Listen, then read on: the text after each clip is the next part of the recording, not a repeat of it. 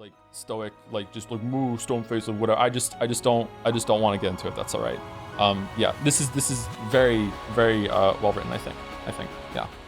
Anyway, that's all I want to say about it. Maria's face was still stiff. If the words really had been blades, Maria's whole body would probably be stained red with fresh blood by now. Even after gaining the power of a witch and resolving herself to take revenge for Sakataro, she couldn't stand these curses coming out of her mother's mouth.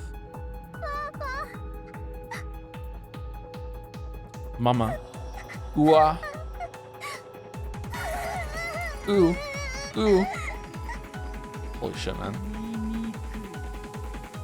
Ugly.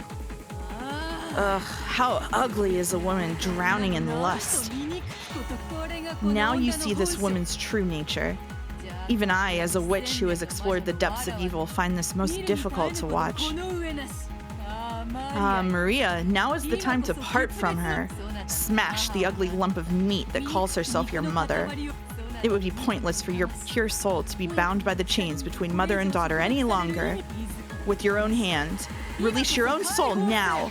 You have now gained the tooth and claw to protect yourself.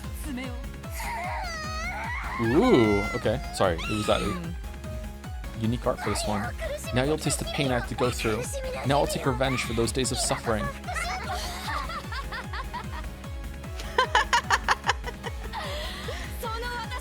Aren't you the one who's been hurting me? I'm the one who wants revenge. I should have done that before you were born. If only you hadn't been born. Disappear!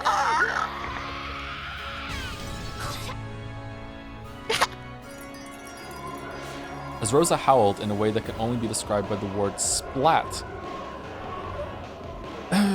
Okay, her upper body was crushed and in an instant became something similar to a wrung, blood-stained towel. Be crushed. I can't forgive you, can't forgive you.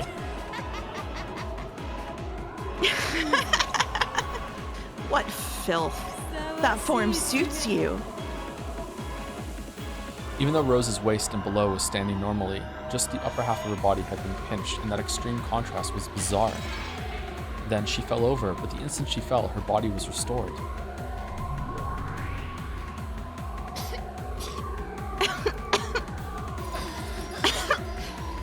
You die.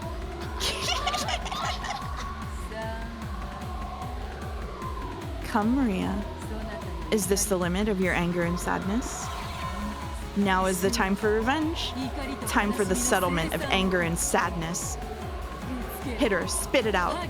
Push out all of the wedges driven into your chest and fling them back at her.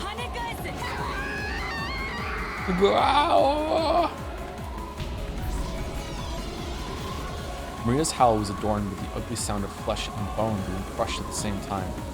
As Rosa, who had foully insulted Maria, lay spread-eagled, a neat, perfect circle was cut out of her chest and crushed as though her chest had been trampled by an invisible elephant. Her heart and her lungs and her ribs were trampled so mercilessly that they were completely indistinguishable. They might have symbolized the pain in Maria's heart up until today. So, Maria, are you satisfied now? Can you forgive your mother for her sin? Or not? Innocent? Or guilty? Can't forgive her. Not yet, not yet. Mama is guilty, guilty, guilty, guilty. Can't forgive her. Indeed. How could this level of punishment compare to the bitter days you suffered through? Know it, Rosa. Come, try to remember. What form did you have? Revive in order to be killed. Be killed over and over so that your sins can be purified. When Beata waved her cane, the body was restored again, and Rosa sat up, coughing violently in apparent pain. And once again, she spat out curses rejecting Maria. You aren't Mama. You're a witch tormenting me and Mama. I won't forgive you just because you look like Mama. I won't forgive you. You're the witch, aren't you?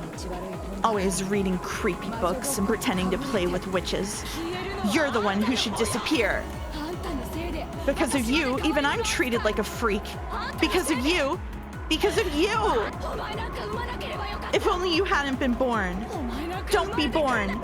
I've hated you since before you were born. Wah! Maria screamed. Was she unable to bear her anger and sadness? Or else had she been taken over by an indescribable emotion? It was surely a cry of hopelessness. And yet, it was a reality that had to be accepted. Maria knew. She knew that she was thought of being she knew that she was thought of as a burden, but even though she herself had known that, she didn't believe it. She believed that her mother loved her and had done her best to positively interpret several events that could have made her doubt this, trusting and clinging to her mother's love, but she had no one except Mama. Even so, she really did like Mama and wanted to return to the days when she believed that Mama loved her. So I howled. I'll erase all of it. I won't accept it. I'll deny it. I'll deny the mother who says these things, the black witch who makes her say them, and the part of myself that can't forgive my mother. But I can't deny it. This is reality, fact, the truth, the answer. Without any mistake, this is absolute reality. Maria turned Rosa into a lump of meat over and over in the dark world that reflected her heart, rang the ugly sound of flesh and bone being torn apart, which would make anyone want to cover their ears. Each time Beatrice revived Rosa, she dragged her back into the world of endless torture, which could not be escaped from even by death. This was the true, deepest hell that the endless witch Beatrice could create. However, this world was not made endless by Beatrice's will, because every time Rosa turned into a lump of meat, she asked the same question to Maria. Are you satisfied, Maria? Can your anger forgive your mother yet? How could I forgive her? How could I forgive her? I won't forgive her. Won't forgive her. I'll teach you all of my pain. Teach you much, much more. Still not enough. Not close enough.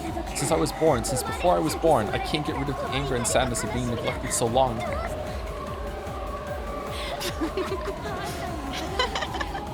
I hate you.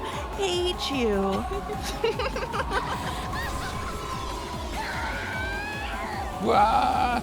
Revive over and over again, return to a meat lump over and over again. In various ways, she crushed, smashed, beat, and tore to bits. Flying blood spatter and flesh turned the once pitch-black world into a world mixed with red and black. Maria's anger still hadn't calmed down. It was as though she was spitting out all of the suppressed rage from the time of her birth until today. As if, huh? And if that had all become poison to her heart, then would the repeated murder of her mother purify her soul?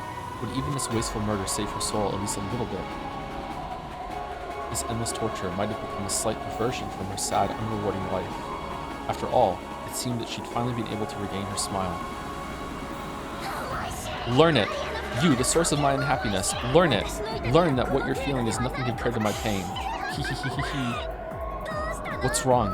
Why'd you stop laughing? Try and laugh.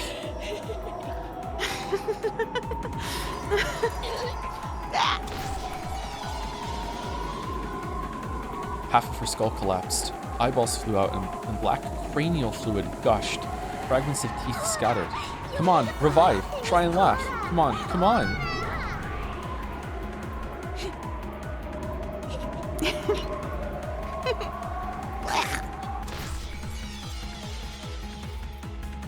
Her whole chest along with her ribs turned inside out, exposing her filthy innards. All of them writhed like some kind of impure creature. Come on, come on, come on.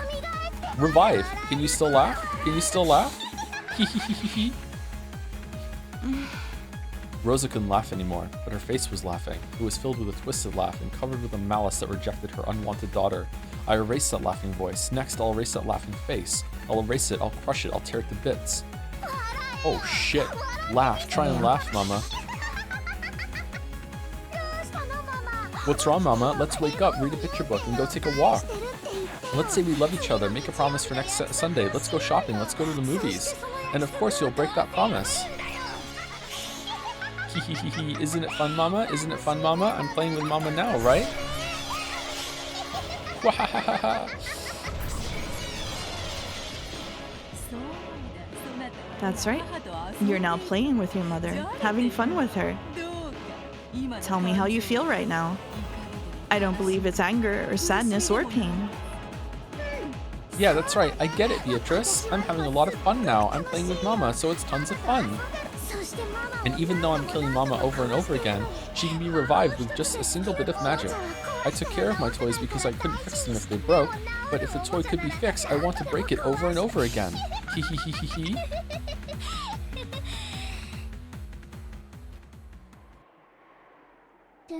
But Sakataro won't be fixed. He can't be fixed. Because Mama, who made him, Mama, who gave birth to him, won't acknowledge him. I wasn't acknowledged by Mama either, was I? So the broken Maria won't be fixed either. Oh, man. Fucking hell. Hehehehe. Ah, it's fun. It's fun, Mama. Since it's gotten so fun, I'm somehow starting to feel that I could forgive you. Hey, Beato, this is a very strange feeling. Why? Why am I starting to feel like I can forgive Mama? That enlightened state is only reached by witches who have gained the power to control life and death at will. You can kill at any time. You can revive her if needed. If that's a pain, then it's alright to kill her again. Once you've learned that you can do this at any time by simply snapping your fingers, all nonsense spoken in the world of humans becomes a chirping of insects that isn't worth listening to. You didn't begin to think about forgiving your mother because your eyes were open to your mother's love. It was because now you stand at the entrance to the world of true witches. Welcome, Maria, to the profound and sweet world of witches. I've done it. Maria is no longer Maria. I may still be an apprentice, but I've surpassed the human world. I am now the apprentice witch of origins, Maria. There's nothing to frustrate me, nothing to make me sad. Mama, I'll forgive you. I'm sure I can forgive you. I think I'll be able to forgive you after doing just a bit more. After all, I'm a witch. Oh, it's back. It is back.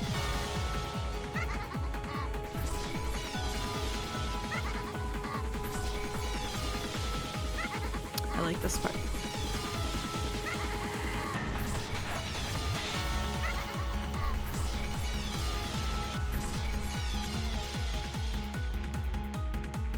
That was a lot.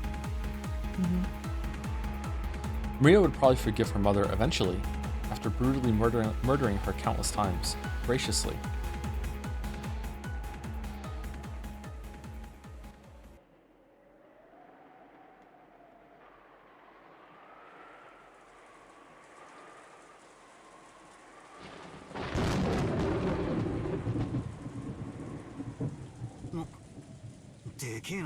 Oh, just back to Battler. Okay. Back to Whoa, Battler. that last thunder was loud. Must have been pretty close, right? Looks like it. No matter how old you get, thunder still makes you jump. Battler was looking at the dark night through a crack in the curtains. Every once in a while, a pale white lightning bolt would shine, and he seemed to be enjoying it.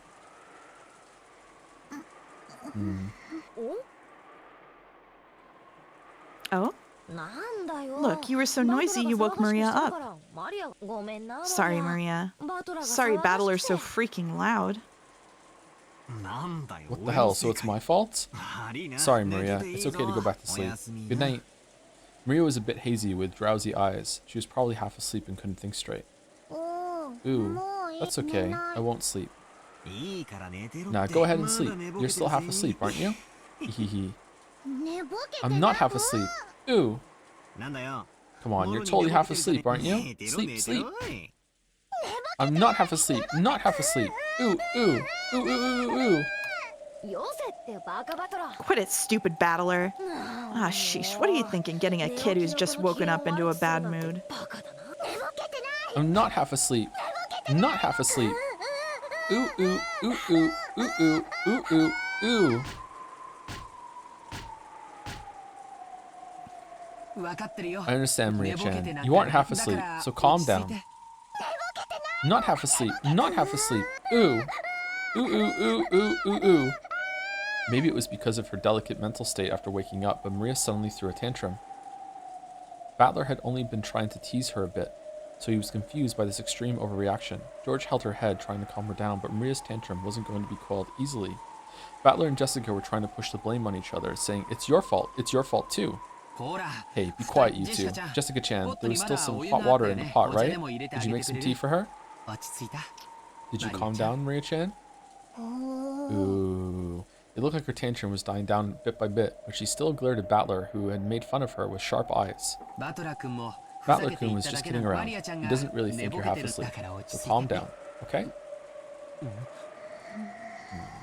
George noticed. Maria was staring at Battler with incredible eyes. And despite having just displayed all that emotion, she laughed in a small voice. Instead of a laugh, it seemed more like she was muttering while thinking about, or else counting each hi or he. As though each time she said he, something brutal would happen over and over. Oh shit. George felt something creepy for just an instant, but he couldn't spot the madness that peeked out of the depths of the girl's eyes for just a moment. After a short period of stunned silence on George's part, Maria stopped her bizarre, quiet laugh and pushed George's arm aside as though telling him to let go. Ooh, I'll forgive him. Alright. Alright. Motherfucker can write. Alright. He can write sometimes. Alright. Why can't he do this all the time? Fucking hell. It's really? partially a translation. It's Yeah. partially a translation. You're such a good girl, Maria. Battler-kun Maria-chan forgave you. Make up. Yeah, sorry for teasing you. Forgive me. Hey, Maria. Let's make some cafe au lait as a sign that you've made up. I'll put in lots of sugar so it'll be sweet. I don't need it, but I'll forgive you. Because I'm a witch. Hee. One more time, Maria laughed in a creepy, quiet voice. But it was only for a very short time, so Battler and Jessica didn't think much of it. They decided to think that it had probably only looked that way when the lightning lit her cheek with a pale white light for an instant. At that time, they could hear the sound of loud footsteps coming from the hall. It was already about 10:30, late at night. Late at night is usually a time when you aren't supposed to be disturbed. Hearing footsteps like that at this time was far from calming. Then, along with the clearly ominous knock that repeated fiercely, they could hear Goda and Kumasawa's voices. That clearly told them that this was an abnormal situation. Children, are you there? Are you there? It's Goda. Miss Kumasawa, is everyone okay? Oh, what has happened? What has happened? When George opened the door, the two of them tumbled in, sopping wet. It looked like they had dashed here from the mansion without an umbrella. What's wrong, you two? Did something happen? It was the master and Kraus-sama and everyone. Whoa.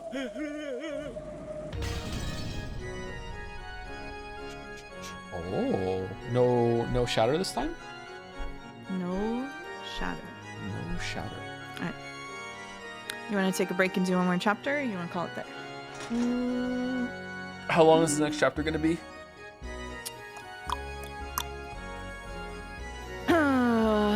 Maybe a little over an hour. A little over an hour? Hold on. We go fast, though, so maybe less than that. Yeah, we should be able to do one more. I think we can do one more. Yeah. It was a pitch black room. There were no windows, and with the weak light bulb, one could just barely make out the state of things around them. It appeared to be an old, forgotten underground storage room with some kind of dusty furniture haphazardly thrown into it. However, even with just a little light, one could at least make out that it probably wasn't a storage room. After all, that room was sealed off with iron bars. Where is this? I don't know. Could this be underneath the mansion? Has there always been a room like this directly underneath the dining hall? They had dropped into what had appeared to be a pit, falling into this room. Therefore, it was natural to assume that this room was directly under the dining hall. However, not even Kraus could bring himself to believe that there were pitfalls rigged in his beloved dining hall where he had enjoyed his meals for years, and that this dungeon-like room lay directly beneath it. But the ceiling above was of crude stone craftsmanship, and they couldn't understand how they could have fallen from somewhere up there. No, all 5 people who had been dropped here thought the same thing. Although they'd had the sensation of falling into a pit, there was no way there could be pitfalls in the dining hall, nor could this dungeon-like place be directly under it. But the truth was that they had actually fallen into this place and were locked in. So they were confused. Nanjo, it is lucky that no one was hurt after falling from such a height. Shannon, Cannon, did either of you two know? Did either of you two fucking just addressing the two of them, just obliterating the fucking theory again? Did either of you two know about this room? No, we did not know of this room either. Really? Really? We really don't know about a room like this. Despite their age, Kyrie apparently wouldn't have found it odd if they, as servants allowed to wear the one-winged eagle, might know of some of the mansion's secret tricks. There was a long silence, as if Kraus was evaluating their answer. No, it's probably true that you don't know. After all, this is the clean freak Shannon we're talking about. If she knew about this room, she probably scrubbed this place until it was sparkling. My wife just died. The filth of this room is proof that you two don't know about it. Christ. More importantly, I think we should worry about what to do next. Exactly. We need to call the police, or rather administer first aid as soon as possible. And oh, sorry, it's you. Nanja's words were hollow. Obviously. 6 people had been killed in the dining hall. Everybody had seen the exact moment when they'd been killed. And since half their heads had been destroyed, anybody could tell that the deaths had been instant with just a single glance. Everyone understood that first aid no longer held any meaning. Thank you, Dr. Nanja. We already understand that our partners are no longer alive. Thanks for trying to console us by mentioning first aid. Natsui. Oh yeah, Natsui. Once again, a gloomy silence dominated the atmosphere. But Kraus shook his head harshly over and over and for the time being, decided to forget the pain of losing his wife and to dedicate himself to figuring out where they were. Everyone, listen to me. Father is hopeless now. We've passed the point of searching for a reason or an explanation that can be expressed in words. Nobody answered. Without any kind of discussion or mercy, 6 people had been killed in an instant. And Kinzo had even been so bold as to proclaim that we'd become sacrifices for a ceremony involving 13 murders. Since we've been locked up in this place, we too will probably become the ceremony's next sacrifices soon. Around this time, our eyes became used to the darkness, and bit by bit, we were able to understand more about the dungeon's interior. What we thought was furniture, haphazardly left in the dungeon, turned out not to be furniture at all. They were things like small cages to lock people in, restraints, or else torture racks. At any rate, it was obvious that it was eerier than a mere jail cell. Since the objects were rusted together and coated in thick dust, there was no doubt that they had been forgotten. Maybe you could even call these things Kinzo's sealed and forgotten madness. However, we had been locked away in this room. My chinchillas are hitting things again, sorry. Those objects weren't exactly comforting to people who were locked up, hoping to be released without harm. At any rate, let's get out of here. We've lost loved ones and friends and would like to spend some time shedding tears. But more than that, I'm worried about the children. I wonder if the children are safe. All we can do is pray. Come to think of it, Kumasawa and Goda aren't here. Perhaps they were able to get away safely. You never know. It would be a relief if they were able to meet up with the children. When the going gets tough, Goda-san is reliable, and Kumasawa-san is knowledgeable and calm. I'm sure they'll be able to help the children. Yes, that certainly would be comforting. Shannon and Kraus smiled bitterly a little, but they quickly realized how improper that was and stopped clearing their throats. You can't be optimistic, Nei-san. There's a chance they've already been attacked after we were. I agree. What Father carried out in the dining hall was the 6 murders of the first Twilight from the Witch's Epitaph, right? Then the second Twilight is to tear apart the 2 who are close. We can't deny the possibility that Goda-san and Kumasawa-san may have been killed after escaping together. We can't cling to the optimistic idea that they must have gotten to the guest house and are protecting the children. Kyrie coldly analyzed the worst-case scenario. For her, it was heartbreaking to have lost her beloved husband. But right now, the most important thing was protecting that husband's son, along with the other children, from becoming the insane family head sacrifices. She overcame her sadness with the parental urge to protect children from sorrow. It seemed that both Kyrie and Kraus were strong enough to forget about their grief, if only for the time being. They would let their tears flow later. In order to protect the children, they had to act. Anyway, let's get out of here. It seems to be a rather old cell. Couldn't we break the bars with something? Let's try searching the entire room for some way to escape. I wonder if there are any torture tools lying around all these torture cages. They might be useful as weapons or to break the bars. Kyrie pulled a lighter from her pocket. She herself didn't smoke, but she kept one tucked away in her pocket to light Rudolph's cigarettes. It was an extremely valuable source of light for searching in this dim dungeon. Shannon, help Kyrie-san search the room. Cannon, you help me check out the bars. This is a very old cell. The bars could be loose. What should I help with? Please, just keep up your strength. You're the most important of us all, Nanjo. Father will probably come soon. You're the only one whose words will reach him. In a way, you might be holding our lives in your hands. My words will no longer reach him, I think. I'm sorry, but I don't believe I will be of any use. Then lend us your expertise as a doctor. I wonder if there exists a drug that can make people instantly faint. A drug that makes people instantly faint? What are you talking about? We believe we fell through a pit and landed in this dungeon. In that panic-stricken moment, that's what we believed happened.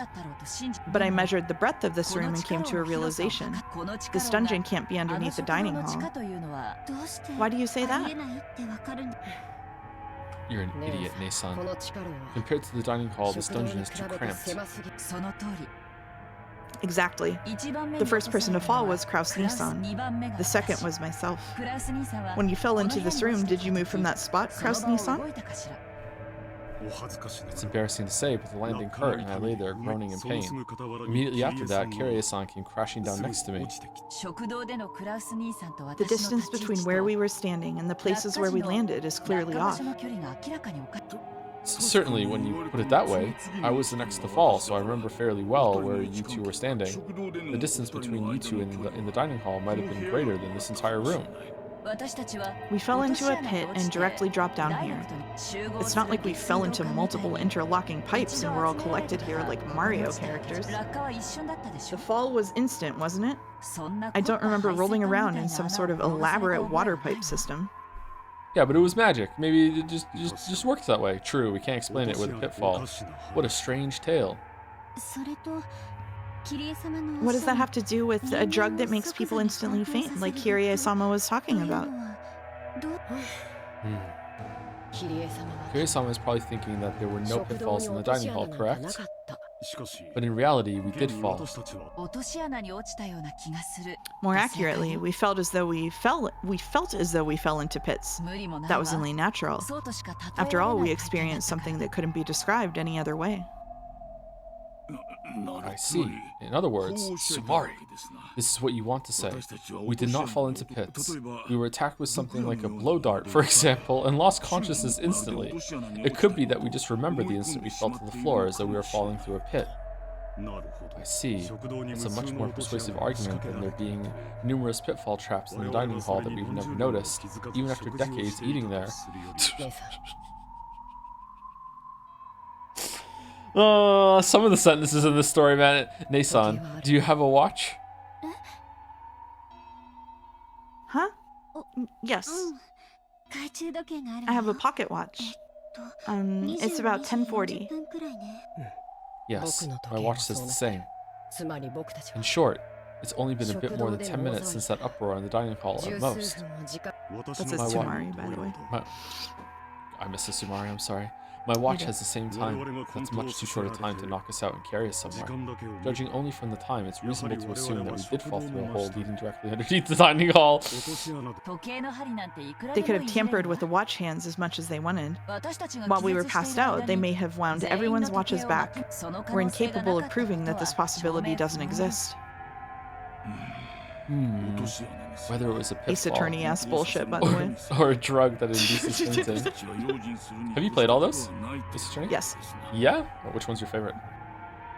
The one with Dahlia Hawthorne. Ooh, okay. Whether it was a pitfall or a drug that induces fainting, it does not change the fact that we need to be on guard. Well then, Dr. Nanjo, is there a drug that can do that? Well, it's the same as your reasoning, Kirie-san. You cannot prove that there isn't a drug with that effect that I don't know about. As they say, you can never be too careful. Sorry, it was a useless question. I just thought that with my hypothesis, I could suggest that this dungeon might not necessarily be directly underneath the dining hall. See, there's always the possibility that we were carried off to the hidden mansion they say Father built in the middle of the forest. Yeah, I was gonna say that. That's where I think they are. If we can escape from here and get outside, then we'll know. We'll save worrying about that until after we get out. Exactly. I'm truly sorry. I've only been asking about and prying into useless things. No, it's quite promising. If you notice anything else, please tell us. It might become a hint to escaping from here. Rudolph was always talking about you. He said he was always surprised by your ideas, and they would sometimes give him valuable hints. The fact that you're here is a blessing within a tragedy. I can't believe that you're single. Thank you. I heard something from Rudolph-san as well. He said that you usually just swagger about, but when things get serious, you overflow with a sense of responsibility and can be a very dependable older brother, and I can't believe that you're single. Haha, that's too kind. Damn it, at any rate, these iron bars won't even budge. How are things on your end, Canon? No, this side is no better. Kraus and Cannon tried wiggling the bars in various ways. There were a few bars that could be twisted, and a few had enough space to rattle a little bit around in, but they couldn't be broken with human strength alone. However, there was still hope if they could use some kind of lever-like tool. It was still far too early to give up yet. The children's lives were hanging in the balance. Even if there was no hope, they couldn't stop their struggle.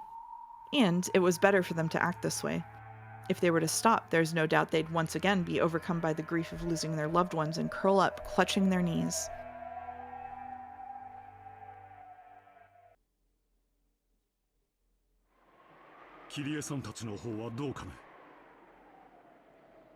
How are you doing, Kirie-san? Find anything?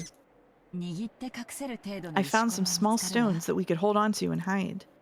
Something like this could probably be used as a weapon. Though it'd probably be impossible to whittle down those iron bars with them. How about you, Shannon-chan? No, nothing. This is a phone. I doubt it's connected. But we might be able to use the cord as some form of string-based weapon. If we break it, we could take out the metal parts. Kraus-san, there's a keyhole for opening the bars, right? Yes. It's a pretty large hole, quite old-fashioned. If we twist some wire into it, we might be able to pick it. We might be able to use the metal parts of the phone as a substitute for something. This phone will become our weapon. It's just like investing. What? Our weapon is information. Kraus and Kyrie laughed together at how they hadn't even thought of using the phone as a means of communication. Meanwhile, Shannon just picked it up and started talking to someone. What are you doing, Mason? I wondered if maybe the phone was working. You dummy, Nasa. It's like an escape room, and Shannon knows the answer, and she's pissed at everyone else, being like, "What are you doing? Why don't we just try the phone?" Have you guys tried picking up the phone before you take it apart? Just a thought that I'm having. Like, no, you don't have to listen to me, but whisper. Huh? What? At that point, Shannon let out a small, surprised cry. Kirie-sama, this phone, it's connected. What did you say? It was like when people move out of an office, taking everything with them, leaving only the telephone behind. That's the feeling the phone gave off, having been left in the corner of the cell. The cord was wound into a coil, the tip of it being swallowed by the wall, and just looking at it, there was no reason to assume it wasn't hooked up. But to think that it actually was. Kyrie took the receiver from Shannon and pressed it to her ear. Certainly the electric hum of a phone was a familiar sound. And this phone was certainly live.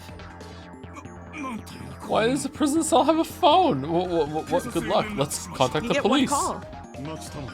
Hold on. This is too good to be true. Could it be bugged? What? That's your reaction? Let's not use the phone because they might be overhearing our conversation after putting us in prison? If they were planning a trick like that, normally they would cut the telephone line. There's actually a good possibility that they overlooked this. If they noticed, they might actually cut the line this time.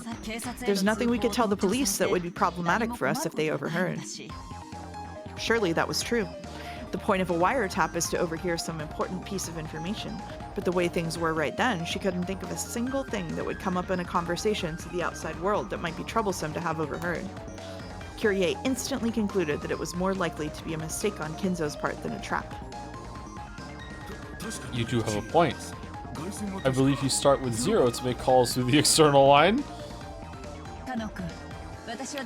Kanekun, I'm gonna make a phone call, so will you watch how things are out there for me? If you sense somebody coming, let me know. Yes.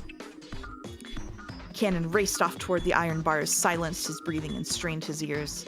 As everyone present watched her, Kyrie dialed 110. 37. However, she pushed the hook down and redialed many times. It didn't seem to be working very well. The outside line begins with 0? 110 would be 0110 then, right? It doesn't seem to want to go through. Kinzo strategically placed phones all over the place just in case he just suddenly had to call Domino's. Emergency pizza. Leono? Yep, Leono. And then over here, I'll try to call. Kraus took the receiver in Kyrie's place and tested various things. Kraus typed 80085, but in the end, they were unable to notify the police. Oh no. The phone itself was definitely live, but the circuit was apparently cut somewhere. Did this mean that they were not so naive? So it's useless after all. It means our enemies aren't naive either.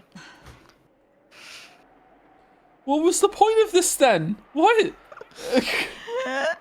Kyrie let out a deep sigh, leaned against the wall, and hung her head for a while. As cool thinking as she was, for a brief moment, she may actually have had the naive hope that the phone might actually work. She sneered at herself mockingly for holding on to that naive hope for even a single moment.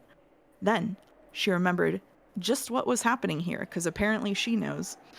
Truth be told, even after being shown a scene like that right before her eyes, or rather, exactly because of that, she still couldn't think of that gruesome mass murder as something real. It was less that she couldn't believe it, and more that she didn't want to.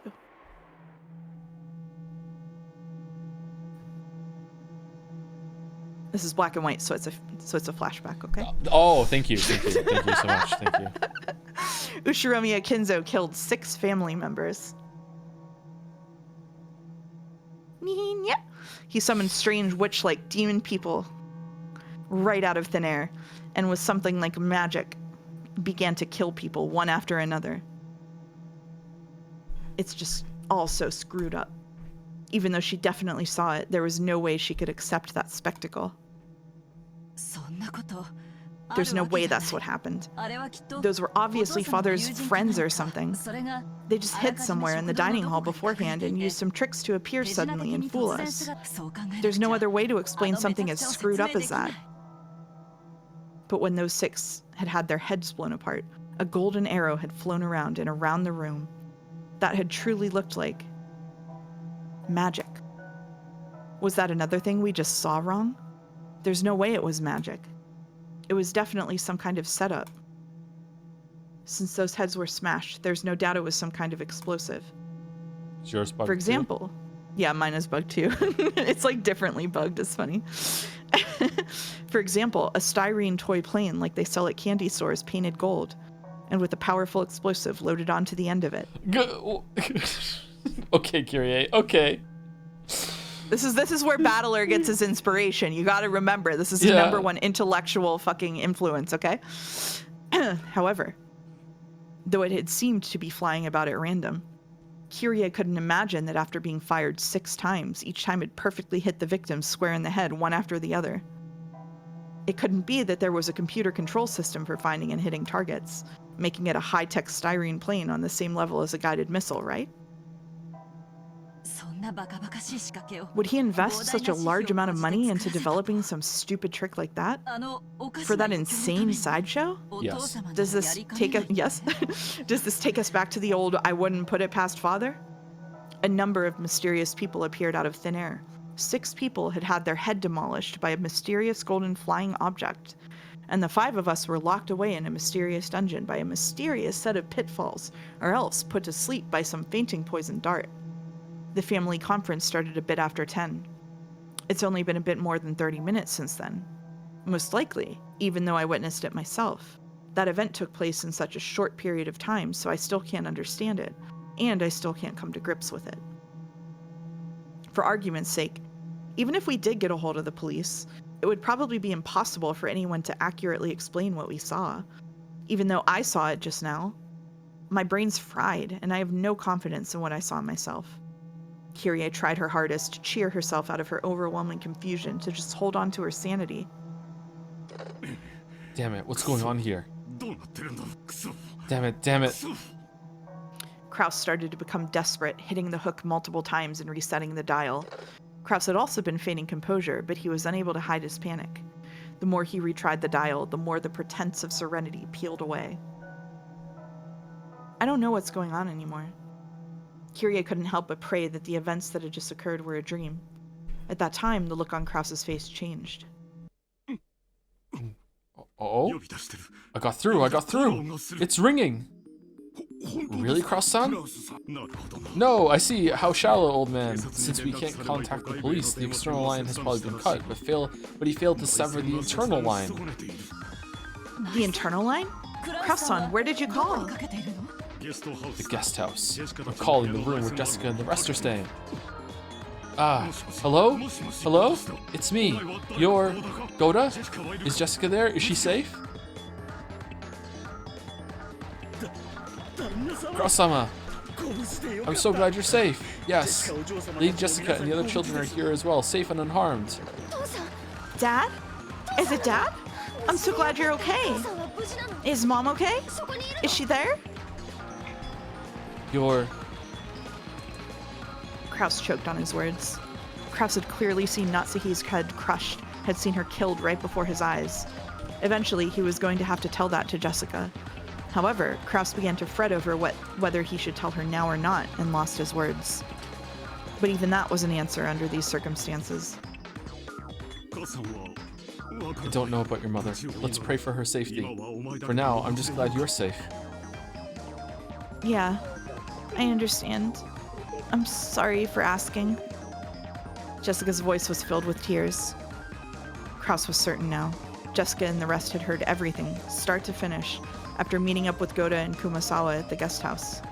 When they learned that 6 people had been killed, they must have been anxious to rush over to the dining hall. Luckily, he'd been able to call before they'd stormed off toward the mansion. Kraus was relieved at this good timing during such a tragedy. We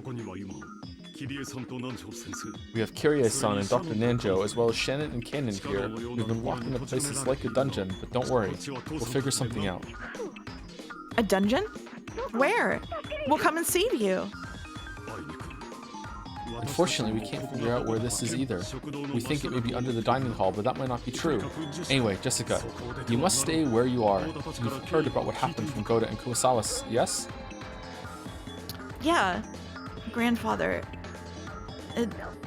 Everyone. Grandfather isn't in a sane state of mind right now. If you encounter him, you'll be in danger. You might be killed. You mustn't even think about trying to come and save us. We'll take care of ourselves. Then what should we do? Damn you, Grandfather. How dare you do that to Mom and the rest? I'm gonna kill that undying bastard. Jessica, if you talk like that, you'll sadden your mother. Those aren't the words of a lady.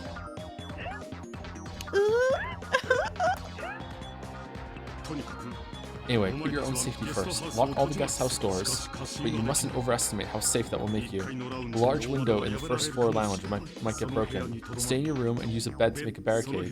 There's a toilet and a fridge in there too, right? You should be able to stay holed up until tomorrow morning. Listen up and I'll say it again. Don't think of doing anything violent. Don't even think about trying to take revenge from Mom. Only think of hiding, of getting through this without provoking our enemies. Yeah. Yeah. I understand. Dad. Ugh. Sorry, the pin. Now, Jessica, Yeah. I will use an analogy to explain this. Let's pretend your mother's skull was represented by a valve, like for a stock, perhaps. Now let's say this. Sorry, value. But for a stock, perhaps. Now let's say this stock suddenly dropped in value. Let's say by roughly by 1/2.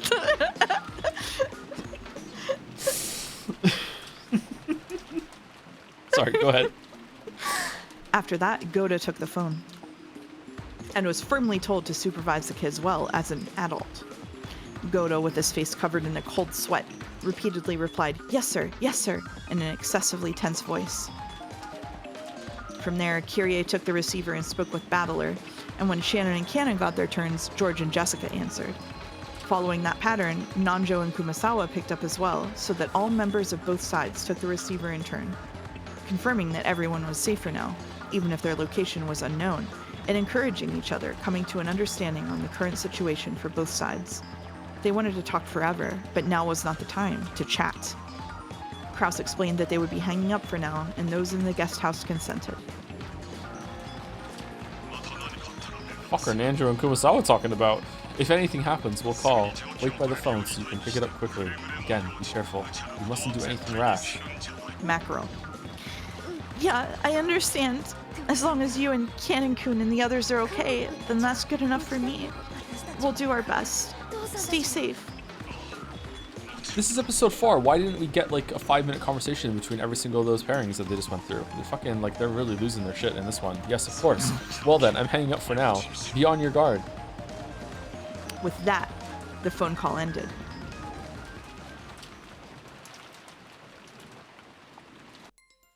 Goda and the rest of the men quickly descended to the first floor, closed the shutters, and secured the sturdy locks on the doors. However, just as Kraus had worried, there was nothing that could be done about the beautiful wide window in the first floor lounge. If someone broke that, it would be easy to get inside. It wouldn't be hard for someone like Kinzo, who hadn't hesitated at committing murder, to invade the first floor. It's likely that grandfather and his followers will be armed. Locking ourselves in our room is our best bet, and moreover, our only method of forming a barricade. It's painful that we have no choice but to hole up in a sealed room, but if our enemies are carrying guns, then that's the only method we have left to us. I have heard that the master has a collection of working guns. That's right, guns! That was a gun! If so, it must have been a horribly powerful gun. We can't contend with that at all. It takes a lot of force to smash someone's head open, right? So it might be a magnum bullet or something like that. Yeah, that'll probably go through a flimsy door like it was nothing. If so, then that's even more of a reason to hold out in our room. Let's slide a bed in place and block the window too. If we do that much, then no matter how many guns they've got, they shouldn't be able to raid us. Crap, all we can do is this passive, one-sided defense. Damn it, dealing a finishing blow to Dad and even capturing Kyrie. It's gonna cost you, you damn geezer. Impossible, there's no way we can compete with them. Besides, it's not just the master, he has his underlings too. There might even be more of them. Just what are they? Battler was filled to the brim with the urge to get revenge for Rudolph, and to rush out of here to save Kyrie. But just by looking at how terrified Goda was, there was no doubt in him that this would be reckless. It's gotta be hard on you too, right, Iniki?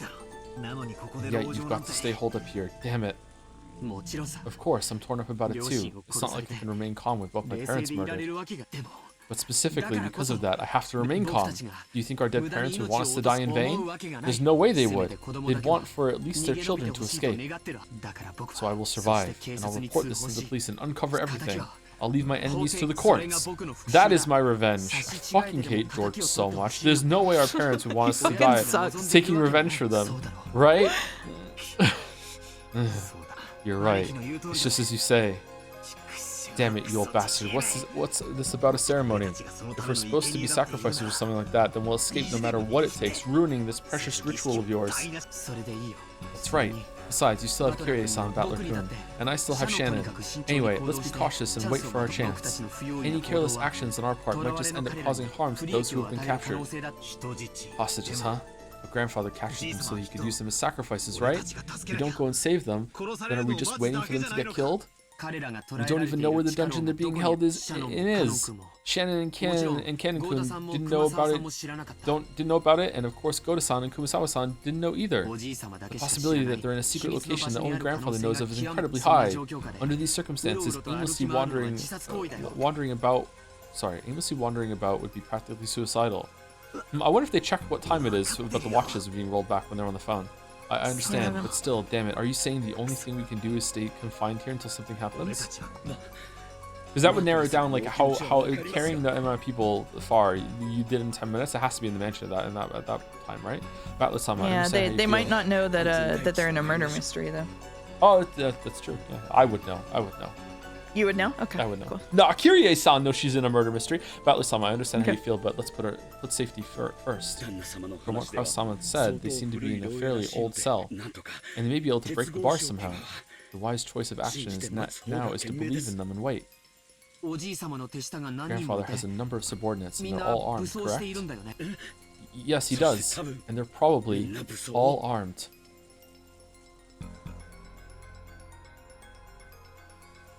Goda had been able to say that Kinzo had comrades with him, but he hadn't been able to mention that they were mostly young women like witches with banging bodies and awesome outfits who had used strange magic to murder. If he had said that, it would only have cast doubt on his sanity. No, not only that, he himself still couldn't understand what he had seen and was doubting his own sanity.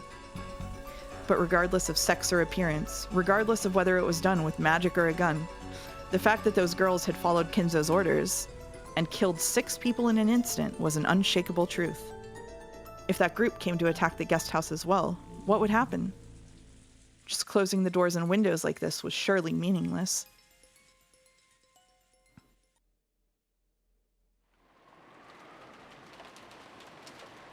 Goda and Kumasawa, the only thing left for those two who had witnessed that massacre in the dining hall, was to cradle their heads without knowing how to interpret what they had seen. Kumasawa-san, are you Maria okay? again? Okay, Yeah, sure. you're Maria again. Want some tea? Thank you very much. Thank you. I'm sorry, but may I be left with my thoughts for a little while? Maria tried to be nice, but it seemed that Kumasawa still hadn't been able to clear away her confusion. Maria, thanks for being so considerate. Let's let Kumasawa-san rest for now. Ooh. Jessica was also worried about the shock those two must have received after witnessing such a tragedy. But her wildest dreams couldn't even come close to the unbelievable scene Kumasawa had witnessed. Nevertheless, with her mother murdered and her father captured, it wasn't as though Jessica could stay calm either. She sealed her anxiety and sadness using her anger toward Kinzo and walked irritatedly around the room.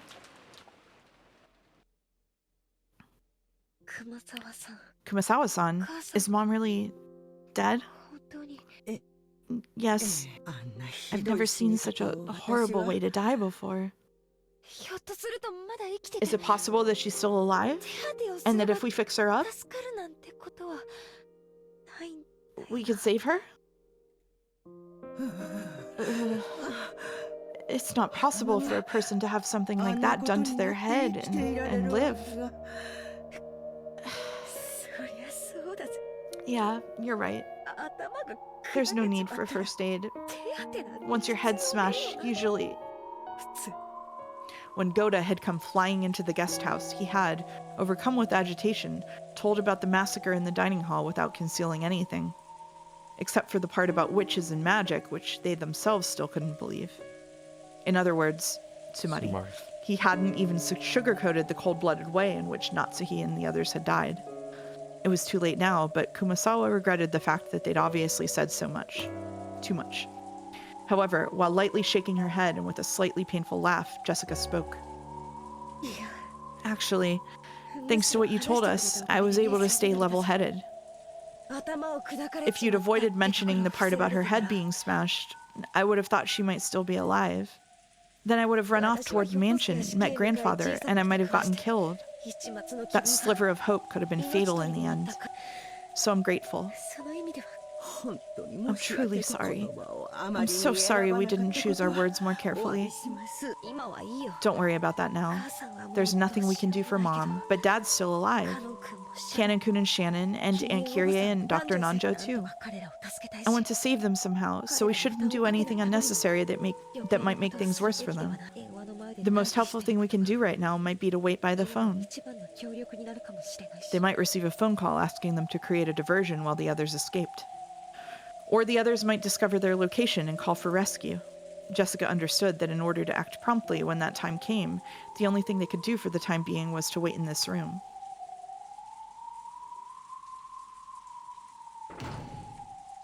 Once they had finished inspecting the downstairs area and locking up, George, Battler, and Goda returned.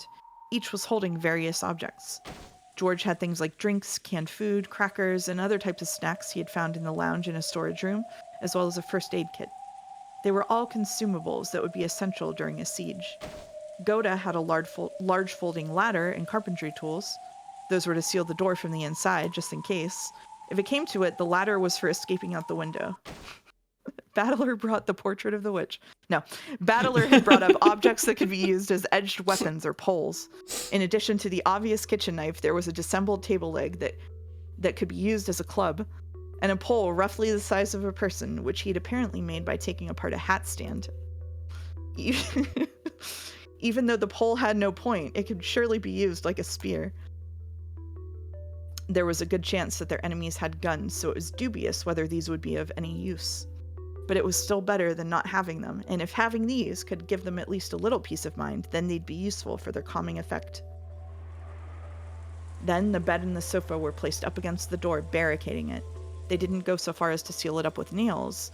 There was still a chance that Krauss and the others would escape and come to meet up with them. They had apparently set up a barricade at the top of the stairs as well. It had been set up in a way that would create a racket, so it would serve as a warning alarm as well. That had apparently been Battler's idea. For that reason, they turned the TV off. This way, if the first floor window were to be broken, they would hear. Once the switch had been turned, all that was left was an eerie silence.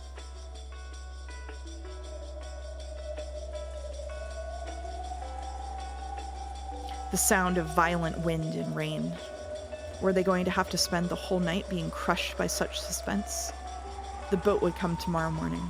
However, judging by the weather report, most of tomorrow was going to be covered in the typhoon, and the boat probably wouldn't come. The typhoon was set to pass by in the morning of the day after tomorrow. In other words, Sumari. The boat would be arriving in the morning after next, the morning of October 6th. And right now, it was late at night on October 4th. They would have to spend more than 30 hours on this island, with Kinzo turned cold-blooded murderer and his weird companions prowling about. Even with the shutters closed, there would definitely be a little bit of light seeping out. It might let the enemy know that they were hiding here.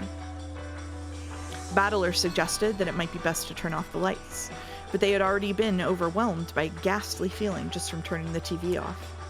There wasn't anyone who directly challenged his proposal, but then again, there wasn't a single other person who agreed with it. Ooh, you can't watch TV? Yeah, sorry, but you'll have to bear with it. You can't just let the sound of the enemy breaking in slip by. Boring. Even though she'd been told of her mother's death, Maria alone didn't feel an approaching sense of danger. She just seems to be upset that the TV had been turned off. Even though she's in such a bizarre situation, can she not share in our sense of danger? Is it because she's so young? To Battler, even this faintly unsettling feeling from such a young girl made him sense that there was something very eerie about Maria.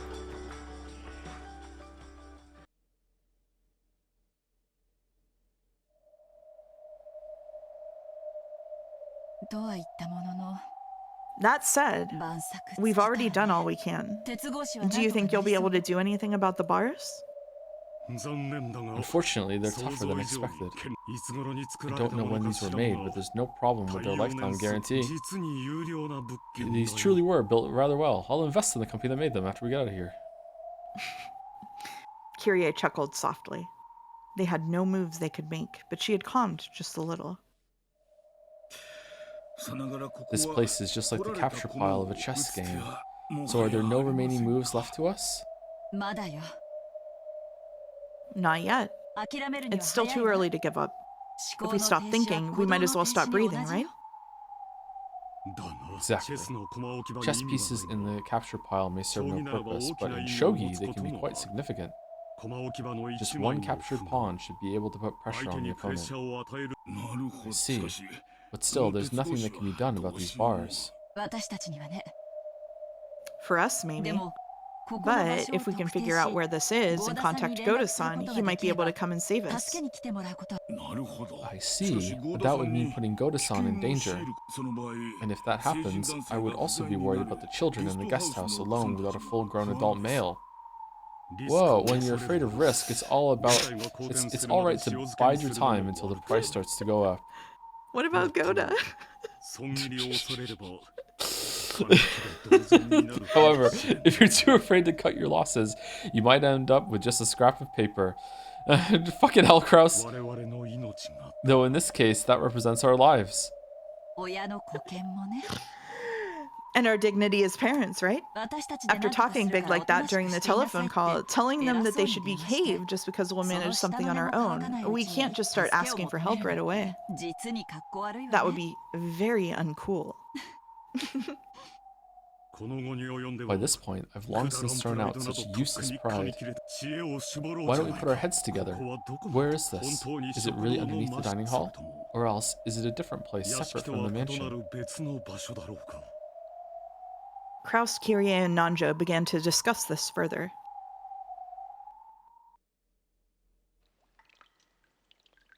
Cannon was squatting by the bars, silently trying to sense anyone's presence, just as he had been ordered. Shannon came close to him, and they both squatted down together. Do you sense anyone? Yes. They haven't focused their attention in this direction, but there's somebody relatively close by. Is it human? I think it's the goats. Their breathing is rather noisy. Cannon's ability to sense the presence of others was several levels above that of a human. He said that their breathing was noisy, but Kraus and the rest couldn't even pick up the slightest hint of it. Therefore, if he had obediently reported it, they would have merely doubted Cannon's ears. They got us, didn't they? It's rare to think that they captured us without killing us. This time, Beatrice-sama didn't make an appearance, and the master left his study. I don't have a clue what's going on. What? Yeah? I know. Whatever happens or changes, it's all for that witch's fickle entertainment. In the end, nothing will change. I wonder if we'll be able to go to the Golden Land this time. I'm too tired to speculate. I'm just like, what the fuck? What the fuck? Who knows? We have a high rate of losing. Come to think of it, it's very rare for us to survive the first twilight together. I get the feeling that it's incredibly unusual for us to be able to talk together like this, even though the ceremony has already begun. That may be. But even that's just for the witch's entertainment, I'll bet. I can't think of it as anything other than her letting us live just a little longer to ridicule us, since we usually drop out right in the beginning. I wonder if we'll be unable to reach the Golden Land again. I'm sure we won't make it there. If we hold on to any foolish hope, we'll get taken advantage of again.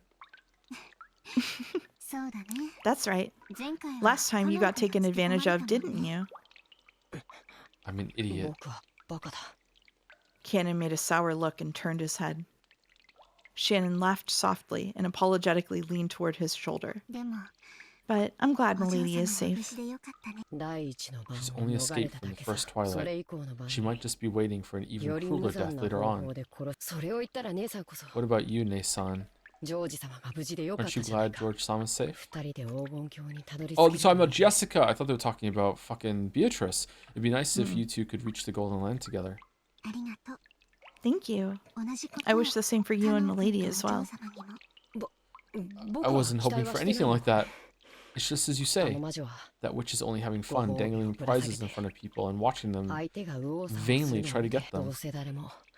I'm sure no one will be able to go to the Golden Land. If I wish to reach the Golden Land with Milady, then that person will find it funny and will certainly never let us reach that place. You're right. Beatrice-sama is thinking about which order of sacrifices will be the most interesting. The whole thing about them being chosen at random is just a blatant lie. That swindling witch. All that about having any wish you want granted in the Golden Land is probably just a lie too. That's not true. The Golden Land is a wonderful place. Have you been there? Only for a little bit. Though even that was probably just a joke of Beatrice-sama's. What's it like there? Well, it's a wonderful place. I can't really explain it well. It's like a world from a pleasant dream. A paradise-like place with roses blooming all over and beautiful butterflies dancing about or something like that? It's not a place with a tangible image like that. It's really like the inside of a dream. When you're there, it's very gentle, very peaceful. And you're allowed to sleep as long as you want, like when you wake up early on a day off, lying on a futon. Sunlight comes in through the cracks in the curtains, and you think you'll have to wake up soon. But then you realize it's your day off, and you can go back to sleep. It's a place where you can feel like that. I want to go to the Golden Land. I think it'd be wasted on me. Waking up on accident, even though it's your day off, is something only you would do, Ne-san. So? Well, when I was there, it was very satisfying and very calm. When I returned to this world, even though I had just been there a second ago, I couldn't remember it very well. It's like when you can't remember a dream you were just having. But I still remember that it was a very calm and quiet world. That's it?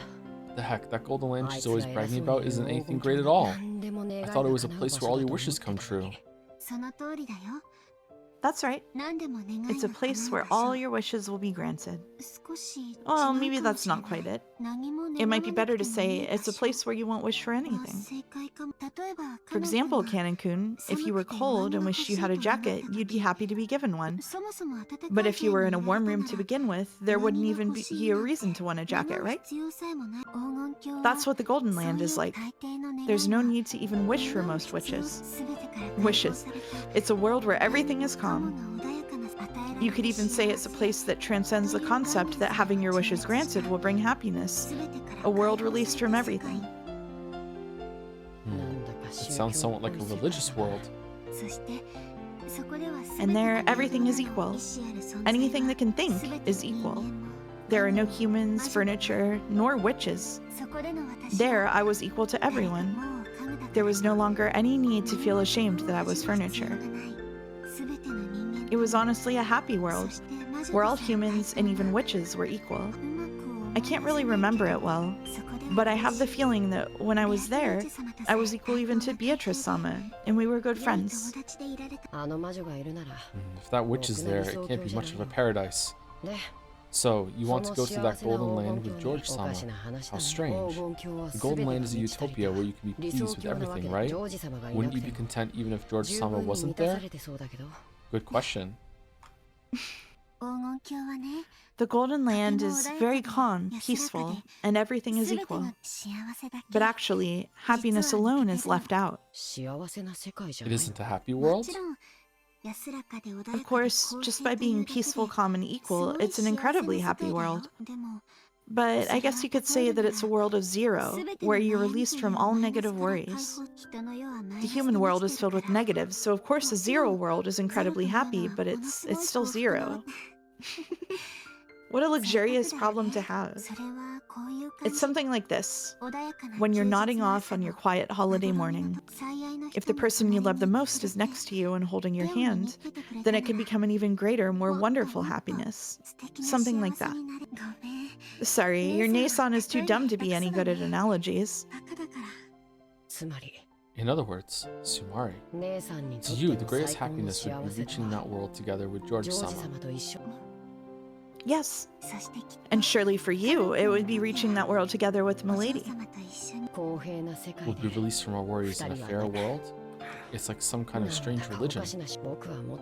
I'm more worldly minded. I imagined a world where we would be given some magic medicine and we could be reborn as humans or something more like that.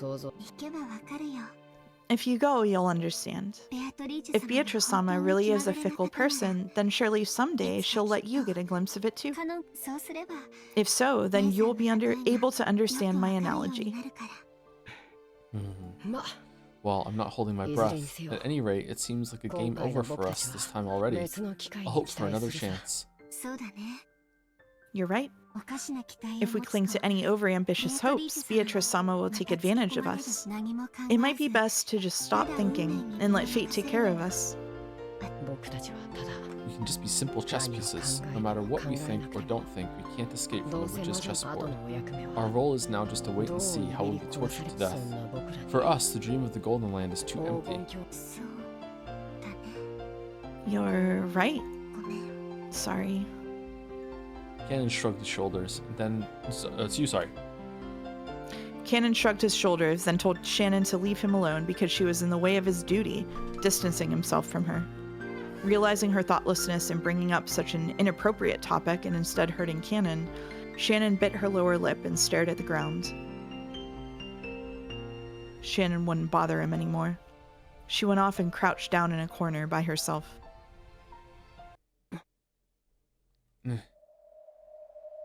At that moment, Cannon perked up. It was like the ears of a cat when it reacts to a strange sound. What's wrong? Shh. Croissant, someone's coming. What? They ended their conversation and strained their ears. For a while, they couldn't hear anything. But eventually, they were able to hear the shuffling sounds of a large group of people walking. So they've come. Time to pay the piper, or perhaps this is our first and last chance. I shall talk to Kinzo-san. I will try to somehow find out where this place is. We're counting on you. During the last phone call, Kiria had asked what the time over at the guest house was.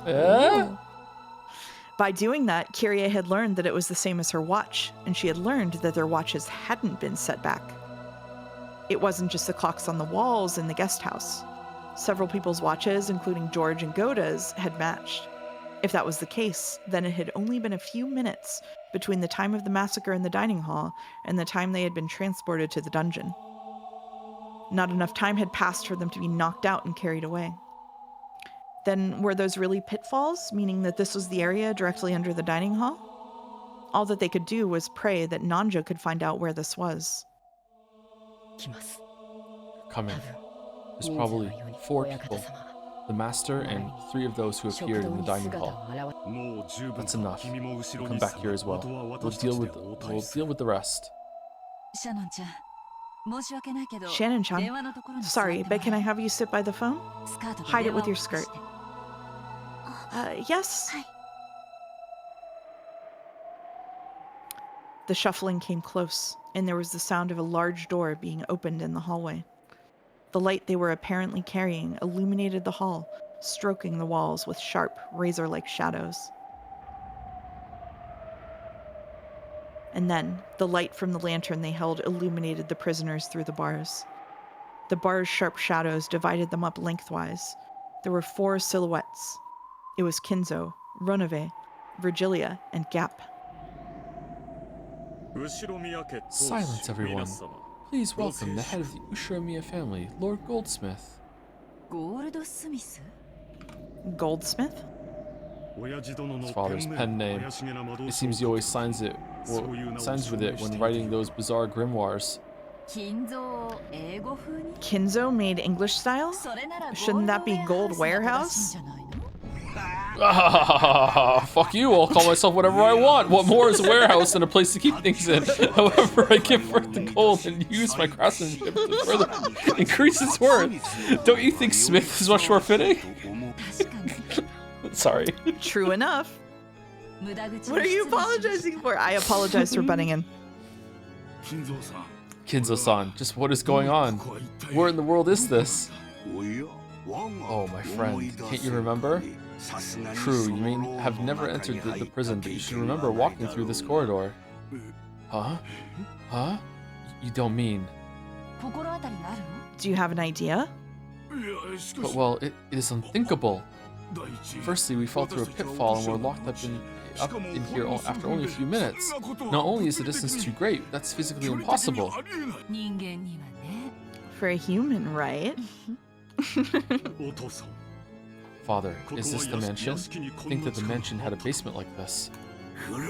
Grouse. Wasn't there a place whose existence you all whispered of, in which you followed after me several times trying to find? This is that place. No, to be correct, this is its basement. Cackle, cackle. Could this place be basement of Kuadorian? A splendid observation. This is indeed the basement of Kuadorian. Kuadorian? You don't mean Father's rumored hidden mansion? It really exists? This mansion was constructed for the sole use of my beloved witch, Beatrice.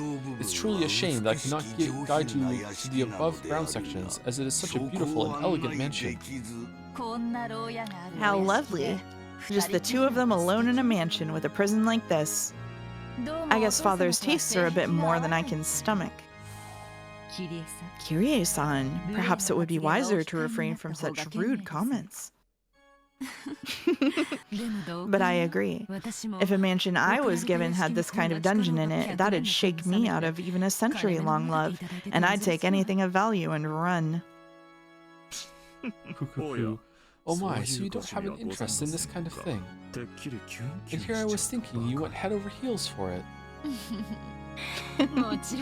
Of course I go head over heels.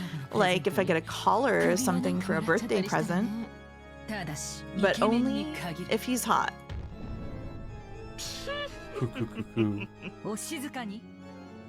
Silence.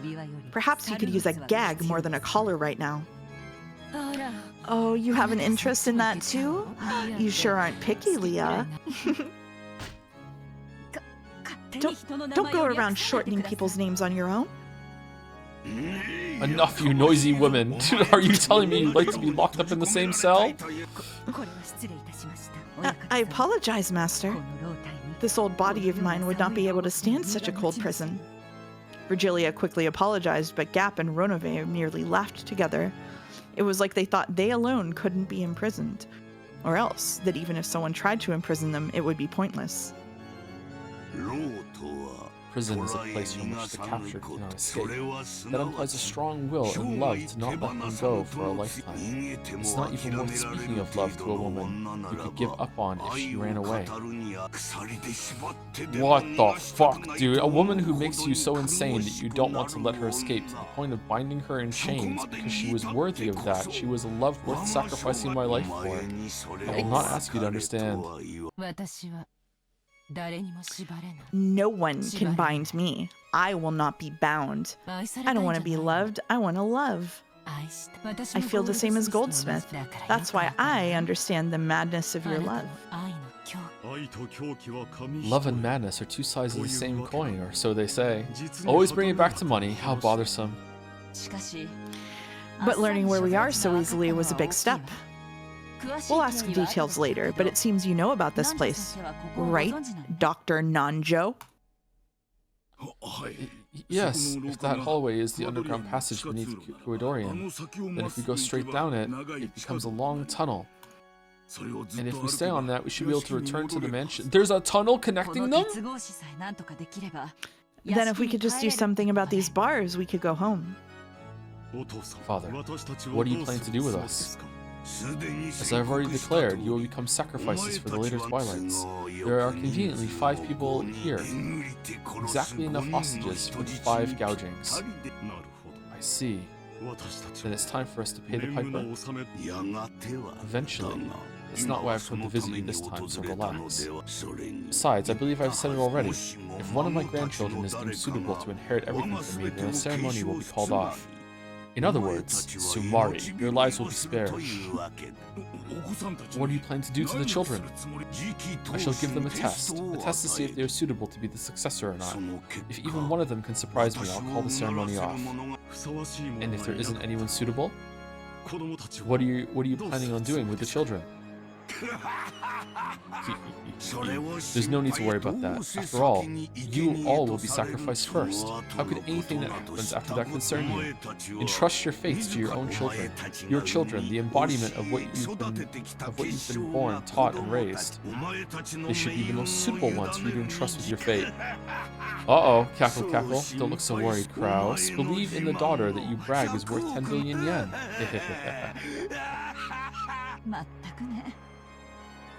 Exactly. Children are the embodiment of their parents. It's fitting that we put our fates in their hands. That applies even to you, father, right? This girl has guts. What a waste on Rudolph. Wow. Kirei-san, it would be best not to aggravate him too much. I agree. Let's bear with it for now. That's right. After all, we're just fish on the chopping board. There's nothing we can do now. Huh. Though you can insult me with such vigor, I don't dislike that kind of woman, see? Beatrice was like that too in the beginning. Cackle, cackle, cackle. Master, perhaps we should get back to the main topic. We've been off track for a while now.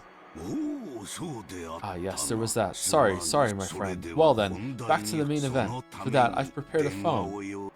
Shannon, how clever of you. You don't have to hide it any longer. That's something I arranged for. Cackle, cackle. My apologies. Shannon quickly withdrew herself, and the telephone was revealed.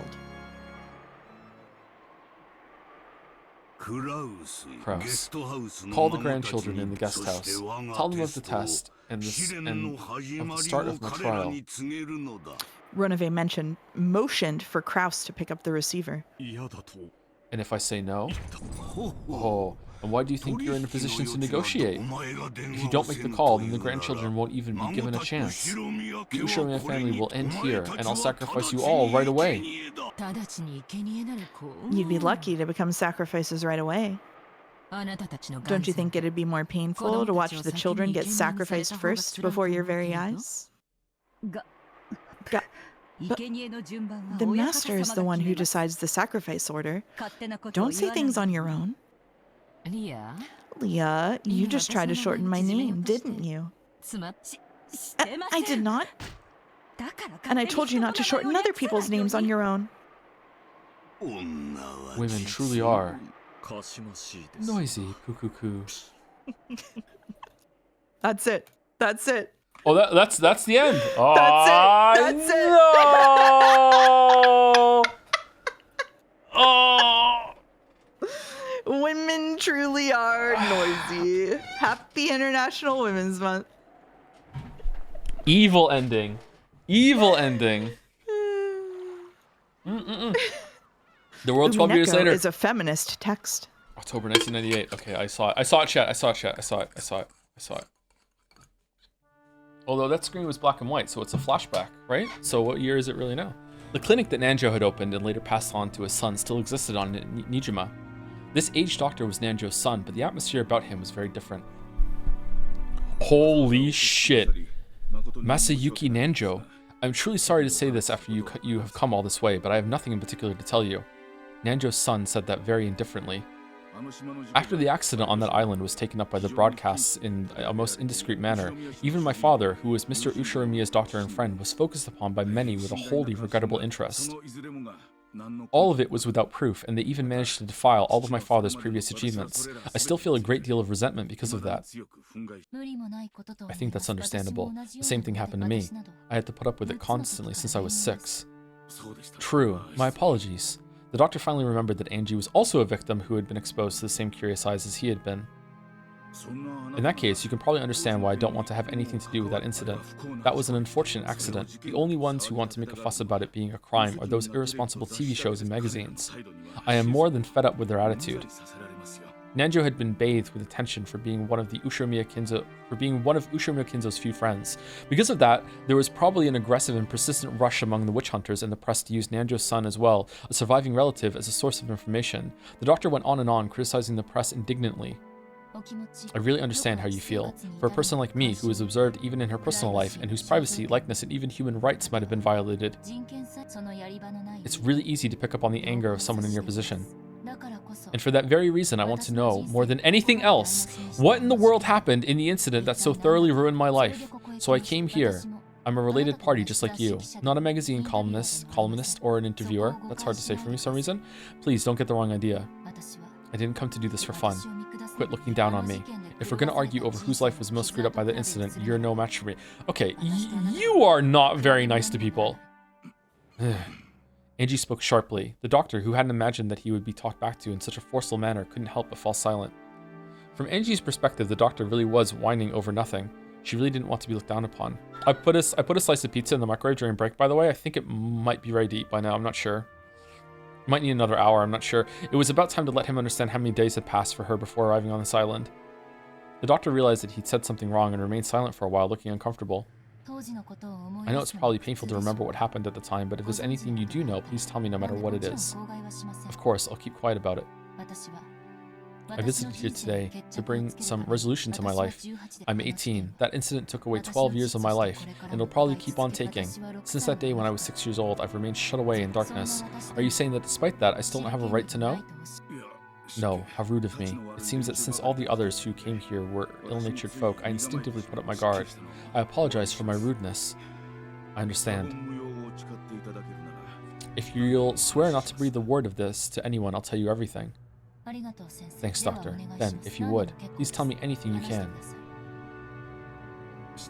As you know, my father was not only Mr. Ushiromiya's head physician, but his friend through the game of chess. That relationship was very long, stretching back to the time Mr. Ushiromiya moved to Rikinjima. My father had a knack to just sit in the sidelines, just observing everything. Reacting, one might say. So I can tell you lots of information. Just how close were they? Very close, it seems. It seems that their connection through chess led my father to stay at Mr. Ushiromiya's mansion quite often. Although I may not be one to talk, Mr. Ushiromiya was extremely moody, and my father was an exceedingly magnanimous man who excelled at interacting with humans like him. Really? Nanjo? Really? Really? It's not hard to imagine that he was a rare friend for the isolated Mr. Ushiromiya. That day was the day of the family conference. At the Ushiromiya family conference, the inheritance and how it would be distributed were rigorously discussed, making it almost like a financial conference, which means Dr. Nanjo must have gained a trust so great that he was asked to attend even that, right? That's kind of fucked up that Kinzo invited Nanjo to get killed. My father was a simple doctor, so I cannot imagine that he was in a position to advise on the distribution of wealth for a massively rich family like the Ushiromiya family. He was most likely called there to assist with Mr. Ushiromiya's health because it was not at its best at the time. As Kinzo's close friend, I'm sure my father would have... No! Stop it! Stop it! Kinzo's dead! Kinzo's dead! He wasn't called from Kinzo. He was called by Kraus and Natsui. Fucking, stop it. Stop it. Kinzo's dead. Kinzo's dead. Kinzo's dead. Stop it. Fucking stupid. He was most likely, I'm literally hitting my head. He was most likely called there to assist with Mr. Ushiromiya's health because it was not at its best at the time. As Kinzo's close friend, I'm sure my father would have kept his mouth shut and that he was trusted not to leak the secrets of the family conference. Wasn't Ushiromiya Kinzo in very bad health at the time? Were there any medical charts left behind? Perhaps he brought the medical charts with him on the day of the accident. I'm afraid to say that the entire folder of Mr. Ushiromiya's medical charts has been lost. Suspicious? He was my father's patient, so I do not know the details. Around the time of the incident, did anything strange happen? Yes, there was one thing. However, it seems exceedingly likely to invite misunderstanding, so I very much do not wish to discuss it. Is that a corpse went missing from your morgue or whatever? What is it? Please tell me. For a while, the doctor beat around the bush, but after saying that much, he wouldn't be able to fool Angie by dodging the subject. He eventually gave in, and after making Angie swear herself to secrecy again, told her. The truth is, several days after that incident, I received something by mail at my home. By mail? It was very curious. The sender was made out to be me, but I had no memory of it. Someone had faked my name and sent it. The destination was Rebun Island in Hokkaido? Excluding the northern territories, it is at the northernmost tip of Japan. The recipient was apparently a resident on Riban Island, but the name was my father's. I just got chills. However, it seemed that there was a problem with the destination address, so it was stamped as address unknown and returned to the sender, me. It was truly a strange tale. Nanjo's son's name was written as the sender. However, he said that he hadn't mailed the letter. In short, that meant someone had faked his name and sent it, so it would come back to him if he didn't live, maybe? The destination was Nanjo Terumasa on Hokkaido Riban Island, but the lot number written on it didn't exist, so the local post office had been unable to deliver it and instead sent it back to the sender, Nanjo's son. What was inside? I do ask that you keep silent about this. It is extremely troublesome to me as well, and even so, I cannot throw it away. The doctor stood up and faced a bookshelf. There was a packed group of dictionaries that could only have been ornamental, meant to make it very clear that the owner was an intellectual based. When he pulled several volumes out from there, a large brown envelope peeked out from behind them. He took that out and tossed it onto the desk. It had been carefully sealed with cellophane tape. Cellophane or cellophane? And its faded color and dryness made it clear it had been sealed 12 years ago. I ask most solemnly for your silence on this matter. Being so persistent that it was annoying, the doctor removed the seal with a paper knife. Then, when he tilted the envelope, an already opened mail envelope spilled out. Another envelope? The envelope had a weight to it, hinting that there was something other than a letter inside. The recipient was certainly Nanjo Terumasa. Just seeing that was a huge shock. Following that incident, Nanjo's corpse had not been found, and he had eventually been treated as dead after going missing under extraordinary circumstances. What? How many other corpses weren't found? And despite that, this letter addressed to a Nanjo in Hokkaido existed. One could almost take this as a sign that he had faked his own death and escaped to Hokkaido. Was Dr. Nanjo really in Hokkaido? Or else was there another person with the same first and last names in Hokkaido? If my father had somehow escaped from the accident and lived on in Hokkaido, that would have made us of his family very happy, regardless of the circumstances. I also thought of that possibility at first. However, the envelope's destination address does not exist. In short, this envelope was mail that had no way of reaching him. Is there a possibility that the sender miswrote the correct address? Of course, I cannot deny it. However, judging from the residence's house number, I find that hard to believe. Hokkaido, Riban Island, Riban Country, 123 Get Fuck Street, Riban City, 1234567. Up until Riban City, it's fine, but I just couldn't wipe away the feeling that the sequential number after it, 1234567, was a little insincere. It felt like a fake number that some kid had made up. They probably wrote a nonsense number that clearly didn't exist. I think it's natural to assume that from the very beginning, this envelope was sent to a non-existent residence to which it had no chance of being delivered.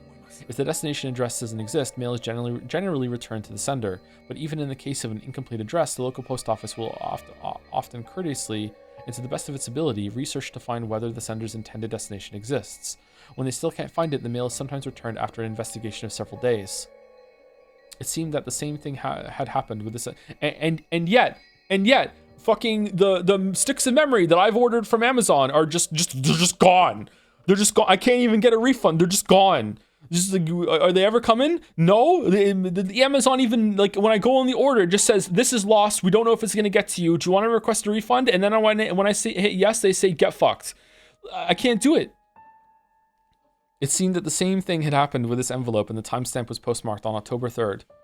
It was postmarked on Najima. Najima was a long way away from Riban Island. Mouse, do you want to tell chat the tracking info on the Umineko physical copy?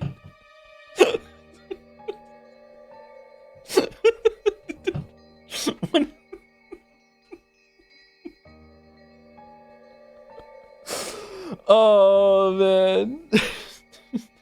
Due to be delivered between April 2nd and June 1st. Yay! Okay, yay, thank you. It's just gonna get here when it gets here.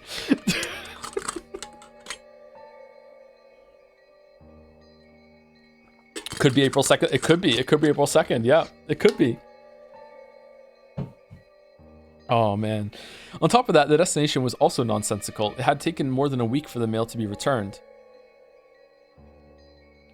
My physical Umineko Switch copy from Japan had a delivery estimate of April 24th, but arrived today. Did it really? Oh man. Maybe it'll be here soon. In other words, Sumari, there was probably a high chance that having the envelope returned to the sender after an unfixed amount of time had been the goal from the very beginning. Yeah, of course. Why do something like that? Even before asking what it was that had been sent, this envelope was already wrapped in mystery. And inside it? Go ahead. After getting the doctor's permission, I tilted the already open envelope. From the inside came a small folded letter and a small key with a number plate attached. Then a magnetic card slid out. A112 was engraved on the key's number plate. I didn't know what it meant. The magnetic card was pitch black and had gold characters engraved in it. Members was written in English. The jet black gold lettered card design made it feel like something very high class. But of course, I didn't have a clue what kind of card it was just from that. I unfolded the letter. Its contents were extremely brief and only the following was written. 07151129. Isn't that the same number that we saw before on the door? What the fuck? Also written was the name of a certain massive bank known throughout Japan, as well as the words Central Branch. That was all. And this is... It's a card, a key, and a pin for a safe deposit box. And it wasn't a normal safe deposit box either. It was an unsettling one, which was apparently reserved only for special clients. I love safe deposit boxes. After he finished putting his affairs in order following his father's funeral, he had visited the bank. Pin and key and card. There was no doubt that something of great importance was kept there, and he had been naturally curious about what it might be. At first, he hadn't known what to do. The card wasn't something he'd owned in the first place. When he mustered up his courage and showed the card to a bank clerk, he was then switched to a clerk of clearly high status and was guided to a large vault on the 4th basement. The security on the way there was strict. The doctor had himself stored valuable items such as real estate transcripts in safe deposit boxes before, but this was something on a whole different level. Unlike the procedure at the deposit box I had been using, with this system, as long as you had a card, a pin, and a key, you didn't need to have your identity confirmed. But anyway, I was frightened at how imposing that secure vault was, and I wondered what kind of shady objects might await me that had to be stored in a place like this. So I chickened out and didn't go, but here you go, Angie, now you can go. Really, dude? And then? When I passed the card through the reader, I was asked to input the PIN, and after that 8-digit number was input and authenticated, I was permitted to access the vault. Why was that written on the wall or the door? What? It was an incredible scene, a world like something from a sci-fi movie. The massive, dimly lit silver room was covered with doors to safes. He had entered that room along with the... Was Nanjo killed in that one before he was? Was that like, hey, look, here's the PIN. I'll guarantee that your family will be looked after and everything will be fine as long as like you agree to get killed right now or something or do something or whatever? Like was that something like that? Why would that be written on the door though? That's weird. He had entered that room along with the clerk. It seems that as soon as the card was read, the vaults he had a right to were determined so that safes he could open were lit with a green light while those he couldn't open were lit with a red one. A1112 was one of those safes that were marked. By the way, there were several other safes marked with the green light besides that one. I think there were at least 20. There might have been even more in the other corner. In any event, I only had the key to 8. Oh, there's more of them. Oh,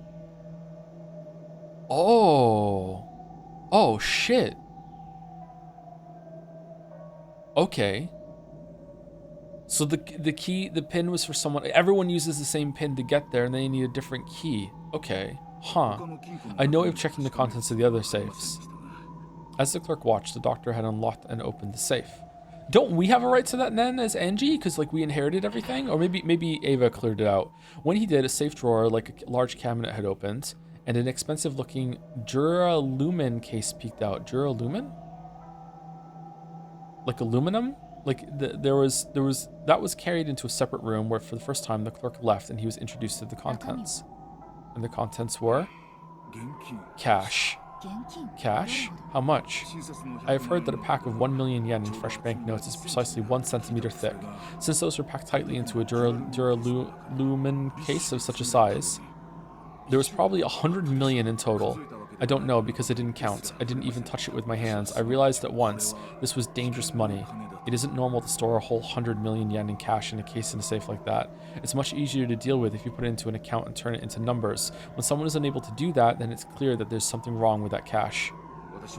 My mind went blank and I instantly realized that I mustn't get involved. So you didn't use it at all? Man, I would have bought a sectional sofa with that. Correct, I locked it back up just as I found it, returned it to the original safe, and left.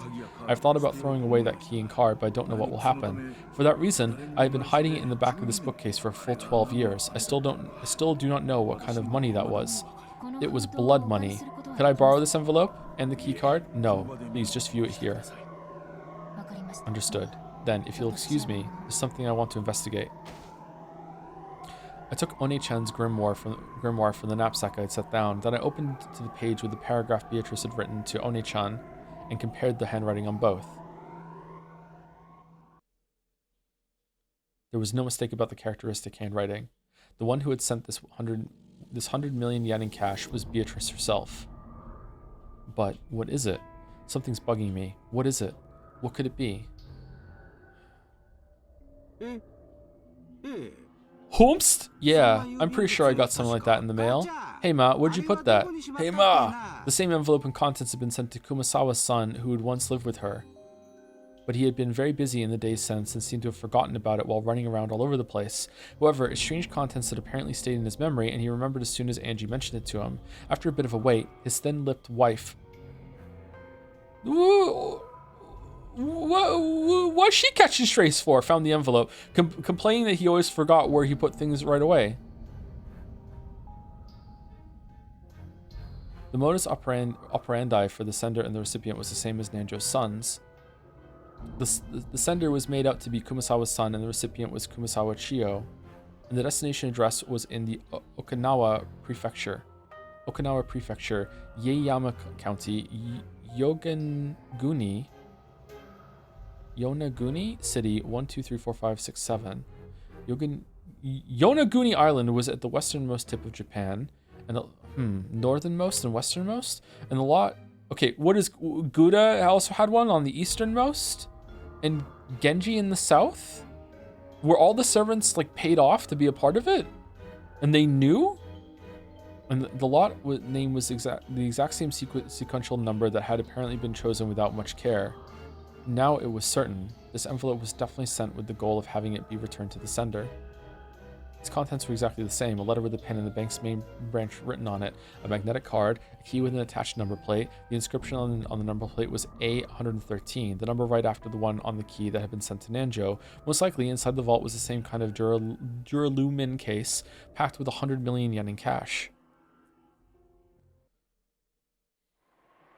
I get the feeling my dead mother sent it to me from beyond the grave. Don't really get what's inside, and it's creepy, so I just left it alone all this time, and totally forgot about it until today. So, you know what this is, girl? Could it be that same kind of thing that came to your place? Wait, so you didn't go to the bank? You were just like, I can't figure out what this is, or what? Or did you go to the... Oh, we're going... Oh, great. What is it, Angie-sama? Ryu! Is it a headache? A headache? Sorry, my head hurts. I've got it. I know. What do you mean you know? You don't mean...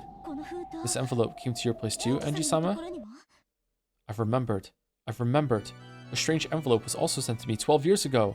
After losing my entire family, I was depressed, but it was a really strange thing to come in the mail, so I still had a faint memory of it. It was a strange letter, which I had no memory of sending, but which had me as the sender.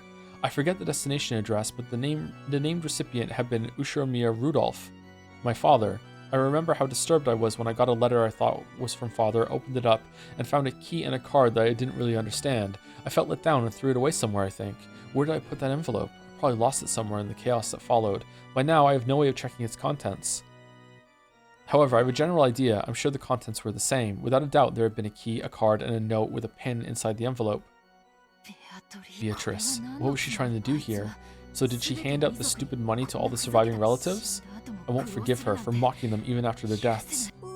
Ryu, Angie.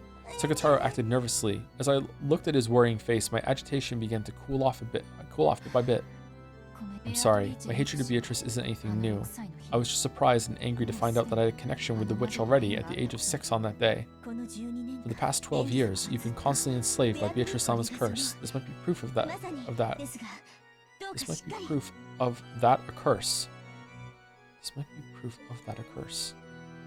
Okay, but please hang in there. Breaking through that was supposed to be part of the goal of this journey. That's right. Just letting the blood rise to my head won't get me anywhere. Gotta think calmly. What's going on? What's the meaning of handing out 100 million yen to the relatives? Is she trying to provoke us? Damn that Beatrice. Angie, calm down. Where were you? As Sekatara buried his head in my stomach, he urged me to stay calm. I took another deep breath and started thinking. I wonder if this envelope was sent to support the theory that Beatrice was behind that crime. It was postmarked right before the family conference, and it was intentionally set up so that it would be sent back after some time. What? They wanted it to arrive after the incident, is that it? Yeah, that's what it implies. But it raises a few questions. Why use such an uncertain method? Uncertain? Yes. After all, no one could even guess at how many days it would take for the mail to return before you use this trick. Normally, you couldn't even guess at the amount of time it would take for the receiving post office to do the research, determine that the recipient was unknown, and return. Well, that's why it's on the furthest parts of Japan, right? So it takes at least a couple days? Yeah, now that you mention it, it'd be more dependable if they just sent an arrival date and mailed it that way. Where were you? Well, maybe they were stupid, maybe, but still, if they mailed it the day before, then no matter how quickly it returned, it would probably arrive Monday or later. I wonder if they wanted to make it seem like a letter from the dead. A letter from the dead, you say? You're right. It surprised me, and it made me feel bad. Some mail with my dead family's name written on the outside in large letters was thrown into the mailbox with an anonymous label attached. However, it doesn't really make sense to me. I would have mailed it to arrive on a specified day. I just can't understand why someone would allow the uncertainty of it arriving on a day other than the one they imagined. Or you, but it really does sound like Beato to me. Huh? You know about Beato? Well, I only talked with her a little, still I can pretty much accept that Beato would do something like this. Can't you imagine that happening to you, Mammon? Beato likes pranks like this, right? Yeah, that might be true. I wouldn't put it past Beatrice-sama to try a vicious prank like a letter from the dead. No, that's not all. Beatrice would find it more interesting to do it through an uncertain method instead of one that was absolutely certain. She would find an uncertain method interesting? Yeah, she loves that shit. I remembered Maria One-chan's diary. It had described playing with Beatrice very often. During those times, Beato sometimes played pranks on the adult relatives with Maria. Those pranks always had a touch of witch aesthetics, which was that they were more interesting when they were uncertain.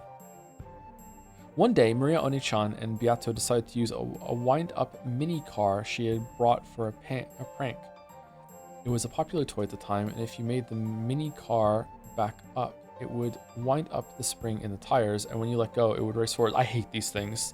I hate these things. They had wound up that mini car and set it behind a milk jug.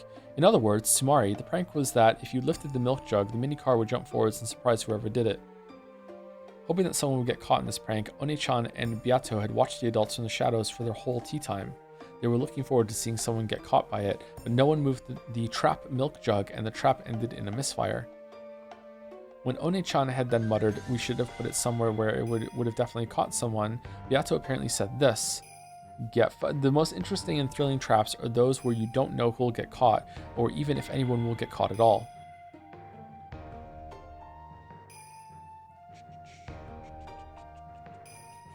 Thank you to Carbanzos for the resub. Thank you very much. Thank you, Lowkey423 for the bits as well. Now that we've established we can pay you to do stuff, how much would it cost to make you stream with webcam in a maid outfit? $1 million. Thank you, Happy Quack, for the resub. You said a few times that you prefer hard mode since it usually has better balancing. I know you're not finished with Umineko yet, but so far, would you say it's balanced well? I'm thinking of playing it myself, but I'm not sure what's best for me. Definitely go on hard mode. Yep, hard mode for Umineko is not taking notes. Definitely go for it. Go for it.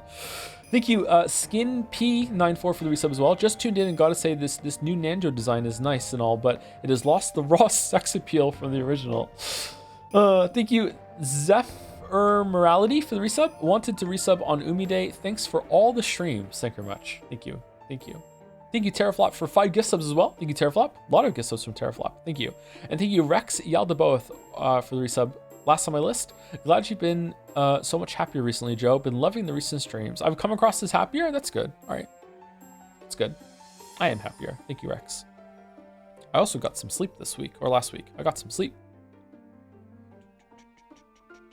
Did you order the Battler cosplay yet, or will you arrive before your PlayStation 3 costume?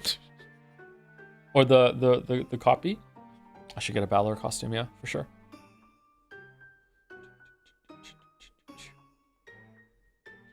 It's probably true that you wouldn't get this kind of excitement from a trap that would surely go off. Similar accounts occurred in multiple places, making it possible to guess that the witch called Beatrice had a fickle character and loved a random thrill. A fickle person is very hard to deal with. I can't spin the chessboard around to find out what that witch from 12 years ago was planning.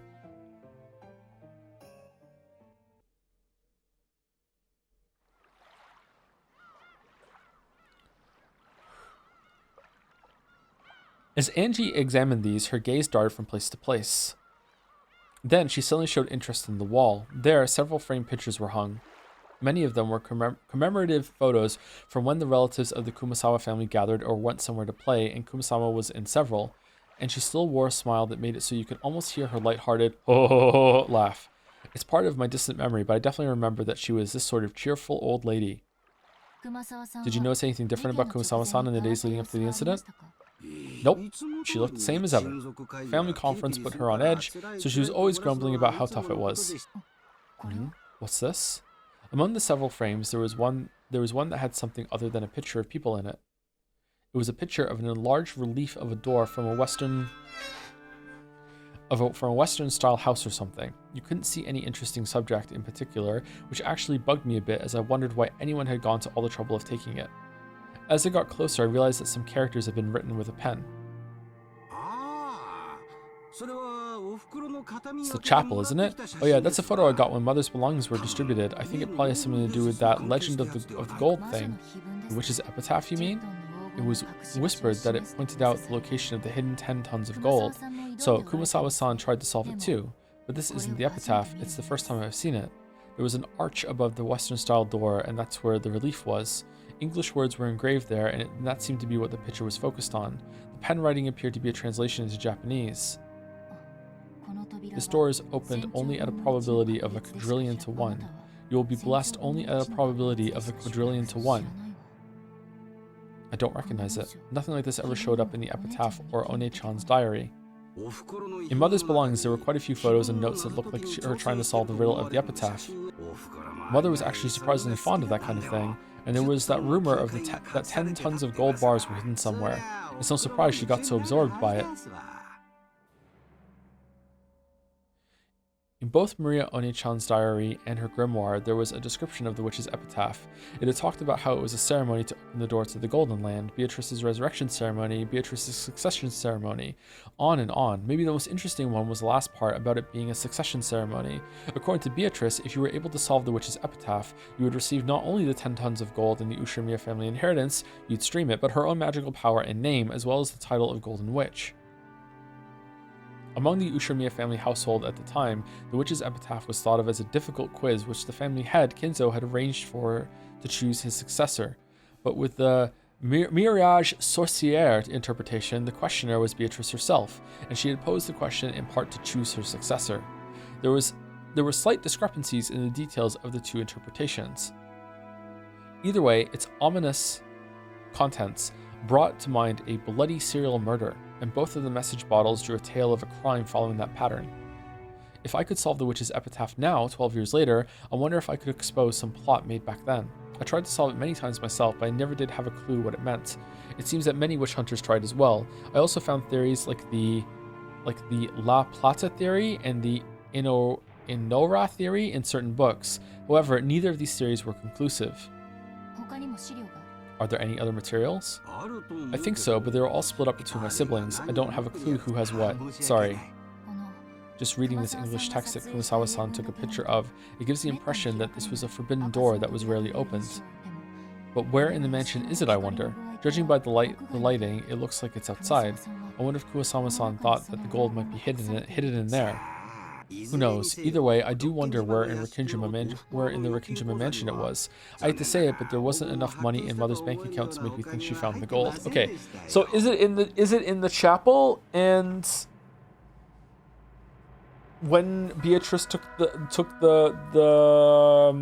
Ushiromiya children into the chapel in episode 2, she showed them the gold. But didn't Beatrice also say in Red that there were no hidden doors in the chapel? Or did she say there was no hidden doors out of the chapel? Maybe a hidden door in the chapel that goes down to a room below it that doesn't go anywhere else is technically not breaking the Red statement that she said there.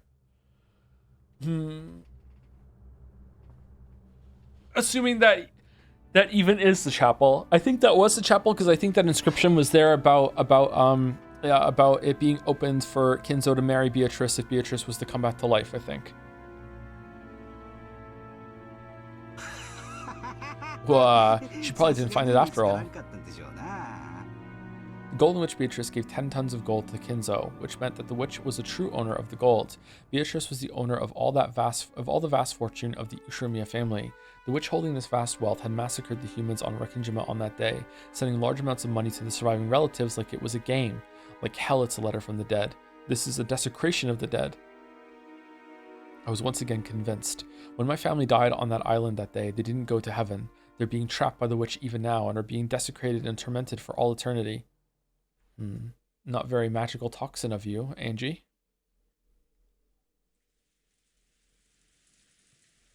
The last place Angie visited was a store in the region between the housing district and the retail stores with a signboard saying Marufuku Sleep Shop. Goda's relative? Oh, Sabakichi, if only you'd bothered to check the mystery letter Beatrice sent you, then you could have become rich and lived happily. My life would not have been wasted. Alas, I am but a humble servant and somewhat confused. Reference to Virgil from Devil May Cry. There's nothing I can do. There lived a man who had been the boat captain of the ferry boat to Rikenjima at the time. Wait, what? Even he, who had once lived as a man of the sea, had retired after contracting a serious illness, and was now taken care of at the house of his son and his son's wife. Whoa! I remember it very well. You were still about this small. Look how you've grown. And it must have been very tough on you. I know very well how you must feel.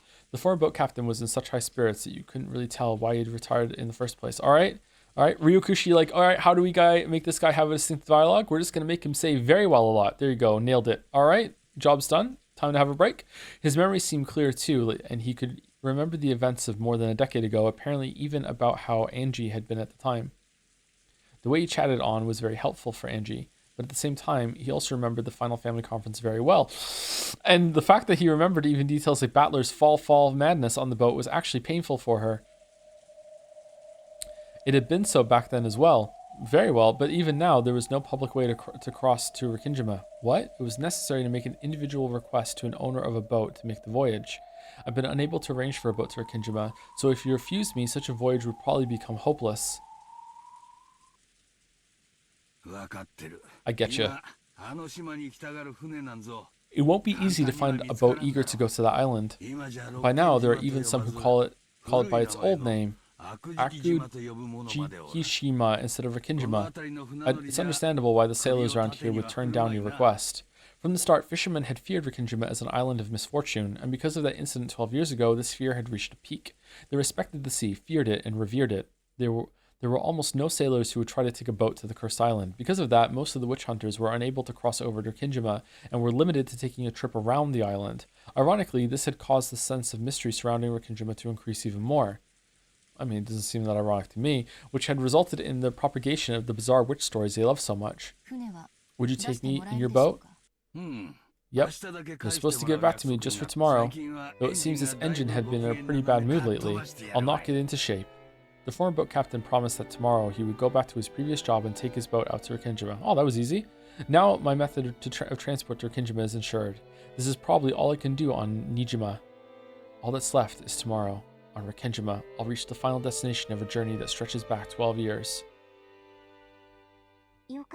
Isn't that great? This way, it looks like you'll be able to go to the island. Let's go back to the island. It sure does. I'd heard that it would be hard to find a boat, so the boat captain's helpfulness really saved me. Although it may not be the same as it was for you, Enji-sama, I'm sure the incident 12 years ago has been a thorn for the boat captain as well, one that he still hasn't been able to pull out. Ryu. Even the boat captain wasn't able to sort out his feelings this whole time. It's probably true. If that guy had taken his boat out on October 5 as promised, there's a chance that he could have saved a lot of people. If he hadn't been hesitant to go out just because of a little wind. Ryu, you shouldn't say things like that. I'm sure that's pained the boat captain constantly until today. A little wind? Apparently, they truly had been right in the middle of a typhoon on October 5. According to the boat captain, he had known for certain that they'd be trapped by the typhoon if they headed to Rikkinjima on October 4. But the family had been very persistent about the date of their conference, which had been determined beforehand. It was only natural. All the relatives had been very busy at the time, and they came to the family conference only after arranging their schedules beforehand. Lucky that there was a typhoon. It was probably a situation where they couldn't easily push it back to the next week just because the typhoon was approaching. It wasn't the boat captain's fault, but perhaps you could say that he wasn't so irresponsible that he could place the blame wholly on the typhoon. Certainly, just as these two said, there's no doubt that the boat captain had been dragging the events of 12 years ago along with him this whole time, and by taking me, the last member of the Ushiramiya line, to the island and bringing me back safely, he might be trying to find some resolution for his past. Yeah, about that. The boat is supposed to return just after noon. I'll guide you to Rikkinjima after that, so we should arrive before evening. It's an island without electricity or lights. You won't be able to stay long. Will you be satisfied with a landing that short? There's nothing that would make me more satisfied by staying longer. I'm grateful just to have you take me there. Yep, don't mention it. If I hadn't parted with my boat, I'd be able to guide you to the island as much as you liked without being stingy. It's not like I have a goal of doing something in particular on Rikkinjima, so I'll be there during the evening. The evening, which straddles the two different worlds of day and night, seemed almost like a borderline between this world and the next, or possibly 1998 and 1986, and it felt like the most fitting time to visit Rikkinjima. It's not like I have anything in particular to do there, just staying there for a few hours should be enough for me to find some closure. At that time, there was a small knock on the paper sliding door, and Amakusa stuck his head in, tapping his watch. Would it break? I nodded back and told him about how or is paper just the name of it? It can be made of different material. I nodded back and told him about how I succeeded in reserving a boat for tomorrow. That's great. It's about time for us to go. We'll be counting on you tomorrow, Captain. Sure, leave it to me. I've heard all about what you guys have gone through. I also watched the talk shows at the time, and I was disgusted by the people who stirred up that incident just for fun. I'll help out any way I can. Thank you very much. Then we'll see you noon tomorrow. Thank you very much. Oh, here, the fare for the boat. Angie took a wrapped wad of 10,000 yen bills from her pocket. The boat captain should have noticed its thickness as well, but he paid it absolutely no interest and shook his head. I'm grateful to you. This is a sign from the heavens. I've been given a final chance to take you to Rikkinjima and bring you back safely. Now, I'll finally be able to finish the final job Kinzo-san entrusted me with. So I'm grateful to you. I got more than enough money from Kinzo-san back then. I can't accept yours. Thank you very much. Interesting. Interesting. Watch your step on the stairs. It's steep. I went down the steep staircase that was the exact opposite of accessible. It was getting hard to believe that there was actually a chest of drawers and a TV in the room upstairs. Most of the first floor was a bedding store with many futons piled up on each other. We weaved our way through the cramped futon shop. After cautiously checking around outside, Amakusa dashed out for us to start up the car. My grandchild's room is empty. I really wouldn't mind if you stayed there. As you see, we've got plenty of extra futons. Thanks a lot for the offer. But this way, even if the unexpected happens, you won't be bothered. I don't know the details, but it seems you've been caught up in a lot of trouble. There's a rumor that some suspicious people are searching for someone. That wouldn't happen to be you, would it? Who knows? Angie played dumb, but it looked as though the boat captain had guessed. My job is to take guests to Rikkinjima and bring them back again. That job was put on hold 12 years ago and it still hasn't ended. So thanks to you, I'll finally be able to finish. Yeah, we know! So listen, let me finish this job, okay? Do you understand me? Yeah, it's not like I'm going there to die. But part of me does feel that if I could die on that island, I'd surely be able to go to where my family is. I finally become aware of it. I might have been planning to die on that island. I might have come all this way, heading towards Rikinjima in search of a place to die. The boat captain had guessed that as well. That's why he repeatedly told me not to die. Yeah, I won't die. I promise. After all, I'm still not sure if there's any reason why I need to go to Rikinjima. No, I'm sure there's a reason. Just don't die. Even if there isn't one for you, there is one for them. The island called you. That's why you came here. That might be true. I might have been called. I was called. For what reason? For them, father, mother, Battler Oni-chan, and Maria One-chan, or maybe the Golden Witch, Beatrice. What is on Rikinjima, and what will I achieve? Even though tomorrow is finally almost here, I still haven't been able to understand my own mission. Smash? Really? There was the sound of a car stopping in front of the store, and a short honk could be heard. Honk. Then I'll see you tomorrow, if you'll excuse me. My curfew approaches. Yep. Winding between the stacks of futons in the cramped store, I was about to go outside. Then my feet stopped. What is it? Where are you? What is that? That? What? What are you talking about? Trembling all over, I pointed at it, but no matter how much the boat captain squinted, he noticed absolutely nothing in that direction that should have surprised me. That must mean... That must mean... impossible.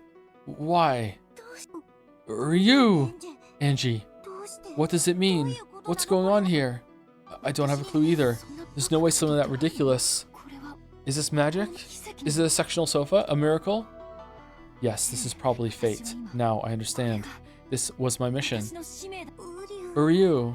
Okay, what is it? I don't have a clue what. Can we see it? Can we see it? Shaking, I pointed into the thin darkness inside the store and froze up. What is it? You see something there, don't you? I don't see anything. What is it you see? Thank you, Captain. Everything was fate. Even me visiting this place was fate. This is the mission and the purpose that I'm going to Rikinjima for. Angie-san? What is it? Is something wrong? No, everything's fine. I don't have a clue either. This girl just froze up while pointing into the darkness. Angie-san, are you okay? What can you see? Can't you two see it? It's that right there. Can't you see it? All I see is a normal display case. There's no one there, right? Ryu, Angie, I don't know what's going on. Is this a dream? Magic? What is it? Angie! Sekitaro lifted his face toward Angie. From his eyes slid a single tear. I'm gonna be really mad if we don't get to see it. Angie-sama. I understand. One-chan and Beatrice. Ryu. This is magic, isn't it?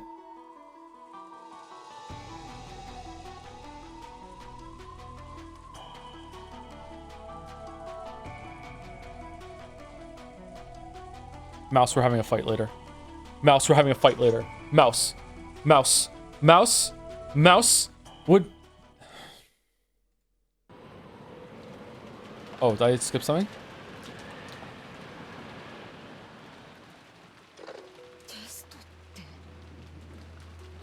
This is magic, isn't it? A test? Yes. Listen well. Once again, there was a call from Kraus to the guest house. And the message was that Kinzo wanted to hold a test to see if the grandchildren had the qualifications to become his successor. The head has said that his successor will not be one of us siblings, that he wants to pick from among his grandchildren. From Kraus's restrained style of speech, Jessica realized as his daughter that he was being forced to speak.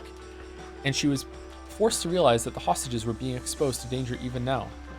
And that if they refused this test, there was a possibility that the hostages would be harmed. But then, what should we do? Do the test. Indeed. Hold on. Kraus put down the receiver, then looked at the grinning Kinzo on the other side of the bars. Kinzo gave his next order.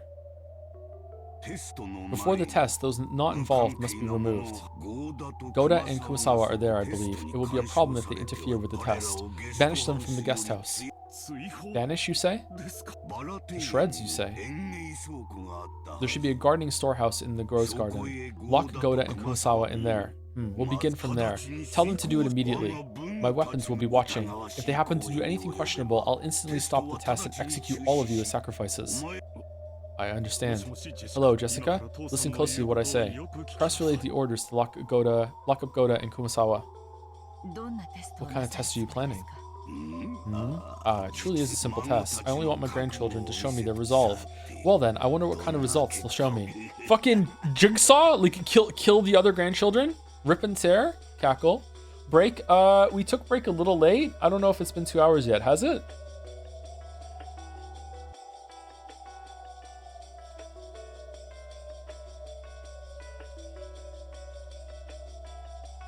I don't think it has. Let's go like 10 more minutes and then we'll take a break.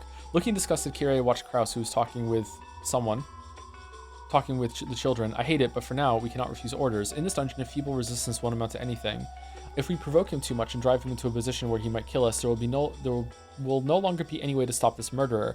For now, the only choice left is to obey his rules without agitating him, for all the while waiting for an opportunity. However, if we continue to obediently follow his commands, the children might be attacked in the so-called test, and they might even lose their lives.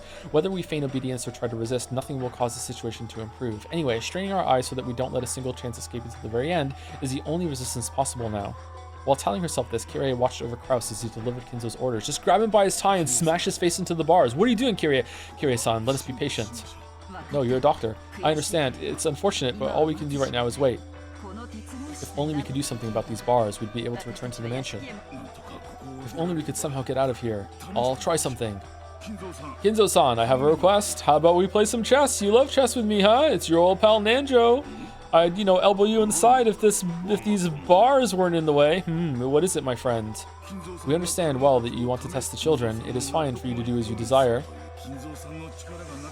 Without your power, the Ushimiya family might have been destroyed long ago. We truly understand why you want to carefully select the person who will take charge. Besides, that is what the family conference is all about.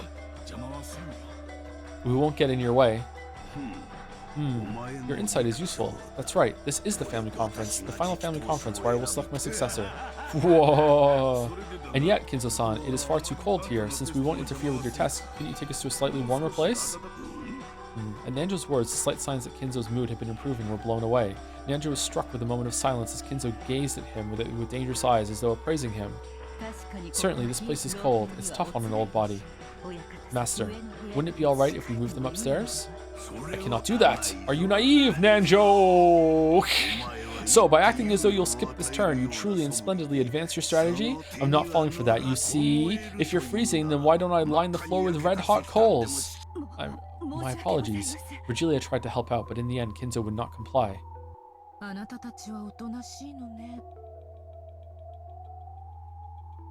You two sure are obedient. If you felt like it, you could easily break these bars. Even if we break them, nothing will come of it. Of course, if you were to break these, it would mean the end of Goldsmith's game. All of you, as well as those humans in the guest house, would immediately become sacrifices for Kinzo's ceremony. But surprisingly, you two might be the only ones, yes? Perhaps only you two hold the power to break out of this situation, right? You want to reach the Golden Land, don't you? You must have many dreams you want granted, right? Cackle, cackle. Yeah, you mustn't provoke them. This is not your game. It is the Master's as well as Milady's game. What is it, Renove? Oh no, nothing. We were talking to the prisoners. Forgive us. Gap sent one final sneering smile at Ken and then turned away. Ken could only bite his lower lip and shake his fists. Damn it. You did well. Good job hanging in there. We're powerless, because we're furniture. That's right, powerless. However, furniture is sometimes relied upon and even loved. Right now, we've only been stored away in the basement. Surely one day somebody will love us, because they'll rely on us. That's why, for now, let's ignore the provocation and bear with it, okay? Father, I've ordered them to lock up Goda and Kumasawa in the storehouse. Very well, hang up now. Chiester sisters, observe the grandchildren as they lock Goda and Kumasawa away. If they do anything suspicious, then in that moment, the selection test for my successor will be over. What do you mean suspicious? What could they possibly... Oh, for fuck's sake. When Kinzo made his order, the Chiester sisters appeared behind him in a line. Understood, sir. Yes, General Tullius, I will scout. 556 and 410 will cover both flanks. 45, you're on wide area surveillance. Who's 556? 556 is... that's right. Sorry. She was a good kid. That's why I don't like them. Yeah, good people. What are you doing, Chester sisters? Follow my orders. My apologies, sir. Then let us go observe. Move out. The Chester sisters erased their forms simultaneously. Nanjo and Kirie had witnessed the instance they appeared and disappeared as if by teleportation, but they interpreted this as moving in and out of the darkness in a way that only looked like teleportation, and the two could do nothing but rub their eyes. Well then, I should begin preparations for the test. Renove, Gap, I'm asking you to be the examiners. Virgilia, you'll watch these rats. After all, 2 of my furniture are here. Just in case, be on your guard. He glanced at Shannon and Cannon. Tightly closing her eyes, Shannon gave a silent bow and answered wordlessly, avoiding any unnecessary actions. Certainly, I'll be careful. Isn't this cold hard on your body, Leah? Should I bring you a hot water bottle? Shut up. Go quickly. Gap. Fucking, aren't you cold? Well now, what a strange experience this game is, to have a test and examiners. I do hope this development entertains milady. Come, arise, goat attendants! Virgilia began to call out into the darkness, and from that spot, 3 massive goat-headed attendants suddenly appeared. Ah, Beato's minions, how convenient. Plus, they seem so warm. I see, so you'll use them instead of a hot water bottle. In that case, wouldn't sheep have been better than goats? You're the one wearing cashmere. They aren't very bright, but they faithfully follow orders and are quite dependable. Indeed, I leave it to you, my friend, Virgilia. The rest of you, follow me. All of the goats? With a dignified gesture, Kinzo fluttered his cloak. Following him were Ranove and Gap, as well as the 3 recently summoned goat attendants. Hey, you 3 are supposed to wait here with me. Don't follow them. The goats jumped in surprise and then came tottering back. Kirie, who had been watching stunned as all this played out, couldn't help but snort. What entertaining underlings. Lord Goldsmith did not give you permission to speak. She was probably embarrassed. Virgilia had spoken coolly, but Kirie saw through that, and for a little while she couldn't restrain her muffled laughter. However, on the inside, Kirie was surprised at the number of people Kinzo had with him. After all, including Kinzo himself, at least 10 enemies had already been spotted. Kirie, what are you seeing when you see the goats? The dungeon that they were currently locked in was supposedly underneath the hidden mansion called Kuadorian. Although this mansion had been whispered of, not even Kraus had known of its existence until today. Are there actually several facilities like this on Rikingima, where many unknown henchmen that only Kinzo knows of hide? Just how many humans are on Rikingima locked away by the typhoon? No, on the contrary, were we the only ones under the impression that there were only 18 people on this island? Were we, who bickered over whether Beatrice existed or not and worried about whether a 19th person existed or not, nothing more than the frogs in a well on this island?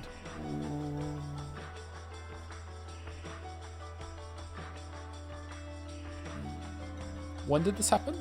Who's talking right now? This is Kirie, is it not? Did this happen earlier? I can't remember if this happened earlier in the episode. Did it? Okay, let's just keep moving on. No, wait, not only that. By now, are there actually more people on the enemy side than on ours? Just what the hell is going on? Witches, demons, magic? Are you telling us to believe in those? Are my eyes screwed up, or is it my head? I think I'm losing it.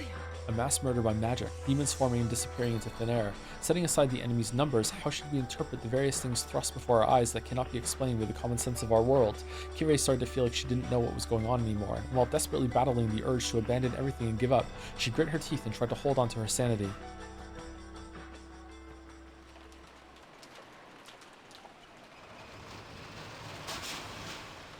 Obviously, Goda and Kumasawa were quite unwilling to be locked in the Rose Garden shed, but they were threatened that. Okay, so this is a scene break, so let's take a break now. I'm not going to make a tea. I'm just going to go get some water, maybe a Gatorade, use the bathroom, and then come back. So I should be exactly 5 minutes this time. but they were threatened that if they resisted, the hostages' safety could not be guaranteed. I'm surprised they're going along with it. It was fairly hard to get them to agree. Oh, there we go. But once they started thinking that their safety might actually be guaranteed if the key to the guarding storehouse was to be handed to them after being shut inside, and when it was decided that blankets and food would be carried in for them, they were finally convinced.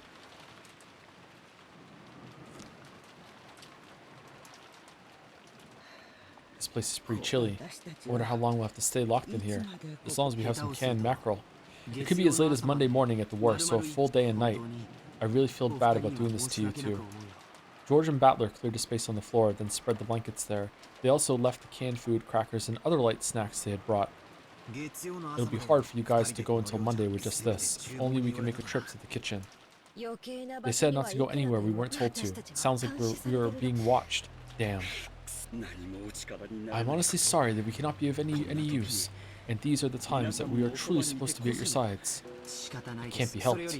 More importantly, take care of Kumasawa-san. We don't know what might happen. If the going gets tough, I'd like you to play it by ear and come to the rescue.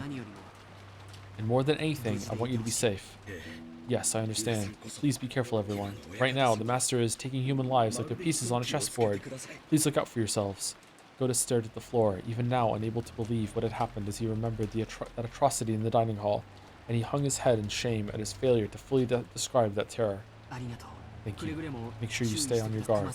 You too, Kumasawa-san. And you all please take care as well. I don't have any idea what's going on anymore. Well then, we'll be off. Let's go, Battler-kun, Jessica-chan. Come on, you too, Maria-chan. Well, George is really gunning for this inheritance, huh? Ooh.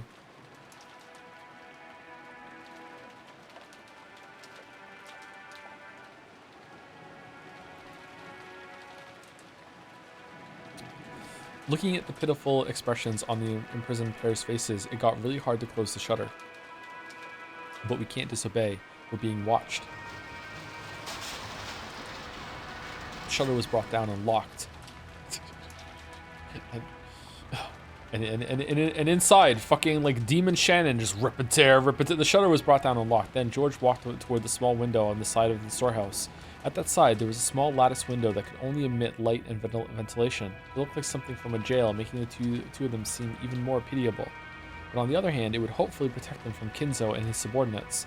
He opened the window and called out. Are you okay? You aren't cold, are you? We're okay. You've given us so many blankets after all. If we wrap ourselves up, we'll be just fine. Hey, Goda, want to conserve some body heat under these blankets? Oh... I don't know if that's proper. Nah, just get under here. Oh, sorry. There's no joke there. It's just her being perverted. There's no joke. I wish we could have brought them a kerosene stove or something. But it wouldn't have ventilation here. It'll probably be tough for them, but there's nothing we can do now. Hostages are being held against us. We can't disobey. Damn it. If we manage to save Kyrie and the rest somehow. Shh, they might be listening. Goda-san, here. It's the key to the shutter. Indeed. I'll hold on to it. Are there other ones? Goda took the key, showed it to Kumasawa, and placed it in his own pocket. There's only one key to the guarding shed shutter, say it in red. That key was being held by the ones locked up inside it. The children had kept it and had stolen it had it stolen from them by some chance, that would do nothing but expose the lives of those in the shed to danger. And even with the key, the shutter could not be opened from the inside. You could shoot through that shutter, though. Kinzo's demands were fulfilled this way. However, there was now no longer any way to open the shed from the outside either. This protected them. Kinzo had ordered that they be confined, and we could do nothing but trust that this cold, closed room would protect them. We just made the mystery. But you put the key through the window yourself, Battler. Now you're gonna say that it wasn't a closed room and they were killed somehow with the door opening? Are you stupid? You're incompetent. Angie, you explain it to him. I'm done talking to this Dumbo. Jessica watched this while holding Maria's hand and looked over the thickets in the pitch black rose garden. Somewhere in this darkness, somebody was hiding, watching to see whether we obeyed orders or not. Of course, when we pointed our flashlights out there, no suspicious silhouettes appeared. But somebody was surely out there, hiding and watching. It's J.J. Abrams. I was hit many times with an urge to scream at them, but I was unable to hold that urge back. I was able to hold that urge back through reason. The four children left the area, repeatedly looking back over their shoulders. The light from the faint light bulb in the gardening storehouse was seeping out slightly. I wonder if this insane incident will come to an end somehow so that we can meet those two again. To George... And inside, and inside, from the outside the window, is Beatrice waiting for Goda to fall for Kumasawa's charms, so then they can satisfy the second twilight of being two people that are close together. All right, here we go. Mention the calf steak. All right, here we go. To George, who had closed the shutter himself, the resistance of the lock had made it feel as though he'd killed them with his own hands. But even so, we can't defy them. What's with this test? Damn geezer, don't screw with us. Killing mom, capturing dad for that? I don't get it. I'll kill him. Yeah, get angry. It's okay, Jessica Oni-chan. There's nothing to be sad about. Maria. Soon the witch will be revived. Soon we'll be able to meet in the Golden Land. Hee. Ouch. Don't laugh indiscreetly like that. Seriously, a resurrection ceremony for a witch? Getting so many people involved. In delusions he should have just kept inside his head. It's gonna cost you, bastard. Let's return to the guest house. It'll be bad if we aren't there when grandfather calls. Urged on by George, everyone began walking towards the guest house. At that moment, Jessica turned in a circle, facing towards the darkness of the rose garden, and roared. Hey, someone's watching, right? Tell the old man. Tell him I'm gonna fucking kill him. Let's go. Of course, there was no reply, only the howl of the wind and rain. The children returned to the guest house, while fearing what was waiting for them up ahead.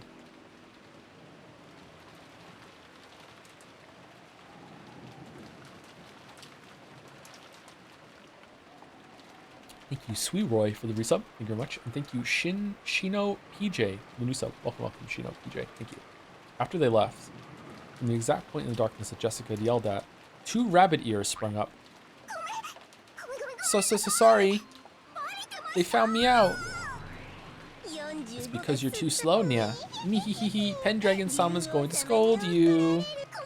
I'm sorry. Please don't tell Pendragon-sama. Be quiet. It was obviously just a bluff. Goda and Kumasawa's imprisonment confirmed. Mission complete. We'll report back.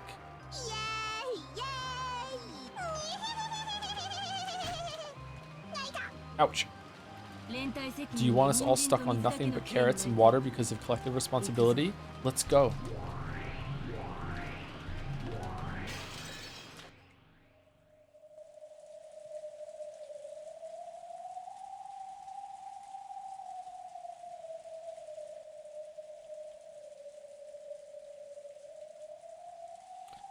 I've never clicked on an Umineko stream until now, and I regret it. This. Fuck.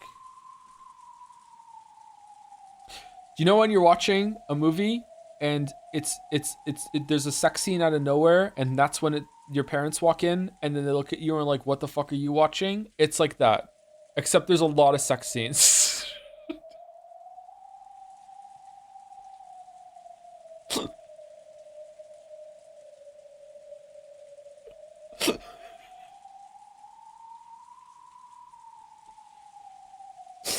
The fact that they were being watched certainly seemed to be true, because when they returned to the cousin's room, turned the lights on, and laid down on their beds, the phone rang again. Ahoy hoy. Earlier, Jessica had been answering the phone, seeing as this was her house, but now it was the eldest George who picked it up. This time, Kirie-san was on the other end of the line. George handed it to Battler out of consideration. Hello. Kirie-san, is everything alright over there? Thanks for worrying. At the moment, we're all doing great here. Sorry, I've been ordered to refrain from idle chatter. Listen to what I'm about to tell you. The fact that they were hostages still hadn't changed. Kinzo, or one of his subordinates, was listening to the conversation. Battler restrained the urge to talk about other things and focused on what Kirie had to say.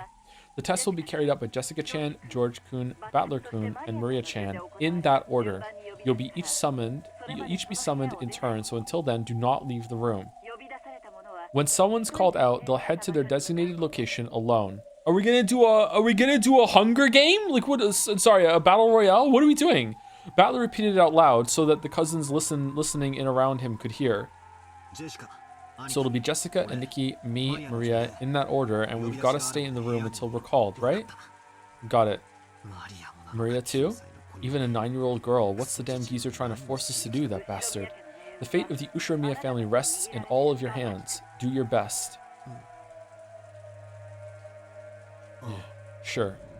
Battler noticed the strange nuance in Kyrie's words. Even without any blood connection, he could still understand thanks to the long-lasting bond they shared.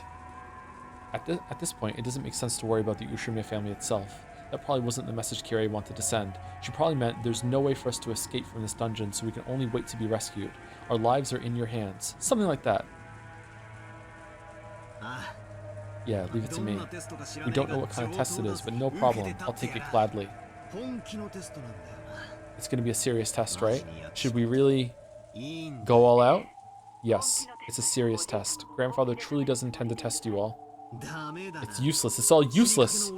Some old fart on death's door is going to give me a serious challenge. Let him spout nonsense after he gets in the coffin. I know he's there, so tell him this for me. I'll be your successor, and my first action will be to shove my fist into your face! Even without Kyrie having to repeat it, Battler's powerful declaration of war reached Kinzo's ears. Battler, I am truly looking forward to that. I can't wait to see just what a man who once threw away the Ushiromiya name has attained. Just what lot in life he's reached when he appears before me. Tell him! Unfortunately, Kinzo's voice was not picked up by the receiver. Kyrie sighed. What was it you said again? Therefore, Kyrie spoke for him. He's like upset or whatever. It sounds like he's more than up for the challenge. Got that, Battler-kun? There's no need to hold back. You are Rudolph's son. No, you are my son. Show me something I can brag about to anyone. I leave everything in your hands. Understood, Mom. Leave the rest to me. All of us here have lost the right to inherit the position of successor. Now, we're just the same pieces taken off the game board looking on from the outside. So you have to fight by yourselves. Kyrie-san. The nuance of those words meant, we've already given up, so forget about us. But for that very reason, I won't give up. I'll definitely crush this test or whatever and save everyone. Until it gets a little bit difficult, and then I'm gonna fucking cry to my waifu in the Velvet Room about how hard it is. And in that case, here are the instructions for the first test. Jessica Chan's. Go to your room. Really? Go to your room? What's your game, you damn geezer? It seems he means Jessica Chan's personal room, the one in the mansion. I'll hand it over to Jessica. Tell her directly for me. Jessica, here. Okay, I feel like we're kind of dumb just going along with this, but alright. Hello. Yes, I understand.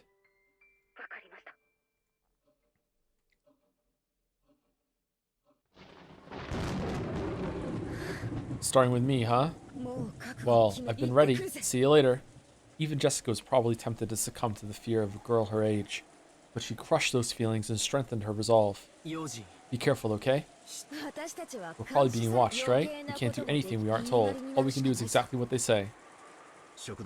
They say that old geezer killed those 6 in the dining hall instantly with no hesitation, so if we try to fight back, we might end up the same way. I know. I'll beat them at their own game.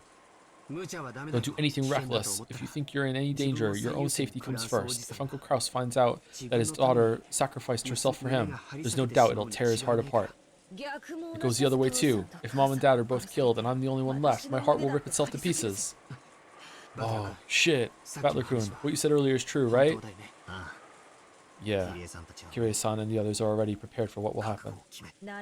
Then, the way things are now is just perfect. Everyone's lives rest on our shoulders. The hostages can't do anything while they're locked up. That means we'll have to manage something ourselves. If something happens, run back to the guest house. At that time, we'll be done playing along with Grandfather's game. Aniki. At that time, we'll declare war. Wherever they're locked up, we'll save them and we'll deal with Grandfather accordingly. Are you sure, Aniki? Shannon-chan's there too. That's why I'm saying it. I'm not sitting around and waiting for my fiancé to be killed. You guys are engaged? What scares me is not that Shannon might be killed by Grandfather. I'm just worried you guys will get there first and clobber the damn geezer who made my fiancé's experience terror. My fiancé experienced terror before I do. You want to make her experience terror, George? That's kind of fucked up, man. I see. This really does sound like a test to see who'll be the successor. Yep. The first one to bury... I'm kidding! I'm kidding! Chat, I'm kidding! I'm kidding! I'm kidding! The first one to bury a fist into that old face will be the next head. George, Battler, and Jessica each forcefully nodded their heads and put their fists together. Meanwhile, Maria, ooh, ooh, ooh. Then Jessica headed off on her own to her own room as designated. Her form disappeared into the darkness of the rose garden, waving in the strong winds. Watching her go, George and Battler gripped their fists even tighter, making them quiver. Aw, bro. Yeah, bro. We're gonna win, bro. Bro. Left on the second floor, Maria watched Jessica's back through the window. She wore a blank expression. I wonder what everyone's getting so upset about. Even though when Beatrice is revived, everyone will be brought back to life. Except for Sakataro, Jessica's form was already being completely swallowed up by the darkness. At that time, the phone began to ring again. Battler and George heard it and came clamoring back, but Maria picked up the receiver right away. Moshi Moshi, is that Maria-sama? It's me, Shannon. Would you please hand the phone to George-sama?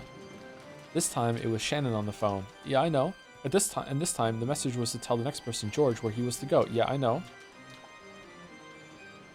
Oh, okay. That was quick.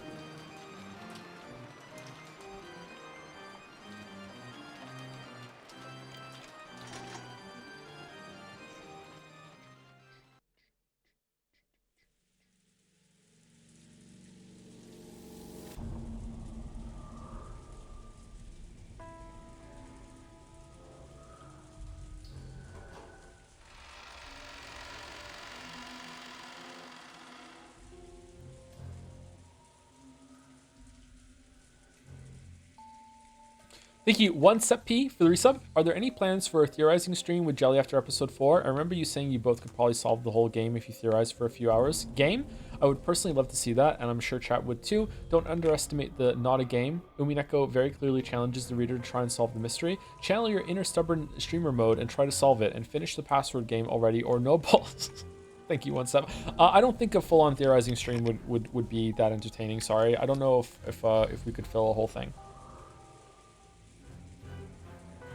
If I think that we could, then yeah, but I don't know. We'll see. Not gonna say so far. I would love that. I don't think it would fill a whole stream.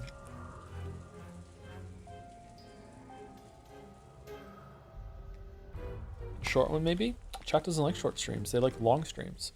Okay, so according to what I remember, we are not finishing this chapter today, but we are going to be reading some of it. 2 hours theorizing, 2 hours on dulls. Yeah, 2 hours on dulls. Yeah, it's not. Yeah, apparently this chapter is very long. It's probably a scene break somewhere though, I think. Don't you literally have cooking stream with Jelly today? Yeah, but we're not cooking in terms of theorizing. We're actually playing Overcooked.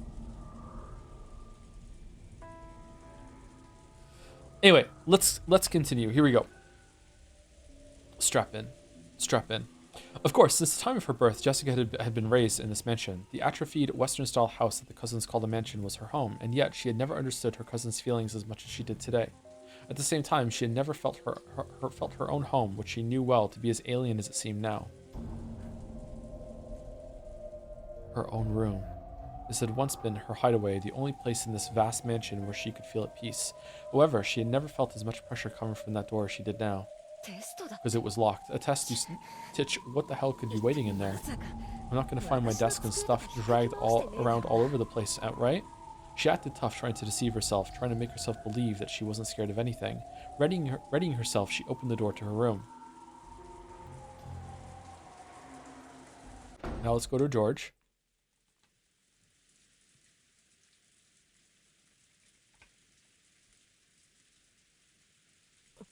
Hello, Jessica.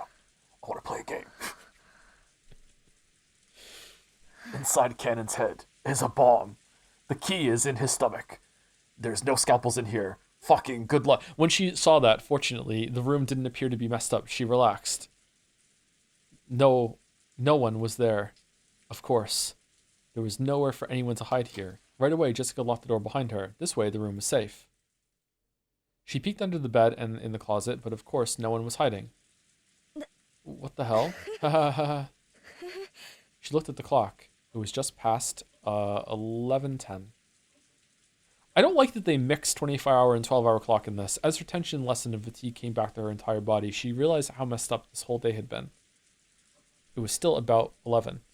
The plan had been for all the cousins to gather, have fun playing around, and talk animatedly about various things together into the night. Normally, we would have been doing that kind of thing right now. Why has that turned into this? It's all that damn geezer's fault. How could he do that to Mom? No. They don't. I'm pretty sure that at some point they said it was 10 at night, and they used like 10 instead of 20. No, 22. Sorry. I like the 24-hour clock. Actually, I think that everyone should use a 24-hour clock if we were going to pick a standard. I think it's good. It's all that damn geezer's fault. How could he do that to Mom, to everyone? She shook her head back and forth with anger and sadness. There was no one here to direct those emotions at. Because of the lock, this room's security was guaranteed. Remembering that one more time, Jessica somehow regained her calm. If he keeps up like this and nothing happens, I want to go to the dining hall and see Mom's dead face, even though Goda emphasized so strongly that it was gruesome and that I definitely shouldn't go look at it. I wanted to see her face at the end. But we were warned repeatedly that stepping out of line even a little would put the hostages in danger. Could it be that locking the door was also against the rules? If I close myself up in here, I alone might be saved. But if I don't open it, it'll surely be against the rules, and Dad, Canon-kun, Shannon, Aunt Kirei, and Dr. Nanjo will be killed. There's no way the scales will balance out between 5 lives and my own 1 life. Jessica tightly shut her eyes, resisting the other part of herself that said, Isn't it okay as long as I stay alive? Faced the door and made it to unlock it. At that time, clap, clap, clap. A crisp applause rang out, making Jessica's heart leap. If the door had remained locked, it might have been in violation of the rules and harm could have come to the hostages. But despite that, your own life might be saved. However, you resisted that temptation and were about to unlock the door yourself. That bravery of yours is worthy of admiration. Who, if I, the owner of this room, searched everywhere a human could have been hiding? Where did this man come from? There was nowhere for a human to hide, but could something non-human have managed it? This was supposedly my first meeting with this largely built, middle-aged man. Describe him more, please. I didn't recognize this guy who looked like a butler and bore the crest of the one-winged eagle. A pleasure to meet you, Jessica-sama. I serve as head furniture for the master, the 27th of the 72. I am called Renove. Reno? Genji-san? Ah yes, Genji is like my little brother, or perhaps he was my true form while in this world. You might even say he was my vessel. Oh, it's not just the names are similar. It was a thing. Oh, okay, all right. What's this guy saying? Oh, my apologies. So he's like Kumasawa with Virgilia. Okay, all right, yeah. Oh, my apologies. This is not something a human would be able to understand. Well then, let us move on to the main event. So this is that test or whatever that the damn geezer talked about. Correct. This is the test that the master has granted you, Jessica-sama. At Ranove's elegant gesture, like that of a butler ordering for a meal to be set out, I hope Battler gets gap. Many gold butterflies flew up out of nowhere. What? What the hell? As the clouded gold butterflies spun around in a small swirl, they gathered in one place. Then that golden mound disappeared like a pile of leaves blown away by a cold wintry wind, and there lay a western envelope with the one-winged eagle crest done on it in gold leaf.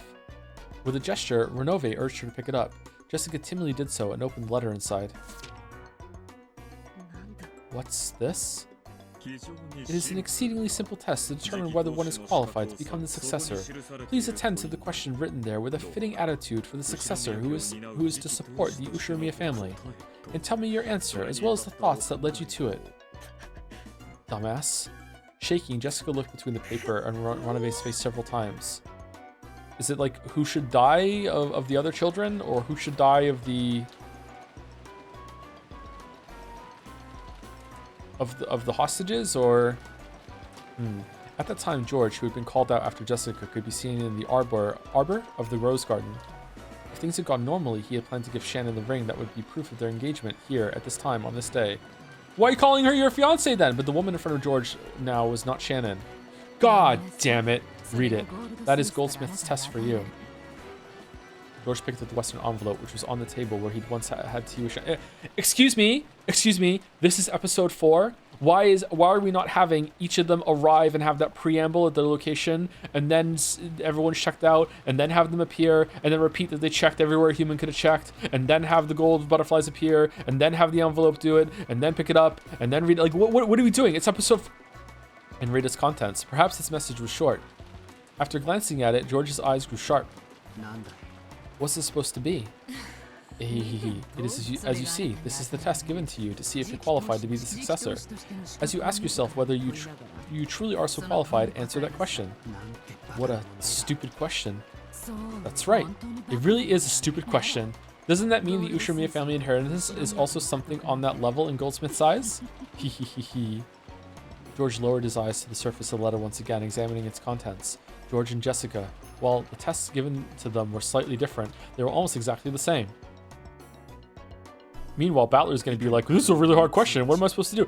Among the 3 mentioned below, in order to gain 2, sacrifice 1. It's a simple three choices. Decide for yourself which one you will choose to abandon. If you refuse to choose, the test will be suspended. I've been given permission to kill you right here by my own hands. If you want to include even that as a choice, then there are 4 options. It's been an awful long time since I've gotten to play with a kid like you, so I can't say I'd be disappointed. Are these 3 choices only a test, or will the consequence of my choice be carried out? Don't be so naive. The one you choose will definitely lose their life.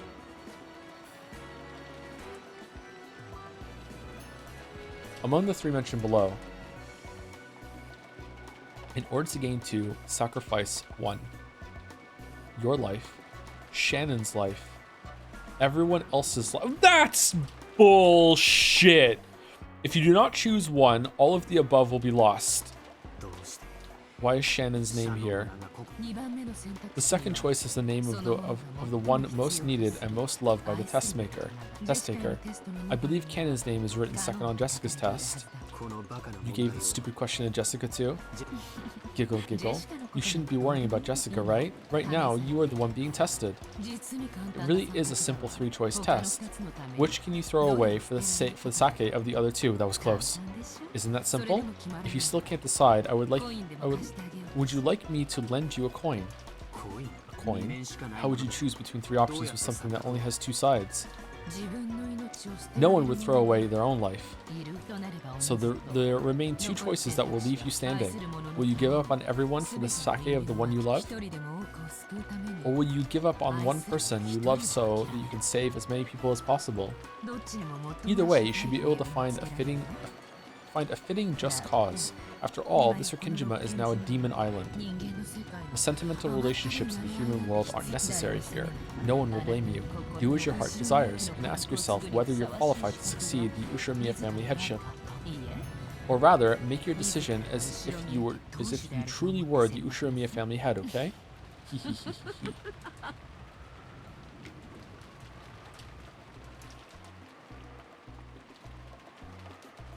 Okay, are there parallels here between, like, Ava kind of made this choice in a protracted way in episode 3? And did Rosa make it in a protracted way in episode 2? And I don't know, considering what Rudolph said, I'm gonna guess that he was the Ushiromiya kid in episode 1.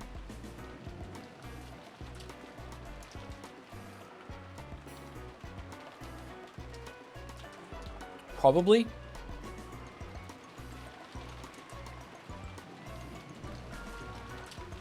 Who's this one then? Kraus? Is Kraus in on it this time? Or is this one different? Fuck you guys, mocking me like this. Jessica crumpled the letter up and threw it on the floor. And then Ranove just shot her in the head. I believe your anger is quite appropriate. I also find it an exceedingly pitiful, and yet a truly humorous question. Cuckoo. How could anyone wish to die themselves? And how could anyone want to remain alive after abandoning the life of the one they love? And how could anyone massacre everyone else as long as it's good for the 2 of them? No, Jessica-sama. Such a person could exist. It's fucking Kinzo. This is Rikinshima, the demon island. It is now completely cut off from the human world and fully immersed in the spirit world like cheese fondue. Dig in. Values of the human world get taken out with the trash. Cuckoo. So please, rank the things you desire from the bottom of your heart. Whatever remains will become a fitting answer for you in this insane evening. Don't fuck with me. How could I choose any of these? If you do not choose one, all of the above will be lost. Why is chat so easy today? Also makes for a fine fourth option. Even choosing that should give us an amusing show. But since that choice will result in the loss of your own life in the end, I believe it would be more wise to be pure and choose the first one, your life, so that the other two will be saved. Everything has been entrusted to your decision, Jessica-sama. Please, let me hear an answer and conviction fitting for the successor of the Ushiramiya family headship. I, Renove, am sincerely hoping for a wonderful answer fitting for the master's descendant who shares his blood. Damn it! Meanwhile, Battler. Oh, flashback! That scene was observed through the magic crystal ball Kinzo held. Okay, so that happened in the past, so it's already happened. Okay. Kinzo finally couldn't hold it back, and spreading his arms and facing the heavens, began laughing in an explosive voice. What are you wavering for, foolish grandchildren, my descendants? Isn't this problem so easy that you could answer right away? Isn't this a question that should cause you to waver less than whether to put butter or jam on your morning toast? Do you people know the correct answer? He turned to face the Chiesto sisters who had been waiting on him. No, my apologies. I don't know, Lord Goldsmith. Fool, not choosing at all means game over.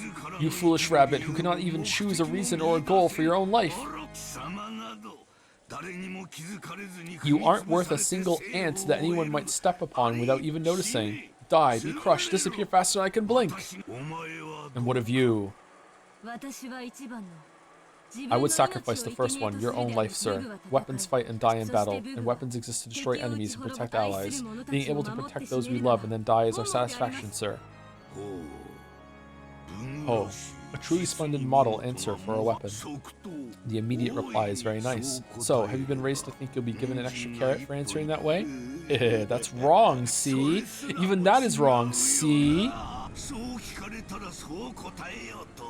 Answering that way when you were asked is nothing more than giving in the answer you have been indoctrinated with. You are the same as that other rabbit a second ago. You still live without having chosen a purpose or a goal to strive for. You filth that doesn't deserve to live. It would suit you well to be crushed or used as fodder for the other livestock.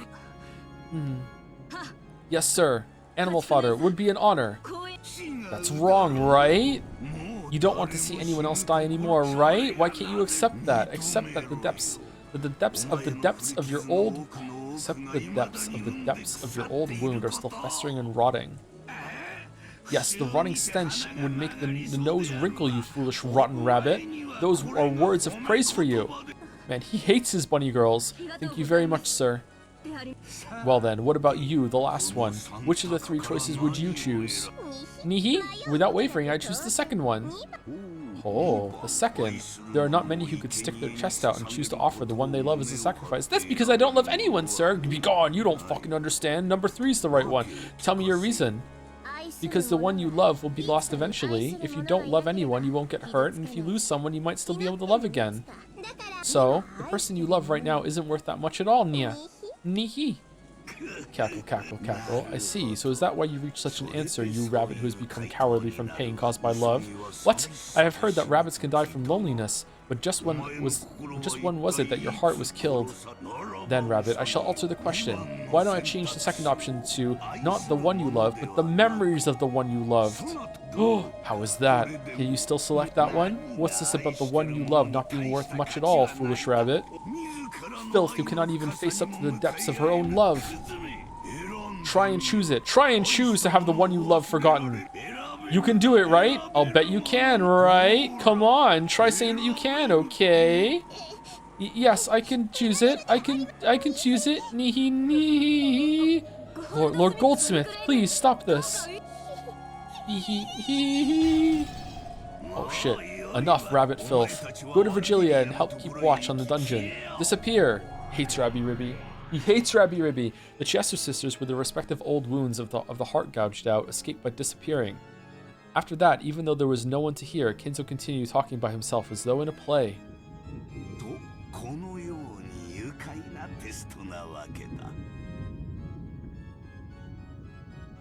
Hi, thanks for all your $10 donation. Thanks for your $10 donation, Kinzo, with the message, I hope all the grandchildren fail. Also kill the animals. Indeed, this is the nature of this charming test. In truth, no choice can be said to be correct. Instead, regardless of which answer they choose, it's all about whether they can choose, without hesitation, quickly, and with a resolute conviction and their own strong, unshakable will. Okay, so Maria's gonna win. Okay. It's their reason and their willpower that are most essential. That is what I want to learn. Yes, my descendants, I am truly looking forward to what kind of answer you will show me. Me? Cackle, cackle, cackle, cackle. Yes, of course I once had the same question thrust upon me. Because I splendidly answered that devil's question, I was able to obtain gold and honor, and that which is my possession. Which answer did I choose? Do you really need me to say it out loud? Kinzo is actually watching the test on his security cameras, but once he presses the button for the rabbit women to assassinate his grandchildren, the island will lock down for 12 hours and the cameras will lose power until the lockdown is lifted. Nyet. Well then, have you nearly decided on your answer? As Jessica stared at the letter that had been crushed and lay on the floor, she hung her head in constant silence. All that filled the room was the stir from wind and rain shaking the treetops. Where's Battler? Regardless of how noisy that was, it actually made the stillness more apparent. Renove waited for Jessica's answer. However, Jessica didn't answer. Whether she was lost in deep thought or had stopped thinking, Renove couldn't tell. No, you might actually have known. But cruelly, like a demon, Renove urged Jessica to voice it. If you cannot choose any, I can at least bring you peace without pain. But... Me. Yes? I had trouble hearing. Could you say it again, please? Jessica lifted her face and looked straight into Renove's eyes. It seemed that she had decided on her answer. Kill me. Jessica said it one more time, clearly. Perhaps Renove had imagined this would be her answer from the very beginning. Without any surprise, he smiled lightly and nodded. I thought you would choose that answer, Jessica-sama. Well then, there is no right or wrong answer to this test. The essential part is what thoughts led you to that answer. Come now, please answer with a fitting attitude for the successor. It's not like I chose the first one because I want to die. The second one was letting Canon-kun die. Of course, that was out of the question. Because George really loves him, so I excluded it. The third one was everyone else's lives. Of course, that was also out of the question. So I excluded it. After that, only the first choice remained. Process of elimination, is it? So it was not something you chose proactively. After chuckling slightly, Renove dropped his gaze. A human couldn't even imagine what answer a demon would have been expecting. All she could understand was that this was apparently slightly below Renove's expectations. That answer is neither bad nor good. 60%, I believe you could call it. I'm a little disappointed. You're a pretty selfish bastard telling me to answer with self-confidence and then being disappointed when I do. Apparently, there was more to it than the process of elimination. It's a failing grade either way, but there seems to be a little more to your thoughts. Allow me to ask. People don't want to die, so no one will want to choose the first option. People want to live in happiness and struggle as much as life will let them, so normally the first choice should be impossible from the beginning. However, you took that first choice. You chose to throw away your own life. Only that choice remained for you. I tried thinking of the future that would come after choosing each one.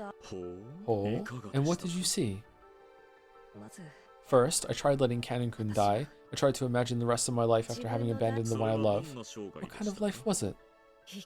It was a horrible woman who didn't deserve to live.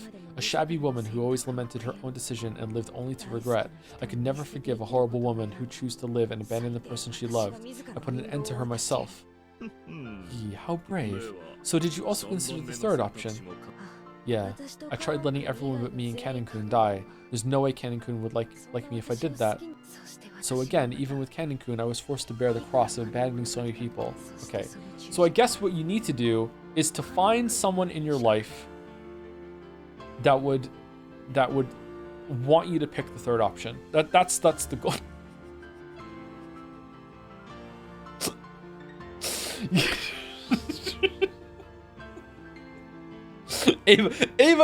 Which is why Ava and Hideyoshi are the best couple. Exactly. So again, even with Canon-kun, I was forced to bear the cross of abandoning so many people, and even Canon-kun was forced to bear it. I'm not going to make a foolish choice that leaves Canon-kun bearing that cross. I wouldn't be able to forgive a future me who did something like that. I put an end to that woman myself too. Jessica pictured it in her mind. The future her beyond each of the three choices. There were three Jessicas. One of the three, two had regrets. Sorry, of the three, only one could hold her head high and smile at Canon. You know, I once had the nerve to preach something to Canon-kun. Something about trying to live life to the fullest. Is George gonna have the balls to pick two? Because everyone else that's in his life is important to him is dead anyway. Will he have the balls to do it? I don't think he would. I don't think George is also gonna pick one. Yeah. Live your life to the fullest. Meaningful words, and a surprisingly difficult thing to do. So yeah, I've got to stand proud and show Canon-kun. Show him how to live by holding your head high and looking straight at the sun with a full smile, with your eyes wide open. Will Canon be able to accept your self-sacrifice? Haven't you thought that your selfish decision might hurt him more than is necessary? That's why I want to leave a message. Oh, I will listen, but I am, after all, a demon. I may not keep my promises, you see. Keep it, your promise. Jessica spoke that looking quite unconcerned. She had asked the demon who was about to take her life to pass on a message, and she didn't think at all that she would be betrayed. At that extremely innocent smile, Renove closed his eyes lightly and shrugged his shoulders. Humph. I see nothing wrong with that. So, what shall I tell him? El Sai Kongru. Tell Canon-kun to live his life to the fullest. No, that's not quite it. Not Canon-kun. He still hasn't told me his real name yet. Tell the real Canon-kun to live his life to the fullest. Tell him that. Milady. Jessica, you really are. Renove is fickle, so he might not have passed the message on. You certainly are fortunate to have me here showing you this scene. A musty three-sided mirror was set beyond the bars, and the scene with Jessica was reflected on it. On the next mirror, the scene with George was reflected in the same way. None of them questioned how a three-sided mirror had appeared from a group of butterflies, nor did they wonder why these scenes with Jessica and George were reflected on it.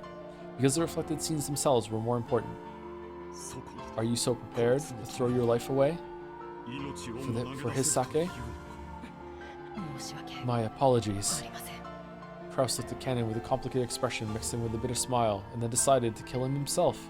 Canon wouldn't meet his eyes. Virgilia-sama, there is no reason for Milady to throw away her life. Please kill me. Please change it to the second choice. That way, everything should resolve itself. Oh, I am not capable of granting that wish. After all, this is Jessica's own decision, which... Shit.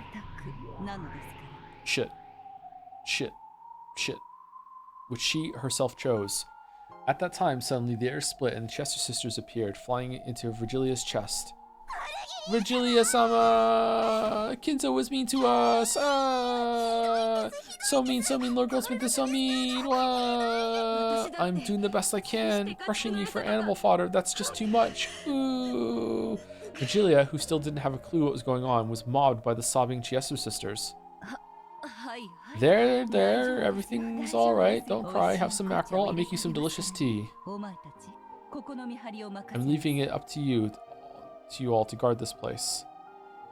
If they do anything suspicious, inform me immediately. The goat attendants all face each other, nodding their heads.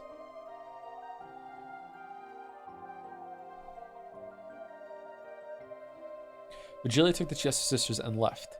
The sound of them going upstairs could be heard, so they had probably gone to an upper floor. Oh, the goats. This is our chance. It looks like these goat heads are morons. I wonder if we can trick them. Kirei realized that an opportunity had arrived, but even so, she hadn't thought of a way to break the metal bars. Thank you to Raspberry Muse for the resub with the message poop shit 442. Thanks. Thank you very much. Thank you, Raspberry Muse.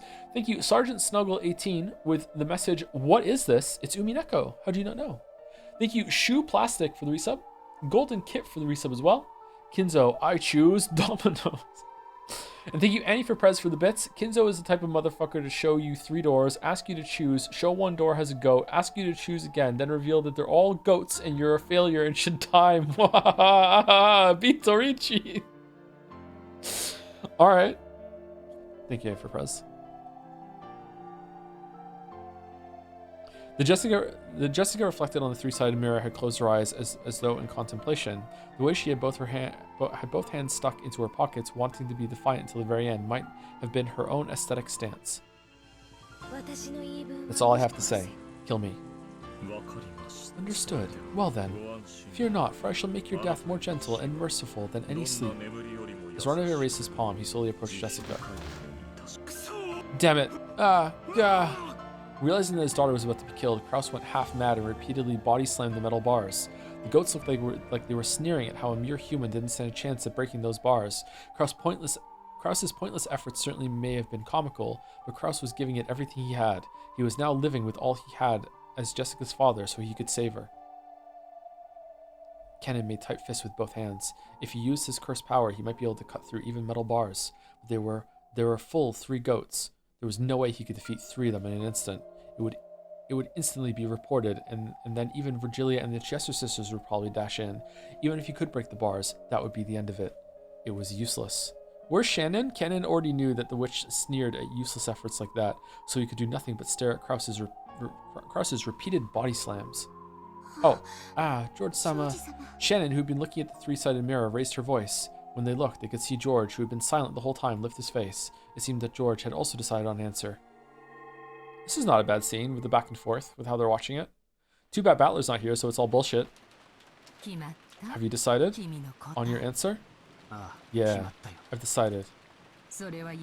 Is it an unwavering answer? Yeah, it's unwavering. Then let me hear it. Oh, by the way, it seems Jessica decided to take the your life option. Surely, such an indecisive person as you isn't going to choose the same answer, right? Jessica gave her own answer. No matter which choice that was, it was Jessica's answer. It doesn't influence my answer in any way. I see. Then let me ask again. Among the 3 mentioned below, in order to gain 2, sacrifice 1. Your life. 2, Shannon's life. Everyone else's lives. Which one will you choose? Could it be the first one, like Jessica? No. Wrong! Oh. Gap looked a little surprised, because she had thought this timid-looking man would obviously choose that option. Very well then. I'm glad the most boring option for me has been removed. Then, as crazy as it sounds, could it be the second option? Wrong. I choose to punch you in the face. Here I go. Can you abandon Shannon's life? You must be joking. Why would I do that to the person I was going to give an engagement ring to tonight? How bold. Is that your answer? That's it. My answer is the third option. George took the third option. But don't misunderstand me. I'm going to be taking their lives, starting with you. Everyone else is surprisingly. Gap hadn't imagined that he'd give an answer like that. She had been sure that he'd choose the same one as Jessica. So she was interested in how he had reached that answer. How he had reached an answer that had surpassed the imagination of the 33rd ranked of the 72 demons? I want you to tell me. I want you to tell me the circumstances that made it possible for you to sacrifice the lives of everyone else so that you and the fiancé you love would be safe. Did you use the process of elimination like Jessica? Wrong. I clearly have no choice except this one. So you don't care what happens as long as it's good for you? So you can sacrifice the world for the woman you love? What are you even talking about? What? George faced the demon as he spoke, almost as though he was disgusted. Tonight, I planned on calling Shannon right here and giving her this ring as proof of our engagement. There probably are quite a few people who wouldn't celebrate an engagement between me and Shannon. I was prepared to make enemies of the entire family by announcing my engagement to her. So instead, now I don't have to, because you're going to kill them all for me. I have been prepared. Since the time I came to this island, no, that's not it. Since the time I confessed that I wanted to engage her. So you can sacrifice everything else as long as you can get married? Marriage means continuing to be your wife's ally for your whole life. At that point, I was prepared to have the entire world as my enemy for her sake. Those words, through the 3-sided mirror, also reached Shannon's ears, and that determination reached her eyes. Shannon certainly had promised to be given an engagement ring tonight. Then, this incident had occurred and she hadn't been able to receive the ring, but now, even though it wasn't in the form of a ring, Shannon had received something even greater. 2 rings, and as proof of that, a single tear with the same sparkle as a diamond dripped down.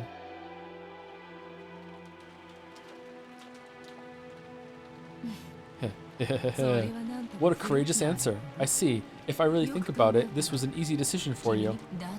After all, your parents were already killed on the first twilight, right? By now, there's no one whose death would trouble you. Oh man, me and Gap. Haha, I see. Truly an easy choice. Ha ha ha ha. Say whatever you want. This determination and choice are mine, and mine as the successor. The sparkle in George's eyes was brilliantly sharp. For just an instant, Gap felt the same sense of threat as Kinzo's, and was slightly overwhelmed. Really? From George? I see. Yes, the same decision as Goldsmith. Man, I wish we had the original art for George right now. So even with your innocent face, you will also become a terrible demon in the future. What do you know? We might get along pretty well. You will succeed, Goldsmith. Eventually, I may even be summoned and serve you. That could be surprisingly interesting. Gap had needed to change her opinion of George. This man bore determination and resolve unimaginable from his outward appearance. And not just now, but since the very beginning. I am prepared to inherit the headship right away. No, that's not it. You told me to think of as the head in this test, so I answered based on the premise that I am the head. No, even that's not it. I thought as the head himself. I am now the head of the Ushirimiya family.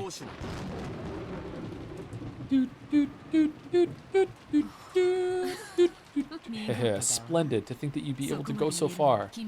It seems you truly are one to be reckoned with. Battler's and Maria's tests remain, but I've got a good feeling that you'll pass. But only if that is your true, unexaggerated answer, you see? Do you doubt my result? What if they all chose 3? Would everyone else be killed except for the option 1 and 2? Can you carry out the option you chose? Can you, right now, with your own hands, offer all the lives that exist on this island as sacrifices? By your own hand? That wasn't the... What the fuck is... I can. I've said I was prepared to do so several times. Ha ha ha. Then return to the guest house right away and kill Battler and Maria. When that's done, I'll bring you the other hostages. Execute each of them except Shannon before your eyes. You can do it, right? I can. My resolve is on a whole different level from yours. Then carry it out. Death for them all. Complete this bloodstained ceremony as the new Ushirimiya family head. Understood. I'll carry it out. I'm already the Ushirimiya family head. Yes, that's right. Stain that throne red by your own hands. You will become the king of the spirit world who controls the demons. Gat was convinced. This man truly was fitting to succeed Kinzo's madness. Uh-oh. Uh-oh. It's the Witch Senate song. Uh-oh. Blow wind, cry thunder, celebrate the birth of the new demon king. The demon island has now welcomed its new lord. In response to the demon's call, tempest raged more and more. Then a massive lightning bolt fell, its tearing thunder and brilliant light giving the sensation of a moment of silence.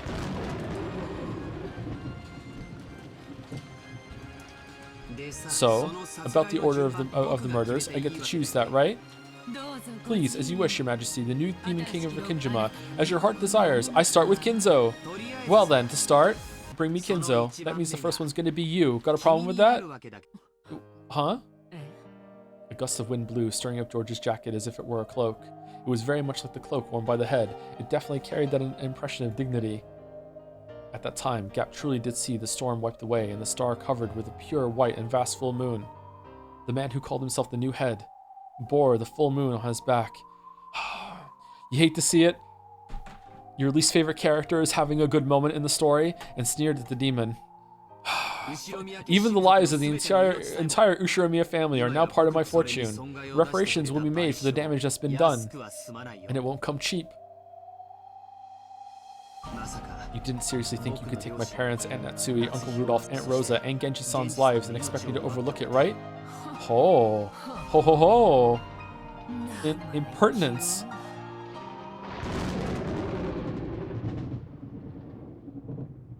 Renove was trying to press his palm against Jessica's chest and stop her heart, but right before he could, his hand stopped. On the carpet at their feet, two small red flowers bloomed with a plop plop. The seed of those flowers was way up high, piercing into the heavens. On Jessica's fist, Renove's nose was stained red with spewing blood, and those drops had been dripping onto the carpet. By the way, that just now was my answer as a maiden. My answer as a successor is different. Oh, allow me to ask. The person I love, my family and my relatives, everyone, I'll protect them. If I'm the head, then that's my duty. Dad wasn't just swaggering around, he protected me and Mom. He fought the pressure of succeeding the Ushirimiya family for decades. That's why I know. Being the successor is nothing trivial, so you know what? I can give it up. Betting my own life is something I can do easily. Jessica knew. She knew that in order to protect her family, her father had bluffed and fought alone continuously. Jessica understood something something that his back had been telling her. What? Another left straight was buried into Renove's face. That terrifying strike wasn't due just to the brass knuckle she was using. It was a strike.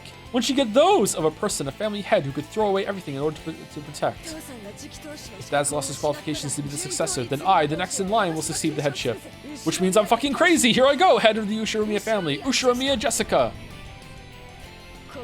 I'm not the kind of coward who'd let you do whatever you like anymore. A wonderful answer. I shall change your score from earlier. Plus 10 for that answer. Plus 10 for that splendid left straight.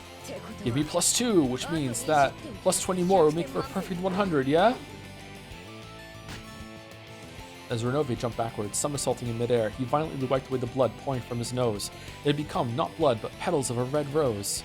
The blood on his face was wiped off, and in its place was a grin filled with a delight he hadn't felt in so many centuries that he couldn't remember. I, Renove, will test to see whether your resolve is worth full marks, understand? Shut up, shut up. Come at me. Come at me, bro. Come into the abyss. What? Suddenly, beneath George's feet, a pitch-black pitfall opened its mouth wide. Of course, George had no way of resisting. After being swallowed up by that, George fell out of a pitch-black hole that had opened up in the ceiling of the arbor. Whoa! As George fell down, he was hit by a reverse roundhouse kick from a sharp stiletto heel, like a strike from a carefully aimed bee, which he easily parried, because he's a fucking George. The instant George, after being blown out of the arbor, thought that he'd be swallowed by a rose bush.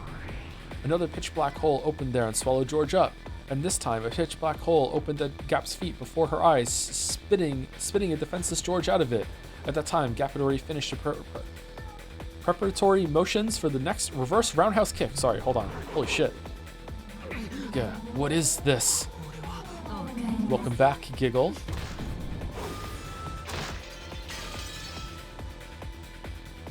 Right side of the head, below the right armpit, side of the right knee. As Gap danced and spun like a small cyclone, she kept hitting him. Left foot, right foot, with successive roundhouse kicks. The fourth one became a sweep, cutting George's feet out from under him and making him fall down. But of course, there was no floor there, but a pitch black hole, and George was swallowed up once again. Gap once again spun around like a small cyclone. George was once again spat out from the ceiling on the arbor. Somewhere in the background, Geralt was doing a pirouette as he was smiling hideously. Take this and reflect. The abyss ends with a single strike. Die!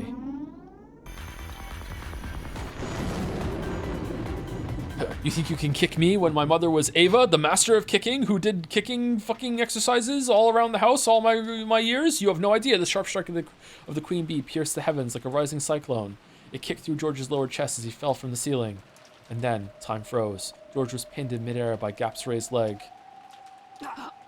Gah, oomph. Still pinned in midair, George moaned. Then Gap, with George still hung up on her foot, grinned. I'll admit it, at least your attitude is that of an adult, but that's no good unless you have the power to go with it. Did you know? Jet fuel, they say you need 3 kinds of power to rule this world. The first one is influence, the second is wealth. Do you know what the last one is? I read it in the book. Force, right? Correct. And that's where you're lacking.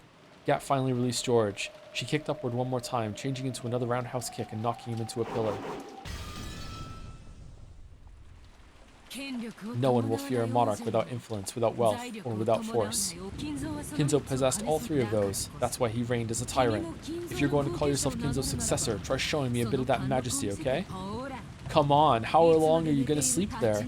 Stand up, okay? If you don't, you'll fall again, see? Not bad movements, but I feel they are slightly unfitting for a lady. Oh shit, bastard! Swaying around all over the place. Aren't you gonna strike back? Don't take me lightly, you fucking bastard. Renove dodged skillfully, jumped back, and avoided Jessica's fists, but he still didn't strike back himself. Because of his dodge that was as rapid as a fluttering flag blown by strong winds, Jessica's fist wasn't even able to touch him. That was hard to read. Amidst the sensation that her own blood was boiling, Jessica regained her offensive composure. Even though this room was large for a bedroom, it was a very cramped place to keep up such exaggerated dodges in for long. She calmly realized that and started using not just her fists, but her legs as well. Oh, boxing with just your arms makes you but half a fighter. Your arms must be like that of a hot roar of a lion, and your legs must be like the cold snake closing in on its prey. Snakes don't have legs! Battler smiling in the chat. Woohoo, true. Jessica began cornering Renove toward the wall with perfect footwork. She didn't let him get around her. Renove's magnificent dodges looked flashy, but they needed a large footing. Once cornered, he wouldn't be able to dodge anymore. Jessica knew the characteristics of her weapon, the brass knuckle, very well. This powerful weapon's most notable characteristic was how it didn't give the opponent a chance to defend. Even if they blocked with their arm, that arm would receive direct damage. If it hit the wrong way, it might even break the bone. So she cornered him. With this fist, she'd whittle away at this demon who'd lost any way to escape. Whoops. Oh, when did... Looks like I finally cornered you, right? Where is everyone being held? Where's that damn geezer? You tell me everything and I'll let you off with nothing more than plucking that mustache off. Got it? How dare you? What? That would be a problem. It does take me an hour every morning to set this. Once you're in a cast, you won't be able to do that, right? Whoops. Yeah. Renove had blocked Jessica's fist with his arm. He tried to act as though it was no big deal, but it must have hurt a lot. Jessica grinned. Renove smiled the same way, but twitched slightly. I see. This certainly does hurt. Here's my last bit of advice. Cry and apologize. That I cannot do. It would ruin my image. Then just crumple. Rapid fire! Burning! Jessica's fists were buried into Renove, but there was a resistance that seemed too hard, and the sound of breaking glass, which startled Jessica. At a glance, it looked like Renove had caught Jessica's fist with his palm. That wasn't quite true. When Renove opened his hand, a faint purple glowing barrier like a glass shield appeared, stopping the attack by a hair's breadth. That's not fair! How can you use magic? Pulling herself together, Jessica let her fists fly again, but with a truly magnificent gesture, Renove caught all of them. I am, after all, a demon. This level of magic is nothing. Even so, you aren't bad at all. If I were a human, I would probably resign right here. Because I am a demon, I can still continue to fight. What are you trying to pull? Is this the end? Are you simply going to attack all the time while neglecting your defense? Huh? Huh? Wah! Renove's palm shot. Is this new music? Renove's palm shot to within a hair's breadth of Jessica's stomach. Jessica was knocked away by the purple shield, rolled backwards, and smashed her head on the bed. My shield cannot be broken by a mere human. Don't think that you'll ever be able to touch my body again. In that case, I'll just burst through that shield. Persistent, I see. Yes, a truly fitting spirit for the successor. Perhaps I'll be your opponent for just a while longer. This is also part of an examiner's role. Cuckoo. Pick up a chair. Use furniture if a human can't do it. Break. Gap looked down on George, sneering. George was on a path in the rose garden, lying face down in a puddle. The merciless rain beat down on him, so that it looked as though even the heavens were mocking him. Stand up, okay? You'll fall again, right? George stood up shakily. It seemed his spirit hadn't given in, but the damage done to his body was fairly significant. Beg for your life. What you're doing now is the same as the fourth option of choosing nothing. You chose the third option, right? If you get down on your hands and knees and apologize, I'll forgive your rudeness towards me. Then I'll guide you down to the dungeon. There, for your beloved Shannon and your own powerless life, you will kill the other hostages one by one. You can do it, right? You did boast about having that resolve. Giggle, giggle, giggle. George didn't answer, but his gaze was still obstinately resisting surrender. If you are too obstinate, then this time you really will fall to the deepest depths of the abyss, okay? Cackle, cackle, cackle. Gap's strength was evident. That was probably clear, even more than it was to George himself. The Shannon's group watching through this three-sided mirror. Oh, they're still watching? George-sama, that's enough for someone like me. Nei-san. Mitsuru-senpai, if you didn't like me, you wouldn't have to fight with anyone, right, George-sama? Then please abandon me. Please forget me. There was no way that voice could have reached George, but even so, George answered. No way. I won't surrender. Oh, why not? Because that's my resolve. I'll fight everything for Shannon's sake. I'll make everything accept us. And I'll make everything accept us and bless us. Also, I'm not left-handed. Hey, could you tell me something? Why are you willing to go so far for that furniture called Shannon? She's just a washout, isn't she? Rubbish furniture that couldn't even make a satisfactory waitress. I won't permit any more insults against the woman I love. So what are you going to do about it? How could a weak kid like you resist me? Loving someone is strength, because I learned that I was able to become strong. Shannon, I love you. With just those words, I can stand back up over and over again. I'm Captain fucking America now. Shannon's in the dungeon, right? Professing your love to me won't... No, she heard. That's because it's love. Shannon can hear my words right now. The reason I can believe that is because of love. You. Shannon, you aren't furniture. Even if you are furniture.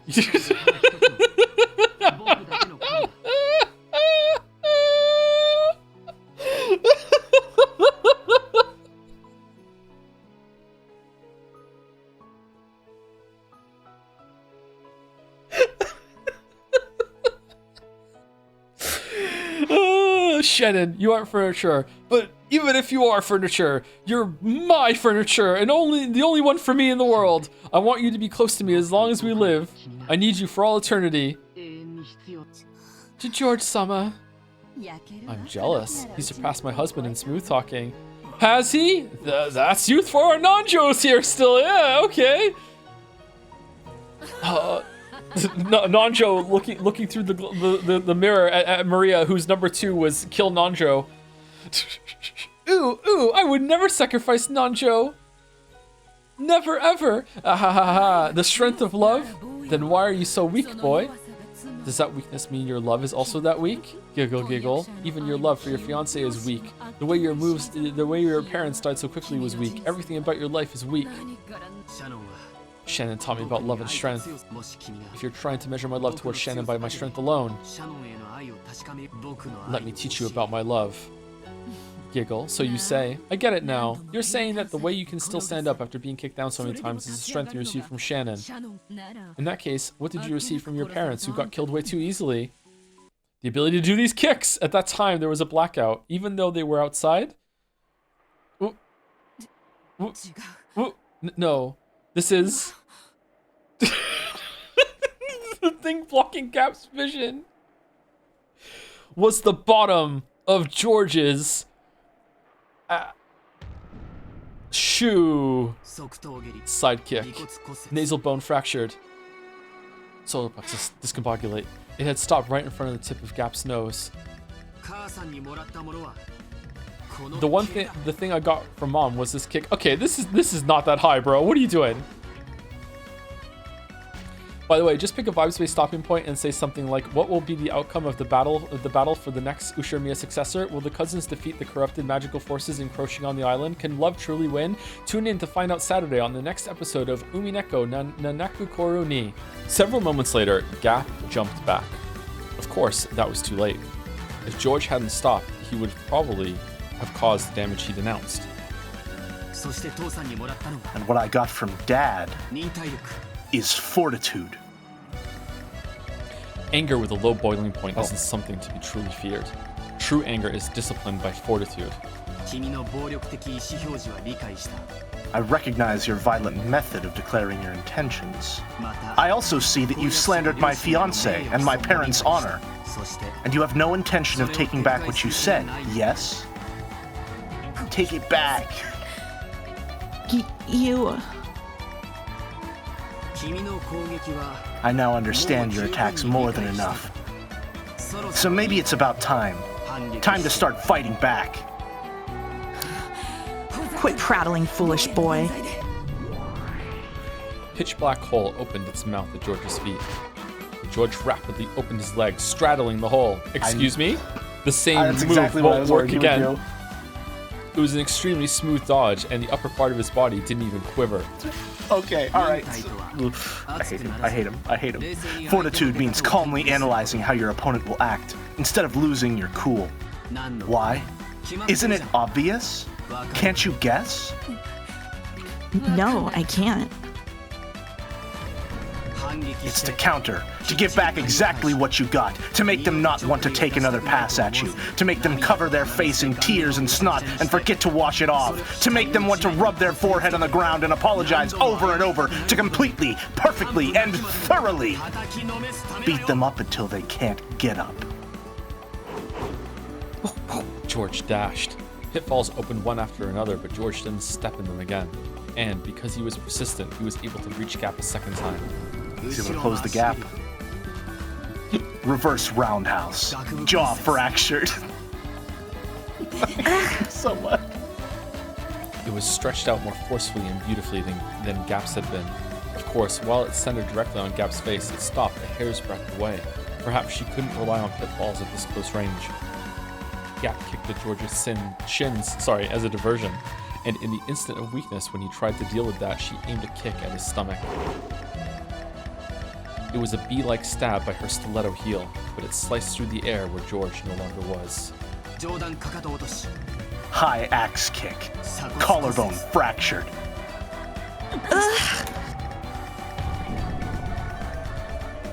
By Gap's side, George calmly announced that, his foot still raised. If the monarch's heel had swung down, a collarbone fracture would probably have been the least of her worries. This guy's stronger than me at close range. I need distance. She jumped backwards to open a large gap between them. She jumped and leapt and even flipped in midair, increasing that distance. It should have been magnificent, but for some reason it was very similar to the movements of a small, scared animal. If she opened the distance between them, she'd be able to fight at the range that was her specialty, using a mixture of pitfalls and kicking techniques.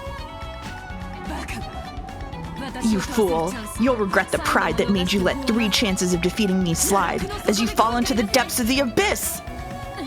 Huh? When she magnificently landed and tried to aim a pitfall, a razor-sharp wind cut Gap's bangs. Yes, it cut them. It happened twice. This time, it didn't just stop a hair's breadth away, but scattered her bangs with its air pressure. Excuse me? Armada con martello. The fundus of the eye fractured with the first strike. Cerebral contusion with the second strike. Discombobulate. Yeah, Gap was too shocked to speak. George had closed in over all that distance in an instant, letting off a fearsome nimble mid-air double kick. Furthermore, Average rushdown versus zoner? with the accuracy and edge of a razor, it had cut nothing more than several of her bangs. I learned the power of kicks from karate, speed from taekwondo, and freedom of range from capoeira. Mom was pretty fickle, but I've learned from studying various merits. Why don't you hit me? You aren't gonna say it's because I'm a woman, right? You spoke of force as a monarch's third power. Looks like you still misunderstand the meaning of that force. In this situation, force doesn't mean hastily wielded violence. It refers to a deterrent, knowledge that if someone opposes the monarch, that person won't get away unharmed. A deterrent, you say? In short, Sumari, this is what it meant. This was why all of George's attacks up until then had stopped a hair's breadth away. These bare misses, which were more difficult than hitting directly, had all been performed so splendidly. Also, if George had wished it, any one of those would probably have crushed Gap. He had, daringly, not done that. You said it yourself, right? Force is the power to control. If you crush your opponent with force, you won't be able to control them, right? A monarch's force is something that is only shown. He does not crush. He makes others surrender and adds them to his own fortune. If you start blowing bubbles, I won't be able to make you guide me to where the hostages are. Gap had to admit it. She had to admit that George understood force in its truest sense. You do not, under any circumstances, have to give it to George Uchiromiya. You'll take me to where everyone is. I would advise against resisting. I won't stop short next time. He just explained that he... Sorry, Leah. Let me borrow your troops. This guy's too much for me alone to handle. Wah. So I just had the most cursed thought about what the scene would be like with George doing all this shit with the original art.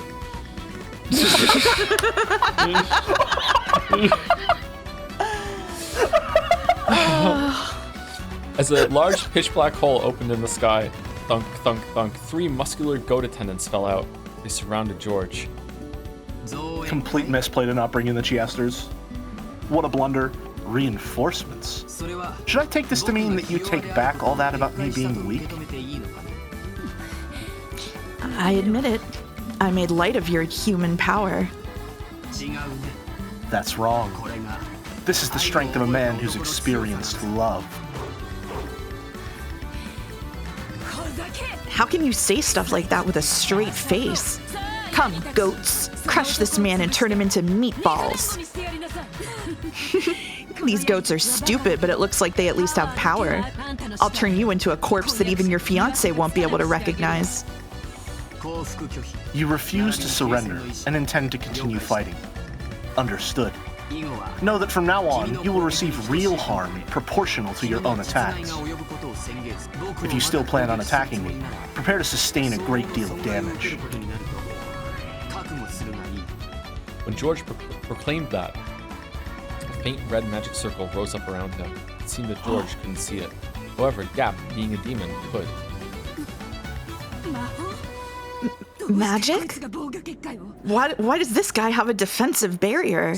And that's also a counterattacking type? Is this what you meant by a deterrent? From a demon's perspective, that may have been magic, but in George's eyes, it was determination. It was a determination filled with certainty, which would be merciless to anyone who wished to fight anymore, and which would force them to prepare it for a significant counterattack.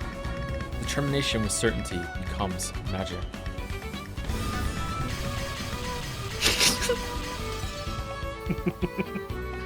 Renove had been accurately blocking Jessica's fists with his shield, but something felt odd. Even though he was certainly catching them on the shield, he felt his arm get jarred and it hurt. It should have prevented all physical damage. However, the damage from her fist was gradually being transmitted to his arm, piling up. Renove tried to act like he was composed so that this wouldn't be noticed. I'm not gonna get worn out. What's wrong, old guy? Starting to get a little tough?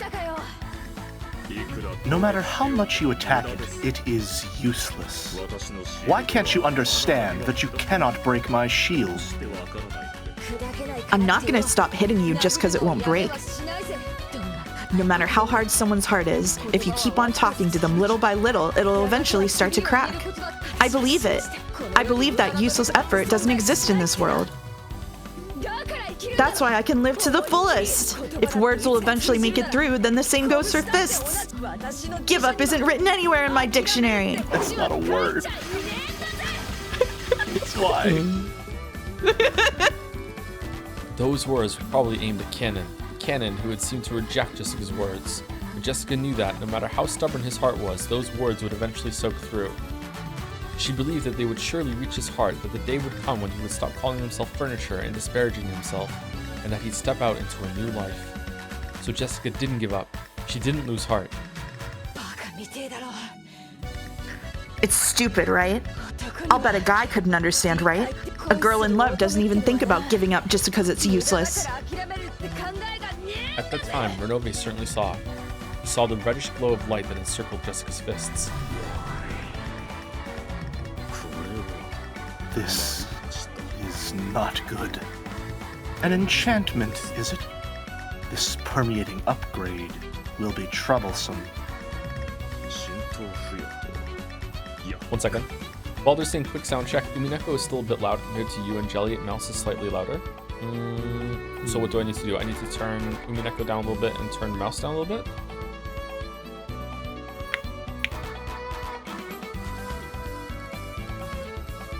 In the meantime, it seems that the headship itself confers some sort of magical power upon those who wield it, as shown by Kinzo having all that power in his scene with Kraus and Natsui, and now George and Jessica having their own one-on-one fights where they have the possibility of becoming the head, imbuing them with a sort of power. Which is, I feel, pretty fucking bullshit. Magic's not real. Magic's not real. It's not real. It's not real. It's not real. I mean, obviously it's not real. I'm just saying, you know, it's written in the same way. It's written in the same way as like, oh man, yeah, of course, it's shown in bullshit. Okay, I turned the game down a little bit and I turned Mouse down a little bit. So let's see if that's better. Inside her unrelenting fists and determination dwelled the power to succeed no matter what. From a demon's perspective, that was magic. Determination with certainty becomes magic. See? Nothing useless about it. Looks like my fists are making it through. Guard your arm, old guy. It seems I will have to get a little more serious. It appears it is as you said. In this world, nothing is useless. That's right. If you give up because something's useless, that's when your life ends. You'll get through. You can be sure of that. I'm an idiot, so this is the only way I can live. But even so, I'm sure I'll be able to teach Kanon-kun about a new world someday. Just like me for real. So I'm not gonna lose heart in a place like this. I'll definitely defeat you and save everyone. Yeah. Damn. Got to somehow open a hole. Ah! Kraus was repeating his useless effort to somehow open a hole between the metal bars. Yeah, we heard. Useless. Nothing is useless. There's nothing. The lookout goats have been swallowed up by those black pitfalls and disappeared. Now was their once-in-a-lifetime chance. This was their only chance to break the bars. I swear to God, if Kraus pries the bars open. Stop it. It's impossible, Kraus-san. There's nothing we can do with our bare hands. Let's look for a tool. Don't waste time on the impossible. If you said give up because it's useless, then it's all over. That's what my daughter said. Even if my body won't fit, as long as a small person like Shannon or Kanon can make it through. Now that we've reached this point, action is more important than racking our brains. Let's work together. I'll do it too. Kanon-kun, you're a boy, aren't you? Lend a hand. Kanon-kun?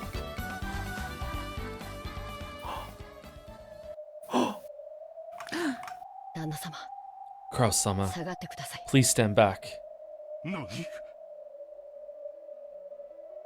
What? What are you planning? Okay, Nei-san? Just one more time. Let's try struggling. Yes. I too will struggle one more time. No, not just one more time. Over and over again. Jessica's voice had reached Kanon. It certainly had permeated into his cold, rock-like heart. And George's voice had reached Shannon. If the love he had shown was embodied by strength, she would have to respond in the same way.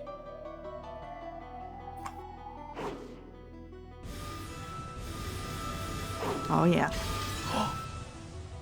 An incredible metal sound rang out, like 5 or 6 times. In the first flash, several metal bars were severed horizontally, and the next flash, they were severed horizontally again, causing many metal bars to clatter to the ground like bamboo shoots cut by a sword. Kraus, Kyrie, and Nanjo didn't even have a clue what had just happened.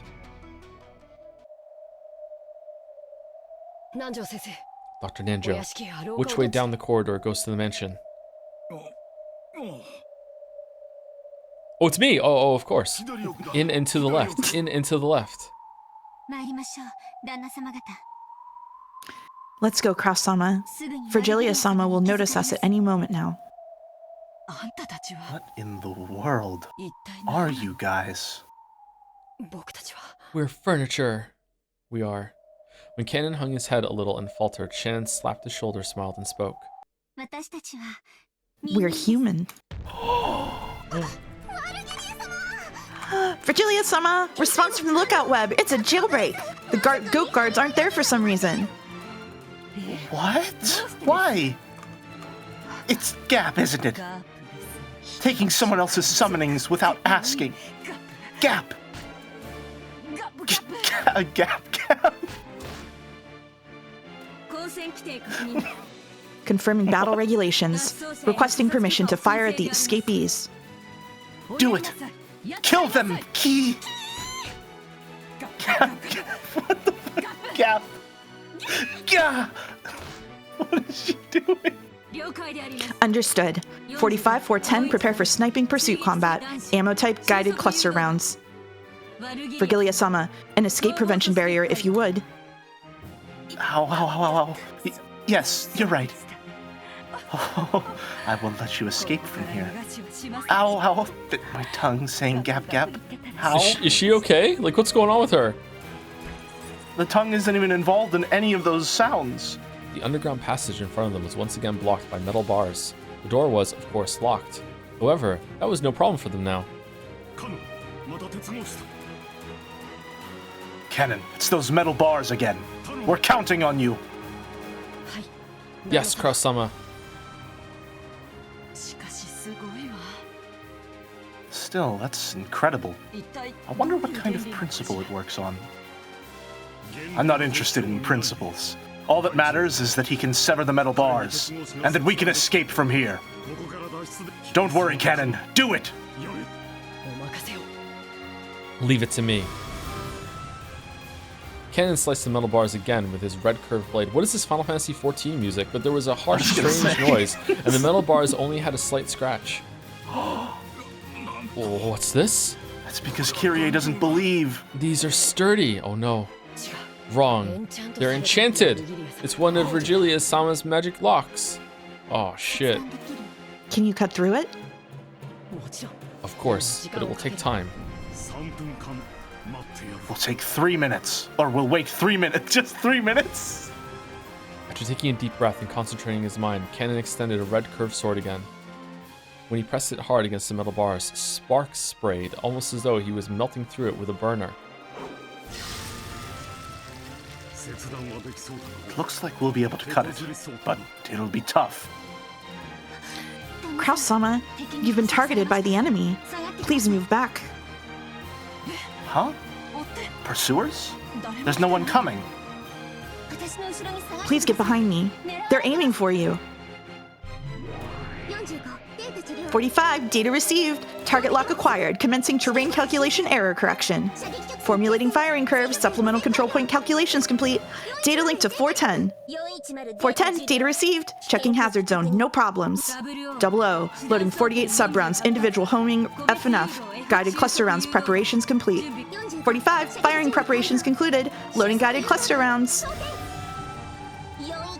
410, firing! If only they would shoot at George instead. Yeah, I know, right? A golden arrow that sparkled gold was fired, leaving a gold tail streaming behind. It drew a curve, went through the door, through the keyhole, down the stairs, toward the underground path at full speed. Something shone! You can't block the golden arrow with a shield. Cannon-kun, interception stance. Let's link. Interception stance? Gatekeeper, understood. It's been a long time since I fought with you, Nei-san. Don't screw up. Yeah, I'll be serious. Then there's no problem. Kennen stopped cutting the bars and stood in front of Shannon. Behind him, Shannon closed her eyes, concentrating her mind deep into the darkness of the underground path.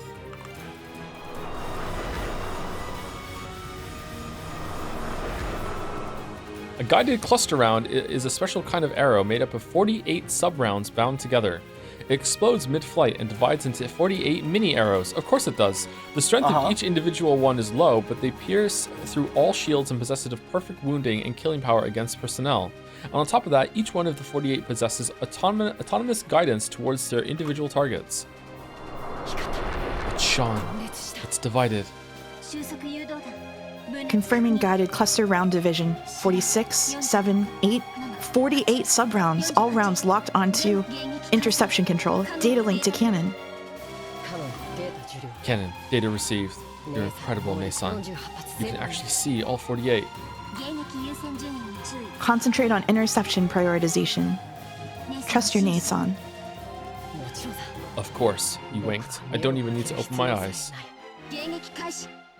Commencing interception.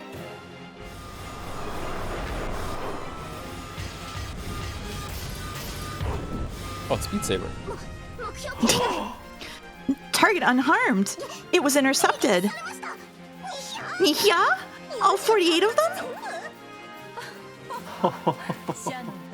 After all, Shannon and Cannon were originally a furniture pair. They're strong when they're together. Furniture pair, huh? Ow, ow, ow. Is this gonna become a mouth ulcer or something? What's going on with you, Virgilia? Calm down. Reload. Updating ammo type. Precision light speed sniper rounds. Preparing for precision sniping. Sounds good, yeah? Impossible to intercept super high speed rounds. Impossible for a mere gatekeeper to defend against, yeah?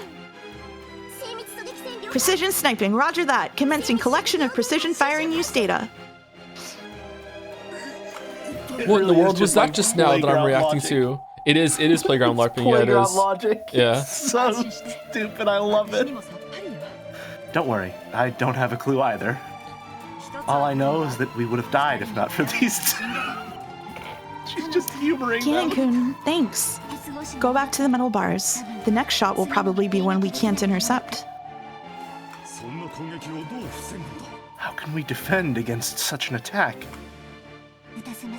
We don't let them shoot. Canon-kun, initiate spirit particle combat countermeasures. At those words, Joe got mad. Cannon closed his eyes tightly and ground his teeth. With Shannon at the center, a pressure and impact that only non-humans could perceive struck. We're right back in Steins Gate, man.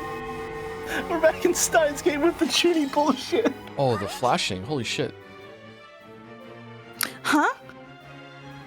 Firing system error? No good. Rebooting. Huh? It's spirit wave jamming. Activate spirit particle safeguards. Hurry. What are you doing? Cover your ears quickly, 45. Which ones? An unseen, unheard impact had struck the Chiesto sisters. 00 and 410 crouched down, covering their ears, but 45 didn't make it in time. As she stood bolt upright, her eyes rolled. Cute.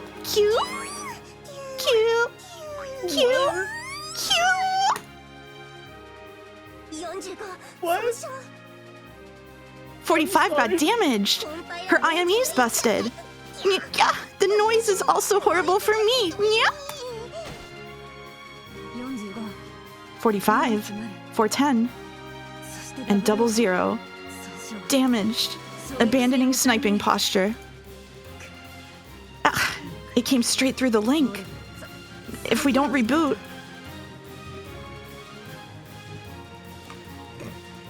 Warning for those of you who are sensitive to such things, there will be flashing lights and anime bullshit for the next 5 hours. Thank you, Rodney. Thank you. She got hit with the fucking countermeasure beam that turns you into a bunny girl. Raising their spirit particle sensitivity for precision sniping had backfired. Of course, they had taken the full brunt of the spirit particle shockwave Shannon had released. And not only 45, who had been hit directly, but also 00 and 410, who had been linked with her, were taken down. Are you okay? I'll make you some delicious black tea later, so get a hold of yourselves. My apologies, sir. Rebooting. Please wait several hundred seconds. All of the Chiesto sisters had fallen over. They would probably get back up eventually, but it looked like it would be hard for them to return to the battle lines for a while. So, furniture was able to repel weapons, if only for a moment. I see. A plot to entertain that child truly will be filled with unexpected turns. Virgilia tore the air with a large gesture, motioning as though opening a door. Come, arise, goat attendants. It's time to work. Catch and kill the escapees. Corpses are fine, we can just revive them anyway.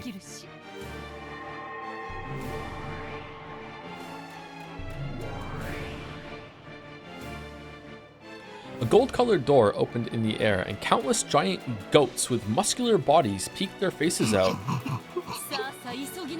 What are you laughing about, Mouse? Now, Come now, hurry.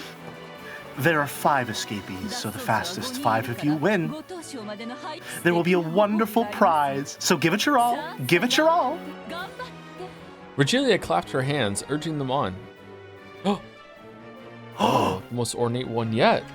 A prize?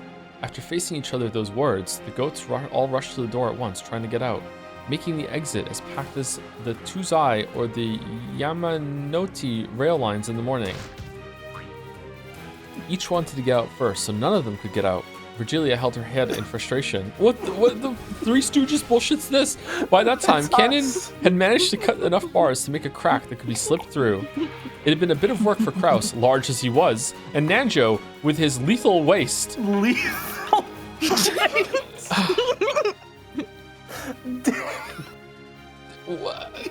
way. Fucking Nanjo. Holy shit! But even so, they all managed to make it through. Hourglass figure Nanjo. I hope he doesn't drop anything. But after they did, they only had a couple seconds to be relieved. Immediately, another set of metal bars blocked the way in front of them. This certainly is secure. I'll bet they really didn't want people in here to escape. It's a jail! Kennen, sorry, but I'll have to ask you again. It may be tough, but please. There was sweat on Kennen's forehead. You could tell at a glance that cutting the metal bars, which had been made even more solid by magic, had physically exhausted him. Yes, leave it to me, Cross-sama. Only you can do it. Please, we're counting on you. Only he could do it. Holding tightly onto those words, Kennen concentrated his mind once again and set himself to the task of cutting metal bars again. Enemies are coming from behind, multiple targets. Yeah, this time even we can tell. The ground's really shaking. I can tell that some ridiculous monsters are rushing at us. The wind's howling. Don't worry. There's a place of power. I'll use a magic lock to make a blockade of the metal bars we just came through, and your goats won't be able to break it.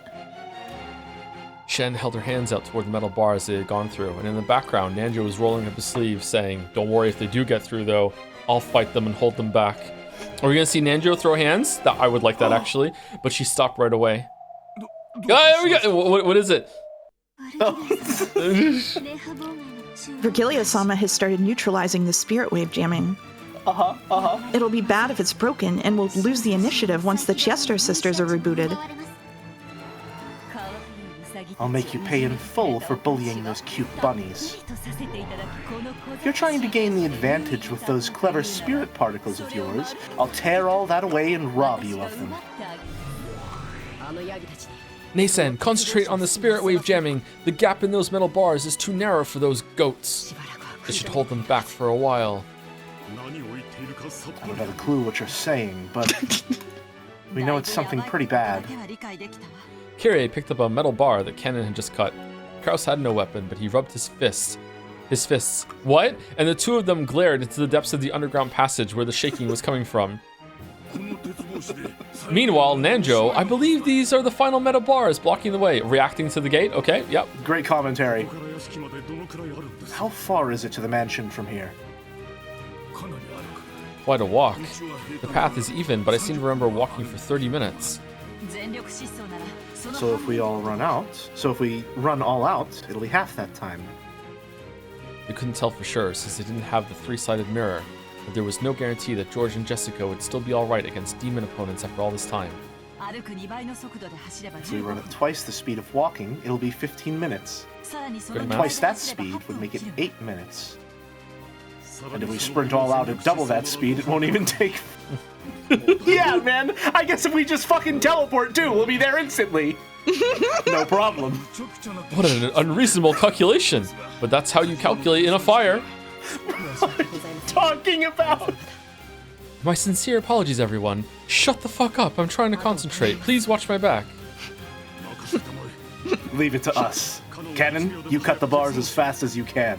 Which, by my calculation, should be 0.5 milliseconds. Shannon, you concentrate on jamming this witch called Virgilia or whatever.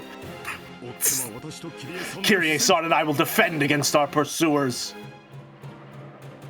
Then, the roars of beasts rang out from the darkness, and several fiery, glowing, and bright red eyes appeared. Goats that were several levels more massive than the guards were rushing with an incredible force. The tremors they created were almost like an earthquake. They brought a frightening intensity and terror, but Kyrie actually laughed with relief. Those massive bodies wouldn't be able to go through the crack in the bars. The group of goats crashed into the metal bars with a fierce sound like that of a train colliding with a dead end. Clumps of dirt fell here and there from the ceiling, and you could tell that the metal bars had bent as if collapsing. Their charging power probably was on par with a train. If the metal bars hadn't been there, they would likely have overwhelmed the five of them and crushed them in an instant. When the group of goats pressed up against the metal bars noticed the five people right in front of them, they let out a terrible howl, trying to intimidate the five. Or maybe that was out of pain from their game of push and shove. One calm goat among them figured out what should be done about the metal bars. It's the smart goat, then grabbed two of them with its massive arms and began bending them as though opening double doors. Kyrie sharply jabbed her metal pole at that goat's vitals. Bad goat. The goat let out a roar of anguish. It probably hurt a lot, but that was all. It wasn't enough to bring it down. Cross-son. Still holding the metal pole she had stuck out, Kyrie relinquished the opposite tip to Kraus. Kraus ran there with all his might, jumped up and kicked down with all his weight and kicking power combined. All of that destructive power was focused on a single pole, drilling it in like a stake. What are we doing? Apparently a fucking running, spinning, backflip neck snap. Oh, Nanjo's here to be the watcher. Are you okay? Please don't rub the affected area.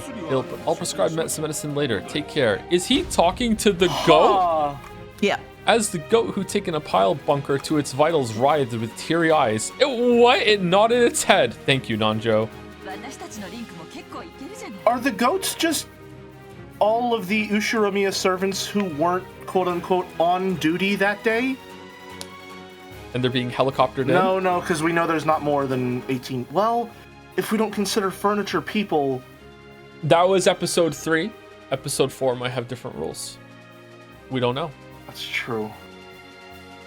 Some bullshit's going on here. Nanjo's not reacting how he should. Looks like our link isn't that bad either. We won't lose to Shannon-chan and Kennen-kun. Naturally, for a loving family like us. Yeah, a loving family. We can do it if we take them together. Next, that one on the right. Understood. You really are a good wife. That Rudolph must have grumbled a little too much. Ooh, tell me about it later. Rudolph-san, suddenly turning pale in heaven won't do you any good, okay? Oh my god, they're shooting their shot. I know. Okay, to be fair, Rudolph also did openly flirt with people, so maybe they're just freaky like that. The goats' massive bodies were buried in rose bushes. Even taking into account that a leg's power is 3 times that of an arm's, this strength surpassed common sense. To think that those massive bodies had been kicked in the chin and flown through the air, it was too fierce. Even George seemed a little surprised. To think that my kick works on monsters, too. Now there's a shock. It's because of your counterattack style barrier. The attacking power that grazes you is added onto your own. Your kick has been supplemented by those monsters' superhuman strength. Oh? I don't really get it, but isn't that just too perfect for me? No matter who attacks me, they should be prepared for a counterattack of equal measure. Non-aggressive defense. That's my policy. That's why Gap couldn't easily touch him. The counterattack style barrier had no defensive power. However, because of its countering ability, it could be useful in defense by making the opponent hesitate to attack. The goats had been foolish and so had attacked without worrying, but this second effect had worked in full against Gap. These guys really are dull.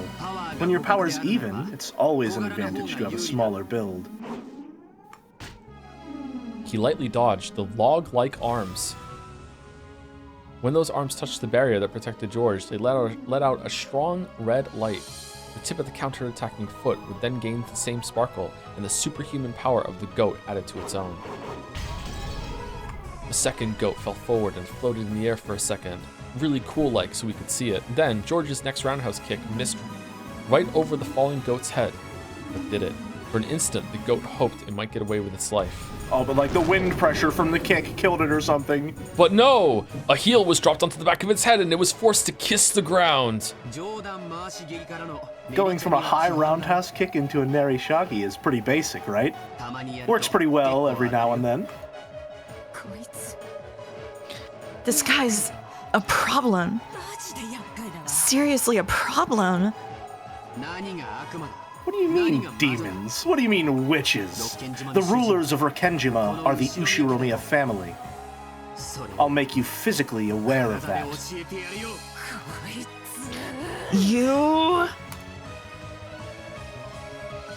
The only way to finish off George, now his body was wrapped up in a counterattack style barrier, was to deny him a chance to counterattack. Nothing to do but suck him into the abyss next, then kick and drop him, kick and drop him, kick and drop him, until she kicked him to death. But George had already completely seen through the faint warning signs that told of the appearance of Gap's pitfalls. If he could jump over that next pitfall, then this time he would probably pulverize Gap's head with his whirlwind-like kick without holding back in the slightest. Just as it had been done to his parents. Did I read that right? This is like ultimate showdown of ultimate history level fight choreography. I remember that one. She was able to envision that scene vividly. Gap hated Kinzo more than ever for calling her out to this ridiculous island.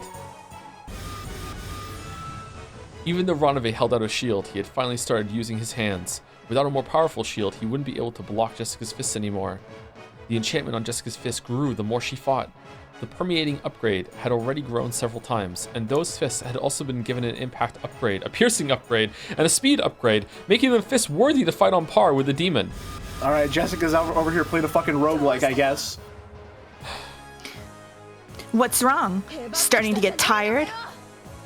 You're getting all slow. No. Your movements and thoughts and kinetic vision have been rapidly enchanted. My movements have not changed from the beginning. Your movements are beginning to catch up to me. And I'm just letting them, Lamayo. And you still won't fight back? This is my style. However, I cannot allow it to continue at this rate. It's about time for me to get serious and end this. Renove's face turned into an expression he hadn't shown before. It was full of respect for Jessica in a truly demonic way, because it was an expression he only showed for enemies who made him get serious. 2% power buff. Insatiable Despo-chan doesn't stand a chance. Whoa! What the? With a gesture of his whole body that you couldn't call elegant, Renove held out a shield with all his strength, a shield the size and thickness of a wall. Using a shield as a weapon, based? It is pretty based. It was more tenacious than a simple shield. It literally was a wall.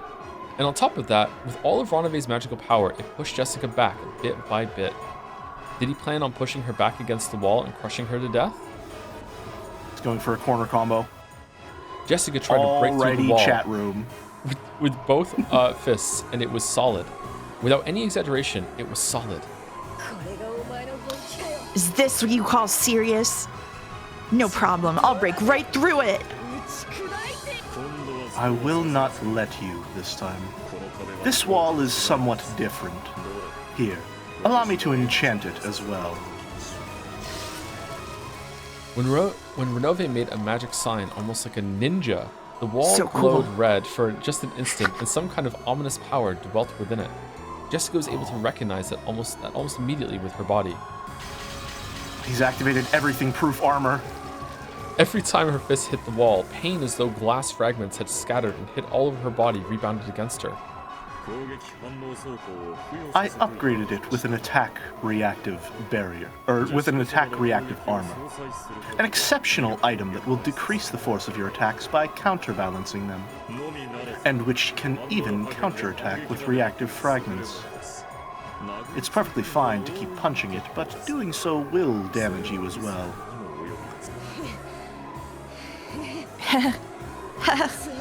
In short, Tsumari, it's an endurance test between me and your wall? No problem. Will you fall to your knees first, or be pushed into the wall first? Allow me to observe. Except I might break through it and smash that whole wall along with your face, right? Watch it! Without hesitation, Jessica punched using both fists. Each time she did, a large amount of shards scattered, torturing her entire body. Instantly, several red gashes appeared all over her. She grimaced at the intense agony, but her eyes were burning with fighting spirit, and her lips curved in a grin that stood in sharp contrast to the pain. Typical rushdown player behavior. Yep, makes sense. Cannon, are you done yet? We're fine. But the metal bars blocking them don't seem to be. Just a little more.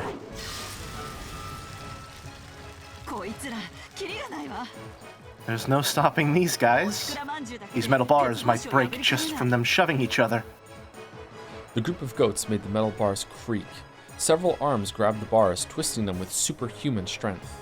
However, some bars were being pulled in opposite directions by different hands. Apparently, they really were stupid. The way those countless hands grabbed the metal bars sometimes happened to match up by chance. Several hands grasping 2 metal bars neatly put their power together and pulled the bars to the left and right. The incredible sound of metal bending could be heard, and that crack was getting larger bit by bit. They attacked the arms of those goats one by one, but they weren't getting anywhere. They couldn't stop the gap from spreading left and right. At that time, there was a loud metal sound behind them. Cannon had finally finished cutting. Quickly! Kyrie-san, ladies first. You go next, Dr. Nanjo. Not Shannon, though. Kraus-sama, please leave this place to me. Kraus wants to look at both of their butts. This is... Cannon's red sword that had cut the metal bars disappeared. Sorry. We've entered Vergilia-sama's spirit particle area of influence. Our magic power has been neutralized. I was afraid of this. How dare you resist me this far? I, who was called a great witch.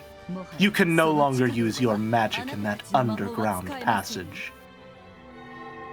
Magic Circle column drew a complex magical formula with Virgilia at the center. With such genuine magic being used, Shannon's power couldn't even compete. On the contrary, it was surprising that she had withstood as long as she had. Spirit particle supremacy ensured. Come, Chester sisters. It's your turn now, right? Wait, are you still rebooting?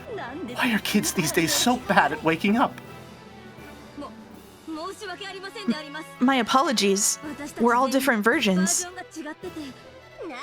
Why did the shortcuts and pull-down menus get all screwed up every time you change versions, yeah?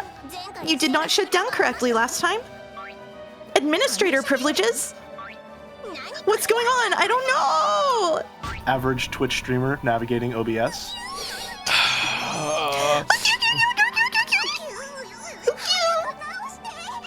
Fix me quickly! Wah! Call the Imperial Guard's troubleshooting team. Boulder, help! What? You can't help us without a user code? 45 had the user code, yeah?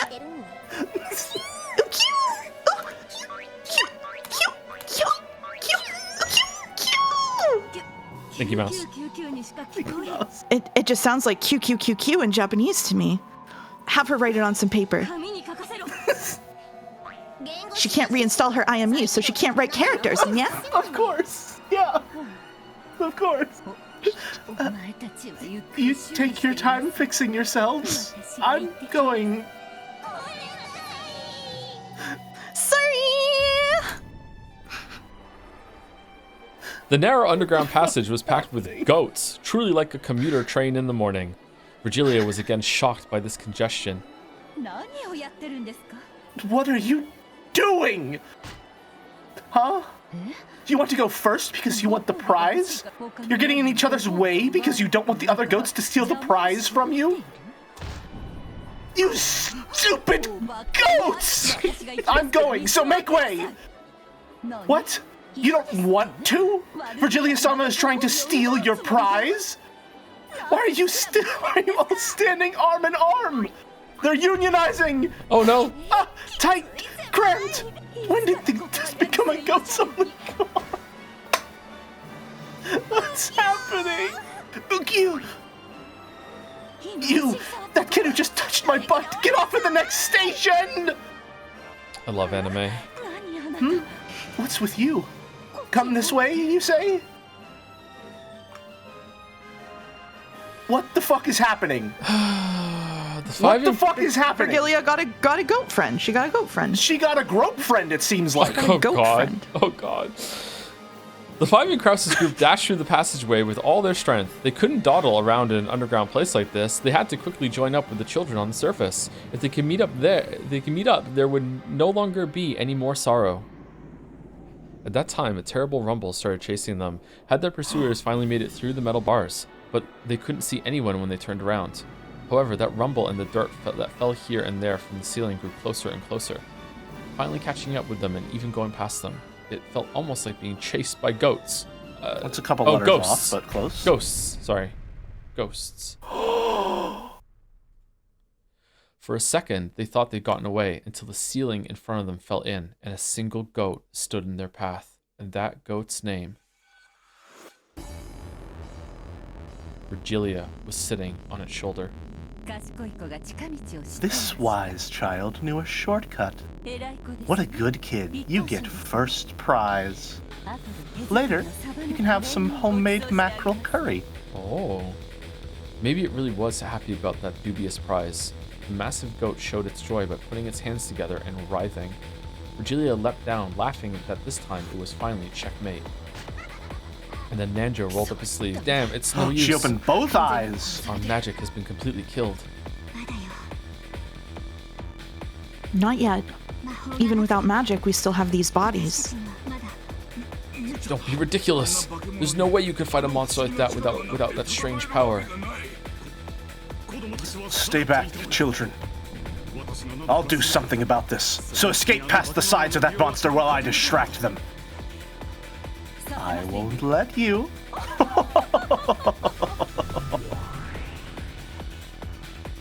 When Virgilia clapped her hands, a purple magic circle wall appeared behind her, stealing even the faint hope that Kraus had been betting on. Is there nothing more to be done? No, not yet. Even Jessica fought. I must do so as well. Are you serious? It's not possible, not against that massive monster. Don't be absurd. Kraus-san, let us think of another way. If you think of something, say it. Until then, it looks like I'll have to manage something. Come on, get back. Take care.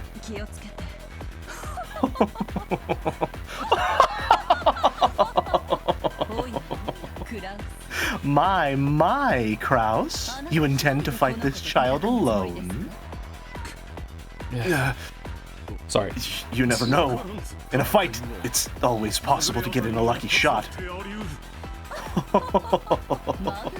You think you can win, even with a fluke?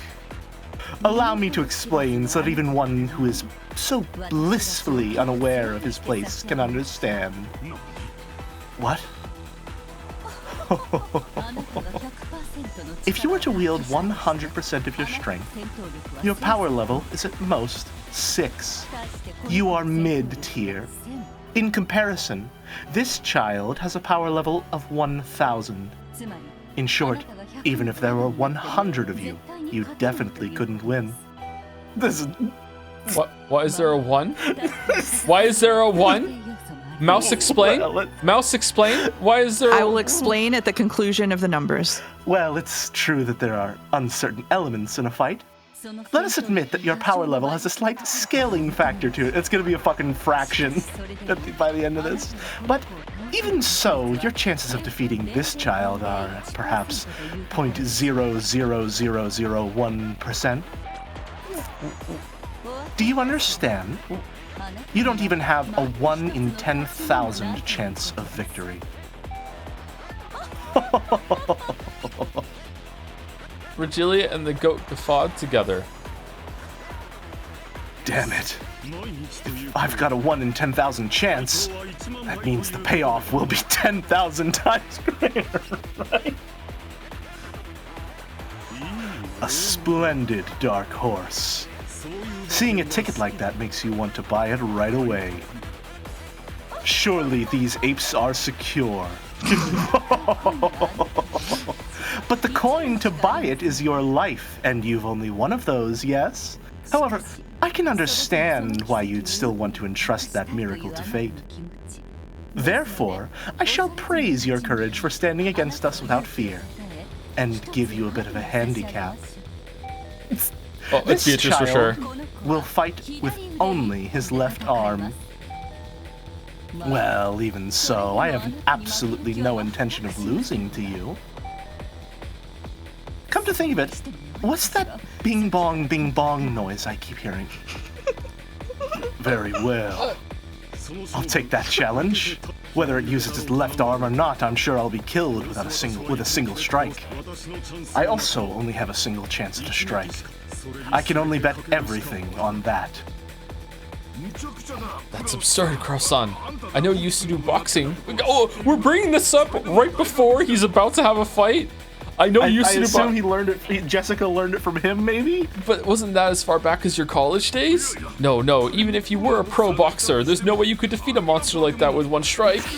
Is he One Punch Man? Is that what's gonna happen? It would be true if it were a match in the ring, but while Kraus Nissan's chance to bet on this hope is faint, it does exist. He's betting everything on that hope. You aren't saying, but there's no way that would work out. Kraus-sama. Watch me. I'll settle this with a single strike. Brother, I work at a casino, and I still see more financially sound people than you on the daily. That's his character, though. Oh, how shallow. I know what you're after.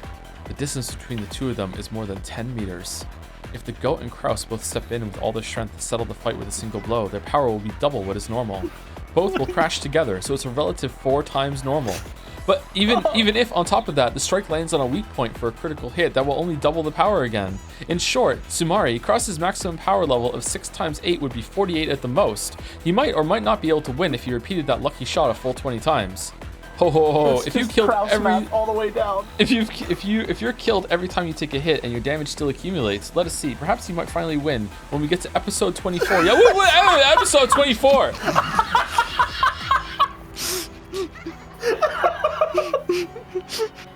Oh, if only this series could stretch on for so long. It certainly fucking feels like it. Either way, you don't even have a slight chance of victory.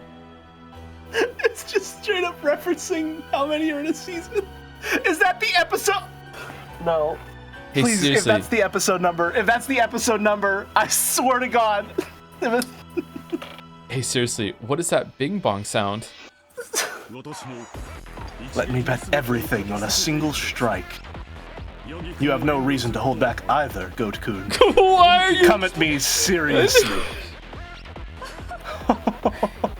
He's requesting that you go all out. Smash him with a single serious strike and turn him into chunks of meat. As the goat got excited and beat its chest over and over, it took a position as though preparing for a sprint. Oh, is this what you wanted? Bet your hopes on the greatest limits of your power level and despair when even that gets you nowhere. Doo-doo. It rang again. What the heck? It's really starting to get on my nerves. Here I go. Ready? The goat howled in response. Then, with a matched timing that only the men confronting each other could comprehend, the two leapt forward like bullets shot out of a gun. The men howled, collecting the strength from all over their bodies into one arm each. The goat's fiery glowing eyes clearly locked onto Kraus's face. He could perfectly see a vision of when he would step forwards, when he would punch through Kraus and blow him away, and when he would win perfectly. The long, painful days up to that point drifted through the goat's mind. What a fucking goat backstory? What the fuck? Oh my That's what it is. That's what it is. That's the episodes. We're having a flashback in the middle of this. Is taking an entire episode. It's gonna get to 24, and then Kraus is gonna hit, and he's gonna win. She's gonna eat me. Those painful days of training when his senpais had picked on him. Go on ahead and leave this to me, senpai. Those faint glimpses of the warm concern his senpais felt for him. And the joy of that day his power had been acknowledged when he had been accepted as one of the comrades. Sorry to keep you waiting, you guys. What are you doing here? I never showed proper respect to my parents, said the goat. What? That's right. Didn't I plan to wash my hands of this business when this job was over and return to my hometown? I'm sorry, little goat sister. Your Oni-chan always caused you so much trouble. And I actually have a childhood friend, and I'm gonna marry her when I get home. Goat-kun, no! No! That took 2 whole episodes! No! Stop tripping all those loser flags! Can't handle that punch. Dodge it! It happened the instant before the two crashed and their punches crossed. You fool, Virgilia. Looks like you failed to make a calm and rational decision. You mustn't take that punch! Knock it aside! Ooh. The very instant the goat's left straight and Krause's right straight crossed, the goat obeyed Virgilia's order with super fast reflexes and pulled his straight back, repelling Krause's punch. That's right, Virgilia's decision probably had been wise. After all, the number of loser flags amplifies the power level of one's opponent. Okay. That was close. If you had taken that punch after tripping so many loser flags, imagine just how great a force it would have been amplified to. Come on, from there. Smash the completely open right side of his face with a right straight. What? That promise about fighting with only your left arm? Aren't promises made to be broken? Shit! Tripped another one! I'm disappointed, Virgilia. You really have lost your composure. What's that? How was I not composed by noticing it beforehand and making him avoid it? Why is that, Kirie-sama? If they had crashed like that, wouldn't it have been Krause's... Ah, I see. Even with 20 loser flags, that's not enough. Krause's and the goat's double rush made for times 4. With a miracle as an ally, the firm promise of a critical hit doubled it again for times 8. On top of that, there was an amplification of times 20 equal to the number of loser flags, making it times 160. At a glance, that was an incredible amplification, but even so, Krause's power level was 6. Even multiplied by 160, it only made for a power level of 960, just barely below the goat's 1000. Cannon did the Factorio napkin math. Just like Balatro multipliers, says Umiden. Yes. That's why I said you weren't composed. It's your blunder. If they had crashed like that, you would have won. Even if that were so, it all comes to the same thing if the right straight smashes Krause's head. Die, Ushiromiya Krause! I'm sad it didn't tick one off. Take this. The strongest strike in the boxing world. Oh no, that's a victor flag. He's going all out. No, after repelling Krause. After repelling Krause's right straight, the goat's right straight attacked the side of Krause's face, which had been left open. But there, it crossed Krause's left straight.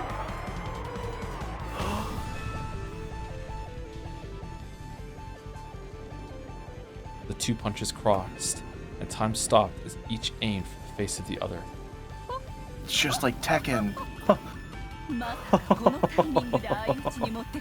To think that it would be timed for a simultaneous strike.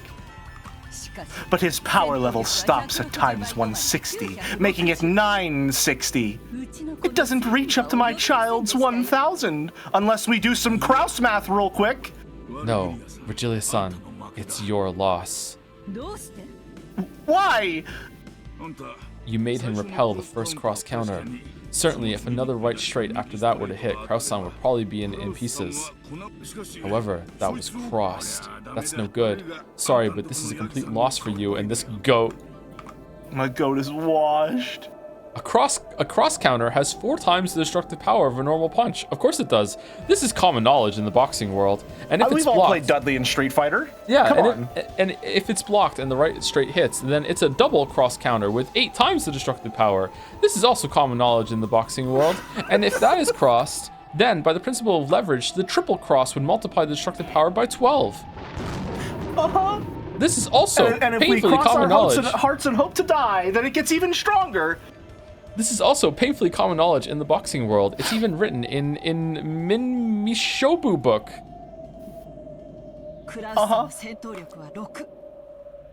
Krause-san's power level is just keep saying it over and over again. Krause actually sucks at base level. He's complete shit. The rushing for both sides is times 4. The critical hit is times 8. And times 160 for tripping too many loser flags. I feel like we're on a kid's show doing math right now. How is he a part of it? He's doing the fighting. And times 12 again for the triple cross counter. times 1920. His power level is 11,520. That's over 9,000. Krause's punch now had the power to easily win the first Tenkachi Budokai. Okay, dude. This result was brought about by Krause-san's persistence in not giving up on victory until the end, and your pride. Without either, this strength would not exist. You fought well. You may now fall. Nanjo clapped the goat on the shoulder.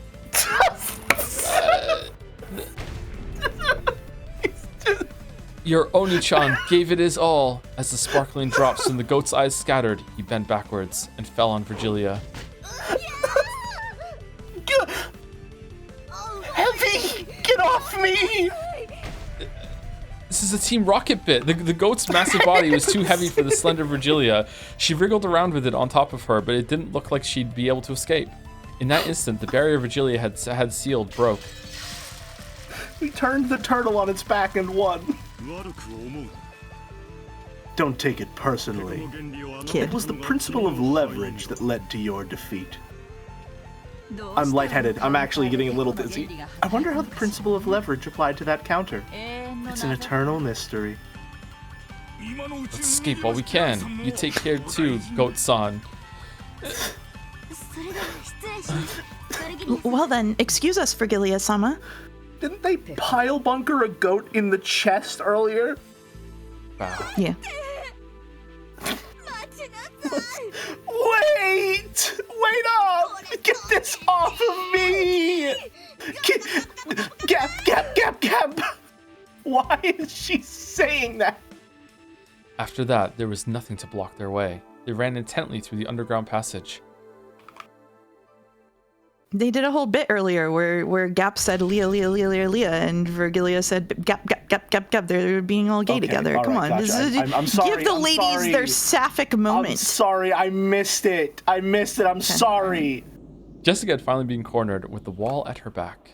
Renove advanced with his magical circle wall bit by bit and would probably crush her against the other wall eventually. Considering the distance, she threw out this is a long chapter. Holy shit. It is, yeah. That's why I said it was fine to break it up. Considering the distance, she threw out her fists. This would be her final strike. Jessica had dealt out many punches so far. The wall wasn't invincible. It already started to crack, and it wouldn't be strange for it to smash at any moment. However, due to the rebounding damage, Jessica also had cuts all over her body and was all worn out. Please put a stop to this. I don't intend to crush you. It is up to the master to decide how to deal with you. However, I also intend to congratulate you specially for your good fight. Quit fucking around. Not yet. It isn't over yet. You have wounds all over your body. It's all you can manage just to stand, is it not? It seems you plan on putting all your strength into this final strike. However, that final strike will be fatal to you. The damage reflected by Renove's magic circle wall was proportional to the strength of the attack. Jessica's all-out punch would be bounced back onto her. The more all-out she went, the more suicidal it would be for Jessica. I get it. I know that. I am warning you. Stop this now. This is for your own good. Stop bluffing. Your wall is already about to break, right? I can tell by the feel of it after punching it so much, okay? That was a fact. Renove's wall was already on the verge of breaking, and on top of that, Jessica's fists had been imbued with an unimaginable magic power attack power by now, and their destructive strength defied the imagination. In the worst case, that destructive power might even pierce the defensive wall, smash Renove as well, and create an expansion connecting this room to the next. However, that damage would rebound on Jessica as well. She wouldn't escape unharmed. I will say it one more time. Stop. I say this out of consideration for you. Shut the fuck up. Prepare yourself. Jessica howled. Putting all the strength of her greatest and final destructive power into her fists, she roared.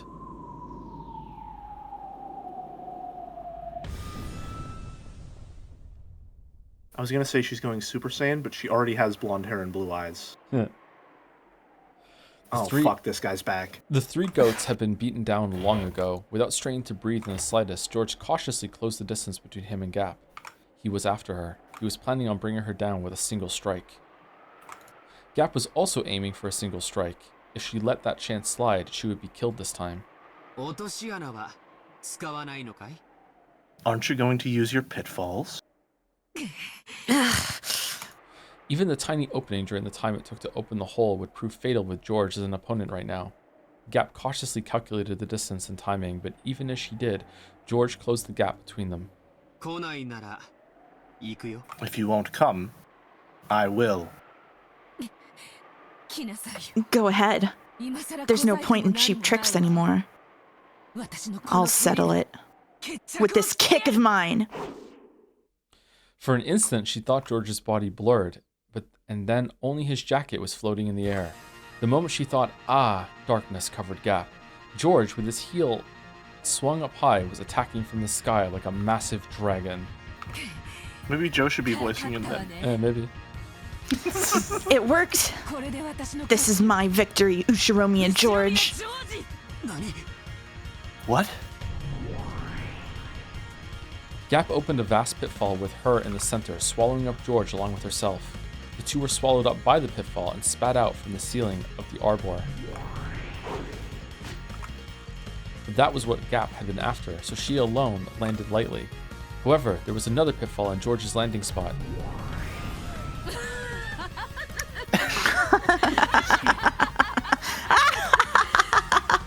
Gotcha, Ushiromi and George. It was fun, so die. The Ushiromiya family headship would be wasted on the likes of you, so I'll finish you right here, right now. George once again fell from the ceiling of the arbor. He had probably been dropped the same distance as falling off the roof of a two-story building. Oh, he's portaling? Yeah, in the sky, he's getting infinite portaled. In the sky, he couldn't control his posture in any way. It was impossible to resist or defend or avoid. As Gap spun like a whirlwind, she concentrated all of her energy on the sharp tip of her stiletto heel. This was the final strike to perform his requiem. The final strike of the queen bee that would bore into heaven, knocking him down into the true abyss. Welcome to the abyss. This is the end of the line for you. She closed in on her prey and stuck her foot up into the sky. At that time, she saw George's face, and he was smiling. Even though he was in midair, he was calmly adjusting his glasses with the middle finger of his right hand. Fuck this guy, man. Fuck this guy. I hate him. And his posture was still preserved as that of an axe kick. Without the faintest deviation, he aimed for Gap's forehead. I had already hypothesized that this move would come up. What? If I'd jumped to make the person on the ground taste my heel, my posture would have collapsed long ago. However, my posture hasn't collapsed in the slightest. Do you know why? You don't mean... From the very beginning, I aimed to make a person 2 stories below taste my heel.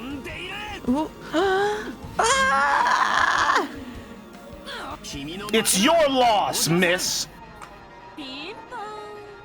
Bing bong. What? Take this. The final, strongest punch that Jessica had raised reached the wall and was sucked in. Oh no! It was sucked into a black large hole that had suddenly opened on the wall. It was a tag fighter all along. Well, I did tell you to stop.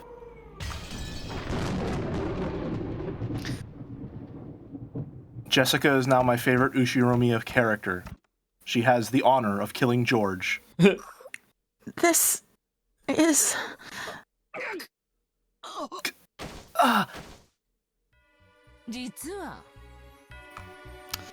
Actually, I wasn't even close to being in a pinch. Sorry.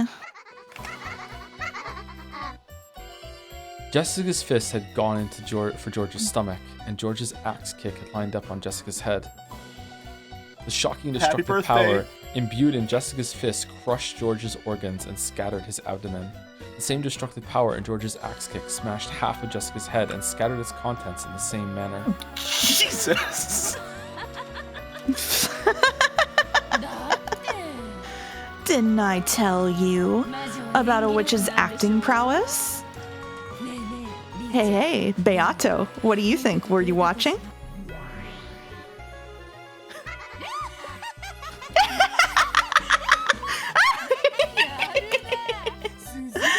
Not bad, just as planned. You really do get it, Gap. Woohoo!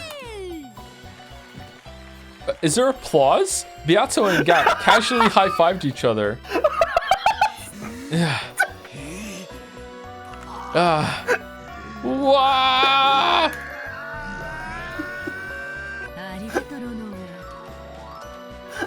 Thanks, Ronove. Thanks for the gift. I'll return Jessica's corpse. Separate the corpses of the two who are close. Does this mean the second twilight is over? Gap dropped Jessica's corpse through a pitfall, and all the chunks were thrown into Jessica's room, as carelessly as throwing something into the trash. Jessica's corpse and lumps of flesh fell from the ceiling and poured out all over her room. Renove shook his head slightly at this gruesome change of scenery.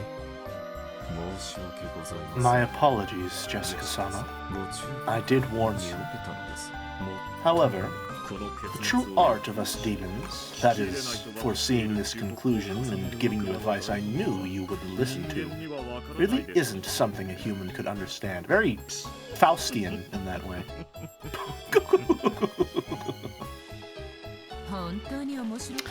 It really was fun, kid. But you play with words a bit too much. Is maybe it's about time I started fighting back really the best you've got? Are you trying to be someone from a light novel or something? In the arbor, brutally decorated by George's and Jessica's scattered blood and guts, Gap enjoyed a loud laugh for a while. But she quickly realized that, in all seriousness, this was a little too filthy and undignified, and she snapped her fingers. Nice.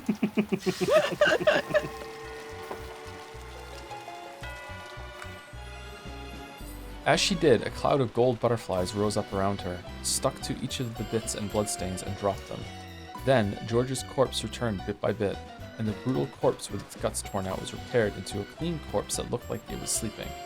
Was this some act of sportsmanship towards a dead rival? No, George doesn't deserve that. The heavens were split, because Gap had lifted her leg high, pointed at the sky. See you, lover boy. This is game over for real. Did you bring him back to life just to fucking heel kick his ass? Splat. Without a trace of mercy, that foot stepped down and was buried into George's forehead. The stiletto heel that was sharp as a weapon pierced George's forehead, and someone in chat said, "I wish that were me." With a bloop, it was pulled out. Bloop. It was like a mark proving that Gap certainly had finished him by her own hand. Or own foot, I suppose. Mm-hmm. Alright, Gap is now one of my favorite characters.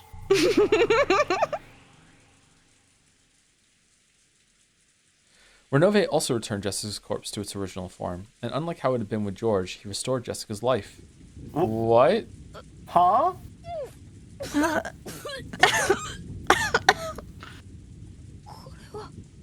What in the world is this? A dream? No, that is wrong. You certainly did pass away, Jessica-sama. You should be well aware of the memory of your final moments. Jessica's mind was burning.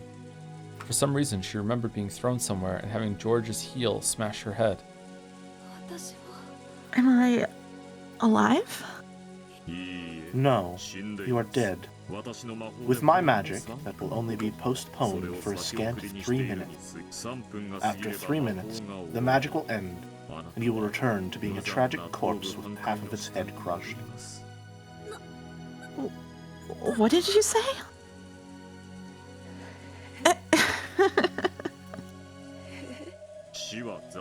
Death is brutal.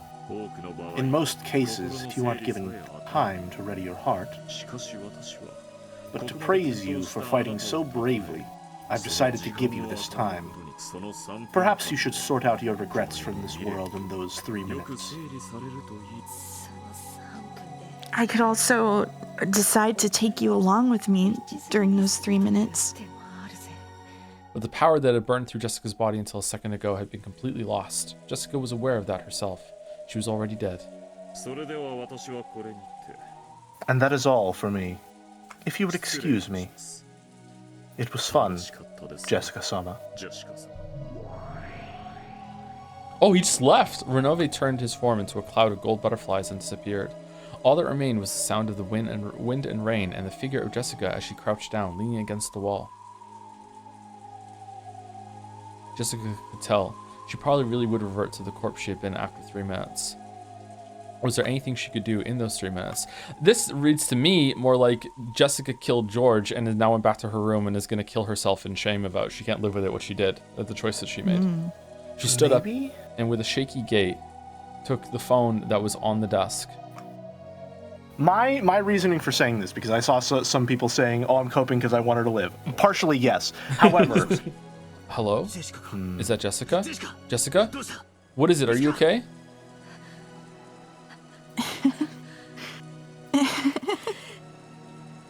They got me. Are you okay? Did you get injured? I'll come to save you right now. No, it's already too late. I'm already dead, or so I hear. By the time you got here, Battler, I'd be a corpse with half its head split open. Crap, that damn geezer. Wait there, I'm coming right now. Listen to me, Battler. Listen closely, okay? Now I totally see why Goto-san and Kumasawa-san were evasive about the time the 6 in the dining hall got killed. Those guys aren't human. What? What are you talking about? I saw it, so what am I supposed to do? Those guys warp and set up barriers and do whatever they want, okay? It's like some kind of manga and anime. Hell, and we seriously can't keep up. From the very beginning, fighting was useless. They really aren't opponents that you'll be able to fight with that hat stand spear you're so proud of. A line of blood dripped down from Jessica's forehead. George Nissan's done for too. That was an instant death. The next test is yours, Battler. I wonder if your test will go the same way as ours. Be careful and don't misunderstand. You mean about the test? No. Don't misunderstand and assume that your enemy's human. The enemy isn't human. They're demons that can freely wield a terrifying magic. No matter what, don't get the wrong idea about that. Be careful. A line of blood dripped down from Jessica's mouth as well. The left half of her head started hurting. Jessica realized that she was about to return to the corpse she had been. When 13 people die, the Golden Witch will revive. 6 were killed, including Mom. That's the first Twilight. Then George Nissan and I were killed for the second Twilight. So once 5 more people are killed, the ceremony will be complete, and the witch will revive. I hope Dad and the rest are safe. If they aren't, the one to test you might be the resurrected Beatrice herself. Battler already didn't understand what Jessica was saying, but from her tone, he realized that she knew she was about to die. So even though he didn't understand the situation, he urged her to give it her all. I said I'm already dead. See ya. It looks like it's time. Good luck on your test. I hope you can become the head.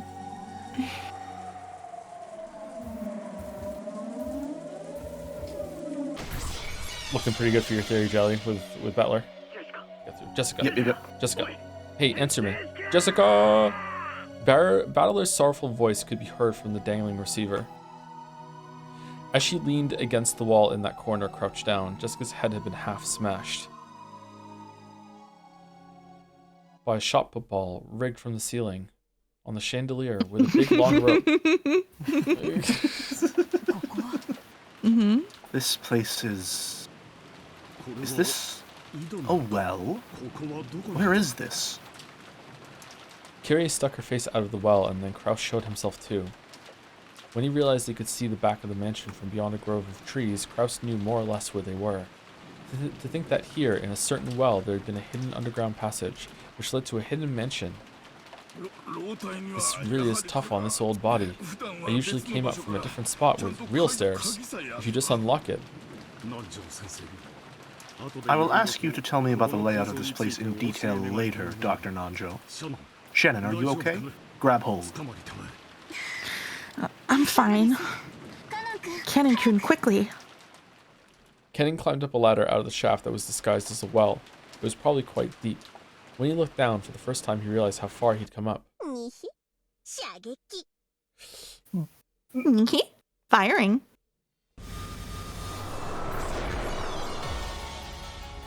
Bang. As Kennen was about to finally crawl out of the well, a hole the size of a basketball opened up in his chest. Everyone there looked through the hole in Kennen's chest to the scenery beyond. Cannon-kun! Nisa. Nisa? Kennen slumped He's about to backwards. say his name. Nisa Caillou. It was swallowed up into the depths of the well. Everyone, run! The Chester sisters! They've locked on. We can't avoid them. Run! Let at least one of us remain alive. At that time, Kraus and Kyrie and Nanjo certainly saw a golden curve line appear from the well. And sow itself through the side of Shannon's head. Shannon! Her head had been pierced. The three had witnessed it perfectly until it shot out the opposite side, blowing it away. Is she gonna fall back down into the well? Blood gushing from both sides of her head, and flopped to the ground. No, I'm surprised. No. Why? They're after us! Run! We'll all be killed! Run! As Nanjo doubled over in shock, stunned by how Shannon had died, the Chester sisters did not allow him to escape. No! Nanjo, no! A curved line again appeared from the well and pierced from Nanjo's forehead to the back of his head in an instant, sewing through him. Oh no, And so, he saw it coming. Nanjo passed away. What the hell? Why? Where's the enemy coming from? We're being sniped! I don't know where from, but they've honed in on us perfectly! Let us escape into the mansion, block their field of vision! The two dashed towards the back door of the mansion. Then, right as Kraus was about to shut the door behind him, No. a golden curved line appeared from the fourth time, piercing Kraus from the back of his head to his forehead and smashing that forehead. Oh.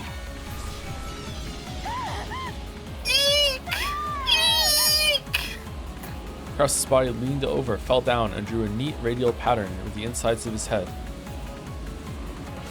Well, no Rest more in for peace. Kyrie. Kyrie ran wildly through the hallway, flew into some room, and locked the door. But even so, she wasn't even remotely convinced that this had saved her life. She would probably die soon. This was apparently one of the guest rooms. At that moment, Kyrie's eyes fell on a phone on the side table. Another phone call?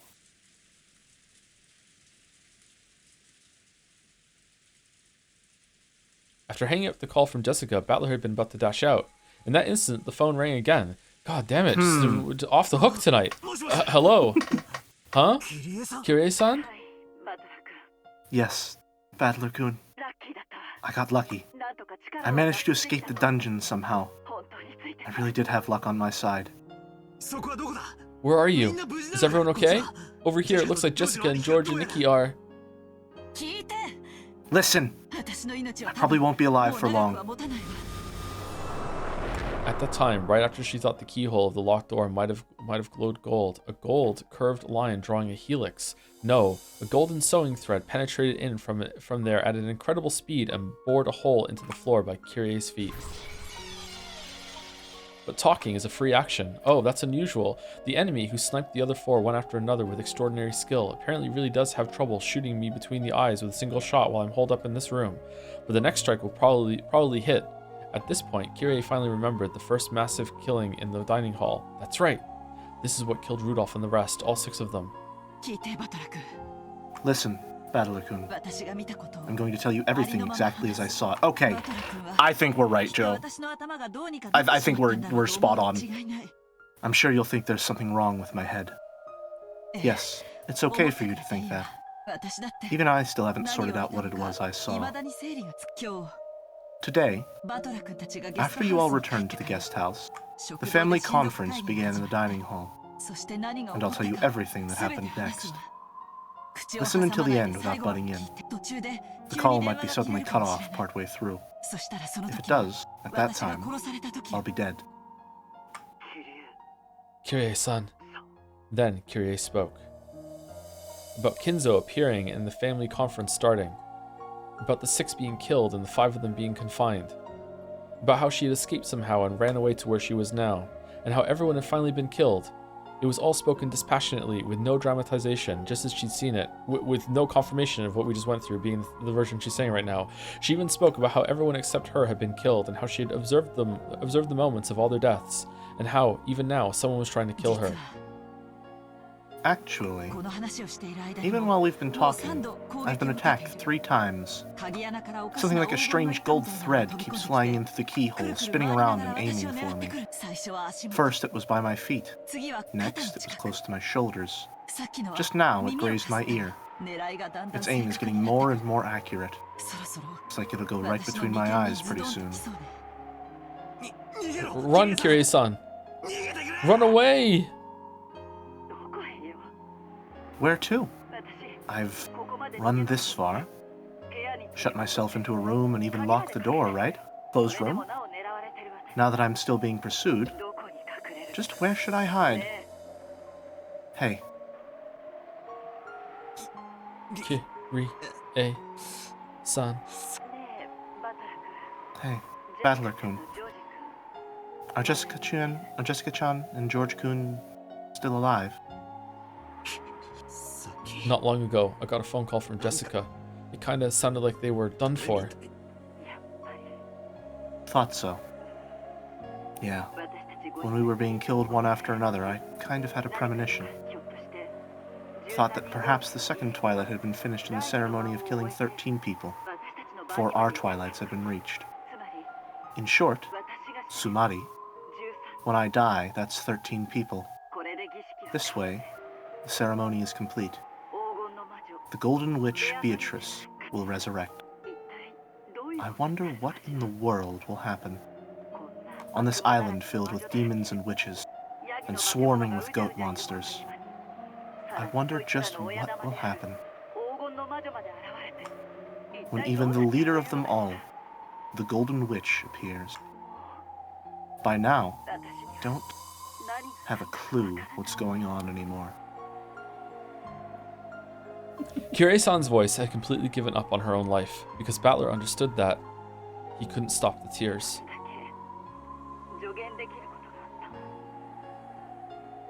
There's just one thing I can advise you on. What?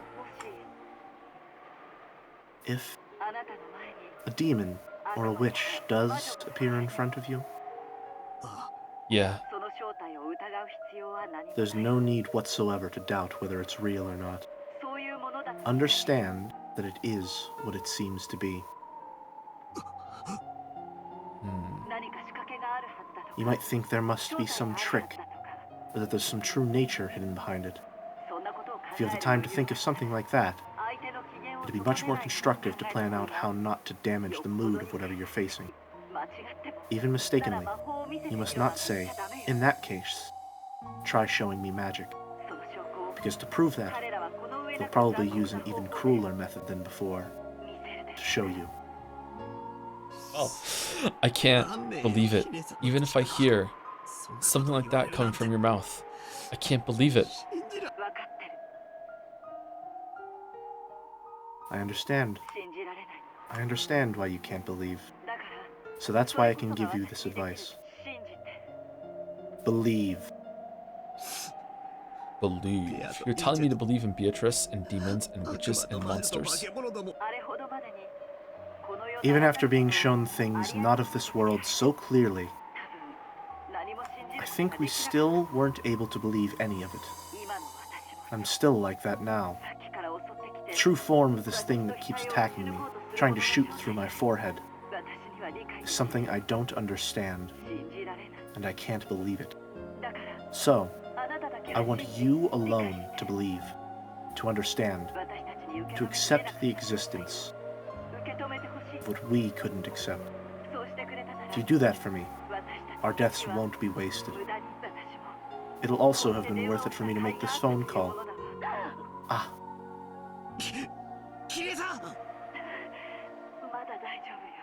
I'm still okay. It scratched me, but it missed again.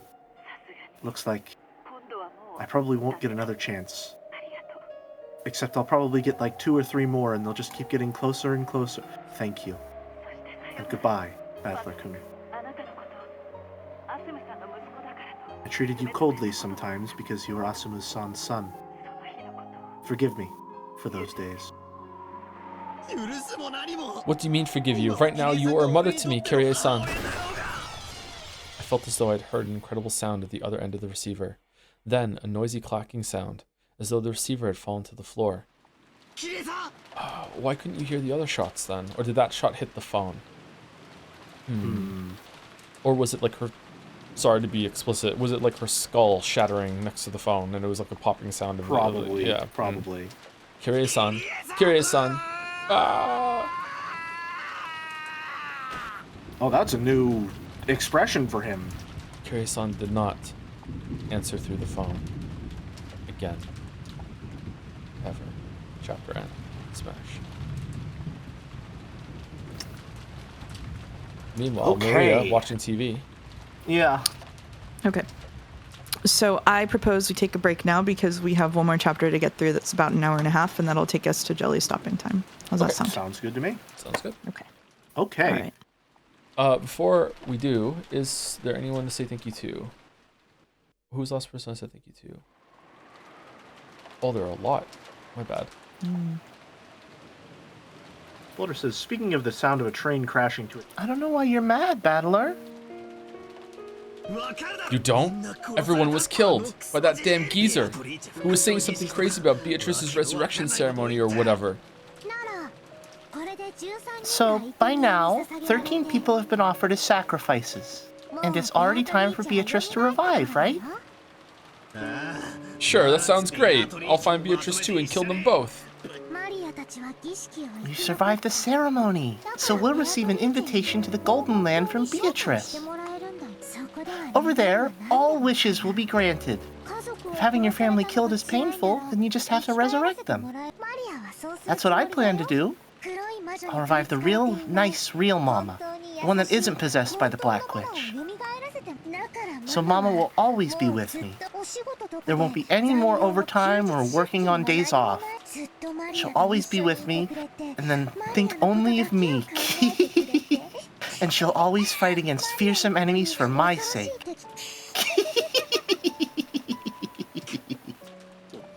There's something wrong with you. Why are you saying something so incomprehensible in a situation like this? Didn't Kyrie just tell you, Battler? Didn't she tell you to believe in the witch? How did she know? Yeah. Were you listening on the phone? Were you close and heard the conversation? Did Battler just regale the conversation to Maria, maybe? Or was it Maria doing her best Kyrie impression on the other line? Joe, you might want to warn people about this next line. I really wasn't expecting it. Fuck. Oh, he just said 9-year-old? This is no time to get in an argument with you over something like this. Now there are no hostages or anyone left alive. This weird, shitty ceremony game is already over. Let me do what I want now. Someone might still be alive, or someone might be hiding. I search everywhere, find them, and beat the shit out of them. In a rage, Battler grabbed his hat, stand, spear, and flew out of the room, and I am going to check something real quick, because I'm curious. So, we haven't seen a single body this whole entire round. Because no one is red, right? This is the future. Also, one. I think I'm narration here. You Am I are. not? I'm sorry, yes, you I are. am. You've stolen a job from a hardworking jelly. I'm sorry. I'm sorry. Good thing it's not In a International rage, Jellies Month. Battler grabbed his hat stand spear and flew out of the room. Maria watched him go, looking bored. Even though Beatrice will grant our wishes soon anyway. Stupid battler. At that time, the phone rang out again. Maria stood up and grabbed the receiver. Ooh. Hello? Ooh? Ooh. Of course, the sound of the phone also reached Battler's ears as he was about to dash out of the house. The third time! Or the second time, rather. With a violent forcefulness, he turned around and dashed into the cousin's room. Maria! Who was the phone call from? With a terrifying look on his face, Battler yelled at Maria, who was on the phone. You couldn't blame him. Right now, the only humans left alive on the island were himself, Maria, Goda, and Kumasawa. But there was no way those two could call after being locked up in the gardening storehouse. Which meant there was only one person left. It had to be Kinzo. After continuing her pleasant chat with the person on the other end of the phone for a while, Maria slowly turned to face Battler. Then, with an unsettling expression on her face, she laughed. It felt almost as though the person on the other end of the line was chatting about Battler. Maria, who's on the phone? Grandfather? Battler couldn't imagine that this was the case. After all, it was inconceivable that Maria would talk intimately with Kinzo, and that she would be chatting about Battler with that eerie smile on her face. So just what kind of person could be on the phone who could make Maria chat with a smile like that? At that time, in the back of his mind, the words Kyrie had spoken to him drifted up. If a witch does appear, there's no need to doubt it. Just believe that it exists.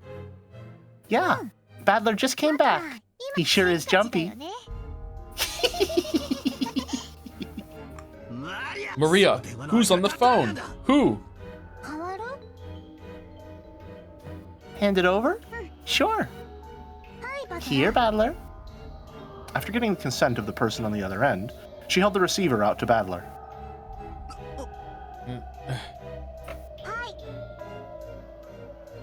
Here. Maria held the receiver out for him to take, as though it was perfectly normal. Battler hesitated just a little bit before taking the receiver. After all, by accepting the existence of the person at the other end, he'd have no choice but to acknowledge them. As Kyrie said, there is no longer any need to doubt that they exist. Battler took the receiver. As he did, Maria briskly left the room. Battler, who was a bit scared to find out for sure who was on the other end of the receiver, questioned Maria before taking the call. Hey, where are you going?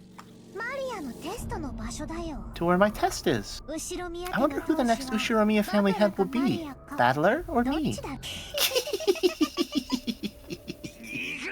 Don't go. You'll be killed. I won't be killed. The ceremony is already over. And even if I'm killed, I'll be revived. Whatever one of us becomes the head or not, we've already been invited to the Golden Land. See you. Wait, Maria.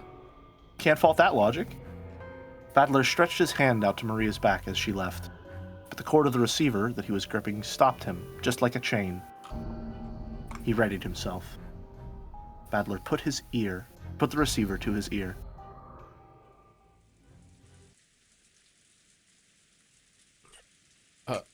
Hello? Hitorichi?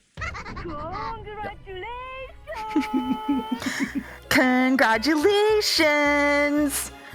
And I'm fine. And you?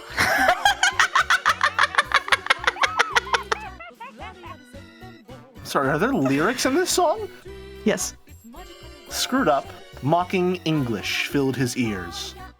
It was the voice of a woman he didn't know. Who was it? The inside of his head was starting to freeze up. Who was it?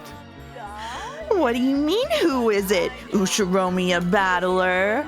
Normally you'd answer, yes, I'm fine, right? That takes me back. You do that one in middle school, right? That thing you do in pairs. You're insane. Who are you? Answer me. Say it in English. Isn't that your specialty? Don't fuck with me. Who are you? An underling of that damn geezer? Oh, what's his face? I know, it's a new one. Underling is a mean way to say it, is it not? At least say prisoner. And Kinzo is my prisoner, right? That last laugh didn't sound like it was aimed at Battler. It was almost as though Kinzo was right next to the phone, cackling as well. Just like fucking prank calling Battler right now. Just like, oh, no, don't hang up. And also, we got Dominoes too, and you can't have any. Cackle. They would team up like that, yeah. They would. The same energy. Say your name. Who are you? Who? Guess right, and you could win a free trip to Hawaii. Oh no, it's a bad outfit. Finally! Oh, it was so long. The days leading up to today were really long. I seriously waited 1,000 years for today, get it? I owe it to you, my big resurrection. Thank you, Kinzo. Just for you, I'll lend an ear to that last "I'll take that move back" of yours. My. Aren't you getting a tad too excited? Couldn't you act a bit more ladylike? Kinzo and Beatrice sat facing each other over the chessboard on the reception table. There was expensive cheese and snacks to go with drinks, and there were several empty wine bottles lined up. As Beatrice rolled around on the sofa in an unseemly way, she happily held a wine glass in one hand, and was probably completely drunk. I'm in the best mood today, so here's a huge bonus for you. Hey, Kinzo, don't use Chateau Petrou as a decoration. It's from 1947, right? If you don't open it today, just when do you plan on opening it? Let's drown ourselves in it and play. Then let's whack each other with the empty bottles.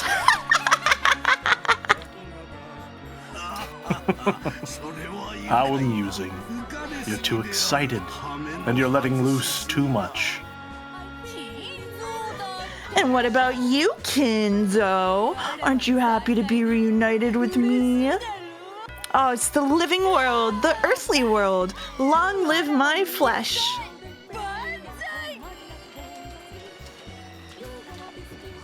What are you going on about?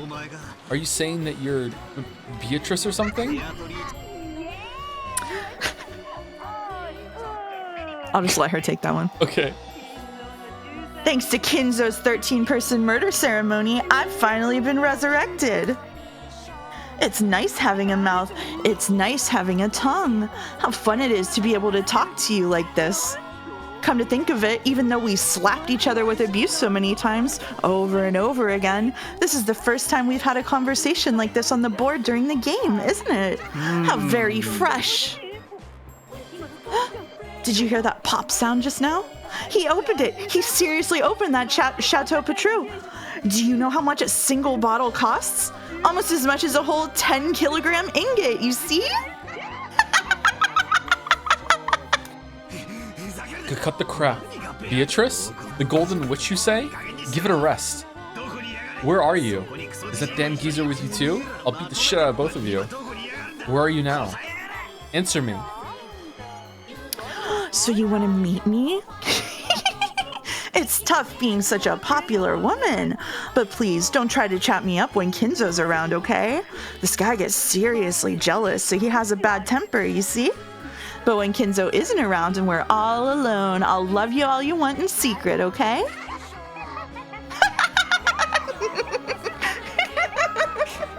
You're insane. But okay, where? Kinzo, I've changed my mind. I won't do Maria's test. You go. How fickle. So are you saying you'll do Battler's test? Nothing wrong with that, right? That guy's so much like a younger you that it makes my heart race. There it is. There it is. I'm Don't ready for you, worry. motherfucker. I won't cheat on you. This will be the only time I'll be alone with him. I'm always alone with you in bed, right? But no more tying me to the bed with a collar, okay? Oh. Well then, battler, I, the Golden Witch Beatrice, will be conducting your test myself. As for the place, yes, let's make it the front entrance to this mansion. Battler, make sure you try seriously hard in this test to become the successor, okay? I mean, Kinzo's practically dead on his feet. If you become his successor, you'll be the new owner of everything on this island. If it's you, I wouldn't mind becoming all yours, see? Rule over me just like Kinzo did, Kay?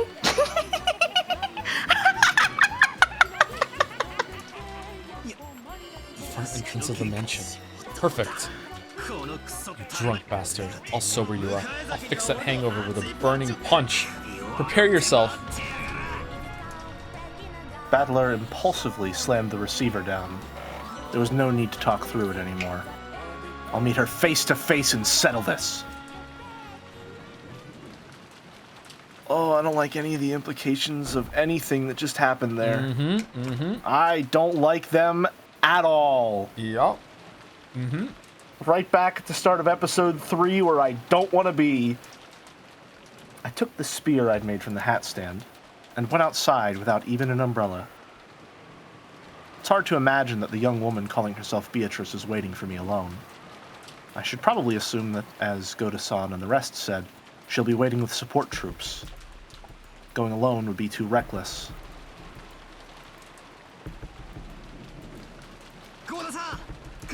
I completely forgot these two were in here, by the way. Kosan. It's me, Battler. I headed for the garden and storehouse first. I need all the help. Oh, sorry, this is yours. Need all the help I can get. Goda-san is big, so I can probably count on him for some firepower. Kumasawa's knowledge and familiarity with the terrain as a senior servant might become a huge weapon. Both of them have master keys, and they know more about the mansion than I do. They'll be pretty reliable allies. As I banged on the shutter and called out for them to open it, I remembered that there was nothing they could do from the inside. I would have to get the key back from them before opening the door. I rounded the corner, knocked on the small lattice window there, and opened it. Goda-san, Kumasawa-bachan. It's Battler. Hey, come on, get up. Hey.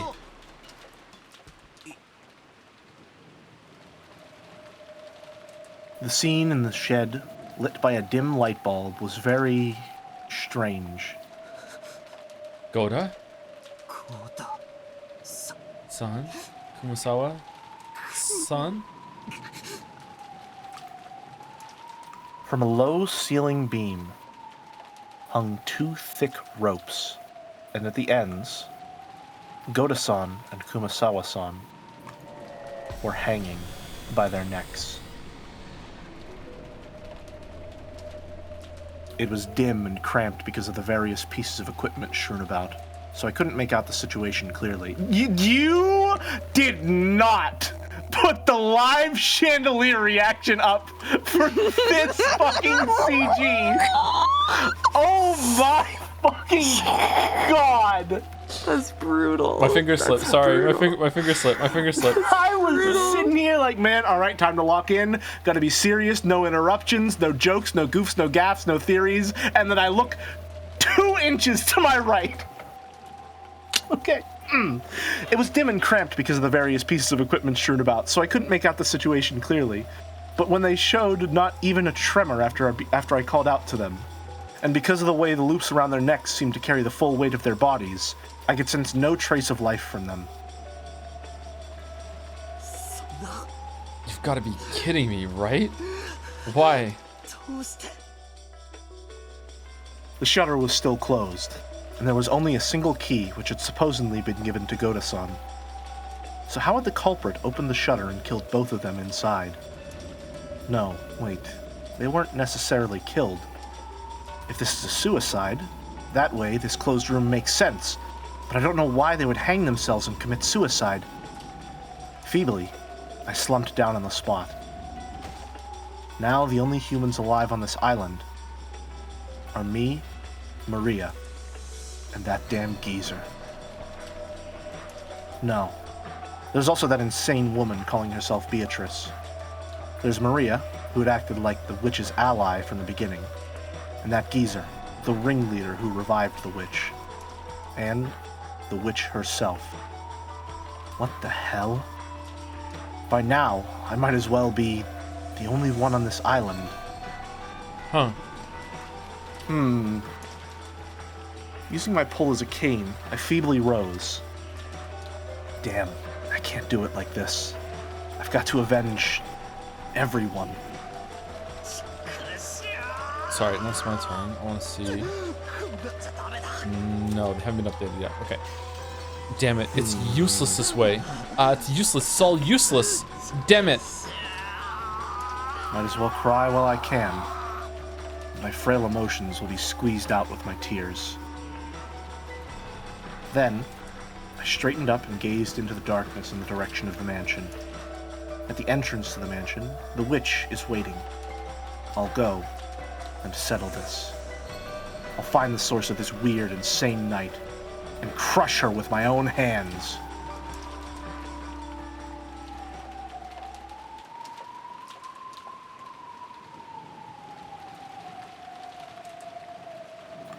Amidst the pouring rain, I walked through the rose garden without an umbrella, letting myself get soaked. I could see the arbor on the other side. According to Jessica, it seemed that George Aniki had also been killed. Well, by this point, there's no need to worry about the lives of any hostages. I left the path, aiming for the arbor. Then, I saw George Aniki's weather-beaten corpse. Okay, it just updated Is now. this the first time we're seeing a corpse? Yes. I mean, we just saw presumably Goda and Kurosawa, but it didn't update But they're for not some reason. updated. Yeah, I don't know why. Can't get close enough to them to confirm it, maybe? Like, maybe they're Maybe. cake? I don't know. It's just kind of odd that it didn't update there, actually.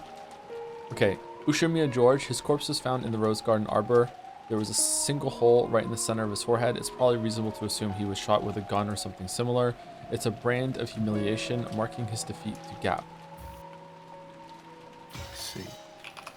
Aniki. Damn. The corpse was in front of the arbor.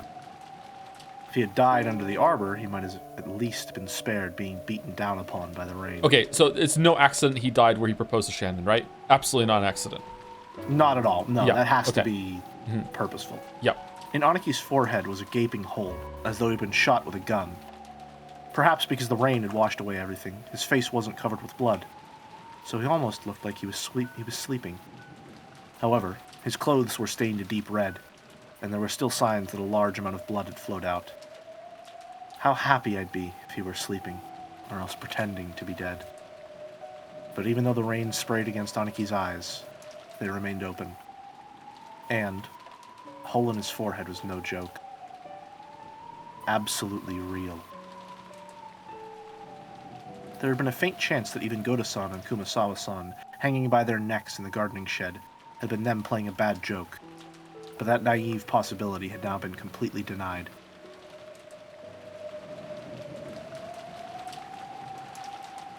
And, as I looked at this corpse, I became completely sure. Just as Goda-san had once said, the enemy had come to take lives like pieces on a chessboard. There's no mistake. It seems that old geezer and the witch really don't view our lives as anything more than that. That damn witch said something over the phone. Something about us being on the game board. Perfect. I see. She thinks this is a game. Then, if you killed everyone like it was a game, it's okay if I kill you all like it's a game, right? Prepare yourself, Beatrice.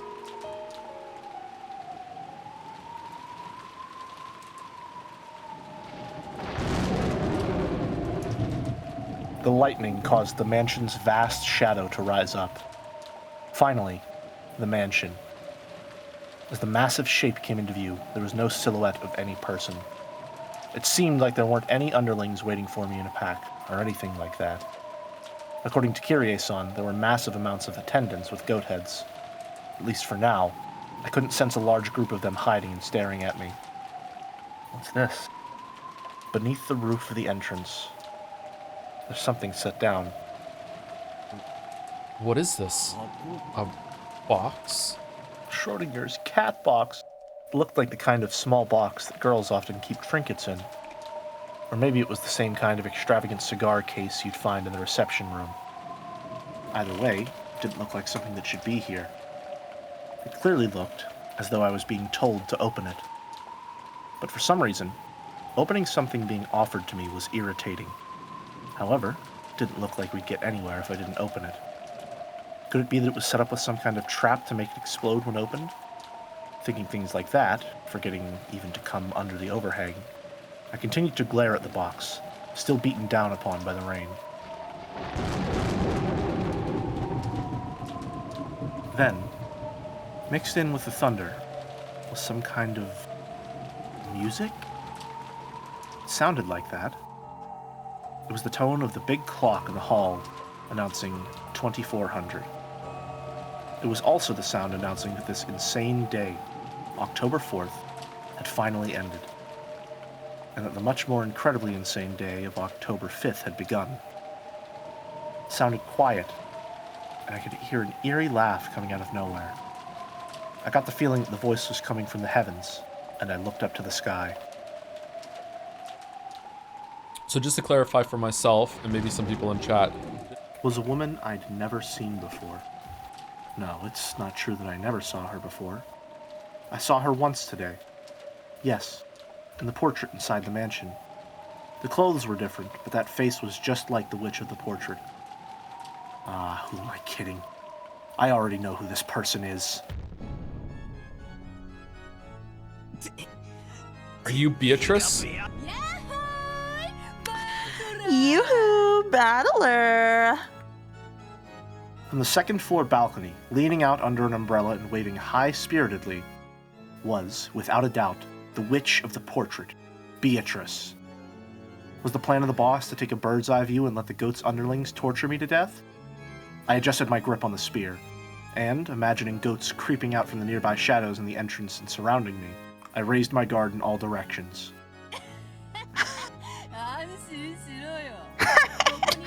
Be at ease. There's no one here but you and me, see? No goat furniture, no demon butlers or teacher, not even the demon who's my close friend. And there's none of the gold butterflies that compose my flesh, no magic circles, and no summoners as witnesses. Do you know what that means? No clue. Quit babbling. It is true that I've met you several times, even in this world. Almost as though we just missed each other. As you know, this world of humans is filled with a toxin just by your existence and your doubting of me. Almost like solid ramparts strengthening the guard around you, the king. And through multiple games, I have advanced pieces one by one, split them apart and cornered them, leveling your ramparts bit by bit. Then, a faint crack finally opened, and I sent a bishop in so that it could approach right up next to you. But as you know, bishops are pieces with blind spots. As long as you stay on the black squares, a bishop on black can wield a massive influence. But if you escape just one step to a white square, even if I close in right next to you, I won't be able to touch you. That is why I have progressed through this game by sending in various pieces to prevent you from staying on a white square, forcing you out in front of me, the one who controls the black squares next to you. However, there are now holes opened all over your ramparts, and I was able to send in not a bishop, but a full queen. Do you know what kind of piece a queen is? A rook plus bishop is what you're trying to say? That now you not only control the black squares that are part of the illusion of the witch, but have been able to eat into the white squares of the human world at will. Oh, I was not expecting him to understand so clearly. That is correct. You've been calling the squares with the gold butterflies that are my minions the illusion of the witch, and you have denied them as unobserved unrealities, right? I know. For that very reason, I have openly descended to the white squares like this. Don't worry, I'll call plenty of gold butterflies and goats, demons and witches later. If you wish, I'll invite you to the Golden Lands. There, any wish can be granted.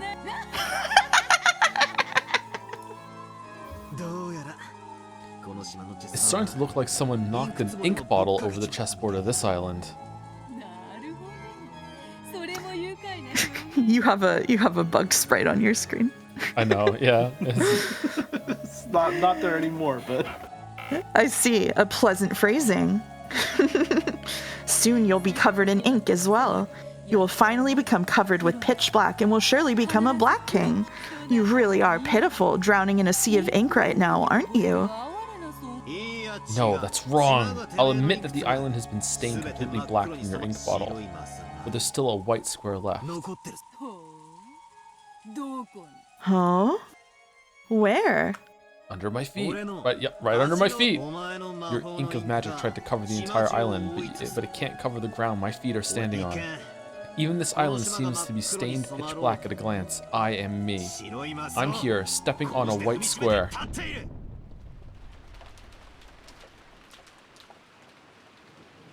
Strange. Till a second ago, I was shivering all over. But now that she's appeared openly, right before my eyes like this, my terror has actually lessened. Interesting.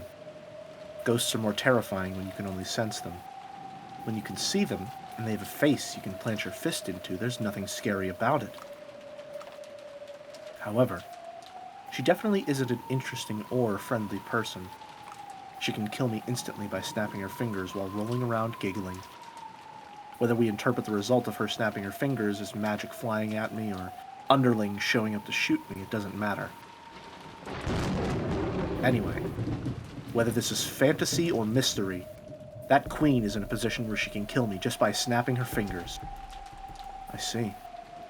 So does that mean she's the queen of this island, who reigns over both the white and black squares? I feel like all the subtext I have been gathering is just becoming text, and I'm uncomfortable. Well then, it might be amusing to wait until you catch a cold and all that rain, but it's about time to move to the matter at hand. Can you see the box down there? Your test is inside it.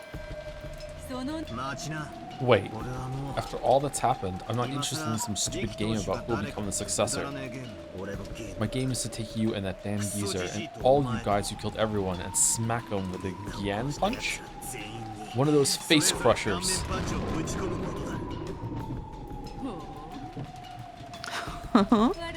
So you'll fly through the air up to my balcony? Very well, very well. Then look, come on right here, right now. Here, here, up, up.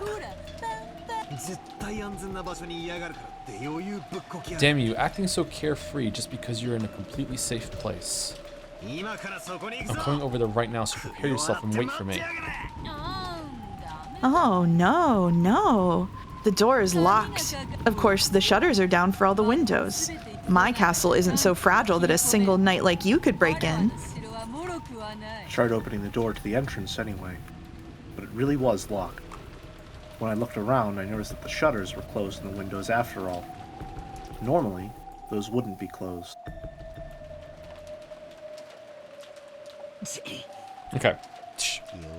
Looks like you've prepared for everything. Where's the key? You're not even gonna state a conclusion? You're just thinking? I'm just thinking. Okay. Goda-san and Kumasawa-san probably had master keys, but they were in the closed room in the gardening shed. Can only give up for now.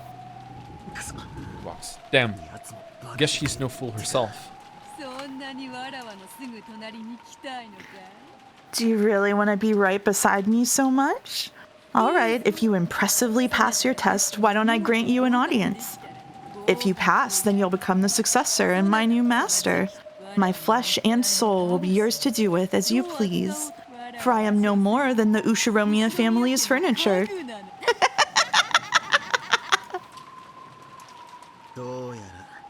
Well, it looks like you want me to take this test no matter what. Okay, I'll give it a shot. If I pass, my first prize will be a punch to your face.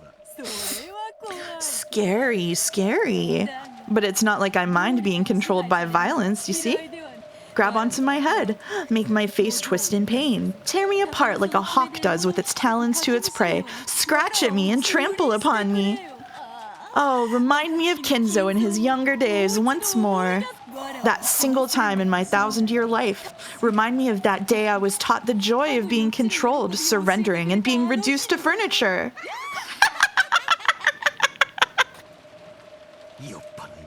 You damn drunk, we aren't getting anywhere. Ignoring the stupidly smiling witch, I picked up the box.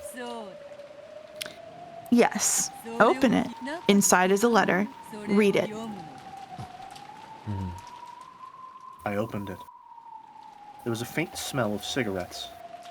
Apparently, it really had originally been a cigar case, but there were no cigarettes or cigars inside. Instead, there was a Western envelope with the one-winged eagle crest. And when I opened that too, there was a letter inside. I looked up at the witch. She was grinning down at me. It seemed she was looking forward to seeing what kind of reaction I'd have to the content. Damn, just perfect. Contents were something like this. Among the 3 mentioned below, in order to gain 2, sacrifice 1. 1. Your life. 2. Blank's life. 3. Everyone else's lives. If you do not choose 1, all of the above will be lost. What's this? Some pretty creepy stuff's written in here. More importantly, the second one's blank, so I don't even know whose life it's supposed to be. Indeed. That second one is where you put the name of the one the test taker loves the most. For Jessica's test, it was Cannon's name, and for George's test, it was Shannon's. Since they had obvious feelings for certain people, those names were written in beforehand. But I don't know whom you have feelings for, so I didn't know whose name to write and left it blank. That's perfect. I love you, Beatrice. I'll stick your name in here. In that case, I'll choose the second choice. Happy now? Hey, quit joking. Hey, please, battler. Tell me the name of the person you have feelings for. If you don't, then this won't be a test, right? Sorry, I'm not kidding. I don't have any girl in particular. Even if I did, why the hell would I tell you? In that case, this test won't work for you. What a shame. And I was really wondering what kind of woman was your cup of tea.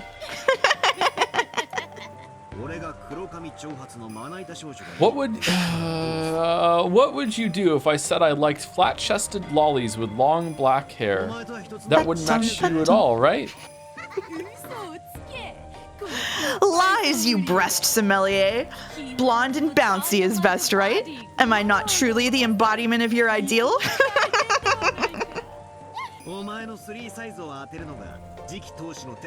If guessing your 3 sizes is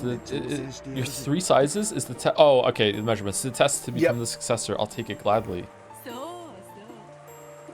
Ah, yes. This was the test to choose the successor, wasn't it?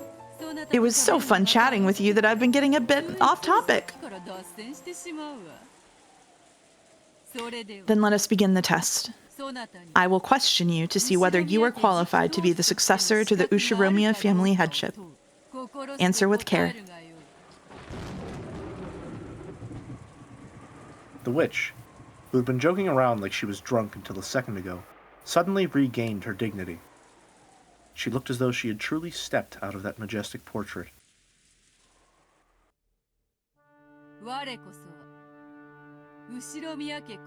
I am the Ushiromiya family alchemist, the Golden Witch, and the Endless Witch, Beatrice. Do you have the qualifications to inherit the Ushiromiya family and all of my gold? That is what I will test. State your name. Ushiromiya Battler. When faced with a dignity you couldn't have imagined from her appearance a short while ago, I answered without any hesitation. And from that, yes, I see. I can tell why she's worthy of calling herself the true queen of this island. Very well, Ushiromiya Battler. However, for these 6 years, you've thrown away that Ushiromiya name, have you not? Why was that? Because I ran out of love for that old bastard. I know. It was because you felt that your father's remarriage disgraced the death of your mother, whom you respected, yes? I see. You have no blood relation to your new mother whatsoever. It's not as though I can't understand why you'd be unable to accept that mother. However, no matter whom your father remarried, that wouldn't change the fact that his blood runs in your veins, correct? What are you trying to say? I can somewhat understand the childishness that led you to resist your father's remarriage, since you wanted him all to yourself. However, was throwing away the Ushiromiya name as a means of resistance not a disgrace to your family and blood? You were born and raised Ushiromiya, were you not? Do you think you had the right to forget that debt and throw away the Ushiromiya name? It's got nothing to do with you. This is between me and Dad. The Ushiromiya name does not belong to you and your father alone. That was your childishness, nothing more than your inability to forgive the fact that your father was stolen away by an unknown woman. Those 6 years during which you threw away the Ushiromiya family register were a significant period during which you covered the Ushiromiya family in mud.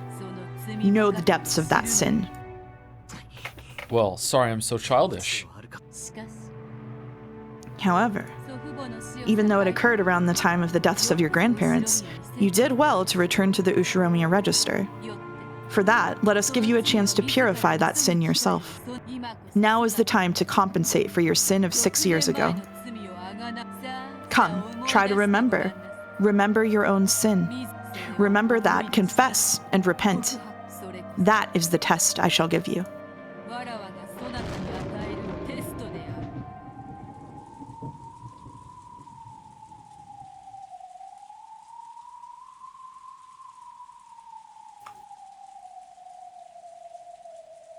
Sorry about that. That's okay. At that time, a massive thunderclap rang out, making my mind go blank. What do you mean, repent? Are you trying to tell me to apologize? The test has already begun. You may think as you wish. The witch's expression did not look like a person forcing a tough question on someone and sneering at them. She was asking seriously, and he could even sense a quiet determination. Even though the rain fell on Battler, he did not shift his eyes from that gaze. The witch threw her umbrella away. She abandoned herself to the falling rain, so that the rain would fall on her until Battler answered that question. She had chosen to let the rain fall on her as well until he reached an answer. For some reason, Battler understood that.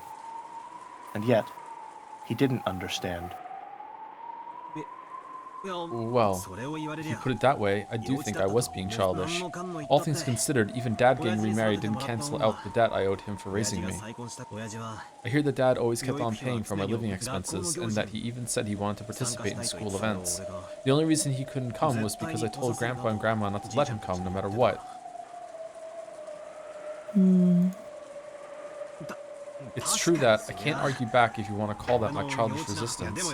But you know, in that case, Who would clear away Mom's Ushiromiya Azumu's regrets? Even though Mom was so devoted to our family and did the very best she could. Despite that, Dad was cheating with Kirie-san. He even got her pregnant with Angie. And then, along with her birth, he rushed to move them into his register. If that wasn't a betrayal of Mom, then what was it? Who will clear up Mom's regrets? But what you're saying is also right. Even though the cheating was a fact, the debt I owed for being raised was real too. In that case, they cancel each other out, so there's absolutely nothing wrong with me leaving the family, is there?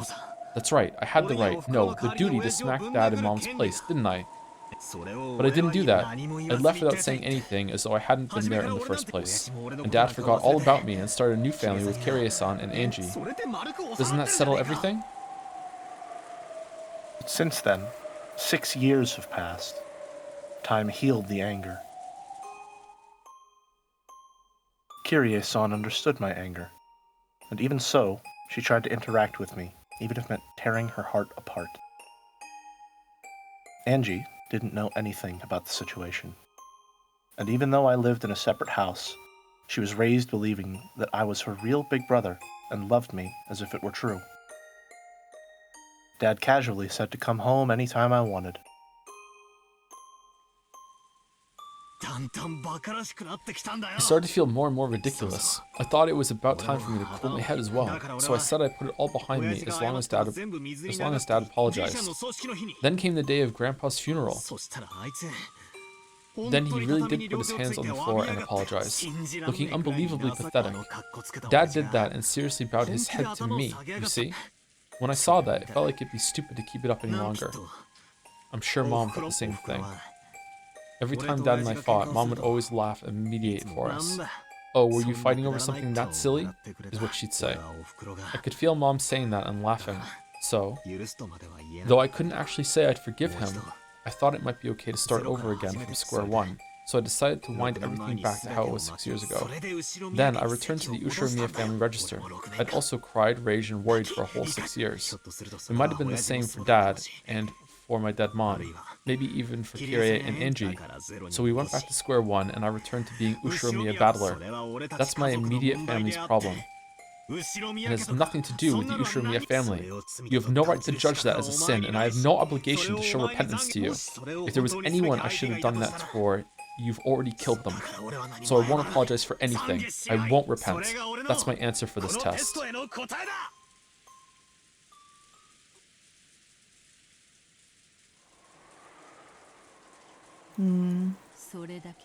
Is that all? What? Part of me had fully responded to her provocation, and I'd supposedly vented out all the stuff I'd kept inside my chest, stuff I hadn't wanted to show anyone.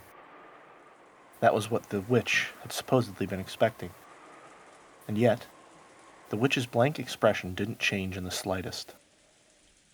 I'd been sure she'd start cackling and guffawing, sneering at my childish, foolish, and shameful past. But on the contrary, I'd feel a sense of disgust about her. Something you could almost call disappointment. What do you mean, is that all? I've exposed everything about me, right? What more could you want? That still isn't enough to clear away your sins. Clear away? What the hell, are you asking me to prostrate myself right here and apologize like Dad did? That's not it. I have no interest in matters concerning your immediate family or your home. Where are we? Rikkenjima, the main residence of the Ushiromiya head family. Isn't there a sin you ought to remember fitting for this place? Are you saying that I have another sin? Remember, Ushiromiya battler. Not being able to remember, that is your sin. For that reason, I shall forgive you. If you can remember it, I shall forgive you. Remembering that is my test of atonement for you. Okay, even if you tell me to remember. Oh, we're going, okay.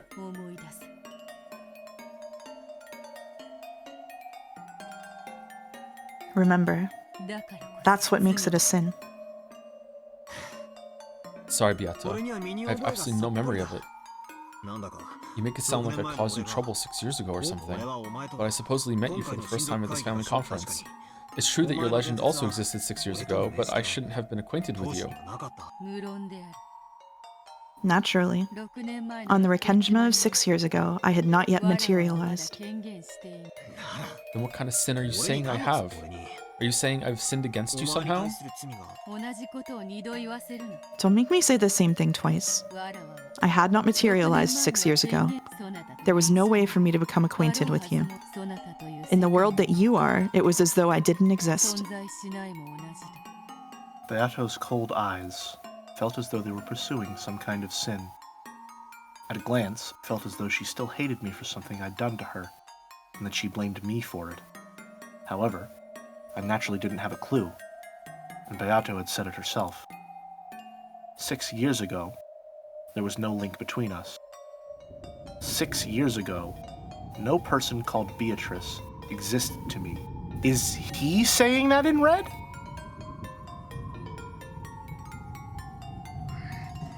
At least give me a hint. Does this sin have anything to do with you and me?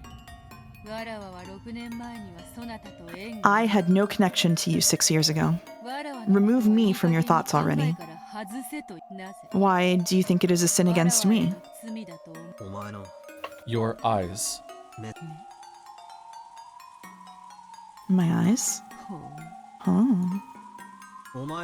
Because your eyes are whispering at me to apologize. But I had no connection with you 6 years ago, and it looks like you acknowledge that too. Is that true? Is it really not a problem between me and you? I already said it wasn't. No problem between me and you has anything to do with this. But still, your eyes are telling me differently, so I don't even have a clue. Can you say it in red? Can you proclaim that the sin you're telling me to remember isn't something between you and me? Very well. The sin I am now demanding that you remember is not between Ushiromiya Battler and Beatrice. Then why are you looking at me with those eyes? I don't know. I'm simply gazing at you blankly. If it feels that way to you, perhaps there's something making you feel that way. What kind of sin are you saying I have? Ushiromiya Battler has a sin. And I'm asking you what kind. I'll bet it's just some trivial sin like hitting someone or tricking someone. Because of your sin, people die. Liar.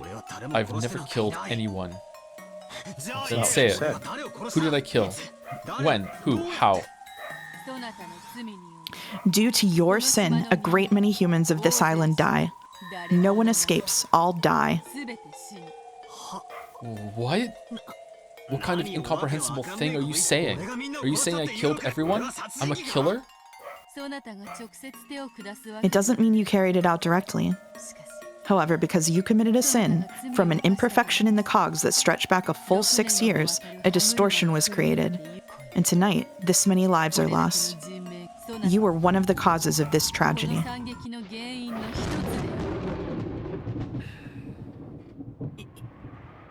Quit messing around. I'm the cause? Then what? Are you saying 13 people died because I abandoned the Ushiromiya register 6 years ago? Are you saying that 13 people died because I came back to the Ushiromiya family after 6 years? Don't fuck with me. Give it a rest. For these 6 years, I've been the man farthest from the Ushiromiya family, right? How could I have influenced anything in any way? It's not like I came to the family conference because I wanted to, right? I'd returned to my family after 6 years, so to make up for that lost time, I came to Rekinjima reluctantly. It's not like I had some duty to come here today. I came back, and because of that, a massacre occurred? Then what? Are you saying that if I hadn't come back, no one would have had to die? Say it in red. Can you say it in red that if I hadn't come back, this massacre crime wouldn't have occurred? There's no way you can say it, because you're the culprit for everything. Repeat it. If Ushiromiya Battler hadn't returned to Rekinjima, this crime wouldn't have occurred. If you can say it, try saying it. Can't do it, can you? You can't say it. The culprit is you, not me. Don't try to rub that responsibility off onto me. Oh shit.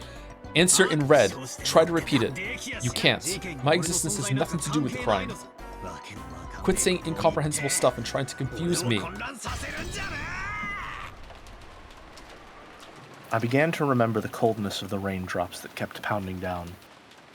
The rain earlier had just hurt, but now it felt like a tormenting cold from those raindrops. Is there nothing that you remember? Sorry, I don't even have a clue.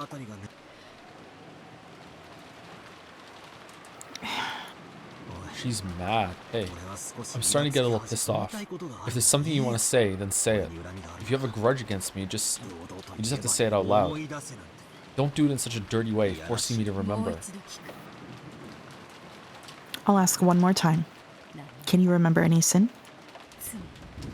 No, I can't remember anything.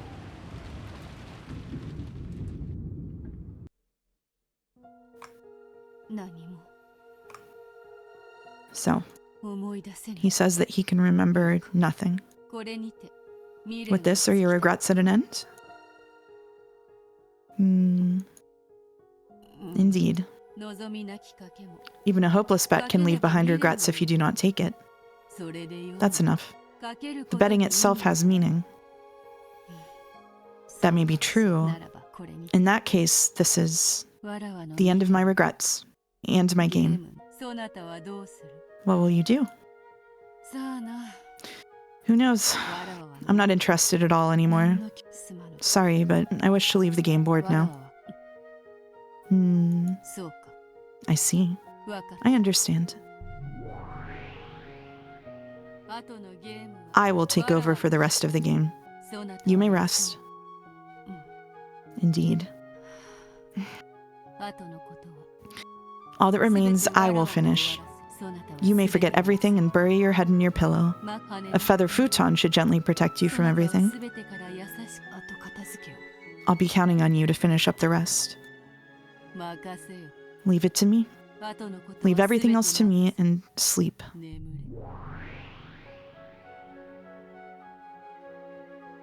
The witch who had questioned Battler hid herself, and the other witch, who had appeared from behind, remained. She certainly was identical, the same witch, but her expression was somehow indifferent and ice-cold, completely removed from the one who, despite seeming drunk up until then, had been in high spirits.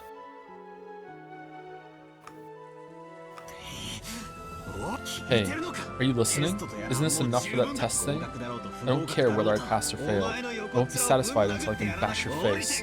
Come down here, or else open this door. The witch did not answer. Her eyes were as ice-cold as Battler's shoulders. She was now clearly a different person since the time she'd first appeared on the balcony. The witch gazed into my eyes and gave 2 small shakes of the head. Even without words, I was able to gather she was expressing some kind of disappointment. Without saying anything, the witch turned on her heels. After that, only Battler remained, cold rain still beating down on him.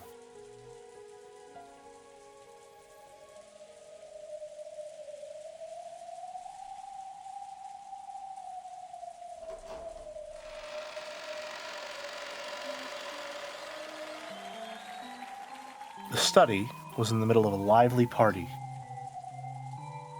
It seemed that Gap was making fun of Virgilia, having tripped her up in some stupid way.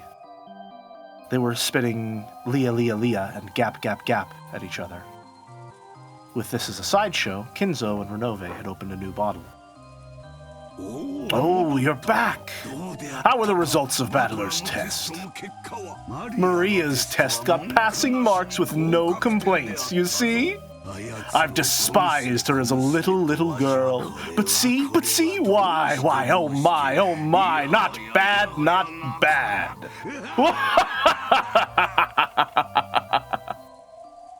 It seemed like Kinzo was dead drunk. Facing Beato, who had returned, he laughed with the same level of tension as the time they'd left for the tests. However, Renove and Virgilia instantly noticed the change in enthusiasm. Gap also froze her expression and went silent. What is it, Beatrice, my beloved witch? Not enough to drink? Not enough on the side? Let's pour it all over a cow or something and roast it whole. Ooh, not bad. Renove, prepare one right away. Beatrice, let's leave the results of Battler's test for later. Why don't we have a toast with spare rib first?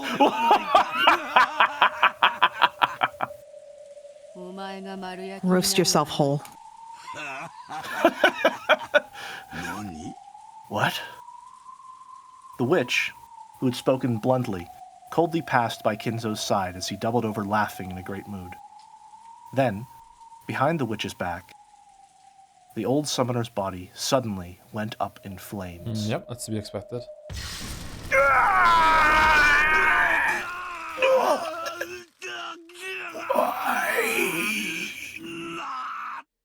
As crimson flames spat from his eyes, mouth, nose, every hole on his body, Kinzo rolled around.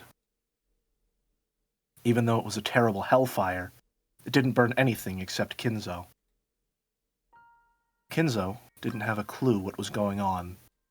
Unable to understand why Beatrice, who had been in such a good mood, had suddenly turned so cold, he rolled around. The dancing silhouettes of the witches and demons created by that massive rolling torch looked like a group of excited spectators around the burning of the stake. However, the eyes of the demons who watched over it were indifferent. When Kinzo finally stopped moving, the fire disappeared, leaving a pitch-black corpse. The inside of the room was commanded by the stillness of the sound of the rain. What has happened, milady? I've gotten over my excitement. Clean up those bothersome cinders. Beatrice's expression was unbelievably indifferent.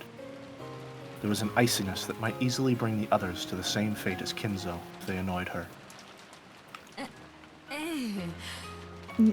Yes, I will clean it up. Gap made a jet-black pitfall swallow up Kinzo's cinders. If she hadn't carried that out quickly, Gap might also have been burned. Even feel that thirst for blood. No, a thirst for blood isn't the best way to describe it. Just like humans don't have any particular emotion when they step on an ant while they're walking. That was how much, unconsciously and mercilessly, Beata was now filled with a brutal emptiness that wouldn't hesitate at burying a passerby. What is it, Beata? I don't want to answer. No. Even answering is too much of a pain to do now. What is it? This isn't like you. Did something happen? Did Battler say something?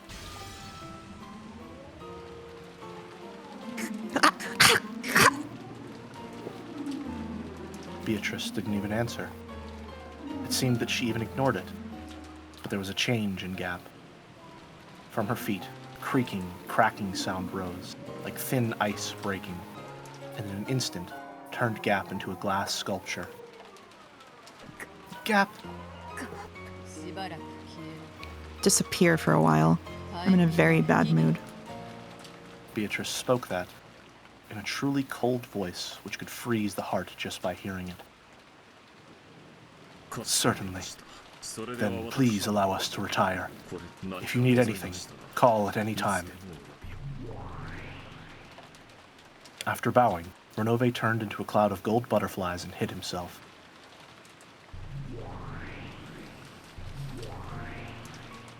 After turning Gap, who had become a sculpture, to a cloud of gold butterflies, Virgilia also turned into a cloud, which mixed in with the others and disappeared.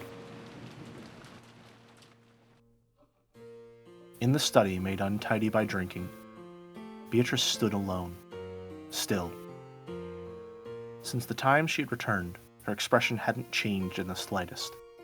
However, when she saw the fallen empty wine bottles and scattered cheese plates, her brow furrowed, and she looked a bit displeased. And when she whispered, "Disappear," in that instant, the room was cleaned up in a flash, as though nothing had happened. The reception chairs were neatly arranged, and there was no wine or cheese. There were no stains or scattered trash either. To the contrary, even the air had frozen over. And, enough to make one doubt whether a large number of noisy people really had been in the room until a short while ago, the study had returned to silence. In that silent, frigid study, where even the air had frozen, Beatrice stood still. Then, she called, muttering, Battler, are you there? I've been here for a while. No, we really have been. What's the hell's going on with you? You've been strange since a short while ago. Do I seem strange? My apologies. Even though you were drinking so happily with that damn geezer, you suddenly burned him up. And your demoness friend is a glass sculpture. When you told the demon butler and your teacher to leave, they disappeared right away at your words. Just how fickle and selfish are you? Battler, I'm done. Done with what? I've grown bored of this. Huh? That's, well, you were the one who started this game. If you've had enough, that's great for me. So basically, you're giving up? I'm not giving up. I'm simply ending it. No, I won't even end it. I'm just abandoning this game for all eternity. Does that mean you're giving up? Nah, the words "got bored of it and threw it away" fit you perfectly. It's kind of an inversion of the beginning of this episode where, like, Beatrice didn't understand, like, how serious Battler was being with his tone and was sort of joking around, and now he's not understanding at all just how serious she is. That is correct. I grew bored of it and I'm throwing it away. I don't care what happens next. It can remain abandoned and gather dust as much as you like. What's going on with you? You've been kind of hard to deal with since a short while ago. Are these still the after effects of that incomprehensible test from earlier? If you've got a grudge, all you have to do is say so clearly. You said in red that it has nothing to do with you, but that's got to be a play on words, right? It's written all over your face. You have a grudge against me. How many times will I have to say I have no grudge against you before you'll understand? At the time you committed your sin, I did not exist. Again, it's this repeated, like, a wrong has been committed, he's partially responsible, or he's responsible in some way, and he just keeps demanding an exact thing that he specifically has done wrong. But it doesn't exist. As Beato spoke with an offended expression, her face twisted to look even more displeased. Fickle, inconsistent, moody, temperamental, selfish, and simple-minded and cruel. But even so, she hadn't shown an expression as strange as this even once until now. Well, you were the one who provoked me into this game. I'm a bit let down that it wasn't resolved, but feel free to invite me again if you feel like it. But when that happens, allow me to politely refuse, okay? He intentionally spoke in a mocking tone. Beato showed no reaction. Battler hung his head and clicked his tongue. We circled around October 4th and 5th over and over again, but I finally had just about enough of this role. This way, the boat will come tomorrow. That's right, and then the seagulls will return to the harbor. I'll finally be able to hear Akinjima's signature nya nya cries. After all, maybe because of the weather, they weren't there at all when I came to the island. When the seagulls cry, everything will end, I guess. All done, the end. What a relief.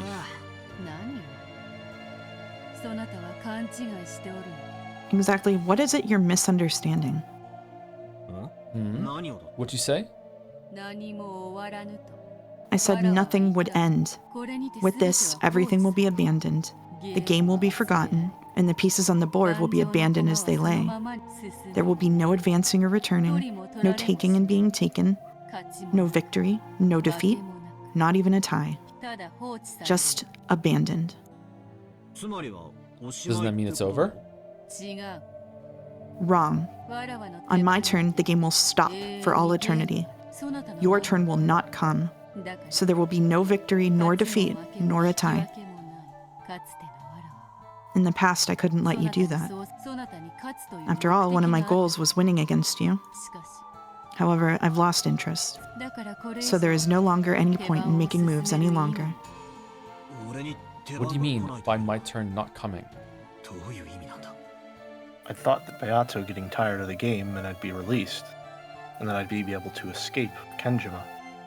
But for some reason, Beato's repeated words about the difference between abandoning the game and settling it caught my attention. Just what is it she's been saying, and why the bad mood? At that time, I suddenly heard a voice from behind me. When I turned around, there was someone I thought I might, or might not, remember from somewhere.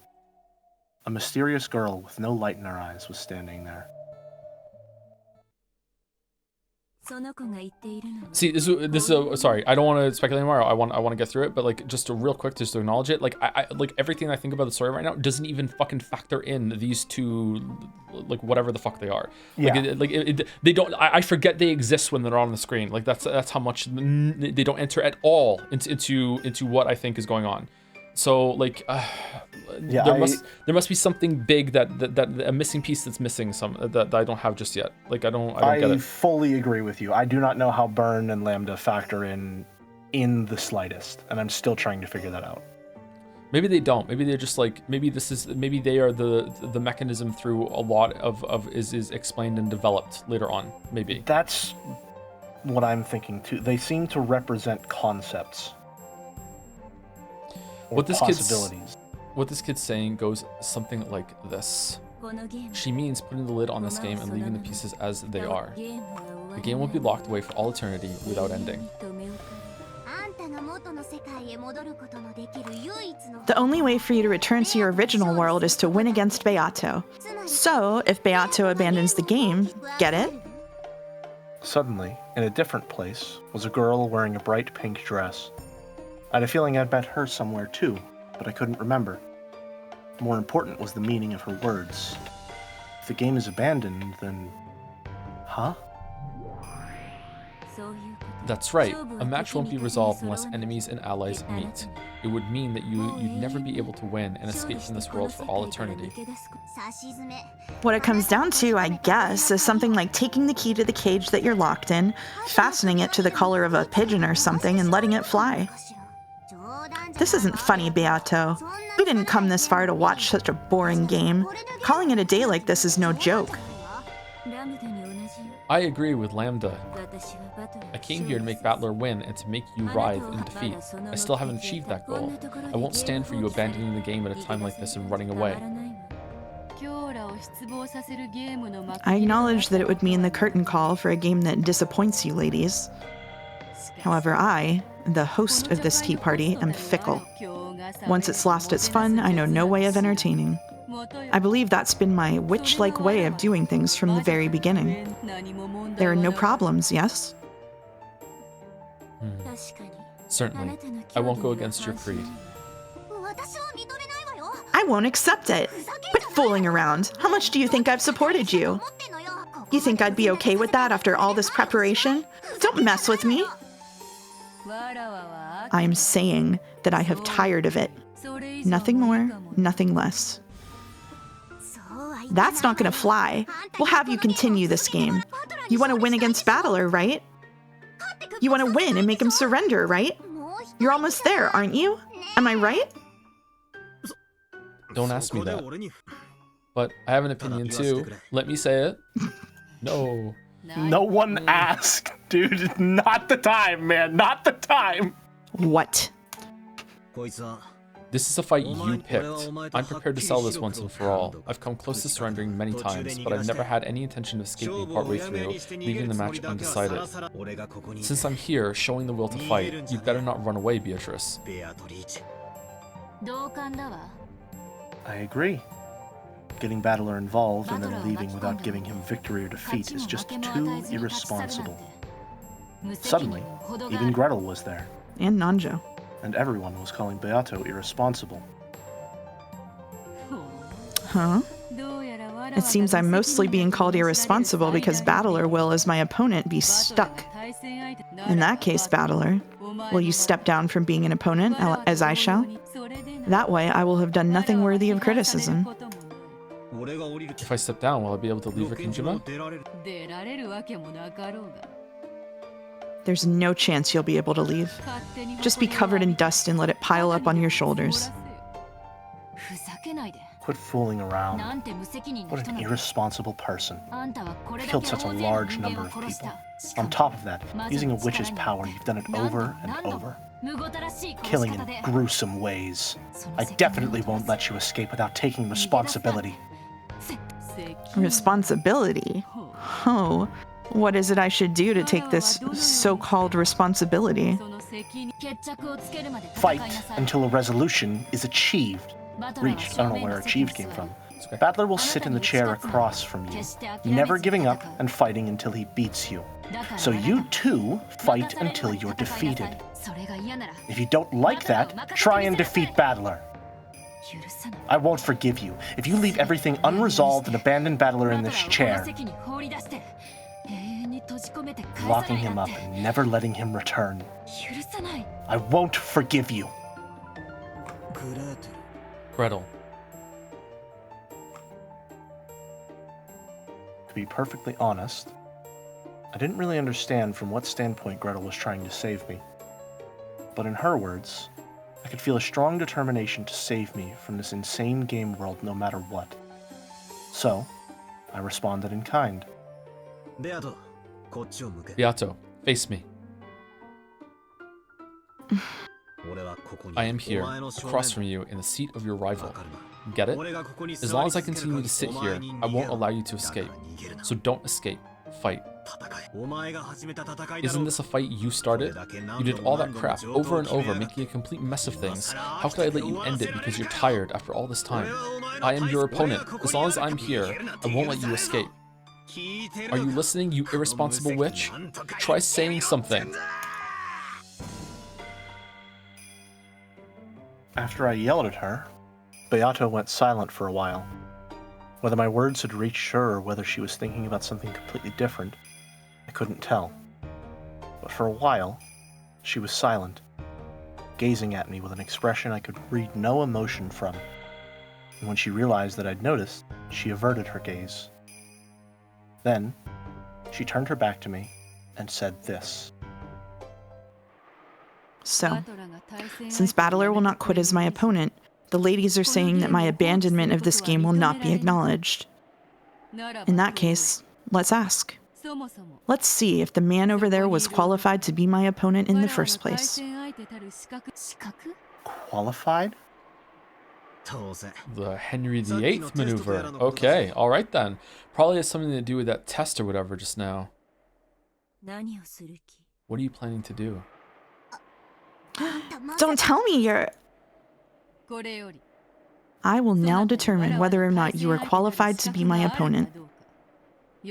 Ready, Battler? If those qualifications are acknowledged, I will stay on my seat and continue the game.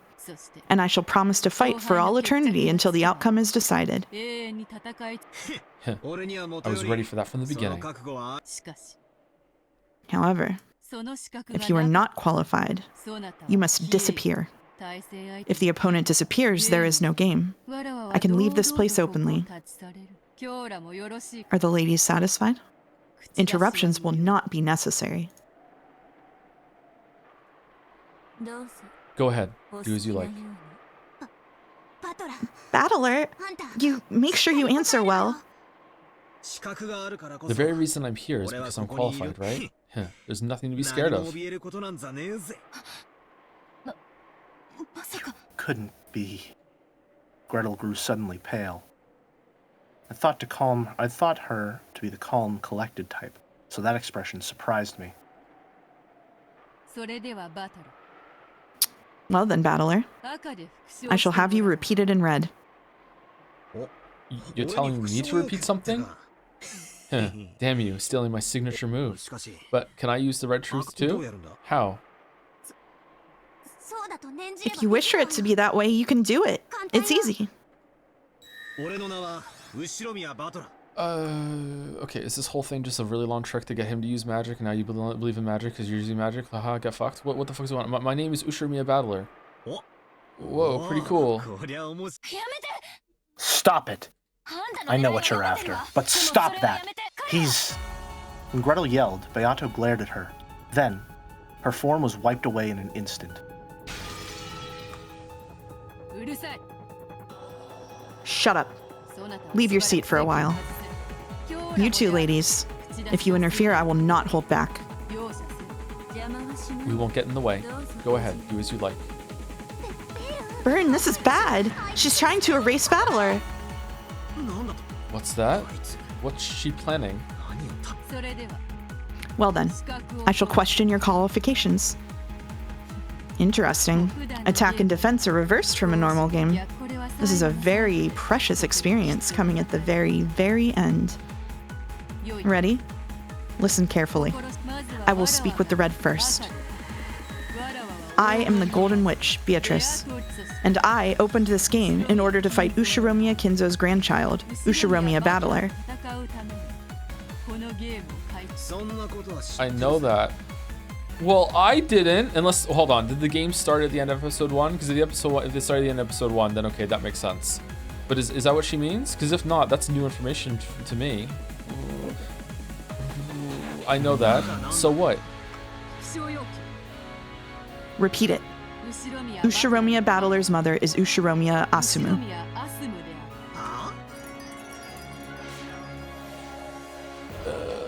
Is Battler not real? What? Why is mom's name popping up all of a sudden? I do not require chatter. Just repeat it in red. Beato urged me with the same indifferent tone, but I don't have a clue what she's trying to do. I have absolutely nothing to feel guilty for that would trouble me if thrown in my face. There's nothing that I'm hiding. There's nothing that could trouble me by demanding that I repeat it. So why do something like this? Sure, I'll repeat it. Ushiromiya Battler's mother is Ushiromiya Azumu. Okay, the red shirt is convenient. No need to bother myself with bringing a copy of the family register. Idle chatter is unnecessary. Let's continue. Your name is Ushiromiya Battler. Sure, my name is Ushiromiya Battler. It was from Ushiromiya Asumu that Ushiromiya Battler was born. It was from Ushiromiya Azumu that Ushiromiya Battler was born. Is Rudolph not his dad? It was from Ushiromiya Asumu that you were born. It was from Ushiromiya. Ugh.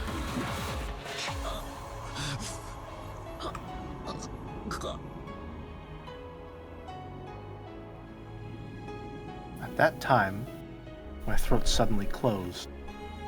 I was rapidly assaulted with a choking suffocation. What's going on? One more time. It was from Ushiromiya Azumu that I was born. Damn. It was from Ushiromiya Azumu that I was born. What the hell? Even though I was doing it so easily a second ago, I suddenly stopped being able to get the red to work. Do you refuse to repeat it? I'm not refusing anything. It's not working for some reason. It was from Ushiromiya Azumu that I was born. Why? Damn it, why can't I use the red? What the hell?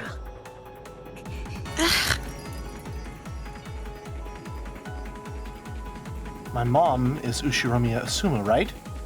Why can't I say that fact in red? What's going on? This is...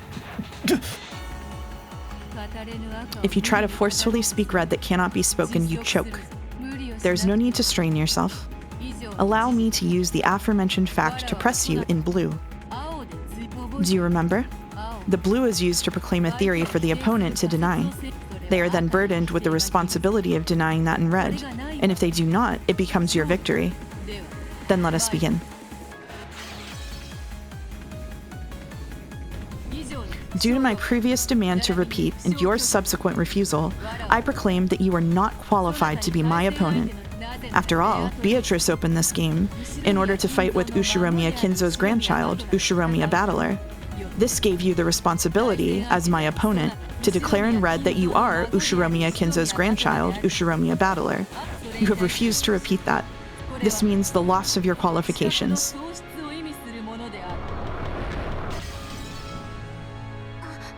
Deny something about that in red, quickly. Sure. I am Ushiromiya Battler. Because I can say that in red, I should be your opponent. It may be a fact that you have the name Ushiromiya Battler. However, people's names are not exclusive. There is a possibility that multiple humans have the name Ushiromiya Battler. In short, this is what it means. You are a different person with the same first and last names as Ushiromiya Asumu's son, Ushiromiya Battler.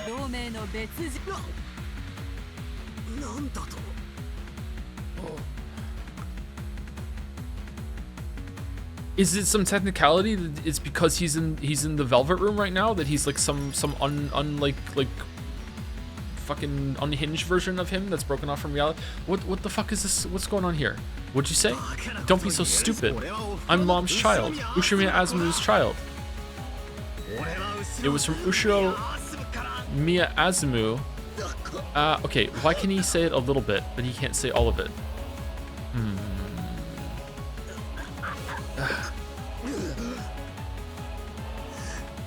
Damn, why? Why can't I say that I was born from my mom? How could something so stupid be true? No need to suffer. I will not toy with you. This is checkmate. You are not Ushiromiya Asumu's son. You're kidding me. Who are you? What person calling themselves Ushiromiya Battler? Wait a second. I am Ushiromiya Battler. It was from Ushiromiya Azumu that I was born, and I'm Dad and Mom's son. No. There is no way that you're my opponent, Ushiromiya Battler, with this as proof. Proof, you say? You do not know of that sin 6 years ago. That's... No, the true Ushiromiya Battler would not have committed a sin. But a sin did occur in the end. That span of 6 years became a blank space, and a man who knew nothing of that time took on the name Ushiromiya Battler and appeared on Rikenjima. That truth goes like this. 6 years ago, my opponent, the true Ushiromiya Battler, was already dead. You were part of a plot by Rudolph having something to do with distribution of the inheritance. A body double set up in Ushiromiya Battler's place. This is bullshit. How could something that stupid be true? That's so ridiculous. Battler, get a hold of yourself. Well, if he can't counter back, there's nothing more to do. Battler did not possess that qualification. That's how it is. Are you okay with that, Burn? If you accept that, you'll lose too, right? Won't you win? Why are you taking Battler's side? What a shame, Battler. What a real shame that you didn't have the qualifications to be Beatrice's opponent. I was careless myself, betting on an unqualified piece. It's my utter defeat, Beatrice. There is no victory or defeat. The opponent will simply disappear. Or perhaps I should say that he was never there to begin with. But then, who am I? Am I not Dad and Mom's kid? Who am I? What am I? If I'm not Mom's kid, then what are you saying? I'm a kid they picked up somewhere, like a stray cat? If that is the case, it would mean that you do not share Kinzo's blood. Either way, you're not qualified to compete in this game.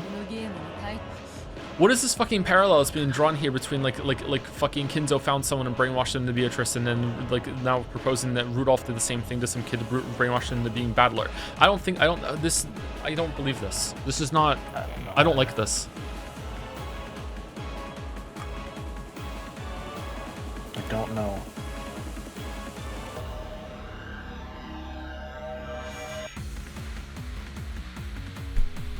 You're kidding me. You're kidding me. Enough. From the very beginning, I was faintly aware of the possibility that you weren't Ushiromiya Battler. So I had to question you. I had to ask about something the real Battler would have known. What a shame. I even bet on the 1 in a quadrillion chance of a miracle that you might really be Ushiromiya Battler. But it seems you really are a different person with the same first and last names. Okay, what was it that Kyrie said about having a baby at the exact same time? Wait, hold on, that was in a wrong line, wasn't it? That was in a magic scene. That could be bullshit. Fuck. I can't trust that. Shit.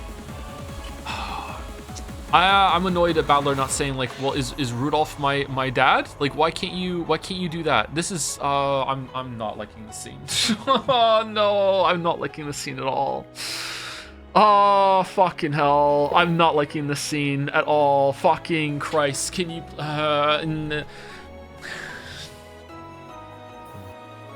Bit by bit, Battler's form began to be clouded in darkness.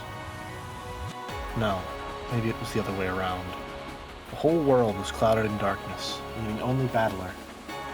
Battler was down on all fours, hanging his head and repeatedly questioning himself. However, he was not given an answer.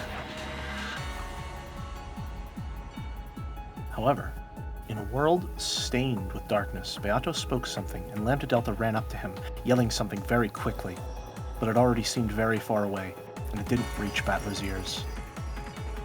Then he, not knowing who he himself was, erased himself.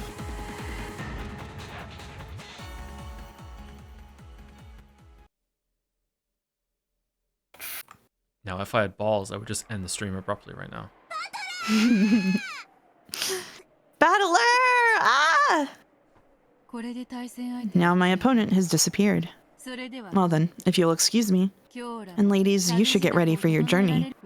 No more festivities have been prepared for in my territory. How much longer do we have until chapter end, by the way? Like 5 minutes, like it's very close. Okay, I can stick around for that. Okay. It was good seeing you. Goodbye. Without saying anything more, she clouded her own form in darkness as well, and disappeared. Are you okay with this? Battler disappeared, right? I know how much you hate losing. Are you really okay with this? Weren't you betting on my defeat? Good for you then. Congratulations, Lambda. Let's meet again in some other world, okay? Well, this is a world of endless fragments. The chances of having some connection again somewhere are probably less than 1 in a quadrillion. Anyway, it was fun. Bye-bye. Wait up, Burn! Chasing after Burn Castle, who had disappeared first, Lambda Delta disappeared as well. After that, everyone was gone, and the study was now completely empty. It returned to silence, almost as though no one had been there from the outset. No one was here in the first place. The silent study spoke that wordlessly, and the sound of the wind and rain began to fill the room bit by bit.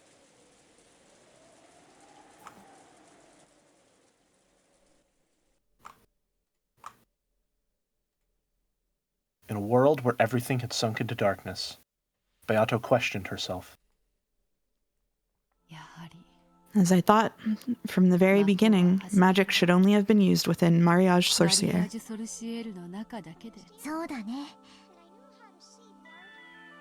It seems so. I also thought that with Ange. The Witches' Alliance is you and I. It started with those two. Including other people was our first mistake. It's just so fun. We wanted to add someone close to us into that circle. And we wish that the Witches' Alliance would get really large, that everyone would be able to use fun magic together, and that we'd all be happy. However, only you and I were able to understand magic after all. We are the only 2 witches in this world who were brought together by a miracle.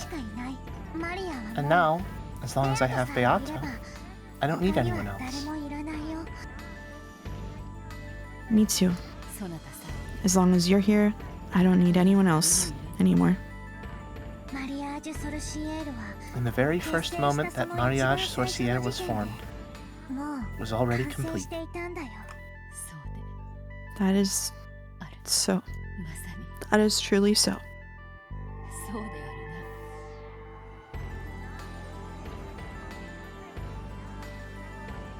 It was once a witches' alliance to make everyone happy together with magic. I wonder when it got this screwed up. What did I want to do when I started this game? Can't really even remember that. No, I may remember, but that's a feeling I now wish to throw away to the far side of oblivion. It's okay. Why not forget everything? Let's have a mariage sorcière for just the two of us. We'll acknowledge each other, and no one will hurt us. So we won't be hurt. We won't cry.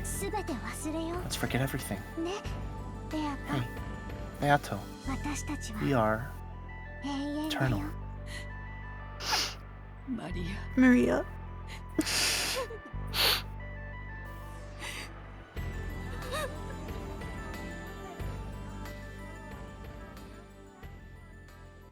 And that's it. That's all you get. Jesus, man. Good ending spot. That's what we're ending on? That's what we're ending on? I have to go That's to what we're work with ending that on. shit? You gotta go to work. Hey, if we didn't do all that 2 hours of bullshit at the beginning, we could have ended on something mid instead of something peak, but there you go. God damn. Yeah. Okay, Gamer Trap That's what you get. is no longer being deployed. It's If going back up. only Mouse hadn't made us do those 2 hours at the beginning. True. The world 12 years later, October 1998. I read it. Chat, I read it. 1998. We read it. Gamer Trapezoid no longer deployed. Welcome back, Room Echo. Makuza, could you turn that off? That's still you. Yeah. Whoops, my bad. You don't like Mzaki? Oh, it's here. I'm just not in the mood. Amakusa turned the radio off.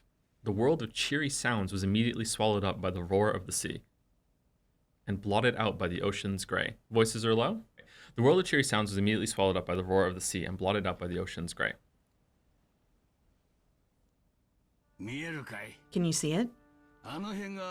Over there's where the harbor was at the time. The boat captain pointed, but I couldn't really recall that scene of 12 years ago. I thought I'd surely be able to immediately remember how things had been at the time, but no memories came back to me. After that incident, the island was sealed off and left to the wild. I wonder how Umineko is doing right now. They hate change. They're probably freaking out. Everything's different. The text looks different. The boat's moving. Their mouths are moving. They're just like, oh man, they're just freaking out. I couldn't satisfy myself with the thought that this was just it was just inevitable, and it felt sad and painful for some reason. But at least I remember one thing. You might say that it'd probably be the same anywhere on the sea, but I remember at least one thing. The cries of the seagulls. I do remember those. When I was young, I rarely went to the ocean, so everything that symbolized the ocean meant Rikinjima and a family gathering to me. That's not a bad observation. In short, Sumari, it was a symbol for the happiness of going out with my family. However, at this point in time, it seems doubtful whether that even was happiness. In my younger days, the trip had felt like a relaxed family vacation, but considering my parents' situation at the time, it was surely a very difficult trip to handle, with the distribution of the inheritance filling the place with the smell of gunpowder. I can remember giggling all over the place, completely ignorant of my parents' feelings. Parents? Rikinjima, huh? The place of all beginnings and the end of the line for all journeys. Amakusa, in an attempt to speak for my innermost feelings, tried to sound cool. The boat slowly rounded the island. I hoped that viewing it at a different angle might bring back my memories of the island silhouette at the time. Just a little. But in the end, even when that inlet was hidden completely by cliffs, I wasn't able to remember anything. Yep, cliffs all over the story. Captain, please tell me about that other harbor you mentioned. Sure. Rikinjima supposedly has only one harbor, but that's only for public appearances. On the back of the island, there's another hidden harbor. Like Rikinjima itself, it has a second face which no one knows about. What? Rikinjima is an island owned by the Ushiromiya family, but it has another face, as an island owned by Kinzo-san personally. So this island has 2 harbors and 2 mansions. He sure spent a lot just to keep a mistress. Who knew about this other harbor? So the other harbor is presumably at Kuwadorian. Presumably. Very few. Kinzo-san, the butler Genji-san, those of us involved with the boats, and a very small number of the oldest servants. Both the previous owner of the Nanjo clinic and that Kumasawa Ba-san knew. Naming them off like this makes it sound like there were quite a few, but basically there was a small number of people who knew. Please, tell me about that other mansion. I was only told that there was a mansion called Kuwadorian. Since I wasn't allowed to leave the boat, I never saw it, not even once. Okay, so that's confirmed. The other harbor is there. Okay, so that makes sense how supplies are getting to the mansion. I've been wondering about that, like how they were feeding the people that were there. Okay, so it was far enough away that you couldn't see it from the harbor. I don't know. But it was a hidden mansion after all. It was probably built where you couldn't see it from the outside. Anyway, Kuadorian was the biggest secret of that island. There's a theory that Beatrice lived in Kuadorian or else was confined there. What do you think, Captain? I did sometimes carry miscellaneous goods to Kuadorian, and that included a lot of stuff that only women would use, and expensive stuff at that. I'm also convinced that theory is true. So does that mean you never saw Beatrice directly, Captain? Nope. Came and went for about 20 years, and I never saw her once. 20 years? Phew, that means she was at least 20 plus. Looks like she wasn't some mademoiselle. Can't say that properly. Mademoiselle. Mademoiselle. The one day, bang, all coming and going to and from Kuadorian suddenly stopped. That was about 30 years ago. So around Showa 43, 1968, I think. Oh. Alright, sorry, just calibrating with this information. Okay. Bang? You mean suddenly? We came to the hidden side on a set schedule to carry food and trash back and forth. Oh right, the hidden side's what we called the harbor linked to Kuadorian. I get it. So then? One day we got an urgent message from Genji-san. He said that until we heard differently, there was no need for us to go to the hidden side anymore. And did you hear differently? Not really. Long story short, one day I was suddenly told that they wouldn't need regular service to the hidden side anymore, and that I didn't have to take food there either. At first, I thought I was being fired, but I quickly figured it out. Going by the reactions of the servants who knew of Kuadorian, I managed to guess somehow. Beatrice died, and there was no longer any need to take food or people to care for her. I was supposed to tell you it's Nanjo's birthday. Oh, happy birthday, Nanjo. Happy birthday, Nanjo. Happy birthday, Thank you, Nanjo. Chatter, for reminding me. Also, happy birthday to Wuggy. Yep. And Clive and Jill. That's what I think. From that point on, I was never told to take a boat to the hidden side. However, after that, Genji-san came to see me face to face and got pushy, strongly urging me never to speak of anything related to the hidden side until I died. So, if that hidden mansion was abandoned for 20 whole years... Oh, whoops. For 20 whole years, why was Aunt Should be able Ava to just... there? Okay, there you go. Exit? Yeah, okay. On that day 12 years ago, Ushiromiya Ava somehow escaped harm alone in a hidden mansion 2 kilometers away from the mansion. Why was she in a hidden mansion that had been forgotten for 20 years? I saw on the talk shows. Even I don't have a clue what happened. Not once did I guide Eva-san to the hidden side. I have no idea how or why she knew about or reached Kuadorian. I wonder if it was possible to reach this hidden Kuadorian by land. If, as we heard, the forest was dense and uncultivated, I seriously doubt a well-dressed lady person be able to bush crash it? Lady person would be able to. I think it's just shortened. Right. Okay. So what about by sea? Maybe there was a motorboat or something. Are you kidding? That 2-nighter typhoon was awful. No way you could have used a boat. So what if there was an underground passage or something between the mansion and Kuadorian? She just like, okay, yep, just nailed it. Wouldn't it have been a pain to have to charter a boat each time he wanted to visit his mistress's house? You mean a tunnel long enough to connect mansions on opposite sides of the 2-kilometer island or Kinjima? What do you think this is, a Resident Evil game?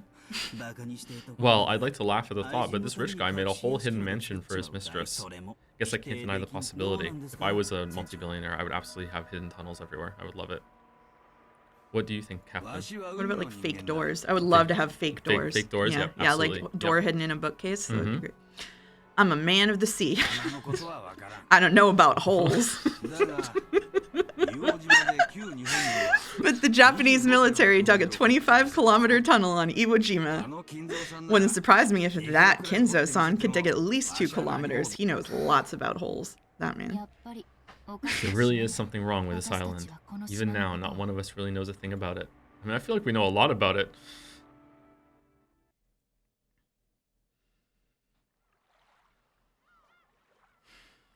The boat reached the shore. They would have to walk a short ways to reach the mansion. I'll wait here. The mansion's that way. The path from back then's probably still there, but I bet it's covered with plants. Make sure you don't get lost. Right, let's go. Thanks for everything, Amakusa. You wait here too. What? Really? Well, I had a feeling you'd say that. I'm just delivering something. It'll be troublesome for them if you come too. I imagine your toxin is strong. Toxin? Oh ho!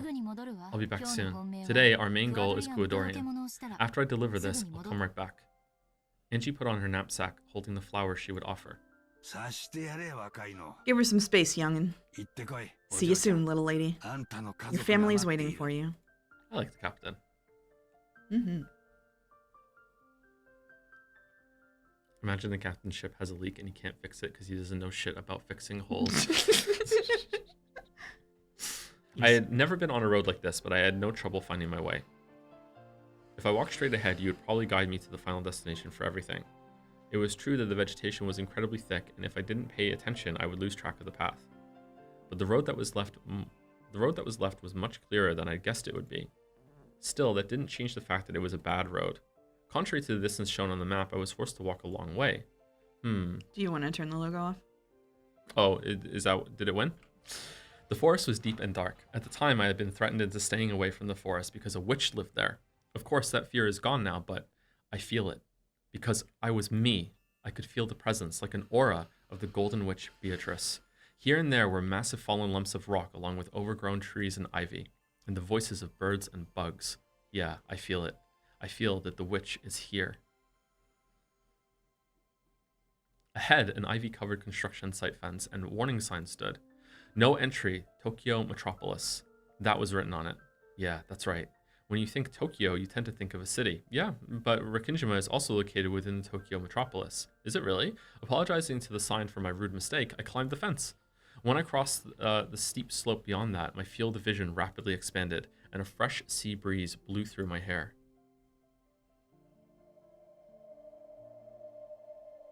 It was like the top of a little hill. Below me was a vast view of the island. I could only see desolated forest and rock walls spread out below me. But I realized that the mansion was probably somewhere around there. This is where she fell, right? Mm-hmm. The steep downward slope, or it's the same art at least. The steep downward slope beyond this hill had probably been caused by earth and rocks collapsing from 12 years of wind and rain. It had become a slant filled with crags that you might even call gentle cliffs. Just like episode 4. And it would be easy to tumble down, though it looked like climbing back would be pretty difficult. In any event, it seemed that that proceeding any further would be impossible. If I continued any further, I wouldn't be able to return. In other words, Sumari, this is the border. The place is 1986 and 1998. And it is that day today. And it is that day and today. The boundary between this world and Nirvana. Ooh, the spot is this journey's final destination, it seems. As the strong winds blow Mammon's and Sakutaro's hair, okay, they look down from the hilltop. All right, they're here. From here, I can't really tell. Where's the mansion? Let's get closer. Ryu, that's impossible. We won't be able to come back. Is that it? I see. This is 1998, and I am the Ushiromiya Angie who has been left all alone. At first, this was a journey to die, but not anymore. It's become a journey to accomplish something. Yeah, so I'm sorry, you two. Although, as I was back then on that day, I would have gone down that cliff without any hesitation. Come on, this is pretty lame for the skyscraper jumping Ushiromiya Angie. True, sorry.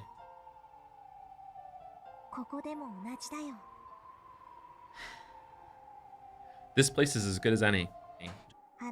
After all, you can feel the wind of that day. Was the wind really like this? Yeah, very soon they will come. Everyone. Sakutaro said it as though it was completely natural. I'm trying to talk a little louder, by the way, chat, so let me know if it's loud enough. And I believed it. Mom, Dad, One-chan. Oni-chan. All of my relatives and those fun servants. And Maria One-chan. All right, E is ne, I is ni. Okay. It's me. It's Angie. I've come back. When I started my journey to expose the past of 12 years ago, my goal had been abstract and I hadn't understood. But now, I have no doubts. This journey was induced by several thoughts and fates over 12 years ago. A journey to reach an end for me, Ushiromiya Angie, don't make me laugh, chat. and a journey reach an end. A journey reach an end as the last witch of Mariage Sorcery. Mariage Sorcière. Sorcière. I tried. So it's like Coursier. Yeah. Okay. I came here as the last daughter of the Ushiromiya family. And as the last witch. Dad, Mom, Oni-chan. Sorry. Let me greet Maria Oni-chan first. A strong tailwind urged me on. Most dedicated backseater ever. I'm so good at backseating that I'm front seating. I made that joke earlier, but now I'm doing it with an audience. It's front seating now. I just took over and installed Umi Pro. That tailwind took just my soul out from inside my body to the vast forest beneath me. And though from here on I couldn't see, I believed that it flew me to the mansion on that day, to where everyone was, to where Maria One-chan was. And so, even though my body was on top of a hill, a strong wind blowing against me, my soul was now certainly dancing through that sky. The vast, vast sky over Kinjima. Below me was the green of many trees, but I understand. I can comprehend the presences of my family and relatives, and all the servants, and Maria One-chan too. I could even comprehend Maria One-chan as a witch. It was vast, more so than any vast space I had imagined up until now. Maria One-chan, can you hear me? Listen. Angie called to the Maria of that day. She told her of the long journey she'd undergone, of her long-delayed realization of just how much she'd wounded Maria in her youth. That was a flashback, right? Uh-huh. Yeah. Yeah, okay. That was a flashback. All right. Okay. Thank you. Uh-huh. Thank you for. Yeah, okay. for sure. All right. Absolutely. Okay. Yeah. Thank you for being kind about it. Yeah, no Thank you. problem. Thank Yeah. you. Thank you. Yeah. Okay. All right. Yeah. Okay. It was in black and white. I Though, so, appreciate. yeah, I okay. appreciate that. Yeah. All Okay. right. She understood magic and now understood everything about the world Maria had wanted to show her. It was very warm, overflowing with love and happiness. She wanted to become even happier by sharing that world, but I trampled it. So now I finally understand everything. I understand magic. Our magic is surely very faint and fills the space beside us, but it isn't something that anyone can see with their eyes. Magic is, yes, I can say it clearly. Without love, it cannot be seen. Sorry, Oni-chan.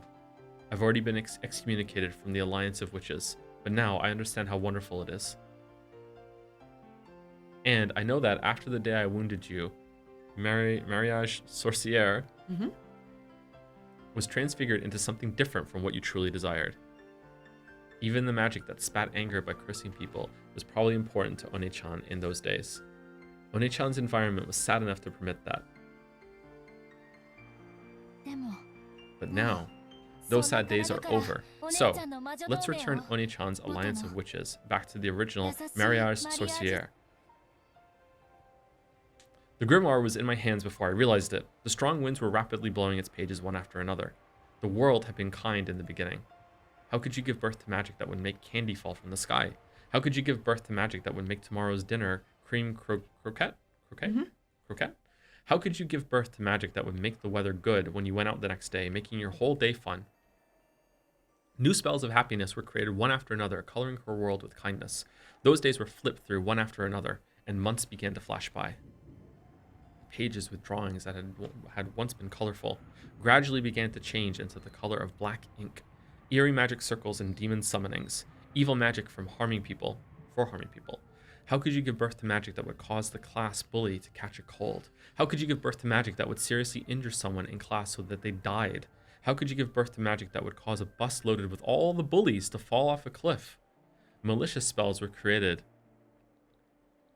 one after another, burying the pages and her heart. Joe's dramatic reading is incredible. Thank you, Greg. Thank you. Hi, Greg. Nice to see you, Greg. Thank you so much, Greg. I learned from you. Greg is not in Joe's house, too. It's just... But if he could be, he would be, I'm sure. Maybe for the finale. Because I hurt One-chan, Mariage Sorcière ended up like this. One-chan isn't a black, evil witch. She was a white, pure, innocent, kind witch. I'll return it to how it was. I'll bring back the original Maria Oni-chan, the one who scattered magic to make people happy across the entire world. I'm staring in the window with tears in my eyes. And all he sees is a blanket.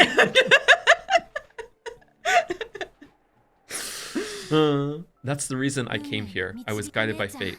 Maria Oni-chan, can you hear me? Show yourself before me. That voice rode an even stronger wind and was sent 12 years into the past. Then, the wind gradually ceased and silence fell. Crunch, crunch. I could hear the sound of gravel being stepped on. I listened to those footsteps, surprised at this miracle. Without a doubt, those were Maria Oni-chan's footsteps. Maria Oni-chan. It's Kasumi. Looks like I finally found you, eh, Angie-chan? It's Kagami. Before I knew it, Aunt Kasumi and her black suits, a total of 7 people who didn't resemble Maria Oni-chan in the slightest, were standing there surrounding me. Okay, I didn't see this coming. And it felt like my voice had been just about to reach Maria Oni-chan too. You know what? I'm stupid for not seeing this coming, because otherwise, why would they be in the story? Like, it's just, why did I think she was just gonna go to the island and they would just never find her? like of course, there would be more to this character they introduced. Because of these guys' toxin, that magic was cut off. Angie clicked her tongue at that, but Kasumi probably didn't hear it that way. Are those flowers for your deceased family? How admirable. You're gonna throw them, right? Go ahead, we'll wait that long. Just what are you waiting for? But Angie could more or less guess. The way the black suits unnaturally stuck their hands into their pockets clearly brought to mind the likelihood that they had handguns. This is a deserted island. There could be no more convenient place to dispose of someone. Interesting. Interesting. I have absolutely no interest in the family matters of the Sumadera family. But if I die, all that wealth will go to them. Unlike me, they're probably very interested and concerned about this matter. Of course, it seems that if the massive amounts of stock I own suddenly go to them, it'll be pretty bad for the Ushiromiya group as well. And they're apparently having a secret feud fighting over me all by themselves. That's probably why President Okanogi gave me Amakusa as a guard. Having Amakusa wait on the boat was a regrettable mistake. Uh-oh. And Katsumi, how long have you been waiting for this ambush? Since early morning. Thanks to that, I'm completely tired of waiting. After all, there are no cafes or dressing rooms here. No toilets either, so I guess you had to elegantly drop a load behind a tree. Ack.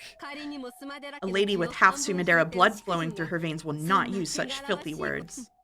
You really are Sumadera Kyrie's child. Not a trace of grace. She grabbed me by the hair and forced my face up to hers, and then spat at me. My words might be filthy, but they're no worse than her spit. Like, really? Like, actually spat? Wow. Every time you talk to me, Aunt Katsumi, it's always about Mom. Am I really that much like my mother? Yes, you are. That impertinent gaze. Your mouth and nose are the same too. Free-wheeling and irresponsible. You thought nothing of the long history and tradition of the Sumadera family and selfishly flew out of the house. Thanks to that, my entire life has been devoted to cleaning up your mess. I guess your life really has been covered with crap. Ooh. When I was slapped on the cheek, my ear was smashed, and for an instant, my head rang. My hair was pulled, spinning me around, and I fell to the ground. And in a flash, the ground was kicked. And I was struck with sand. Yes, you truly are like Nissan. That gaze like you're mocking me somehow. Yes, I remember so many things. You're a sad person. I'll bet that since you were young, you always got compared to Mom and scorned. And for your entire life, you'll never be released from that wretchedness. A little girl like you couldn't possibly understand. You see, your mother is a loser who threw everything away and ran away from the Sumadera family, right? Do you know how much trouble I went through because of that loser? Any trouble you went through has nothing to do with me. Sorry, but what am I supposed to do about something that happened before I was born? When will your life begin? It never will. For all eternity, you'll always continue to be sneered at by my dead mother until you die.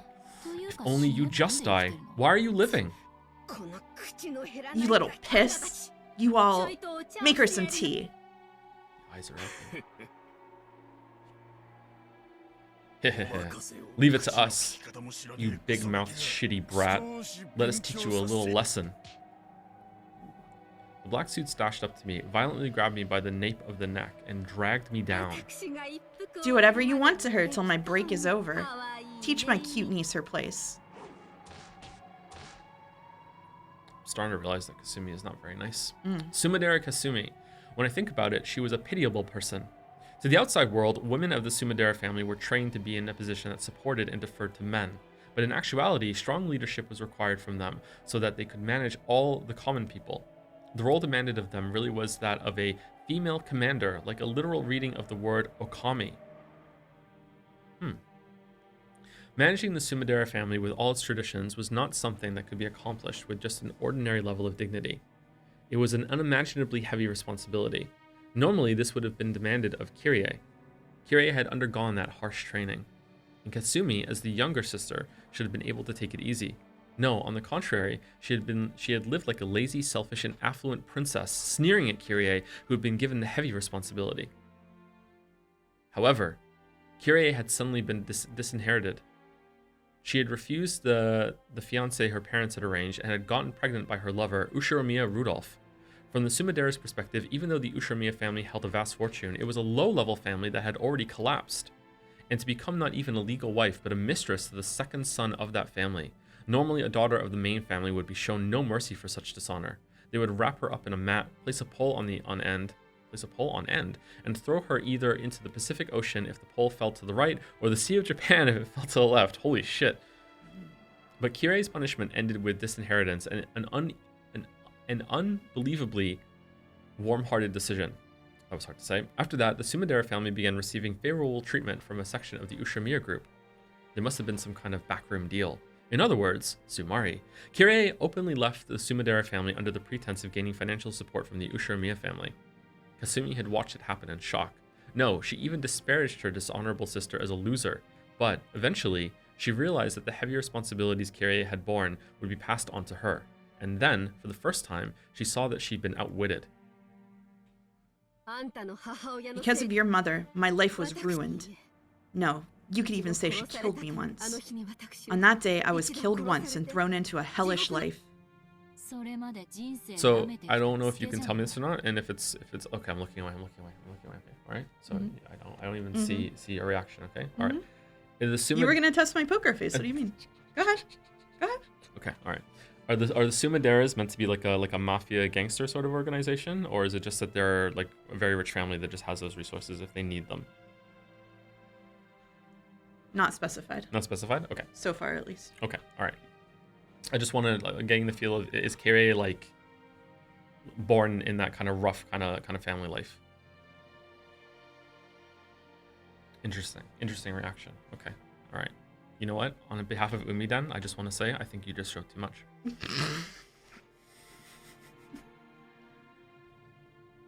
You know what? I'm docking them another hour for that. Wow, collective punishment? Yep. Isn't that what you get for making light of life until then? Gyuk. Gaga. Don't you ever stop talking, girl? Yeah. The black suit punched me in the gut and I doubled over, but I was quickly grabbed by the nape of the neck and made to stand up again. Kasumi cold-heartedly looked down at me, smoking a cigarette. The painful days after Kirie had left were floating through her mind. Until then, she had been allowed to be a simple lady, freewheeling and naive.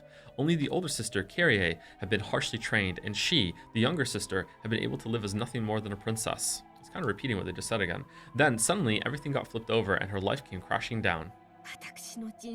My life, lifestyle, and the way I lived were all stolen from me. Do you know how much I was derided by those relatives who didn't know the details, all because of my sister's dishonor? I detested her. I detested your mother enough to make me spit blood. Glad to hear it. Keep up the good work. Gah! A kick landed in Angie's side as she crawled on the ground. Angie didn't stand up again. So she continued to lie there like a caterpillar as she was kicked each time she spoke up. I saw Nason at an Ushiromiya group party once. She was with her husband, looking very happy and laughing. She pushed everything onto me and found happiness only for herself. So what? How is taking it on me going to make you happy? Will taking it on me turn back time and change history or something? Gak? You said something a short while ago. When will my life start? No matter how much I despise you or take out my frustrations on you, I can't turn back time. So must I keep hating my sister even though she's gone until I die? You've got to be kidding me. How long will I have to be tormented by my sister's ghost?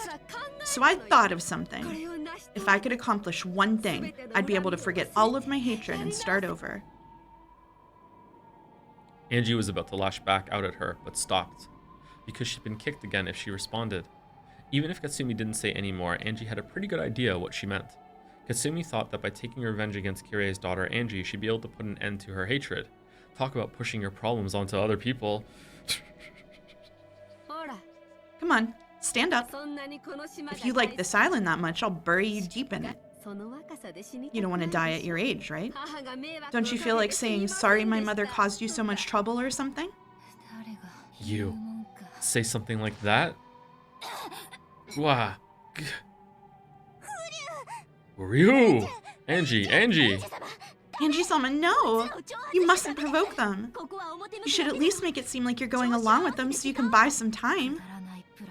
They do say you should throw your foolish pride out with the garbage. Oh, what about Amakusa-san? If Amakusa-san comes, I'm sure... It's no use. I can't see him. You idiot, Angie-sama. Why did you leave Amakusa behind? I didn't need Mammon to tell me. I was seriously regretting it already. I walked a long way. The forest was very thick. I've got no doubts that signs of activity here won't reach the boat.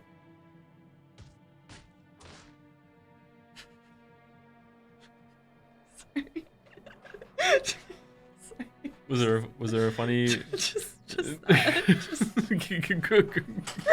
Craig doing Uryu?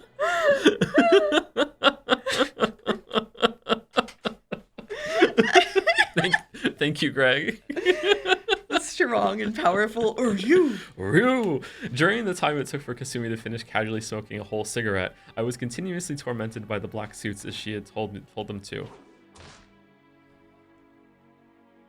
The moment I grabbed at my head, my scalp was kicked by someone at a bad angle and my head was filled with stars. The feeling of stars flickering in this gray, twisted world was one I remembered clearly. My life was very similar to the one Sumidera Kasumi led. After all, as the successor to the Ushimiya family, I was tormented constantly with various kinds of bullying under the guise of education and training. Yes, having the inside of my head filled with stars like this is a feeling I know well. When being reprimanded for some error in manners I seemed to have made, the discussion always turned to whether I was fitting to be the successor or not. On and on about the honor of the Ushimiya family and how deep that was. By the time the conversation reached that point, I'd forget what mistake I was being blamed for in the first place. Oh, no, she's back. No, in fact, it was the same for Aunt Ava. After all, sometimes she'd ask herself, what was it again?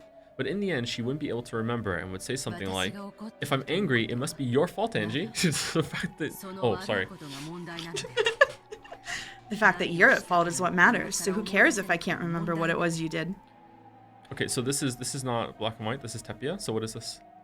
Side back, flash side, sidebar? Sorry, did I say Tepia? You did say Tepia. Feeling tepid about this chapter. Oh no, I said Tepia. You said Tepia. I was gonna let it go, but chat never forgets. Oh, we didn't do connections today. That's true. That's true, we didn't. Yeah. There'd be some ridiculous reasoning like that, and then she'd keep on punishing me. Yes, Aunt Ava's punishment wasn't something that would continue until I learned something or acknowledged my mistake or apologized. It would continue until Aunt Ava wanted to stop. So this violence was a bit nostalgic in a way that made me want to vomit. I opened my eyes and look, there's Aunt Ava. Right next to Kasumi, who's smoking a cigarette. I can see Aunt Ava, almost as though the two of them are laughing together. Oh, New music track. When I think about it, even Aunt Ava's life might be a thing worthy of my sympathy. The responsibility and pressure of being a member of the Ushiromiya family, which she often mentioned to me, had probably caused her great pain. After all, people can't make insults that they've never been the targets of themselves. So it's just becoming text now, huh? Mm-hmm. Yeah, okay. Yep. It was probably the same for Aunt Rosa as well. As the youngest child of the honorable Ushiromiya family, she must have gone through many tough times. So it was just like what Aunt Ava did to me, just like what Sumadera Kasumi is doing now. Aunt Rosa must have been the same. Oh, it's so low they can't even hear the music. Music's really low? Yeah. Hmm. That is true. We did coin the term Dom text to describe this on my stream. Let's turn it by 1 and see if that's enough. Usually one of these bubs is pretty significant. Okay. Yeah, it makes a pretty big difference. People tend to push the pain they're burdened with onto other people. Otherwise, they can never escape from that pain. So on and on in eternity and perpetuity, the chain of pain and sadness does not end. That is the reason Maria Oni-chan's magic was so incredible. With her magic, she didn't have to bear the pain caused by Aunt Rosa. The pain probably was pushed onto her. Its weight probably tormented her, but Oni-chan didn't carry that burden of her own on her own shoulders. She purified it and filled her world with happiness. So I'm sure if Maria Oni-chan had children in the future, she probably wouldn't have pushed the pain that had been forced onto her children. That chain of pain and sadness that stretched back for who knows how long, which she couldn't understand and which she had inherited, which had been forced onto her, Maria Oni-chan cut it with her magic. What's wrong? Got a bone to pick with me? In the past, I would have snapped back. I would have met her hatred with hatred so that they'd cancel each other out. No, nothing got canceled out. The thing being forced on me ended up right there on my shoulders. Just like how even now, I hate her. So now that I know of magic, I'll look at the human called Ushiromiya Eva again. What I could see through to was a sad human form no different from me, who had lost her family and who bore deep wounds in her heart. Unable to withstand the pain of that torn heart, she was doing nothing more than howl sadly like a lion crying in pain like a child. Even Ushiromiya Eva was someone I should have felt compassion for. She needed someone to understand the difficulties and pain of her childhood years. Even she, who was the only survivor of the Rokkenjima crime, who was faced with the curiosity of all society, who was publicly slandered and forced to have salt continually flung into the wound, had needed someone's compassion. Is that the most amount of text in a box so far? In order to let Ava forget her pain and sadness at least a little, the Black Witch taught her magic, just like the times it had possessed Aunt Rosa. It was the same magic of anger and sadness that Beatrice had taught Maria Oni-chan when she was mourning for her torn-apart friend, Sakataru. That same magic, that witch, had probably dwelled inside Aunt Rosa too. So I mustn't hate Ushiromiya Eva. Maybe I should have become her ally, as the only person in the world who could understand her. What did I say to her when I was young, when she returned alive all alone? Could it be that I acted as though she'd killed my family and returned on her own? I can't believe it. Aunt Ava, who has never been more than an object of and a synonym for hatred throughout my life. Toe Anderson, I like it. That's from Greg. Thank you, Greg. Thank you. Yeah. Thank you. Thank you. Yeah. So it's just Toe forever now, I guess. I'm sorry for interrupting. No, it's okay. Dramatic. I'm really into it. Yeah, okay. Throughout my life, is turning into a human I can understand. So, I can see, right next to Aunt Ava, the form of the Black Witch who taught her the black magic. Oh shit. And Ava was crying. It was only natural. Not only was no one willing to understand the pain of losing her husband and son at once, but her only relative had insulted her, saying, "Give me back my dad and mom." I can make the excuse that I was merciless because of my youth. However, to her at the time, it had probably been cruel enough to sever the last thread in her heart. In the following days, the talk shows and magazines publicly slandered her. I mean, she also probably did kill them. So I don't know. In the truth of her husband's business and character, and even her beloved son were negated, she no longer had anything left. She could do nothing but cry and howl, trying to forget the pain and sadness at least for a while. After all, she could only feel a tiny bit of release, and only during the time that she howled. And so, the Black Witch taught her how to howl. The one I hated was the Black Witch. Okay, there we go. Black magic can probably release one from that pain for an instant. However, it never lifts that weight from a person's shoulders. On the contrary, it forces that weight onto further victims, filling the world with hatred. If only Aunt Ava knew of white magic and had a true witch nearby. Shouldn't that have been me? Wingless. Alright, this one might be too loud now. Let's see what chat thinks.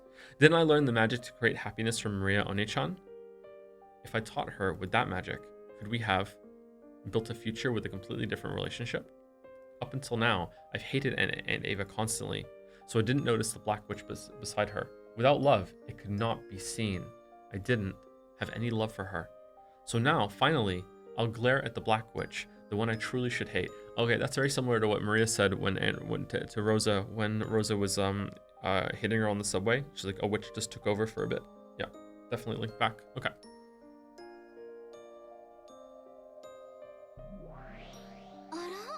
Oh, what's this? You can see me? I see you. The one I should have hated wasn't Aunt Ava. It's you. Whoa, awesome!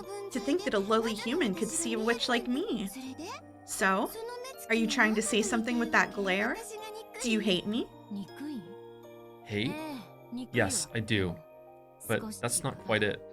I just think you're sad. Sad? I'm not doing the dolphin laugh. What are you saying? Come on, go ahead. Why not hate me as much as you want? I won't hate.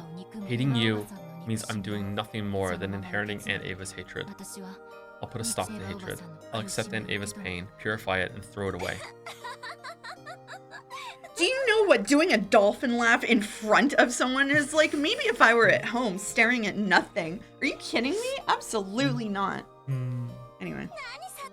What kind of epiphany do you think you've had? Is your head all right? Seriously, if only you'd just give up and die. Yeah. You guys, kick her more and more, okay? Not her face, though.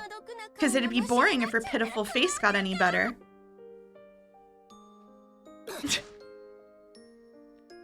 Gua? The black suits persistently kicked my stomach and back. Okay, so it's establishing something I should have noticed before, actually, or put the words at least.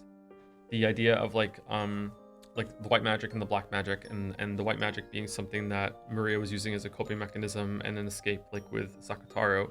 But then there's also the black magic that Beatrice put her up to, which was when she was just just embodying the hatred and just like seeping into it and let it take over, which is when she was killing Rosa over and over and over and over and over again in the Velvet Room. Okay, so does Beatrice have that too? Beato, Battler's Beatrice, BB, does BB have it too? And what would her version of the white magic be?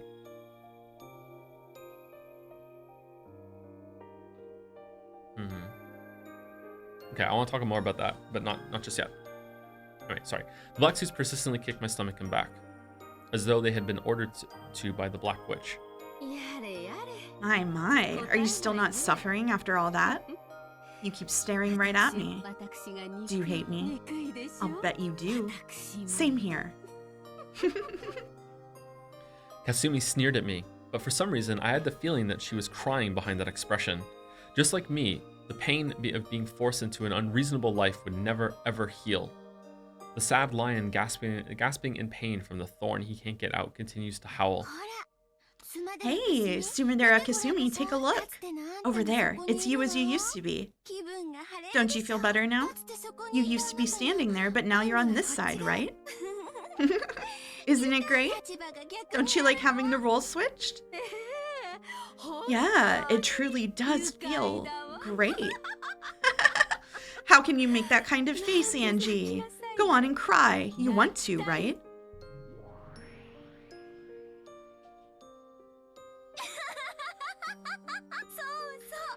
Yes, of course she wants to cry. Make her cry. Didn't someone make you cry back then? Natsuki's crying. So make her cry too. You too, Angie. If only you just break down and cry.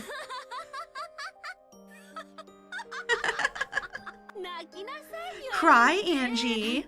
I want to see your crying face. Cry and try saying, I'm sorry, Aunt Kasumi.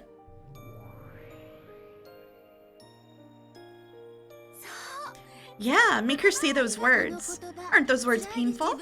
Isn't being made to apologize for something that isn't your fault just the worst pain? Make her feel the same way. By doing that, you can relieve your pain. Yeah, that's it. Be a little more honest with yourself, okay? If only you just let your emotions run free more and more and more. The Black Witch provoked Kasumi, and Kasumi began to give herself over to that dark emotion. You do not have to do the dolphin laugh, don't worry what the poll says. By turning deep sadness into an evil alcohol and forcing it down, trying to forget it for just an instant, nothing would change. The words Kasumi insulted me with were themselves sad. And I couldn't forgive the Black Witch who would impose that sadness on Kasumi. I'd gone limp, which seemed to have stopped the black suit's kicking competition. Wow, or maybe the kickers were getting tired too. Katsumi didn't order them to stop, but at some point, they did. However, I was reflected in Katsumi's eyes and they burned me with flames of hatred. She'd been tempted by the witch to do that in order to relieve her own pain. Tsumidere Kasumi, you aren't done yet. You've got much more trampling to do, right? Can you forgive what happened to your entire life with just a little violence? I can't. I still can't forgive her with just this. Right? There's no way you can forgive her. Do it more. More of the flames of hatred. Nothing can warm you except the fires of hate. After being frozen in the snowfields of anger and sadness, the only flame that can warm you is hatred. Say it, okay? Scream it. If only you just burn yourself to ashes with a roar of hate. Ushiromiya Angie! I cannot live without hating you. Damn, evil cackle. Long laugh. Yeah. Tsumidere Kasumi, look at that bundle of flowers. These flowers are for your dead family, right, Angie?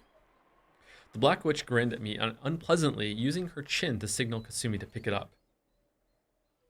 Kasumi picked up the flowers I was going to offer, brought them all the way over to me, dropped them, and made a show of trampling them. Her expression was filled with hatred and a frantic quality that couldn't be explained with hatred alone. She trampled them over and over again as though her sadness was reaching the bursting point. So the sound of her trampling it was just sad. Oh, still not suffering yet? Then what about this?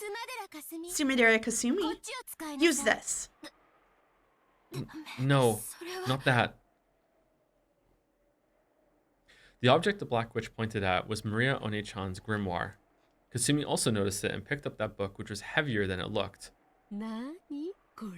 What's this?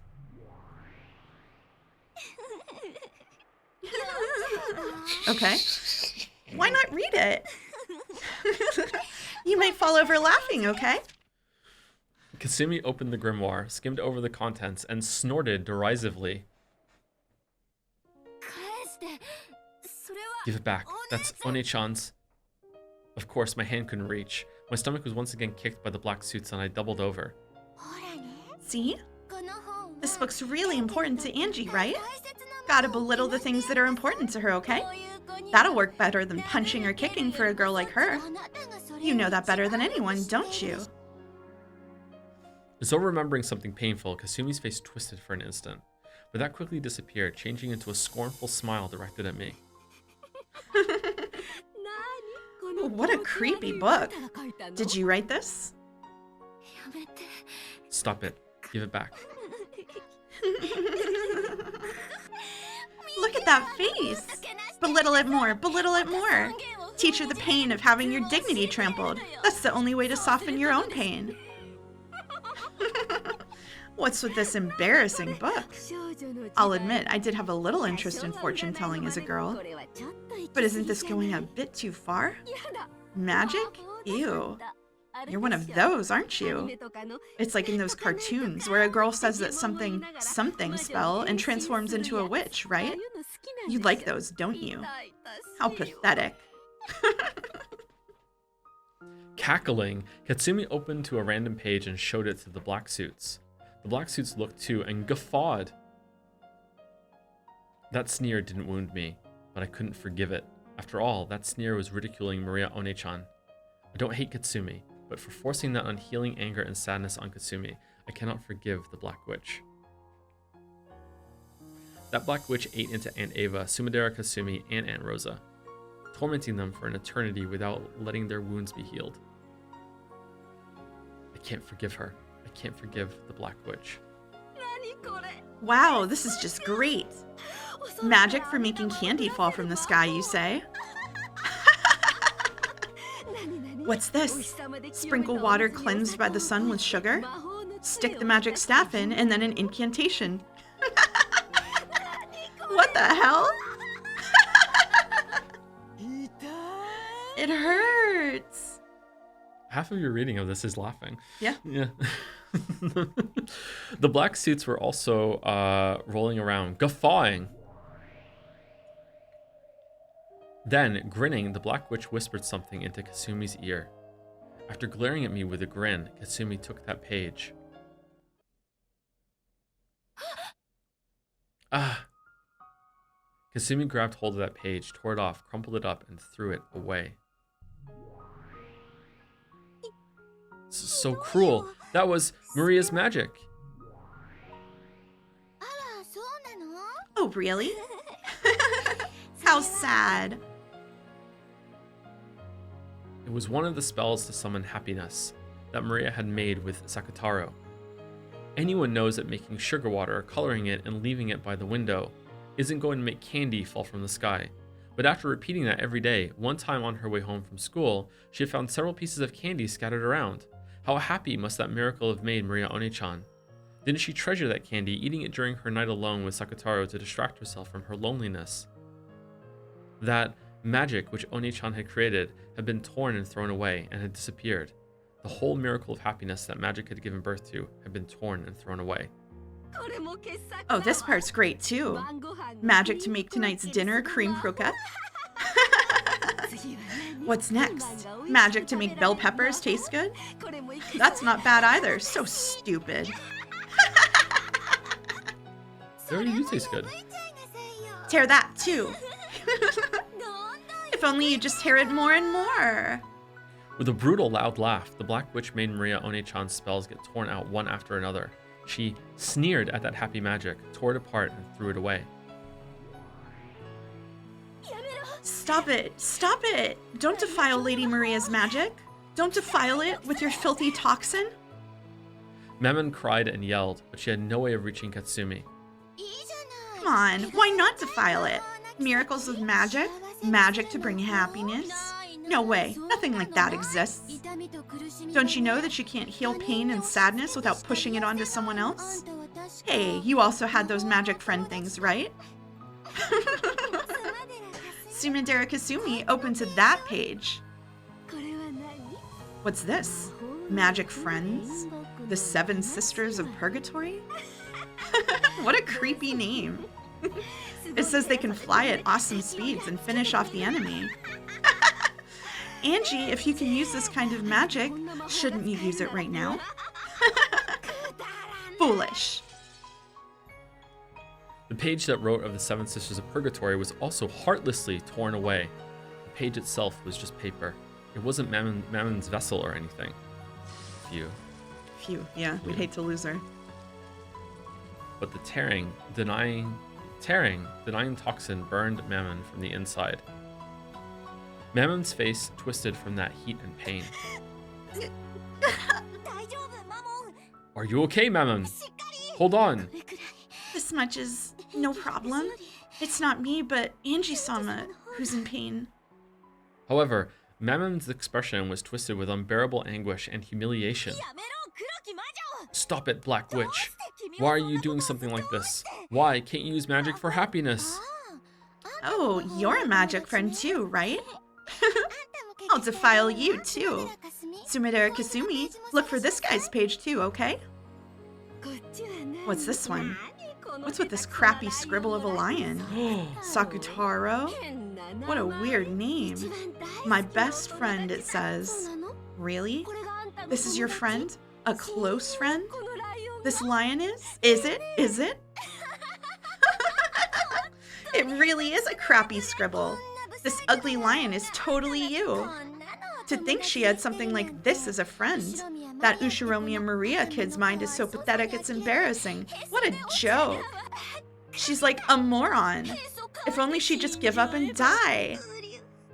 Who are you? Don't make fun of Maria. Stop it. Don't break it. No way. There was a shrill sound. The page had been filthily ripped out. Filthily? The picture of Sakutaro that One-chan had drawn was violently ripped in half.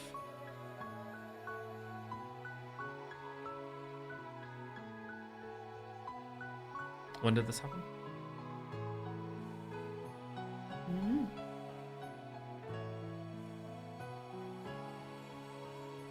Must have been in the past, yeah.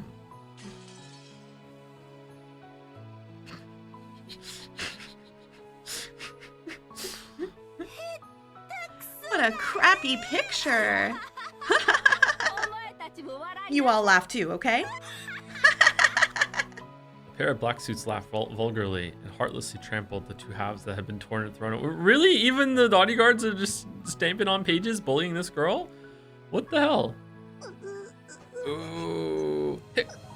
Ooh. Sakutaro, hang in there. I'm not sad. I just can't stand it. I can't stand that Maria's being made fun of, and I can't do anything about it. To humans who can't see us, it's as though we don't exist. We can only interact with humans that need us. That's why we're furniture. As Sakutaro and Mamoru supported each other, they crouched down, sobbing. Couldn't stand it either. Those who can't see how wonderful the world of magic is can't understand it. You can't explain to humans who can't understand, so it gets belittled. If you could show them it, but you can't. Because in front of humans who are filled with the magic-resistant toxin, and who can't understand magic, magic cannot be used. I really don't get it. From this delusional diary, I've got to assume that something's wrong with your head. It really is fun to take a peek into your mind. You creepy child. Both you and Maria. And that stuffed animal and the furniture over there too, right?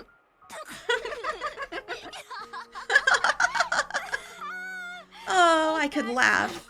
You don't have any friends, do you? You're always all alone, so stuffed animals are your friends. What a pitiable child. Don't worry, I understand. I know what it's like to live that way, so I'll accept it. You really are a pitiable child, right? This is taking a while, huh? Yep. Yep. To you, it probably would look like something made by a pitiful child. Yep. That's right. If 100 people were to read Oni-chan's diary, 100 people would probably think the same thing. I used to be like that too. Wait a minute, is this Umi project? No. But you know, despite all of that, Maria Oni-chan summoned a world of happiness. Don't deny that magic, that happiness. Such a stubborn child you are. Very well. This is the last one. I'll tear apart the source of the truly foolish magic that you and Maria believed in. Sumadera Kasumi, read this page, okay? What's this colorful page? What's this? Magic to always be friends with my beloved mother? Stop it! Not that page! Uh-huh. This magic's really simple, isn't it? It looks like even I could do it. Even I could remember an incantation this short. Shall I give it a whirl? It really is a short incantation, isn't it? Okay, give it a try. Let's have everyone spit it out. Sure thing, boss. With expressions that ridiculed it from the bottom of their hearts, the Black Witch and Kasumi tapered their mouths. And they said it aloud. Ooh, ooh. The black suit stared blankly, asking what the hell that was supposed to be. Then Kasumi answered, cackling. This is supposed to be an incantation. Are you kidding me? Wow. Come on, why don't you guys try it too? Wow. Ooh, ooh, ooh. The black suits imitated that moaning voice, making fun of it. Ooh, ooh, ooh. Ooh, ooh. That was the incantation for the magic that would let her always be friends with her beloved mother. What the hell? How stupid. If you could make family relationships better just by saying ooh, ooh, the world would always be peaceful. Ooh, moaning voice. Too bad that if you do this over and over again, people will think you're a pathetic, stupid kid. Are you a moron? Stop it. At least don't belittle that magic. It was the day of a picnic when Maria, Oni-chan, and Aunt Rosa were alone. It was written that this was one of the top 5 happiest days of her life. Oni-chan was singing a song she'd just learned from her mama. Her mother had been delighted, but partway through, Maria forgot the lyrics. But since she saw that her mother was so happy, she tried to sing it until the very end, with ooh, ooh, ooh. Even though she'd only pretended to know the lyrics, her mother had enjoyed it a lot. After that, ooh remained as an incantation to remember that day she'd spent in fun and happiness with her mother. Of course, even though she seemed to find it funny at first, Aunt Rosa eventually tired of hearing it, and eventually started scolding Oni-chan when she said it. But to Oni-chan, it was a memory of a fun day that she'd never forget. So among the spells that Maria had created, it was the oldest and the first. Kasumi stuck her fingernails into that page too. Stop it. Don't tear it. At least spare that page. No way. With a shrill sound, a girl's world of happiness was erased. Ooh, ooh, ooh. Is this your magic of happiness? Hilarious, hilarious. There's no way there could be magic to make you happy, right? Magic is made out of anger and hatred, right? Happiness is what you call the feeling of release you get only when you've pushed all the hatred you bear onto other people. The happiness you all are talking about is a phantom that doesn't show up outside picture books. As Kasumi laughed her head off, she slammed the grimoire against the ground and stepped on it. I think it's time to go through the whole story with every scene that Maria's in to see when she does and does not do the oohs. Yep, yeah. Absolutely. What are the contexts for every single ooh? And we noised it. Yep. And we did the gnome. You did the gnome voice. You did the gnome voice, and once again, I did not react at all. You got to admit, I'm good at keeping it cool. Ooh, ooh, Maria loves her mother. Ooh, ooh. Oh. Yeah. Do you regret your words and deeds? No, it was Yeah, hilarious. I didn't think so. It was hilarious. No, it was really funny. It was really funny. Yeah. Can't stand it? Hey, you can't stand it, right? You white witches of happiness? If you can't stand it that much, why don't you show us? Show us your magic. If it exists, then you just have to show us, right? A witch who can't use magic isn't a witch. That's why we're the real witches. You're just brats trying to escape reality with a dream.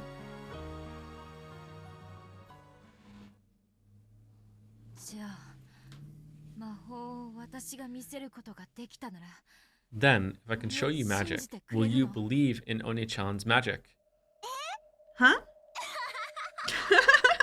Yeah, sure. I'll believe. If you can use magic and show me, that is. Let's see it, you stupid brat.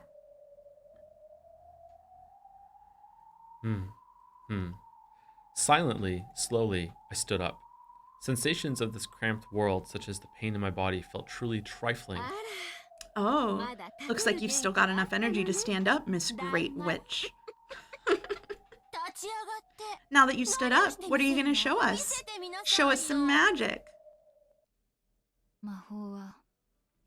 New song. Magic exists. What? What's this kid saying? Did you guys hear that? Silence. Isn't that interesting? You people always refuse to show this power of miracles because of the magic-resisting toxin. Disciple of the White Witch, Maria. Let's see some magic. Do you have any clue how many humans have believed in that miracle before being betrayed? Everyone believes. Everyone is betrayed and despairs. And they learn that true magic can only be gained by the power of black witches, like me. Hitting someone with your hatred is nothing more than a sin. That isn't magic. Sin. I'll show you real magic. You... Black Witch winced slightly. However, Katsumi sneered at me even more. Then let's have a look. So what kind of magic will you show us? Magic to make candy fall from the sky?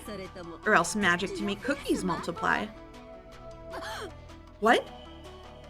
The instant I opened my eyes, a tremendous wind arose. What is this all of a sudden? Come, arise, the 7 sisters of purgatory. What?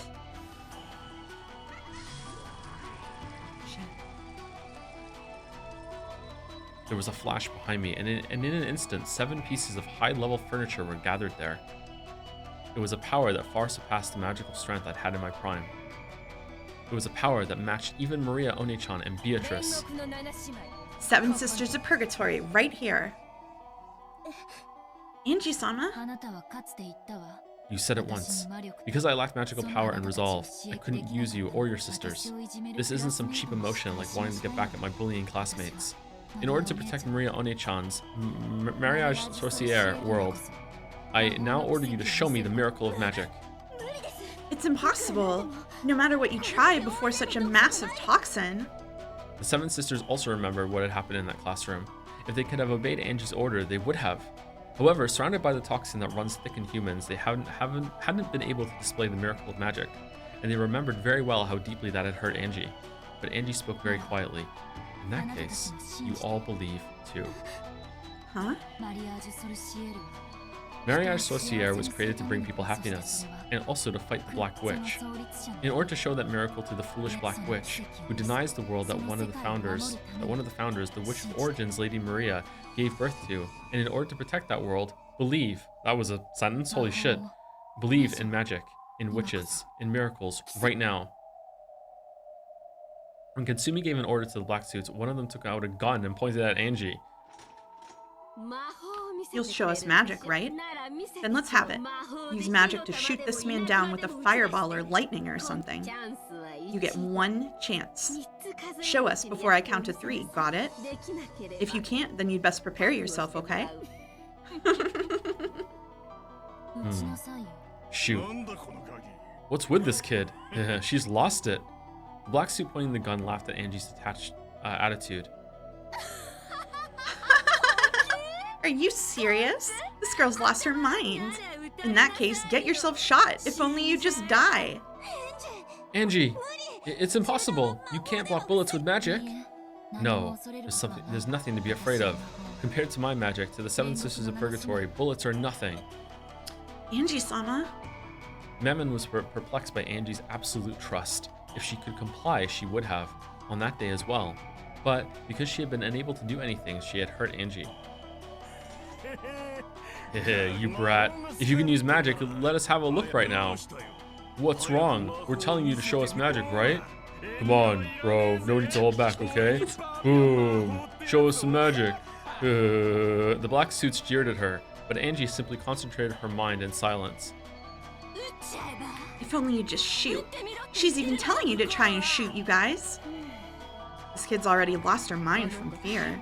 Bye-bye, Angie-chan. Go and pretend to be a witch as much as you want in heaven. Fire. You sure? Fire. Die, Angie. If you can do it, then give this magic of yours a try. The black suit cocked the gun and, sneering, pulled the trigger. And then Angie died. The sound of gunfire rang out, and the world stopped. A red spray scattered out, and chunks of flesh flew. What are you doing, Mammon? Don't tell me you'd let a boorish pebble of a bullet like this reach Angie-sama. Lucifer lined up the bullet perfectly, and with a single swipe, sliced it. And in the chest of the black suit who had apparently fired the gun was a hole as big as a fist. Every now and then, I get to go first. Half of Leviathan's body was covered with blood, and a cold smile was on her face. Then, slowly, the pitiful prey that she had brought down fell over. You pierced a human? Idiot. Do you still not believe in our master's magic power? Are you kidding me? You materialized in front of this many humans? What is this? What? Katsumi and the rest were flustered. He certainly seemed to have fired his gun.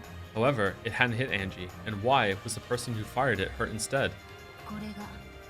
This is magic. Great job, Leviathan. I'm most honored. You foolish humans, you dare oppose our master. Now is the time of judgment. Prostrate yourselves. Why? You shouldn't be able to bring magic into the world of humans. They shouldn't be able to see magic, and they shouldn't be able to be touched by magic. Why? Because this is true magic. Ah! What are you people doing? Kill! Kill! One of the black suits who had finally come to his senses pulled his gun, aimed. Like I'd allow you the disrespect of pointing a gun barrel at our master. Die. Those words were a requiem. Damn, that line goes hard. The man's chest had already been pierced by Lucifer, who had become the stake of pride in an instant. Thump. With the sound of the second person falling, the black suits now realized for certain that their lives were in peril. What? Save me! The instant one of the black suits doubled over in shock and turned on his heels to escape from that place. The stake of sloth. Be thankful that your violence against our master will be repaid with this alone. Die! In his right eye, a hole as big as a walnut opened, and his head split. Belphegor was sprayed with blood, and her face twisted demonically with the joy at being able to use her full power. Oh, ah! Who's that? Who's there? Where are you? Black suits were flustered, pointing their guns in every direction, but they didn't understand what was happening. Alright, so first of all, Battler's not in the scene, so now this is real. Second, Do you just think none of it is happening at all? nothing happens in Umineko. Okay, Nothing alright, happens in well, Umineko. that's fine. Secondly, it's Amakusa, the Juza, with a sniper rifle Okay. on the grassy knoll, just taking them all out. Yeah, that's what's happening. He has ripped pants, and he has another pair of pants under his ripped pants. He's so cool. He is so cool. He's so cool. He's super cool. You can see that it matches his shirt, so like maybe it's just like a full bodysuit underneath. Maybe it's just like a onesie. Yeah, maybe it's a yeah. onesie under there. With buttons. Yeah. Yeah. Yeah. Okay, that's cool. What does he have like the Battler cross? Battler has a cross like that, right? I don't know. Maybe they love God. Maybe. Where's Battler? Ooh.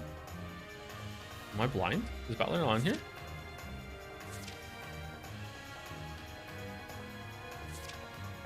Damn, he really did get erased. Holy shit. Mm-hmm. The black suits were flustered, pointing their guns in every direction. They didn't understand what was happening.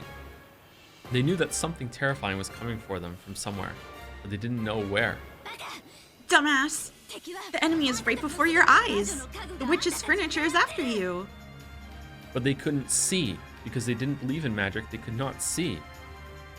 Just as the Black Witch said, Satan was standing boldly right in front of a black suit. However, the black suit couldn't see her at all. Did you think humans could see our forms? That they could follow us? Stupid humans. Time to pay a fool's price for forgetting your awe of magic. What is this? What's going on? You can't see it because you have no love. Impossible. Even though there are so many humans here, even though the magic-resistant toxin is everywhere, why can you manifest your magic? Who are you? A witch, and unlike you, a real one. What? Damn it, you bitch! As though announcing his candidacy for becoming the fourth victim, one of the black suits pointed his gun at Angie. And the trigger was, Angie glared at him coldly and simply ordered, "Die!" Next one, Satan. Satan of Wrath, already right here. Blockhead, you think a simple bullet could hit Angie-sama or us now? Oh. Is that because we're not on Umineko? Mm-hmm. Yeah. Yeah. Yep. Nice update there. The stake of anger pierced and smashed the bullet fired by the black suit and continued straight on towards the man's face. Know your foolishness and regret in hell. Die! With a terrible explosive sound, the upper half of the man's head was smashed. Bathed in scattered flesh and blood, Angie quietly asked one more question. Hey, Aunt Katsumi, do you still not feel like believing in magic? There's no way something so ridiculous could exist. I won't accept it. There's no way magic exists.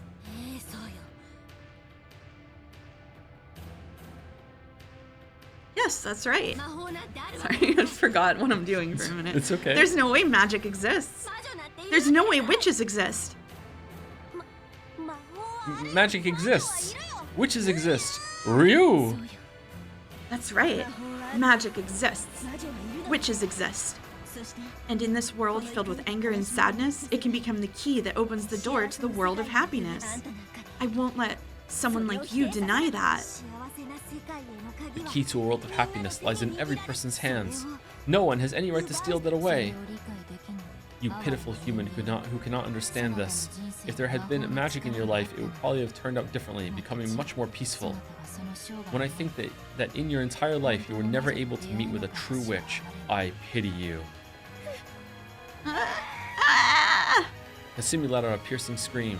At the same time, two of the black suits came for me at once, thrusting their guns at my head, like they were trying to use me as a hostage against something their eyes couldn't see. Against the Seven Sisters of Purgatory, who had now reached the level of weapons, this was completely pointless. Damn, where are you? Keep on attacking, and this bitch is dead. Show yourself. Yeah. What the hell's he saying? And his guts look tasty too. Angie-sama, leave the next one to me. Go ahead, kill him. Thank you so much. I'm so happy. Die. The man's chest split and his guts poured out. This terrible way of dying threw the other man into a total panic. However, Asmodeus' form was already at his back. Is this a unique sprite just for this pose right now? Or is it Umineko again? Huh. Umineko adds a bunch of sprites. Cool. Yeah. Grasping his neck and smiling obscenely. What a cutie. Hey, where do you want to get pierced? Angie-sama, got any ideas? The head. Certainly, my master. Die. The final black suit had his head smashed by the stake of lust, and as his inside scattered, he twisted and fell. In the gruesome world where 6 people lay in a sea of blood, witch and human confronted each other. Sumadera Kasumi, I sympathize with your sad life from the bottom of my soul. I'm willing to grant you magic that can seal up that infillable hole in your heart. If you can believe, that is. Don't be ridiculous. I will never accept something like this. Ah! As Katsumi, who was scared out of her wits, stepped backwards, she picked up a handgun that someone had dropped. Then, shaking, she pointed at Angie. That's right, Kasumi. Shoot with that gun. Turn your hatred into a bullet and shoot. Ah! I'll kill you. I'll kill you. If I don't kill you, I'll never be paid back for the life I've lived. Yes, kill. Pull the trigger. Take all of the anger and pain from your shabby life until now. Use it all against her. If you don't, you won't be released from your pain and anguish. Stop it, Katsumi. You mustn't listen to the Black Witch. I'll kill you. I'll kill you. Because of your mother, my entire life has been a wreck. In that case, my magic might be able to turn that life into something bright and peaceful, bit by bit, starting now. If you can believe in magic and just have a change of heart, I'll be able to open the door to a new world for you. But not your bodyguards, though. They get fucked. There's no such thing. The salvation she speaks of is obviously just some fairy tale. Your life is going to be covered with thorns until you die anyway. Let her hear that cry of agony. You can't regain anything that was lost, right? Sumadera Kasumi? That's right, you might not be able to regain anything. However, I know you'll be able to create something new. So, Katsumi, throw that gun away. I might be able to teach you too about a world of happiness. You know, because your mother ran away, I was forced to marry her fiancé in her place. There was a man I swore I'd spend my life with, and I was forced to break up with him. You think you understand how I felt when I was forced to be wed in your mother's place and was held by a man I had barely even talked to? I wanted to kill her, but Nason just went and died on her own. That's why I'll kill you. Otherwise, my thorn-filled life will never end. From Katsumi's eyes, tears of passion dripped down. So pitiable. This person's tears were so clear and beautiful. But for that very reason, she hadn't been able to fully withstand her sad pain, and had been given no choice but to listen to the Black Witch's temptation. Is Mammon gonna kill her at the end? Is she gonna join the crew? So sad. In that case, I'll at least release you, your soul, for all eternity and free you from the bonds of resentment. You can do that? That might be the only bit of charity I can give right now. Die, Ushiromiya, Angie! Goodbye, Aunt Katsumi. Take a long rest in a quiet world. I no longer feel anger or hatred for you. I just want to let your soul rest in peace. Kasumi's handgun spat fire. Slowly, that bullet continued through a world frozen to the utmost limit, aiming for Angie's forehead. Mammon. Yeah, Mammon of Greed, right here. Thanks. Huh? Because I met you in Sakataro, I was able to understand everything. Anji! Look away, Sakataro. I don't want you to see this. The rest of it was fine then. Sorry, I made myself laugh. Mammon, release that woman and protect the honor of Mariage Sorcière. Yes. Prepare yourself, Sumadera Kasumi. Even though the world was frozen, the stake of greed flashed like lightning and had already gotten behind Kasumi. If there's any virtue in you, we'll meet again on the mountain of purgatory. Die! The upper half of Sumidera Katsumi's head was smashed. Her cage of flesh was shattered and she was finally released. And then Angie started writing a message to put in a bottle.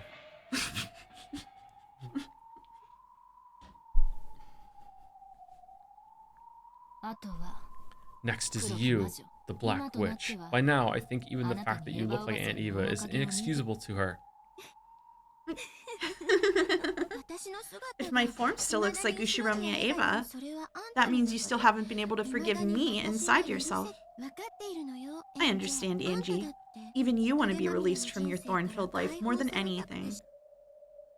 In that case, I thought of something interesting. I'll show you magic as well. I won't be the one to kill you.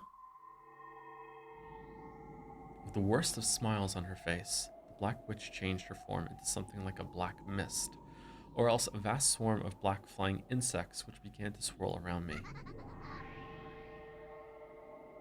Then, that black mist began to gather bit by bit, shaping itself into the form of a human. What's this supposed to be? You've got at least a vague idea, don't you? It's the woman you hated and despised the most. The woman who hated and despised you the most.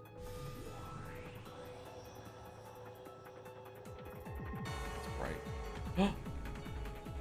When the black mist cleared, over there was Aunt Ava's form as she had been during her life. Her hands were holding a gun. Aunt Ava died. Long time no see, Angie. I've come back from hell to kill you. Aunt Ava glared at me with a mad laugh. But I'm not that surprised. Aunt Ava was that kind of person. I imagine my funeral came as quite a relief to you, right? I feel the same, since I'll never have to see your face again.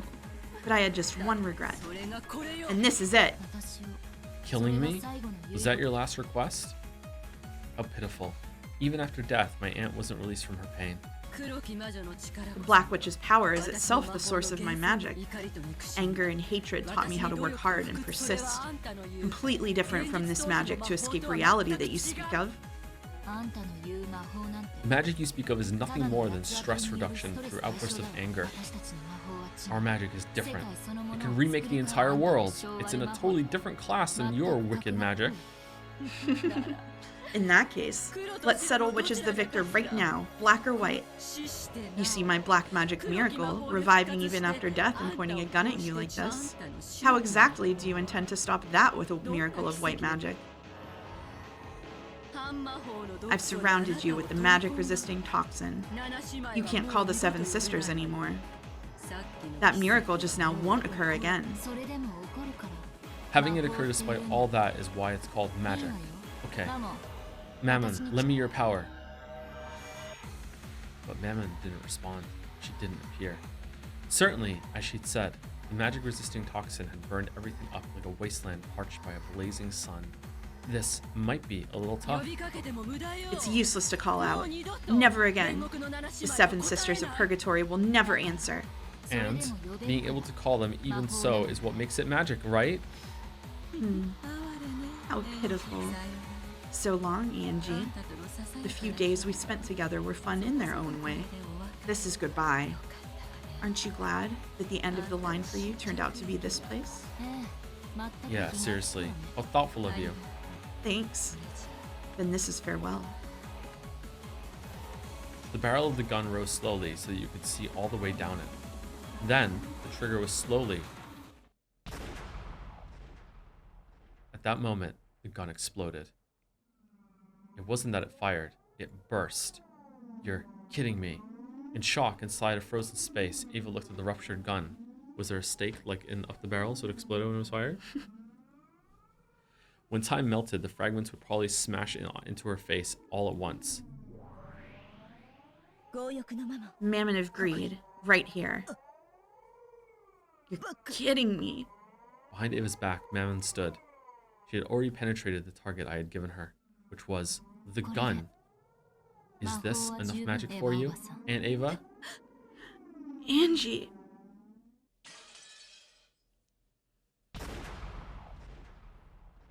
Then time melted. The fragments of the burst gun and exploding gunpowder burned her face. Letting out a shrill scream, she covered her face and rolled around. It was pitiful. Your luck was bad. This is game over, Aunt Ava. I signaled to Mammon so that Ava would be freed quickly from the pain of her burnt face as she writhed around. Thank you, Mammon. This time, I want to apologize again from the bottom of my heart for calling all of you powerless on that day in the classroom. You were excellent furniture for protecting witches. I'm the one that's grateful. I feel truly honored at being able to meet a good witch, a good master in the end, and at being able to fulfill my duty as furniture. Mammon had understood. This would be the final job I'd give her. Mammon quietly walked up to me. Then she looked down at Ava. Aunt Ava, thanks for sticking with me for so long. This is farewell. Have a nice dream. See you in hell. Cool. Then the light sound of her forehead being bored into rang out.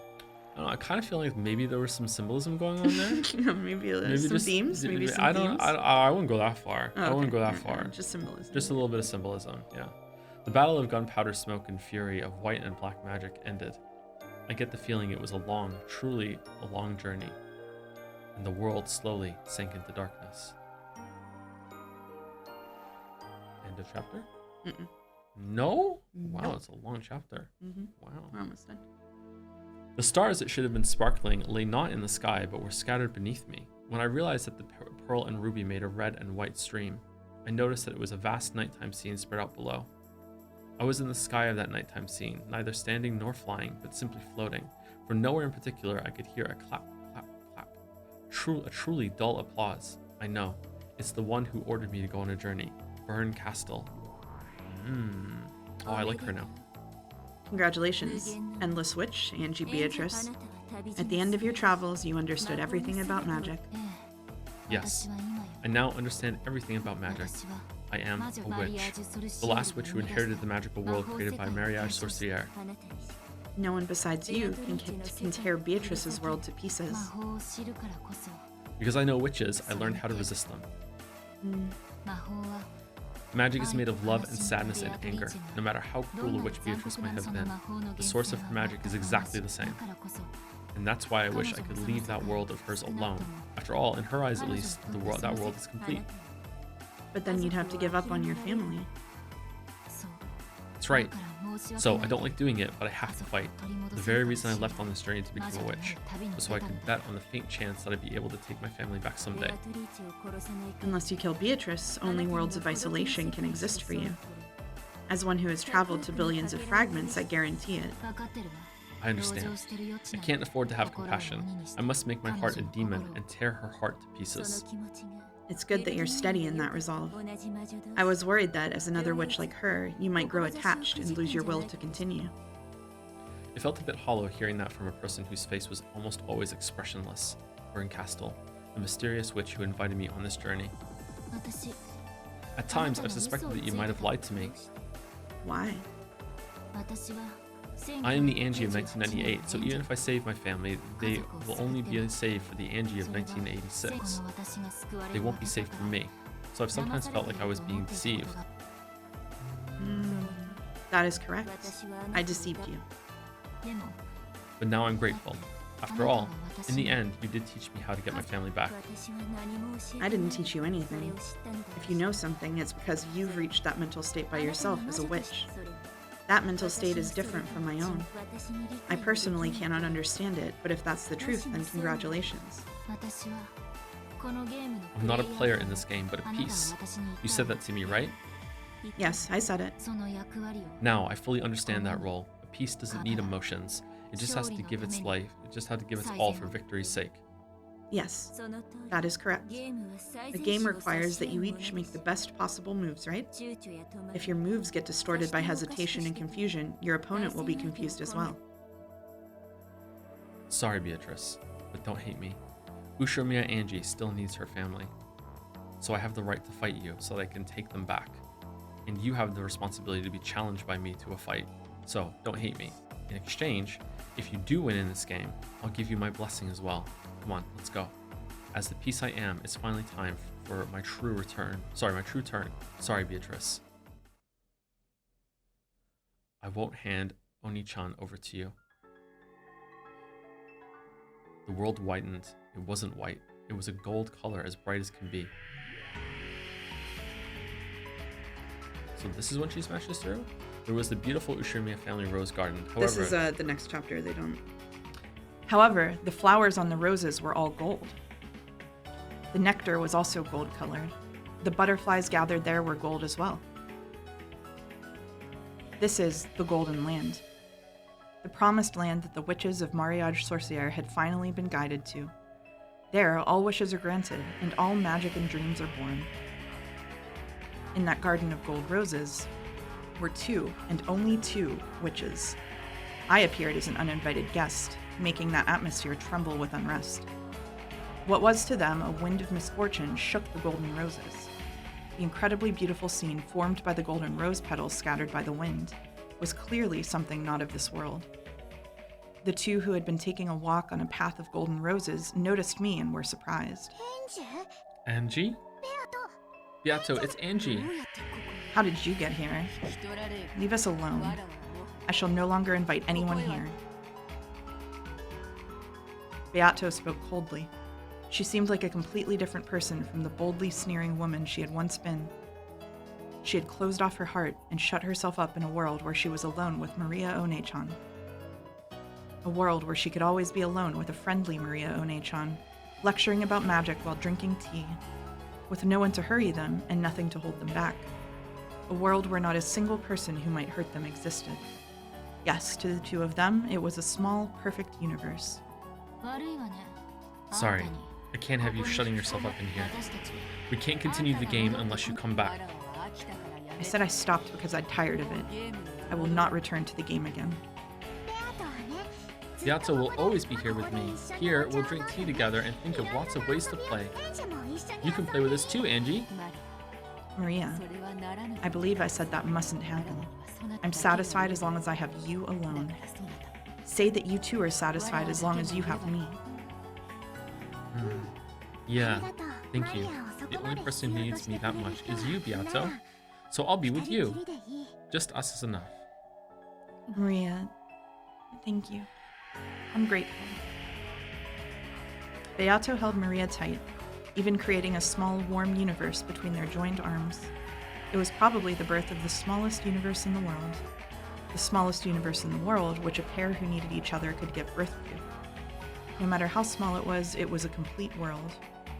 But I had to tear it apart. Sorry, but I can't let it go like that. I came to smash this golden land of Mariage Sorcière. Why are you going to break my world? Are you saying that this world is causing anyone other than Maria and me trouble? You've left Oni-chan waiting all this time, in a game you started and then abandoned without finishing. If you don't return to your seat, the contest won't end for all eternity. There's no longer a single player in that game. Battler vanished and I did as well, coming here. That game is already over. It is not over. You started that game, didn't you? Take proper responsibility and see it through to the very end. Will you defeat Battler and give birth to the world you truly wish for? Or will you be defeated and everything swallowed up by your magic released? Take responsibility until the very end. Don't, Angie. Beato will spend her time in this world alone with me for eternity. And I don't need anything else as long as I have Beato. Here, all wishes are granted. Everything is here. This golden land is made up of nothing more than the crystallization of Beatrice's and Maria Onechan's thoughts. To drag Beato out of this world, I have to destroy it.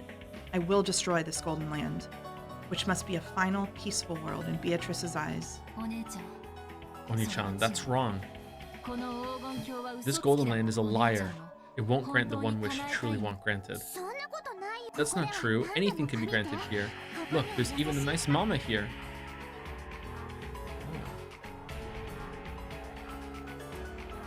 Gold butterflies gathered behind Maria, forming into a kindly smiling Aunt Rosa. After smiling sweetly at me, it became golden petals and crumbled. Yep, she can't say something nice, she doesn't speak at all. Here, anything can be created. Even Angie, even Battler, even George, Oni-chan, even Jessica, One-chan, sorry. Get my chants mixed up. You can summon as many as you want, and everyone is nice. You come too, Angie, and let's play together. Sorry, Oni-chan. Oh, sorry. Sorry, One-chan. And what about Sakutaro? Hmm? Upon hearing Sakutaro's name, One-chan looked like she was choking. Stop. Don't speak that name. Beato's expression changed as well, and she hugged Maria, guarding her shoulders. Sakutaro's name was still taboo for One-chan. Why can't I say it? It's the name of Maria One-chan's best friend. Why won't you invite that close friend to this wonderful golden land? Why, in this golden land where any wish can be granted, is Sakutaro the only one you cannot summon? That is... It's alright, Maria. You don't have to remember Sakutaro. Sakutaro was killed by Mama.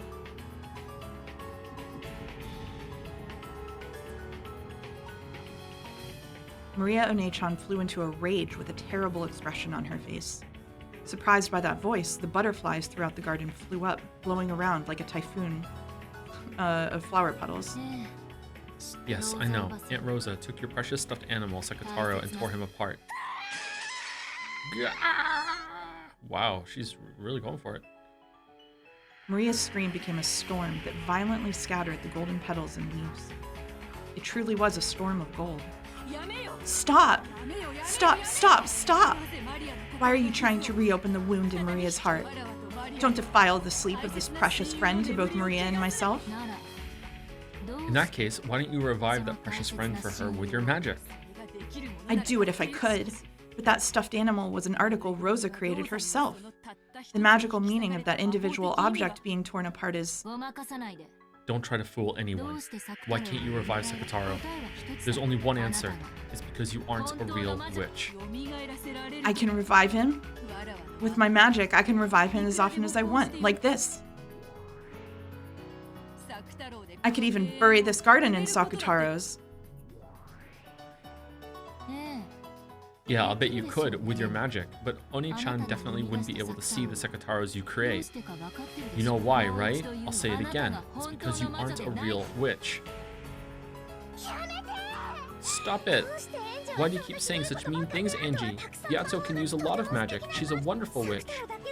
She couldn't revive just Sakutaro, but she can do absolutely anything else, so I can at least do without Sakutaro. No, Oni-chan, that's wrong. There's nothing a witch can't do. As soon as she couldn't do that, it was clear that Beatrice wasn't a real witch. But that's wrong. It's because Sakutaro's stuffed animal vessel was something Mama made specially for herself, and that's why she can't revive him? Is Beatrice's your magic so inconvenient? In that case, are you saying you can revive Sakutaro? Are you saying you can do that with your magic? I can. What? Maria One-chan, I'll show you some real magic. I'll revive Sakutaro for you. Sorry, the window's open now because it's really, really hot in the room. Sorry. Really? Even Beatrice couldn't do it, right? Really? Yes, I can. In exchange, promise me. Once I've revived Sakutaro. Yes, leave this golden land. I will not permit that. This world is Maria's and mine. If Maria leaves, it will break. The minimum number of humans it takes to create a universe is 2. Otherwise, that world is destroyed. To drag out the witch shut away in the Golden Land, I'll have to destroy this world. Yes, that's the proof that you aren't a witch. A real witch can create a universe alone. The Mariage Sorcière Alliance of Witches. The very existence of this alliance proves that you aren't a witch. No, I won't hand Maria over. I hate you. Leave right now. Get out of here! Dragging everyone into a game of your own accord, then getting bored and chasing them out when your mood changes. How selfish can you be? Take a look, Beatrice, and you, Maria Oni-chan. This is true magic. Will you really survive, Sakataro? Really revive, sorry? There's no way you can. This is a Golden Land for Maria and me alone. There's not a single spell that an outsider like you could use. As you are now, you couldn't even create a single butterfly. Be quiet, Beato. Don't get in Angie's way.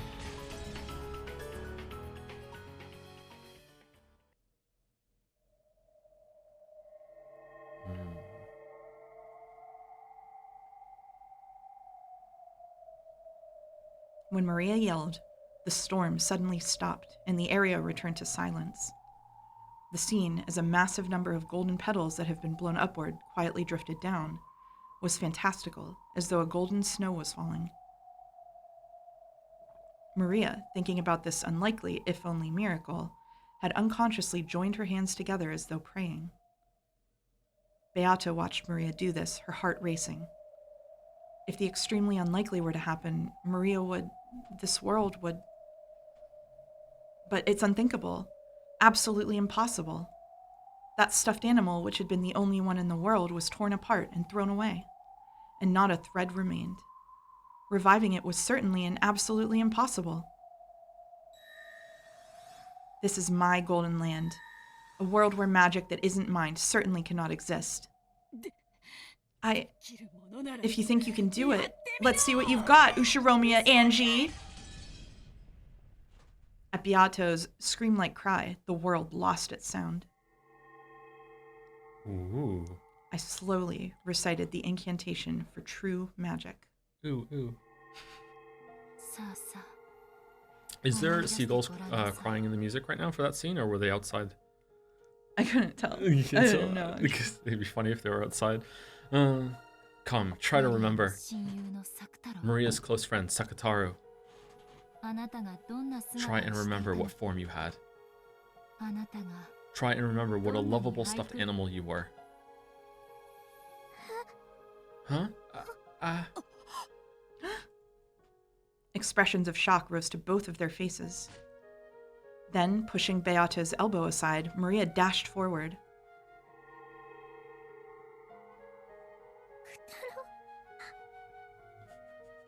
So I can hear seagulls through the window. Kataro! Sakataro! Then, she clung to us both.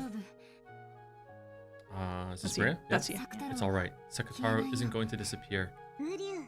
Ryu! Maria, I'm home. Sakataro! Sakataro! Ooh! Wow!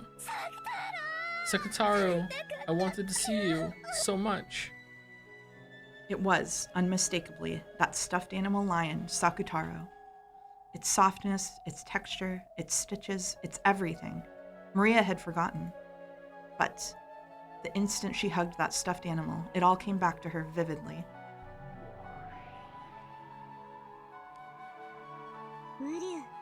Ryu! Maria, I'm home. Sakataro, Sakataro, is your body alright? Does it hurt anywhere? Even though something so horrible was done to you, are you all okay? Ryu! Angie revived me with magic, so I'm perfectly fine. Thank goodness. Thank goodness. Welcome back, Sakataro. Ooh. From now on, I'll always be with you, Maria. Together for eternity. So, don't let go of me, okay? Yeah, won't let go. For all eternity. Then, still hugging Sakutaro, she looked up at me with tear-filled eyes.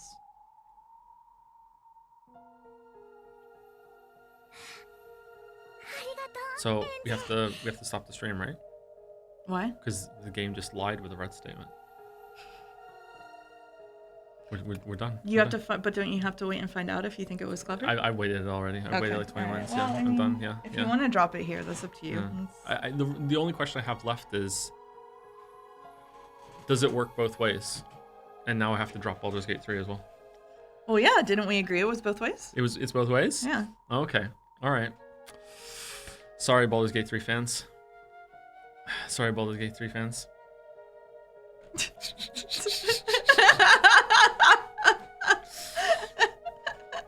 Do you think it's still time to do Coscodal, or are we... Oh, we've got a whole after. Hey, if we stop now, we could go like somewhere really nice for dinner. We could, yeah. We could. That'd be great. All the more reason to turn this bit into reality. Yeah. Okay, let's see what happens. All right. Thank you, Angie. Angie's magic is amazing. How?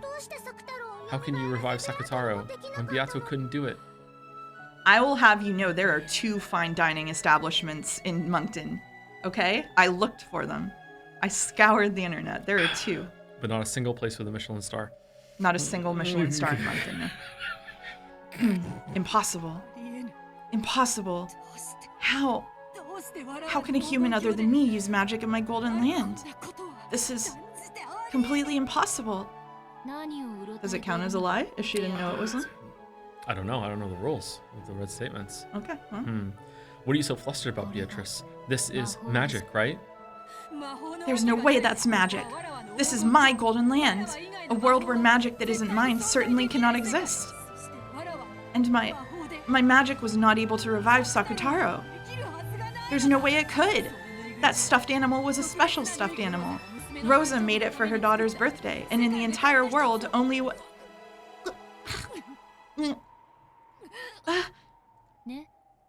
See, it's magic, right? Oh, she's crying.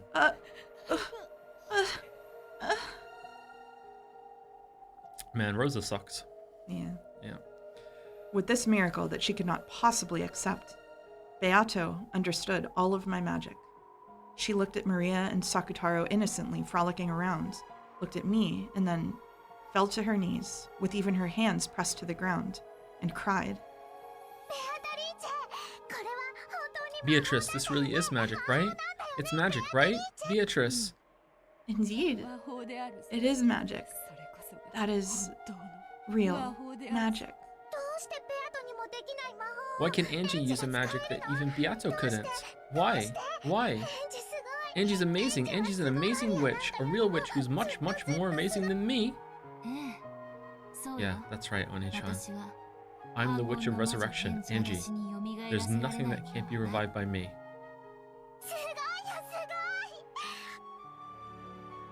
Isn't the story called Rondo and the Witch of Reasoning or something like that? Mm-hmm.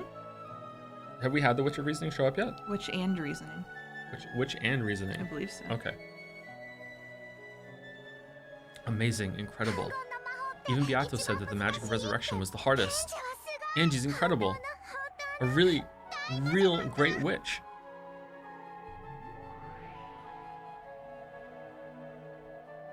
At that time, Maria's and Sakutaro's forms flashed gold, and the forms of the 2 became golden flower petals that crumbled away. As the 2 became a golden wind and swirled together, they left for some other peaceful place, not here. Beato had, as promised, banished Maria from the Golden Land. If only the watermark was on the screen so you could check. You know what? We will. Here we go. We're doing it. We're doing it. We're doing it. Oh my god, they're gonna whine. And we're gonna keep it on for a while too. Switching it up. Rondo of the Witch and Reasoning. Mm-hmm. Okay, I was wrong. I was right. Okay, you were right. You're usually right. Yeah. Also, I was lying. I'm not gonna keep it on. I don't like it either. Goodbye, Maria Oni-chan, and be happy forever. Don't worry, you definitely exist in Oni-chan's world too, but that doesn't refer to you. I'm happy for you, Maria. As your close friend, I celebrate this reunion from the bottom of my heart. On Beato's face was a mixture of what was probably every expression a human could muster. It was joy, anger, and sadness. That's the only 3 emotions that humans have. Yep. Men only have 2.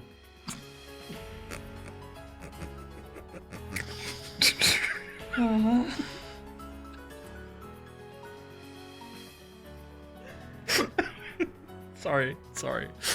That's the source of magic, isn't it? Without love, without sadness, without anger, magic cannot be seen. Get a room? We have one. The ground shook, an earthquake. It gradually summoned greater and greater fissures and began to tear Beatrice's final paradise apart.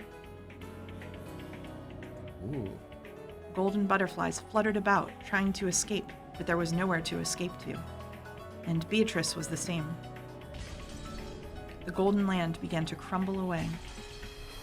The earth crumbled downwards like a floor falling through, and Beatrice was sucked into the depths of a jet-black darkness. Then she was mercilessly slammed against a jet-black floor. It was a dimly lit smoking room. There was no door to exit by, and while there was a window, it let no light into Beatrice's shadowy smoking room. Smoking room? Even though Beato was moaning from the pain of being slammed against that cold, hard floor, she shakily rose to her feet. There was a seat there, and the game table, still just as it had been when she'd left it. The game board also remained in the same state that Beato had left it in. That's your seat. Sit. So, this is the only seat for me to sit in? Beato put a hand against her own seat and laughed sadly. Win or lose, that's all you've been given. A tie during the process of reaching that point will probably be permitted. A tie? However, you won't be allowed to suspend the game and throw it away. Will you win and survive, or lose and disappear? Until one of those two things happens, you will not be permitted to rise from that chair. That should be your only duty as the host of a witch's game as the Golden Witch Beatrice. Laughing weakly, Beato sat in that seat. Then she rested her elbows and covered her face with both hands, showing off a smile with nothing but her mouth. Not permitted to escape an unwinnable game. Then, very well. Why don't I repeat this until I lose? Quit being so faint-hearted. Win. Use the best moves you have. You started this game. Whose side are you on? You have a duty to make the best moves possible. Give all that indecisive fooling around a rest. At that time, there was a violent sound. Beato felt a cold, pathetic sensation on her leg. Gotcha! I finally got you, eh, Beato? Oh, great Lady Lambda Delta, is it? To think that you were still here. Beato's foot was caught in an ice-cold steel shackle, tying her to the chair she sat in. She would no longer be able to escape from this seat. I don't like that. You won't be able to escape anymore, got it?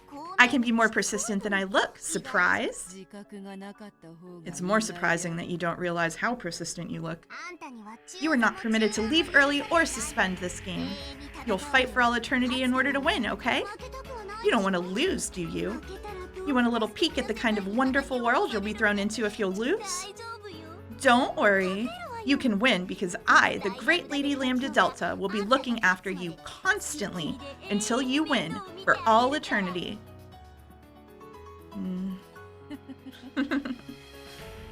But even if I wish to fight, there's no opponent seated across from me, correct? Yeah, we'll find one. Oh, don't worry, I found Battler. When Berncastle appeared and clapped her hands, Battler appeared from the sky and plopped into the opposite chair. Battler's eyes were slightly opened, but there was no sparkle in them, almost like a doll's. Without one of the pillars that established his soul, he had fallen into the depths of darkness and had been drifting about all this time. He should have then scattered and disappeared like mist. Berncastle had managed to scrape him together. It's incredible that she managed to bring him back into a human form. And in one scene, too. However, even though his flesh had returned, his soul had not. It had been blown away by Beatrice after having its existence denied. It wouldn't come back easily. Battler won't run from this fight either, not until he defeats you. Just because your chances of winning are shrinking doesn't mean you'll be permitted the inelegance of abandoning everything and running. Even he doesn't want that. Isn't that right, Ushiromiya Battler? Battler Battler didn't answer. His heart was still dead. His eyes wavered slightly at the question, but he couldn't answer. So Lambda Delta went behind the chair, grabbed his hair, and made him nod. Battler, get a hold of yourself. You are here, and the enemy is before your eyes. Fight. Fight to win. Battler lazily repeated that, speaking incoherently. Oh, no change there. He'd come back. The wound he bore in his soul was no small thing. That was only natural. Beatrice had woven her red, and he had been denied. He had learned that the mother he'd respected was not his birth mother, and he didn't know who he was. He was not Ushiromiya Battler. Don't talk stupid. You are Ushiromiya Battler, no one else. No matter who acknowledges that or denies that, make sure you believe it yourself. After all, you're the only one who can create your own world. Don't lose the world where you're Ushiromiya Battler. Then, who am I? I'm not my mom's child, right? Where was I born from? Battler asked that question as his eyes, which still hadn't regained their sparkle, stared lazily up at the ceiling. Of course, she answered right away. Yes, that's right.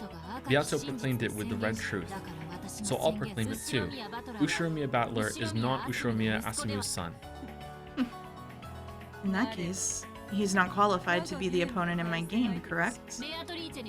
Beatrice, repeat it. Ushiromiya Battler is not Ushiromiya Kinzo's grandchild.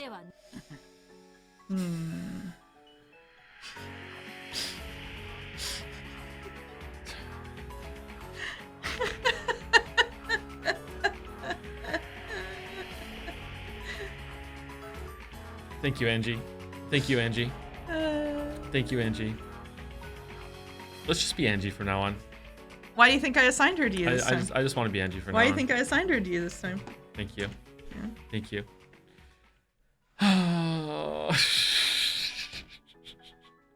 She points at the cliff. She went to the cliff in order to overcome it. That's what the last scene was about. Exactly right. Her overcoming the cliff for me. It's a metaphor. She's literally me. Yeah. Yep. Ryukishi knew that someone would be streaming this years in the future and would use the terminology cliff to describe a bad moment in a story. Yeah. Yep. Just knew. And then he knew you'd be a pedantic motherfucker who got mad about that thing. And planned ahead of time to write a solution into it. You didn't have to say it like that. Yeah, I did. It was funny. Yeah, you did. You're chat's champion right now. Yeah. As Beato wrinkled, they forgot that I agreed with you. As Beato wrinkled her forehead, a painful-looking smile rose to her face. So you refused to repeat it. Beato proclaimed two red truths. You are not Azumu's son, and no one except Kinzo's grandchild Battler is qualified to be her opponent. The following theory will allow Battler to be accepted without creating any contradictions. Here's my blue truth. Listen to it. Ooh, the blue cut. The one who is qualified to be Beato's opponent is Kinzo's grandchild Ushiromiya Battler, and whether that person is Asumu's son or not is not an issue. In other words, Sumari, you can be Kinzo's grandchild even if you are not Asumu's son, as long as you are Rudolph's son. It was just a silly word game, wasn't it? Your blue truth is valid. Beato, your counter-argument with the red truth? If you cannot counter it with the red, Battler's qualifications as an opponent will stand unchallenged. Battler was still out of it. He still couldn't really understand what she was saying for him. But even so, his spirit was starting to come back, bit by bit. Then, who am I? Get a hold of yourself. You are Ushiromiya Battler. Yeah, maybe Mother Asumu didn't give birth to you, but so what? That doesn't change in the slightest the fact that she was a mother to you, right? For example, what is Ushiromiya Angie to you? You might not share the same blood, but she's still your little sister, right? It's not about blood, it's about bonds, right? That's right. Even though we don't share the same blood, Angie is my little sister. Our bond. Say it in red. Say that Angie is your little sister. Angie is my little sister. Ah, I could say it. You promised. I promised, yeah. Yeah. She hugged Battler, who was still out of it, and slumped in his chair strongly from behind. So much that it hurt. I don't know why Mother Azumu wasn't your birth mother, but still, up until today, and even now, you believe that she's your mother, right? In this world, there are plenty of people without even a mother, without even a family. Did Mother Asumu ever let you feel lonely? Never, right? Don't throw your peaceful family away so easily. Your family bonds have gotten too thin after leaving your family for 6 years. You have to feel those family bonds much more strongly. Remember, for Mother Asumu's sake as well. Don't lose your love over a foolish witch's rant like this. Man, he's upset. Why wasn't he this upset in the last scene? I might have gone along with him crashing out if he was this upset in the last scene. I think you were meant to derive it from context that he left the entire family conference for 6 years, that he probably had a lot of feelings about his mother. No? Okay. Right. All characters in fiction must also, act exactly like I do. So 2 things, chat. First of all, he's not upset about what Battler said. Chill out. You're building straw men. And second of all, he's not saying that witches don't exist in Red, because they literally agreed not to do that when they started the game. They said that would be bad sportsmanship. That's why he's not saying it. Chill out. Chill out. Yeah, he's not allowed to do that. Yeah, I don't want him to do that. Yeah, that's yeah, you absolutely don't want him to do that. That's bullshit. Yeah. I don't want him to do that at all. Okay. You're right. Mom was always on my side. Where is this place? It's dark, and I want to go home. Where's all my family? The light still hadn't returned to Battler's eyes, but tears appeared. Your little sister is waiting at home for you to come back. If even you don't come back, she'll be all alone forever. For your little sister's sake, please win this witch's game. I think you have to do a posture check so you're not so quiet. Okay, I'm sorry. Yeah. Maybe I can point the microphone a little bit closer towards me. Yeah. Okay, all right. Okay. Want to see a magic trick? Yeah. There's a bunch of people in chat right now that weren't here earlier, and they don't know that we're in the same room. Hi, chat. Ow. Sorry. You okay? Yeah. Yeah. You okay? I'm fine.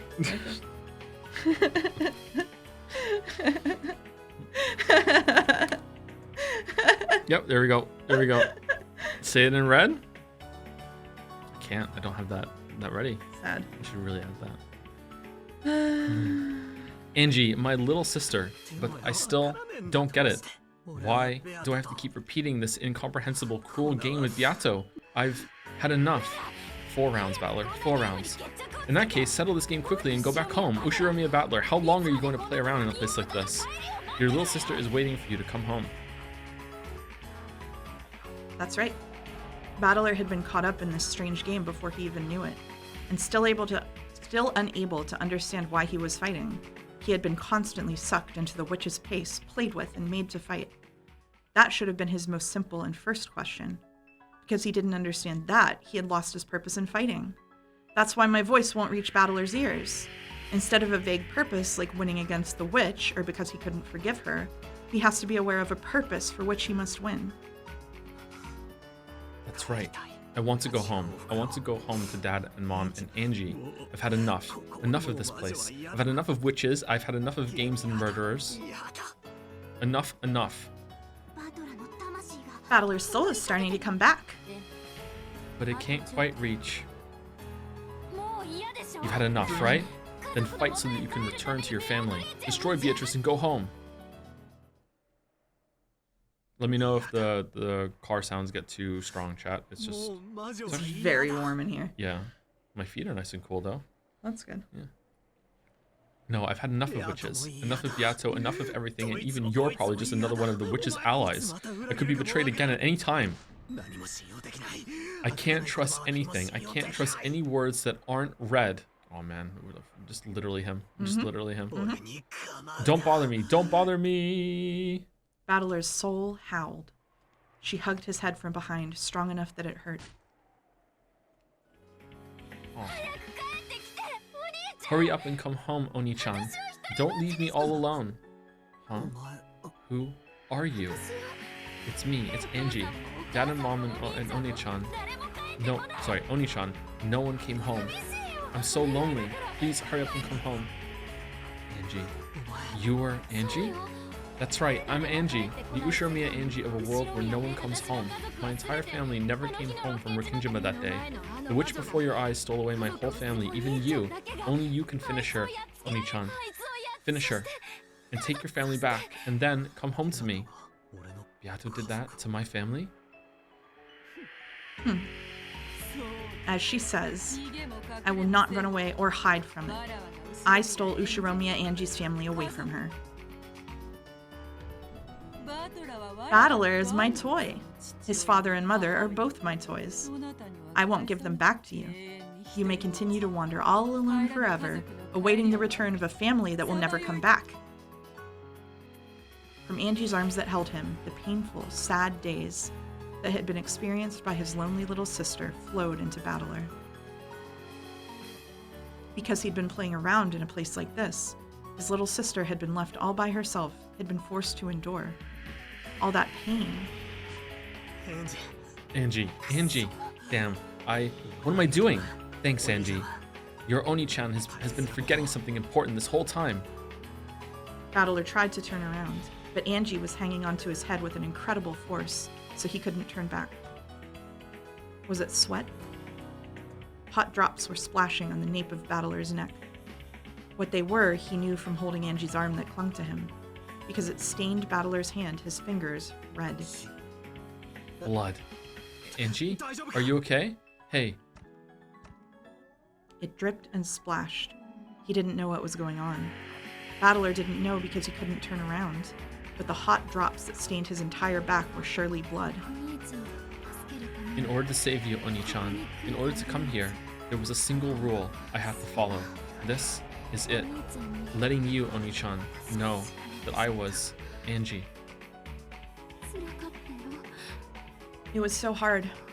Even though Oni-chan was right before my eyes, I couldn't even say that. Can I have a red statement, please? What? Was it Lambda Delta that gave her that role? Didn't they have a scene, like, I don't know, like yeah, 7 streams ago or something? Burncastle, it was Burn who summoned her onto the game board originally, on top of the building, and yeah, it was Burn, I'm pretty sure. It was Burncastle that did it? I thought, what was the rule that Lambda Delta gave her then? Lambda Delta said that you're not the real Angie or something. Yes, she said that you're not the same Angie of 1986. All right. So Burncastle is the one that said to her she can't. Okay, all right. Yeah. Sorry, I got a little confused. It's been a while. No, it's okay. Okay. Yeah, Angie is Burn's game piece. Mm-hmm. Yeah. As long as I followed this rule, I should have been able to stay by Oni-chan's side for all eternity. You and me together, to play in the game against the witch, for eternity with Oni-chan. But that's no good. Oni-chan, you have to come back. Your sister's waiting for you at home. That person isn't me, but this way your sister will be saved. Angie? Angie, there's so much blood. So much. He wanted to turn around, but Angie was gripping his head too tightly. However, judging by the blood that was pouring out and Angie's pained breathing, he realized that something seriously wrong was happening to her right now. Don't worry. I am only a piece. You know, in chess, they have this move called a sacrifice. Sakura what? Who cares about chess? Let's get you some first aid quickly. Let go for a second, Angie. A sacrifice is an abandoned piece. For a tactical game, you intentionally accept a loss and let a piece go. In chess, the ultimate goal is victory. So if it can bring you to victory in the end, there's nothing wrong with sacrificing a few individual pieces. Angie had coolly made a decision. She had been taught over and over again that she was a piece, not a player. In order to act like a piece and save Battler, right now she would have to become a sacrificial piece herself. Battler had to know. His purpose in this witch's game couldn't be something as abstract as finishing off the witch. He had to win the game, release himself, and bring his family back home. Why? Because he had family, a little sister who was waiting for him to come home. A being was created so that Ushiromiya Angie's voice could reach you. That's me, Angie Beatrice. I'll sacrifice the piece I am to give to you the will to fight, to give you purpose. My purpose isn't to play with you in a witch's game for all eternity.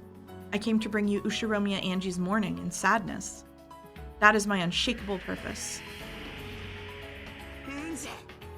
Angie. Ah. The white, thin arm that held Battler became pale and transparent, almost like wax. And even so, the fresh blood stained it so cruelly. I'm disappear now, but Oni-chan, fight with all you've got, and I'm sure you'll come back to me. I'll be waiting, always. I'd plan on helping you out a lot more than this, but I couldn't do anything. Sorry. Don't worry about that. You taught me, didn't you? You taught me why I have to win, and that I've got to win for certain and come back to you. What am I doing lazing about in a place like this? Yeah, I won't play around anymore. Because I'll come back, I'll come home. I'll definitely come home, bringing a souvenir, I promise. I don't need one, so promise me one thing. What? I'll promise anything. In a second, I'm going to take my hand away. It must have hurt, right? I held you so tightly. I held it so tightly. I'm okay, so you don't have to turn around. So in the end, let me see the coolest part of you, Oni-chan. Rise from your seat, point at the witch before your eyes, and announce that the game will start up again. Angie's hand slid and disappeared behind me. There were bloody fingerprints left behind, blurred by her fingernails. But I turned around right away, to take care of Angie's wounds. Angie! Angie? Ah, crap! And you even promised that you wouldn't turn around. Angie, where?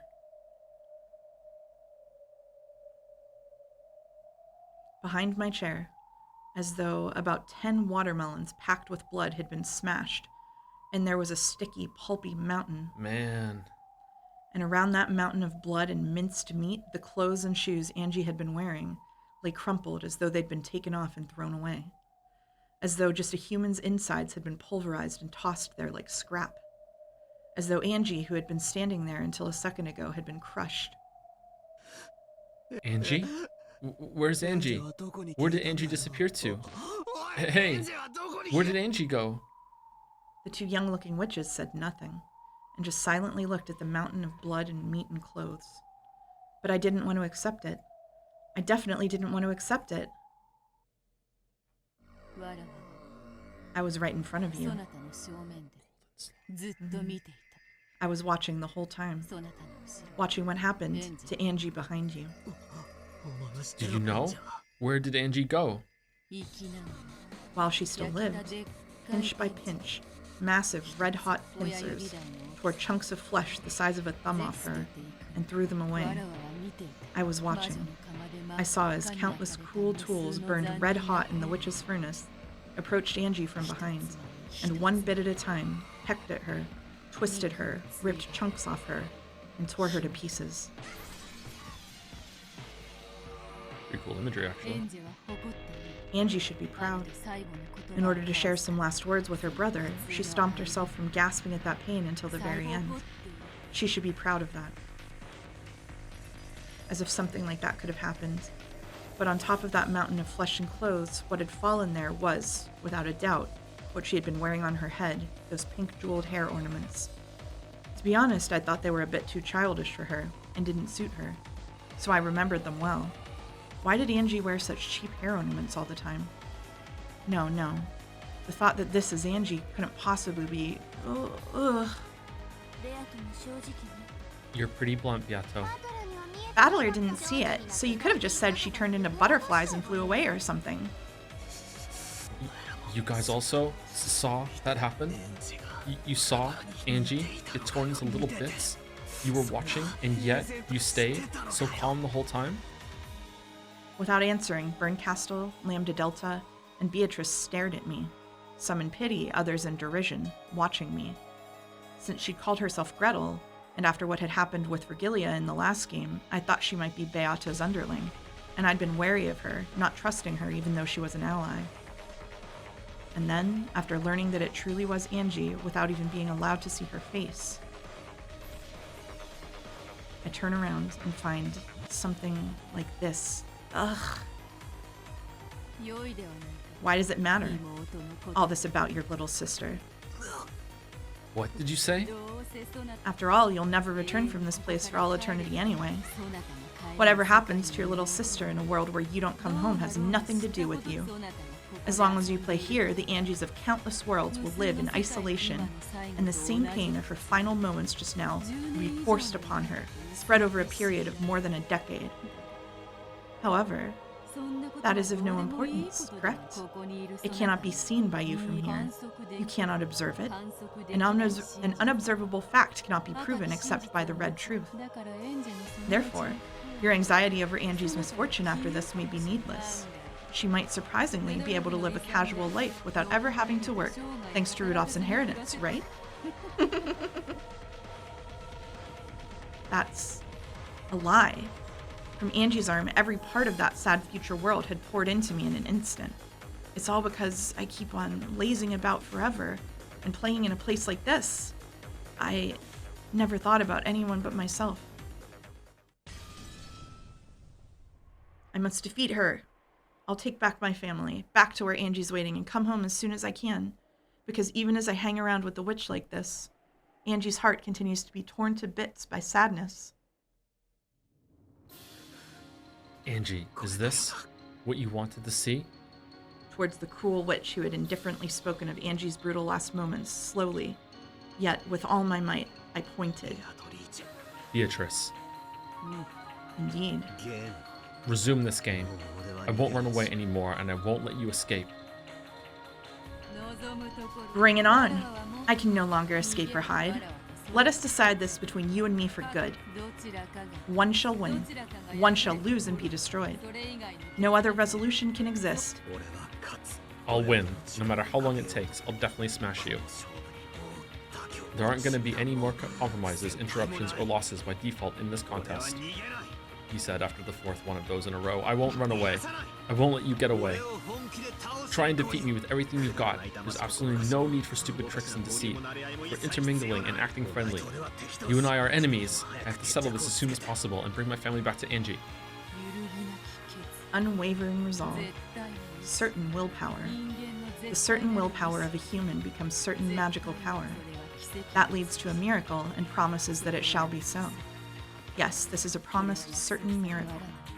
Are my chances at victory not even 1 in a billion? No, is it certain that there is not even a fragment of a miracle that could make my victory happen? Before I knew it, a cold, stiff chain had bound my other leg without a sound, tying me to the chair. All that's left is to either be killed and lose to Battler, or resist and continue in an endless tie for all eternity. Oh. Or perhaps I should say it's to continue tying until I've prepared my heart for death. Either way, I must fight to lose and nothing more. I've already been bound by the chains of eternity, and Battler won't let me escape either. Should I pathetically beg his forgiveness? Should I beg for compassion by appealing to his pitying heart? Should I forget appearances and prostrate myself? Because of the chains, even that choice will not be granted me. Checkmate. This is a perfect stranglehold. However, I am the Golden Witch, Beatrice, the demon lord of gold who reigns in the Golden Land. Even in a fight to lose, there is an attitude fitting for me, and I have the right to adorn my death in a manner suited to me.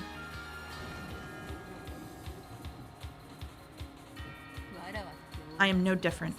I'll make you accept the existence of my magic, and the door to the Golden Land will open on this island. You shall become the guest of honor at that first tea party. Everyone besides you has gathered already, you see? Because the honored guest's arrival has been delayed, the tea party cannot begin. Your father, mother, cousins, and everyone else are getting tired of waiting for your arrival. Sure, that's perfect. That's just perfect. What the hell is magic? What the hell are witches? Mother? I'm done playing with you. Here we go, Beatrice. Come as hard as you can, for there will be no compromise, interruptions, or losing by default. One shall win, and one shall be destroyed.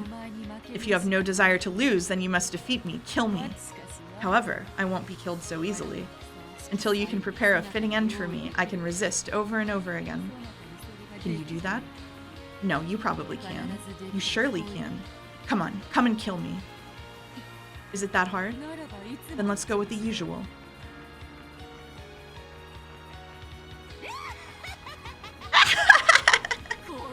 As if I'd be killed.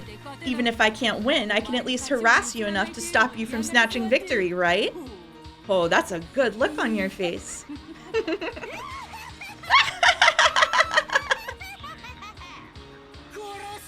Try and kill me. Try and kill me, Ushiromiya Battler. Whoa, whoa, whoa, whoa, whoa, whoa. Damn.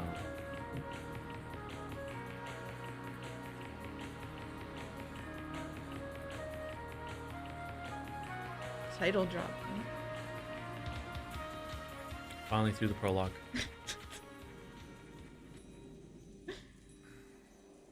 You got some trophies. That's meaningful, right? That was the end of episode 4? That was the end of episode 4. Really? Yeah, we're done. The end. We can go okay. now. All right. Yeah, we're good.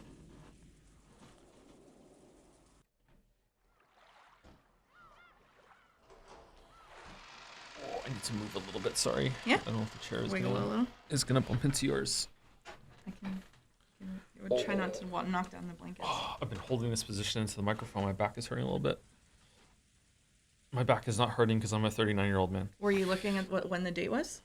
No, I wasn't. No. Oh shit. It's October 5th, 1986. Okay. Okay. Okay. Oh yeah. Oh, right. Voice assignments. Okay. Very easy this time. Okay. Really easy. Okay. Cool. I'm gonna lean back and take a break. Yeah. Yeah. Okay. Yeah. Joe on his own for a while. Yep. Okay. The rain is moving. What the fuck? I know, right? I don't have a clue what's going on. Please, someone explain in a way even I can understand what happened yesterday. I was in the kitchen of the mansion grabbing some food without permission. Is it Goda? If you open up that massive business class refrigerator, you can find anything. You can eat and drink as much as you like. Even if the typhoon didn't clear up for a week, I'd have much more than enough to eat. Are we gonna find a reveal of like there's another character that is never involved in all the murders the whole entire time and is just secretly out of frame, just having a blast, eating the free food and just chilling out like during the typhoon? Even if the typhoon didn't clear up for a week, I'd have more than enough to eat. With wine in one hand, I was helping myself to some dry, cured ham. I wonder just how expensive this wine and ham are. You ingredients are out of luck too. If only you had had Goda-san to cook you, you could have been reborn as much more incredible food. I looked at the clock. Very soon it would be midnight. October 5th, the second day, would end. The insane October 4th yesterday seemed like a lie. That's how much nothing had happened after that test thing. Nothing happened. No phone call came, and no letters came. No person came, and no one attacked me. Nothing happened at all. I want to start demanding a refund on all the time and energy that tension stole from me, because after that, for an entire day, a full 24 hours, nothing happened. So surely nothing's going to happen now. This really does sum up episode 4. Holy shit. A full 24 hours ago, Beatrice called me to the spot in front of the mansion's entrance. There, I was given a strange test to determine the successor to the headship or whatever. I gave a serious answer in my own way, but it somehow hadn't meshed with the other side. Beatrice got pissed for no reason and fell silent. I yelled at her to try and say something, but she gave no answer.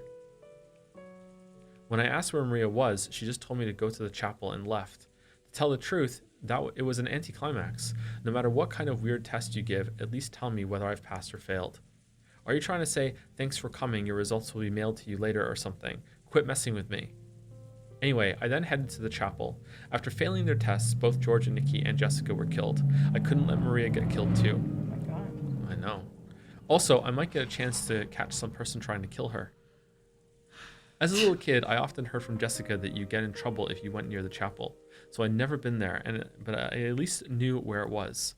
I couldn't find any trace of a person there, but there was a key bundle lying in front of the door. I thought this might be someone telling me to open the door, but after trying all the keys, I found that none of them fit. I also called Maria's name, but there was no answer whatsoever. I searched around the chapel, but there was a limit to what I could do in the pitch black with just a flashlight. I realized that this key bundle might be a set of master keys, which could make it possible to open the door to the mansion. I found no sign of Maria, so I returned to the mansion. The mansion was wrapped in silence, and in a horrible stench. However, it's amazing how good humans are at adapting. The inside of the mansion still must be wrapped up in that smell. However, I grew completely used to it and stopped minding it. It didn't seem any worse than any old house where someone had burnt some meat. At first, I was bewildered by the stench, but I decided to head to the dining hall for the time being. And found those corpses that were so pitiful. Goda-san and the rest had hesitated to speak of them in detail.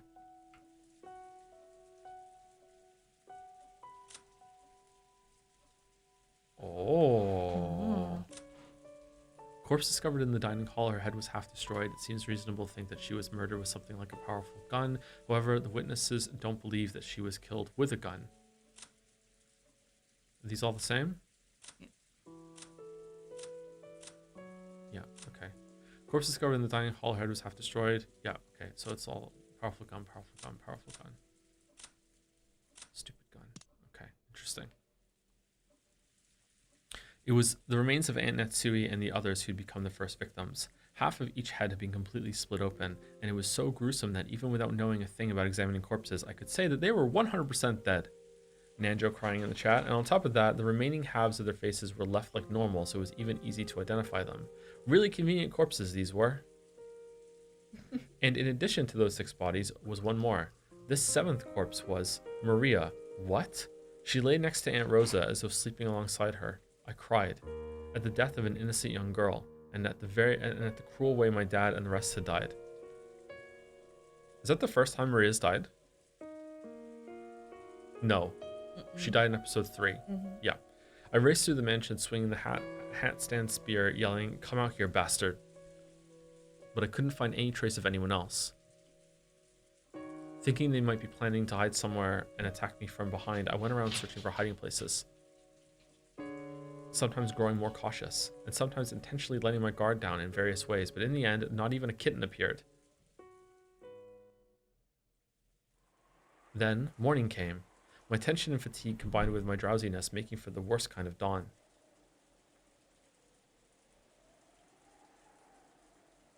Humans are pretty incredible. Even when a murderer might be hiding somewhere, we prioritize drowsiness and fatigue over our own lives. By that time, I was starting to feel pretty ridiculous. After all, for a full 6 hours before dawn, I'd walked around the mansion, yelling at the culprits to show themselves. My search had been a careful one, and I tired myself out and let my guard down. Sorry, 1 second. How was Maria killed? Corpse discovered in the dining hall, unable to locate any notable external wounds. Battlers speculated that maybe it had been some type of poisoning. The most peaceful method of inviting a person to the Golden Land. Really? Poisoning? Huh. I searched to be a careful one. I tired myself out and let my guard down. Even so, no one came to attack me. Basically, I lost patience with them and figured they could do whatever the hell they wanted. The boat won't come until a typhoon passes. They said on TV that it won't pass until tomorrow, so I've got another full day today. Lazing about lost its interest, and even though I knew it would probably make the police mad, I decided to play detective a bit. First was the dining hall, where the very first murder had occurred. The 6 who had been killed in the beginning really were pitiful. The weapon used was probably a gun. Maybe their heads were split by something powerful, like a magnum bullet or a shotgun. It was a reasonable theory to hold. Compared to that, the 7th corpse, Maria, had died in a much better and cleaner way. Like, seriously, the rain just adds so much. At a glance, I could see no external wounds and didn't understand how she'd been killed. But by her mouth were traces of bubbles that she might have spat out, and it looked like a typical death by poisoning that you might see in a TV drama, which means it's real. Wasn't Maria called out to the chapel and given a test? So why was she in the corpse-filled dining hall lying next to her mother, dead? Even if the cause of death was poison, who gave it to her? Her clothes weren't disturbed at all. It's hard to imagine that she was forcibly pushed down and given an injection of poison. It's probably better to assume that she was given a capsule of poison or something and made to swallow it. But compared to the scattered and violently mutilated corpses in this room, Maria's corpse was too clean. If they had a gun, they only needed to pull the trigger. But poisoning, whether by having her drink it or by an injection, would take a lot more effort. Considering the culprit's brutal nature, you'd think Maria's death alone was given special treatment. Why was only Maria given a sleep-like death? True, being killed is always a pitiful thing, but for some reason, Maria's death alone seemed very courteous to me. Both of Maria's hands were joined on her chest, as though the dead person had put them there herself. Did Maria do that herself before dying? Isn't this usually something done by someone else after the person dies? As though sleeping with her mother, whose head was half crushed, Maria dozed in peace. For some reason, that contrast really bugged me. Including the direct cause, it's probably safe to say that Maria's death is shrouded in mystery. And more than anything else, the biggest mystery of this dining hall was the pitfalls. The pitfalls that both Uncle Krause's group and Goda-san's had mentioned. After the first 6 were killed, 5 more fell through pitfalls and were captured. What are pitfalls? Those things that suddenly open and you fall through them, right? The room had a solid floor with a carpet that looked dignified, if a bit worn out. No matter how you looked at it, it was a single piece. If a pitfall had opened up, there would have been a seam just in that place. And if there had been some trick like a pitfall, wouldn't it creak when you walked on it? No matter how much I walked around, feeling the carpet, I just couldn't imagine that a pitfall was hidden there. Anyway, it'd be one thing if a single person fell, but a full five people did. By putting together everyone's stories, each one of them had fallen from a different location. So at the very least, there have been 5 separate places with pitfalls. So what does this mean? Why is my brain telling me that's wrong? Why is my brain telling me that, Brian? Why is my brain telling me that's wrong? My brain isn't named Brian. Why is... It doesn't matter. Was this room actually made with pitfalls across the entire floor? So by pushing a button, you could open up a pitfall in the location of your choice. Some kind of contraption like that. That kind of ridiculous mechanism would be surprising even in a ninja mansion. But if Dad and the rest had heard about this, I wonder if they'd say, I wouldn't put it past Grandfather to do it, to make it. At any rate, I didn't learn anything more from the dining hall. Do the pitfalls not exist? Or did they exist, but I just can't find them, amateur that I am? I can't say for sure. Since they claim that the pitfalls were there, I can't ignore them, even if I can't find them. I wonder if the entrance to the gold room is in the dining hall, and that's what they went through. Let me know if you want me to read narration for a while, because it goes on. I'm okay for now. Thank you, though. The next ones to be killed were Jessica and Georgia Nikki. I discovered Georgia Nikki when I'd been called out for my test. He had been called out to the arbor in the rose garden and probably shot in the forehead with a gun.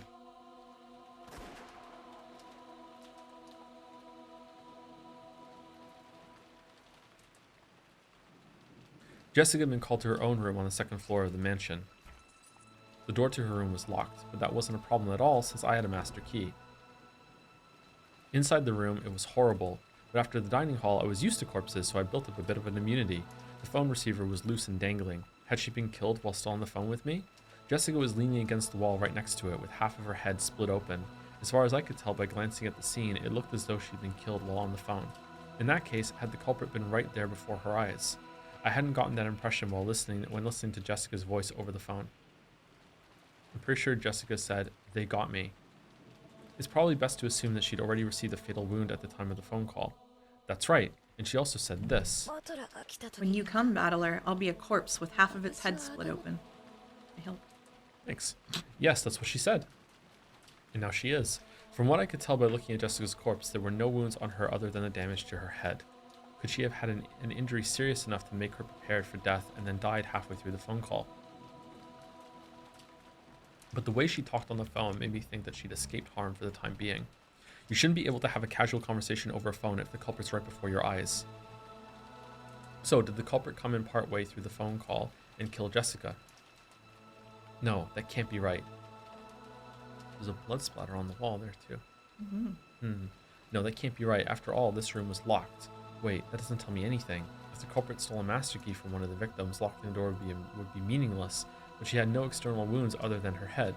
In that case, should I assume that the fatal wound she was prepared to die from and the actual external wound that damaged her head were two different things, and that both of them were made to the same part of the body?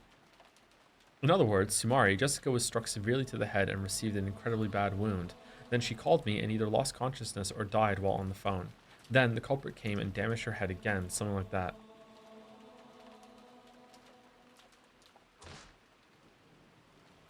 After being called to this room, Jessica was attacked by the culprit and received a serious injury. Then the culprit thought she'd been killed and went away for the time being. But Jessica miraculously started breathing again and called me with what would become her dying message. Then the culprit realized that they'd failed to kill her and rushed back to deliver the final blow after Jessica fell unconscious from massive blood loss. That seems to add up more or less, except for how Jessica was able to accurately predict the nature of that final blow. And there was one more thing that bugged me about the phone call from Jessica. Jessica had said this.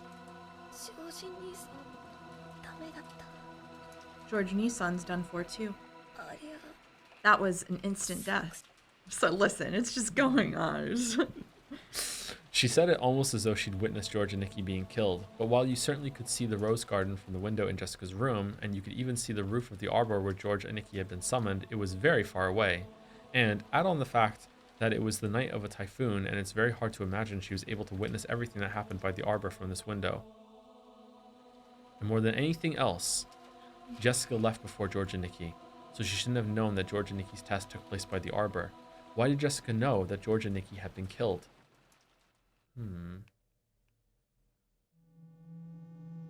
Also, during my search for the entire mansion, I found Kirie-san's corpse as well. It was in one of the old guest rooms at the back of the first floor. In the past, before the construction of the guest house, the relatives had spent the night in these.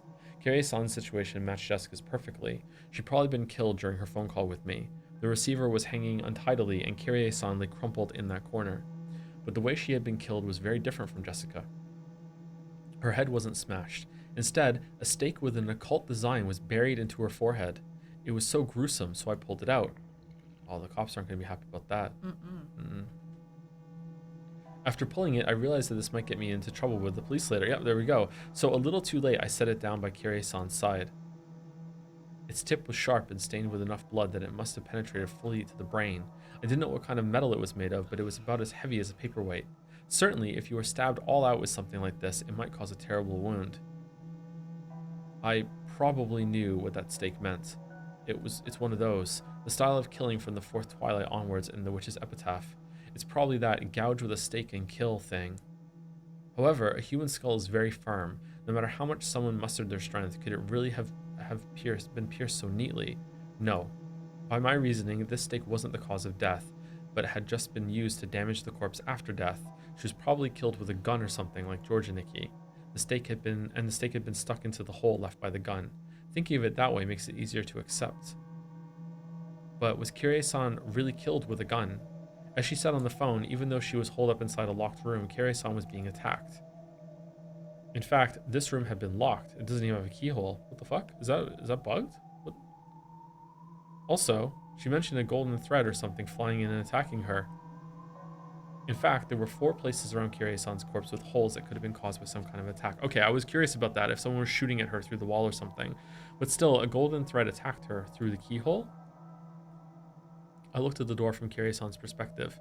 If it had been one of those old keyholes you see in old mystery movies, where you can peek through to the other side, then it would have been possible to stick something through it.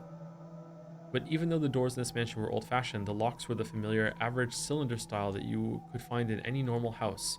In other words, Sumari, they weren't constructed in a way that would let you penetrate through them. So no matter how thin an object you might try to stick through the keyhole, it's unthinkable that something penetrated through from the outside and attacked. A cylinder lock and a keyhole. But despite that, Kirie-san definitely said that something like a golden thread had flown in through the keyhole, spun around while aiming for her, and attacked her. A golden thread attacking through a keyhole. I couldn't understand what it meant at all. But even so, Kirie-san probably predicted that I wouldn't be able to understand all this. And it wasn't just Kirie-san. Jessica said it over the phone too. No, since the very beginning, from the time we talked with Goda-san and Kumasawa-san and got the phone call from Uncle Krause's group, everyone has said the same consistent thing. Grandfather summoned witches and demons and is killing people with magic. They've been shown that right before their eyes. These weren't tricks or fakes. There was no choice but to believe it. With one voice, they had all said that. Do you want to read for a little bit? Sure. Wake me up. When I'm being lulled into sleep. When the mystery woman calling herself Beatrice appeared, even I had pretty much believed that she was a real witch and might start summoning goat monsters right and left. However, after being left alone for a whole day, my feeling of tension had faded completely. I was now able to think that something so stupid definitely couldn't be true. Did they lose their heads a little in an extraordinary situation where their lives were exposed to danger and mistakenly think that a witch was attacking them with magic? But multiple people gave the same kind of testimony, and on top of that, none of their opinions conflicted each other. If it had been just a single statement, I'd be able to suspect that they just didn't see what they thought they saw. But doing that now is pretty difficult. Battler would be a terrible cop. Thank you. Yeah. Then, right next to the back door, I found Uncle Kraus with his head half smashed. Even though he'd escaped the dungeon of Kuadorian, and somehow made it this far by a secret underground passage, he had been killed. Buried into the gruesome cross-section of his half-crushed head was a stake with an occult design, like the one that had been buried into Kirie-san's forehead. And in this situation, it was very hard to imagine that this stake was the weapon used. He had been killed with a powerful gun like the 6 in the dining hall, and after death had been jabbed with a stake like Kyrie-san. I wonder if the golden threads that Kyrie-san spoke of attacked Uncle Kraus, too. Does there exist some kind of tool like an endoscope that's very thin but can be moved about at will? And that can also attack people? No way, I've never heard of anything like that. But even so, if this fact had been revealed to one of the relatives, maybe they'd say I wouldn't put it past grandfather to make it. Since I can't deny the existence of Golden Thread X that can be moved at will and attack people, I can either accept that this mysterious weapon exists, or else I'll have to accept that this was a murder committed with magic. To find the next corpse, I had to go out through the back door and search around outside a bit. Oh, so bright. Sorry. It's okay. Behind the mansion, in the wild-grown bushes that were almost swallowed up by the forest, there was something like an old well. And right next to it were Dr. Nanjo and Shannon Chan's corpses. Both corpses had their heads smashed, and though they weren't stuck in, there were stakes lying right next to each damaged head. Each corpse was atrocious, but having to look directly at Shannon Chan's lovely face, which had been half blown away, was very painful. Then there was the well. I'd heard that inside it was a secret underground passage to the mysterious mansion Kuadorian. By this time, I'd begun to think that Beatrice and her accomplices might have used this underground passage, and left for Kuadorian. Even though there had apparently been at least 10 of them, I hadn't seen a trace of anyone. It seemed very likely that they'd already escaped to a different location. There's the typhoon. They can't go out to sea. It goes the same for the forest. There's no way they could traverse such a deep, uncultivated forest on foot. In that case, they only had one place to go. The mysterious hidden mansion, Kuadorian, through the secret underground passage at the bottom of the well.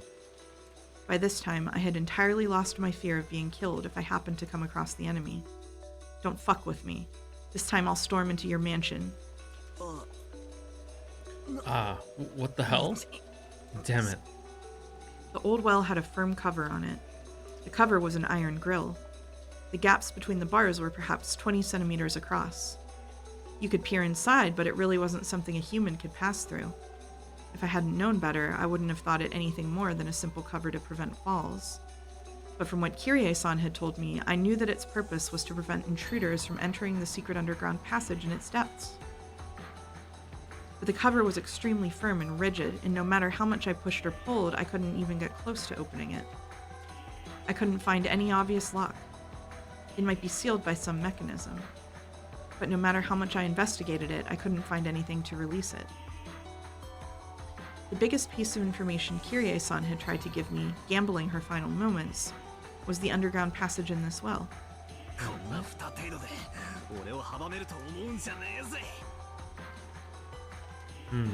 Okay. That's interesting. Mm-hmm. That's very interesting. I don't know what that means, but that's interesting. That's very different. Okay. Don't think I'll be stopped by something like this cover. I'll smash it to bits. I'll search for a tool. I had an idea. After all, I'd seen the various tools in the gardening shed when we'd locked Goda-san and Kumasawa-san in there. But the shutter to the gardening shed was locked. On top of that, the key was with Goda-san, who was dead on the inside. So nothing changed there. In other words, Tsumari, this gardening shed was a closed room. There's no way to open it from the outside. In that case, I've got to break the shutter. There has to be a tool for that somewhere. Kind of feels like I'm going in circles here. Then, while searching for that, I learned that the source of the stench that had permeated the mansion this whole time was the underground boiler room. The boiler room was dimly lit, humid, smelled horrible, and on top of all that was incredibly creepy. But there were several large tools there, and I managed to find a fire hatchet and some massive wire cutters. And grandfather's corpse. There we go again. No, strictly speaking, I should probably say I found a burnt corpse of a person who was probably grandfather. Someone's corpse had been stuffed into the blazing fires of the boiler. However, by coincidence, I was able to notice the number of toes on the corpse. Both feet had 6 toes. That's right, I think I heard it from Dad some time long ago. Something about grandfather having polydactyly with extra toes. According to old Ushiromiya family tradition, it seems that those with extra fingers or toes had some kind of good fortune and were treated as a good omen. And because of that, grandfather was selected to be the successor or something. But I wonder if I can be certain that this is grandfather's body just from the number of toes. After all, grandfather was supposed to be the leader of the group of culprits. I didn't have a clue why he'd get stuffed into a boiler in a place like this and die.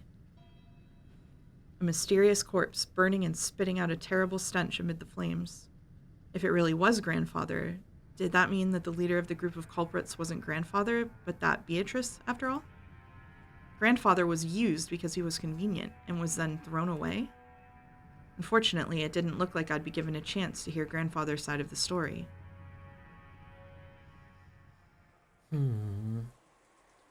Now that I had obtained a tool, I thought about rushing to take on the cover to the well, but I decided to break the shutter to the gardening shed first. I had plenty of time to kill anyway. I figured I should check on the condition of Goda-san's and Kumasawa-san's corpses. Ugh. Oh. That's awful. No. The blanket fort is very dark, Yeah. so those white screens are terrible. Yeah. I hit the shutter with the hatchet, breaking into it, stuck the wire cutter into the crack, and scissored it around, opening up a hole. Oh, you can do that. Do you want me to take over for a bit? Yeah. Then I faced Goda-san and Kumasawa-san's corpses once more. As a result, I learned a new fact. First, they had not died by being hung by the neck. Both of their feet were solidly on the floor. Oh, and on both of their foreheads were signs that they'd been shot with a gun. The loop seemed longer than a normal noose. On top of that, the length was different on each to match the height of each person. In other words, Sumari, the lengths had been adjusted so that both Goda-san, who was tall, and Kumasawa-san, who was short, had their feet solidly but barely on the ground. Also, while the ropes carried both of their weights, as their heads lolled, both of them had some slack below their knees. This meant that if they stood up with these loops around their necks, there would have been some extra length. In other words, Sumari, these loops wouldn't have been that great for hanging people. The direct cause of death was probably a shot to the head. It was gruesome. Their insides were still dripping out from those gaping holes, staining their faces a deep red. It's probably best to assume that they were then hung, pulled up, and left exposed like that. Okay, so I think there's a secret passage in the shed. And when they talked about coming a secret passage up on the well, that's not true, and instead there's a secret passage that comes up through the shed. And when they did that, they were able to do this to Goda and whatever, and then they left and they locked the room behind them. That's what I think would have happened here. If they'd been shot with a gun, they would probably have been lying down on the floor. That, or someone came in and convinced Goda and Kumasawa that they could be trusted, gave them the key, they went in, they did it, then they locked the door behind them. But I don't know. I don't like that one. That one's not as interesting to me as the secret passage in the shed. If that had been, that's the only reason why I prefer it. Because it's more fun. We want the story to be interesting. That's the number one goal of writing is to be interesting. Exactly. If that had been the case, you wouldn't have been able to tell they were dead, even if you peeked through the window. The mountain of stuff would have gotten in the way, so if they'd been lying down, they would have been hidden. To make the deaths of these two known for the rest of us who couldn't go inside, they would have had to hang them like this, making it visible from the outside. Was this done to get back at us for thinking that those two would surely be safe if we left the key with them? I wonder where the shutter key we gave Goda-san, which should have ensured their safety, is now. That key was in the pocket of his trousers. The gardening shed key had been kindly left there, and even the plate was attached. In other words, Sumari, the gardening shed had been a closed room after all. Hold on, what?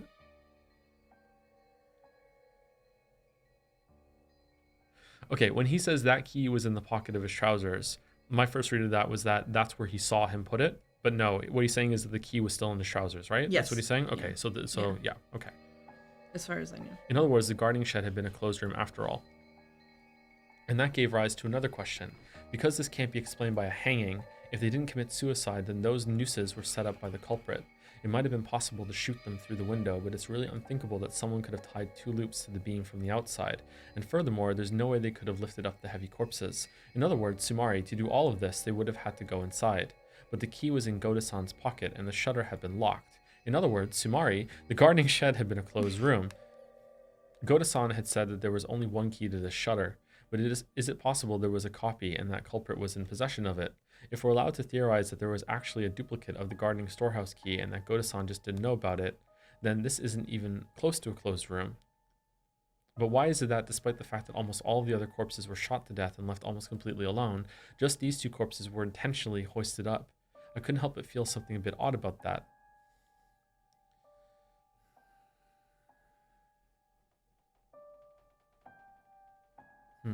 After this, if we assume that the mystery corpse in the boiler was grandfather's, the deaths of 16 people have been confirmed. There were 18 people on this island.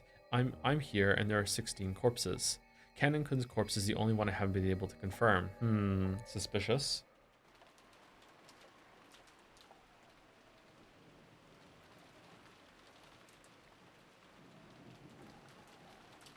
According to Kirei-san, he had been killed while climbing out of the well and had fallen down into it, so with the well closed up like this, it's impossible to check. I tried shining a flashlight through the bars down to the darkness in the depths of the well, but it seemed that the jet black darkness had no intention of showing me its depths with a light of that level. It looked like I'd have to break the bars after all. Using the hatchets and things I dragged from the boiler room and the gardening shed, I tried breaking the cover of the well. He's not going to be able to do it. Oh, god damn it. But the metal bars were extraordinarily sturdy, and breaking them wasn't easy. I hit them with the hatchet over and over until my hands started feeling weird and eventually gave up on breaking them. It's impossible. If they were at least wood, I might have been able to break them. But this metal.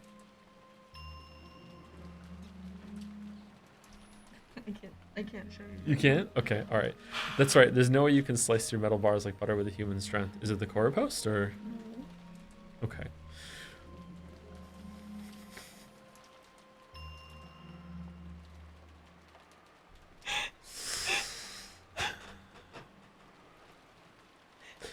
Battler, as a teacher, my students told me about the dog that ate their homework. Could such a dog exist? Animals don't get anything from eating paper, and a dog that ran around the city eating documents would surely be well known, but I haven't seen a dog like that. Then again, there's been times in the past I've heard of a famous dog without seeing it. If multiple students described it, I have no choice but to accept unknown dog X, unless I admit that their homework was destroyed with magic. That's right, there's no way you can slice through metal bars like butter with a human strength. Can't even begin to understand that story about how Kanon-kun cut through metal bars. Oh my god. I heard that a light like a red laser beam grew out of his arm, and that he sliced through the metal bars like he was cutting through butter. Cutting through metal bars like butter? And what's with the red laser beam? Does that mean he secretly had a burner on him or something, and used that to burn through the bars? Still, just what kind of laser could cut through metal bars like butter? It almost sounds like the kind of laser beam you'd find in one of those robot anime I'd love as a kid, doesn't it?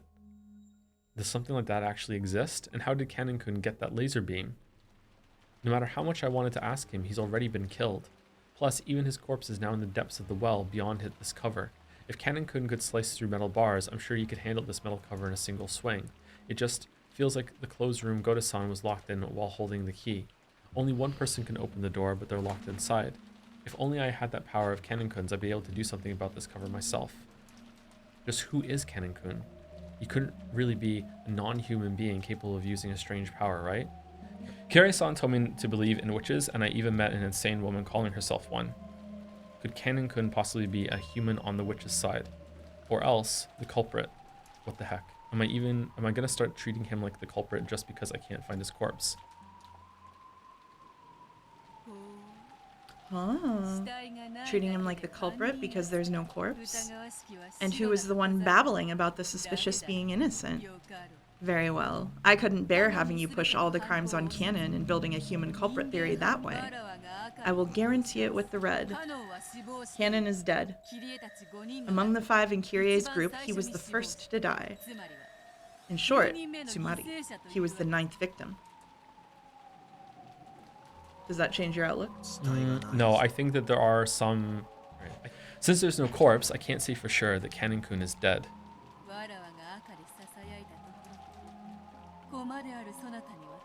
Oh, interesting. Okay, so what Beatrice just said, Battler didn't hear it. Yep. So only we're hearing it. Yep. So we're meta Battler right now. Yep. Okay. So my whispering in red doesn't reach the peace you. But it did reach you, right? Mm-hmm.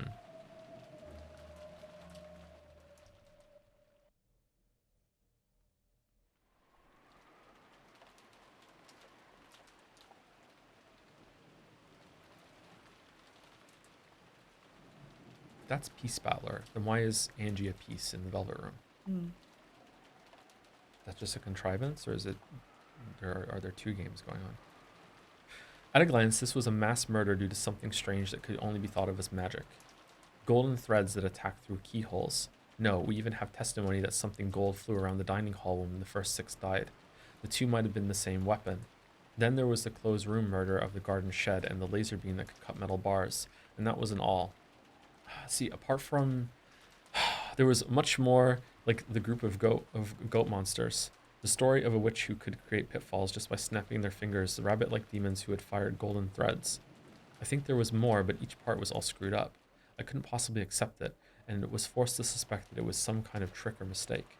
But why in the world had everyone spoken with one voice, saying the same thing without contradictions in their testimony? Yeah, okay, we're just whatever I say, then he says it right after. It's not only the magic. Oh, there's Maria's mysterious death. Why Jessica knew that George and Nikki had been killed. The mysterious burnt corpse that I couldn't confirm really belonged to that damn geezer. So Battler is like really alone on this island right now, I think. And more and more. Sorry, I have to shift a little bit. You're good. Oh. I'm holding the same position too much because of the microphone angle. Oh. There's gonna be a good spot to take a break here soon, probably, because we're at 4 hours. All stuff I don't get. I tilted the wine bottle up and gulped. I don't have a clue what's going on. After dinner last night, the kids were chased out and told to go back to the guest house. And then there was a massacre in the dining hall. Kirei-san and the rest were dropped through pitfalls and captured. Then Jessica and George and Nikki were called out to take a test or whatever and killed. Even though Kirei-san's group was able to escape the dungeon somehow, all of them got killed in the end. And at the very, very end, even Maria was killed, leaving me all alone. In short, Sumari, I did nothing except stay locked up in the guest house. During that time, a huge incident occurred and ended. What can I call it except incomprehensible? I don't have a clue anymore. Now I'm nothing but a drunk. You plan on leaving only me alive? Show yourself right away and come to kill me already. It's too much of a pain, so I won't search for you. You show me your true form yourself. I won't run or hide, so come at me with arrows or bullets or whatever. I haven't gotten any sleep since yesterday, so I'm incredibly sleepy. You want to kill me? Go ahead. I decided to return to the guest house and boldly rest in the bed. When I exited the kitchen and passed through the lobby, that portrait of the witch came into view. The big clock did too. It was almost exactly midnight. Then the sound of the bell rang out, proclaiming that midnight had arrived. As I listened, I looked up at Beatrice's portrait. Exactly 24 hours ago, I met you. What were you trying to say? And where did you go? Just who in the world are you? Golden Witch Beatrice. I haven't solved a single one of the riddles surrounding you. Show yourself and fight me. If your theory is right, you've surpassed Battler. If Sayo is the killer, then Sayo is killer and also is Canon and Shannon. That would explain one of the murders. I don't even remember what episode that was in. Yeah.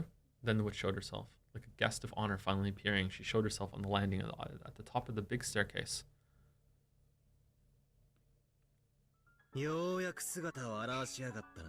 So you finally show yourself. I've been kept bored for a whole day. There you go. Correct. Correct. I gave you a whole day. Was that enough for you to fully exercise the rights of the human side? Yeah. I was bored after all. I did a heck of a lot of it. Angie was a good piece. Don't you speak Angie's name. She appeared through a miracle, sacrificed herself, and gave you the tenacity required for certain victory. Don't you speak Angie's name. That brutal death was something you needed. If you hadn't seen that death, you wouldn't have grown serious. Without the wake-up call of Angie's ill-fated future, your tenacity for victory would not have been born. I told you not to speak Angie's name. In short, she was a necessary sacrifice. Otherwise, an anger great enough to kill me would not have been born in you. The rivalry between us cannot be destroyed. Damn you, Lady Burncastle. It's more fitting to call that a trump card than a piece. No matter how much a piece acts, it does not stray from the board. But no matter how much power a trump card wields, it is always thrown away after it is used. Angie was a truly good trump card for you. Don't you speak Angie's name. At Battler's angry roar, Beato finally stopped talking. You know, I don't have time to play around in a place like this anymore. Even a tie will keep Angie waiting. I'm going to break through you, take my family, and go back home. I won't waste a second playing witches' games with you. In that case, what should you do? You know, don't you? Yeah, I'll beat you down. I'll blast away all witches' magic illusions and delusions. Come on, let's get started. I won't let you trick me again. Resume the game, okay? I'll tear apart the witch's veil concealing the outright lie you are. You talk too much. All you have to do is honestly say I'll kill you. Yeah, if those are the words you want, I'll say them. This is the first and last wish of yours I'll lend an ear to. I thank you. I will. I will kill you. Very well. Let us begin, battler. Yes, the time for the witch hunt has come. Try and chase me, try and corner me, try and kill me. I expect a lot from you. Try and show me what your little sister gave you in her last moments. Bring it on! I don't know why I sang it. Battler's cry burned the world with a white light. And if you opened your eyes amidst the darkness, the two of them could be seen in a rose garden.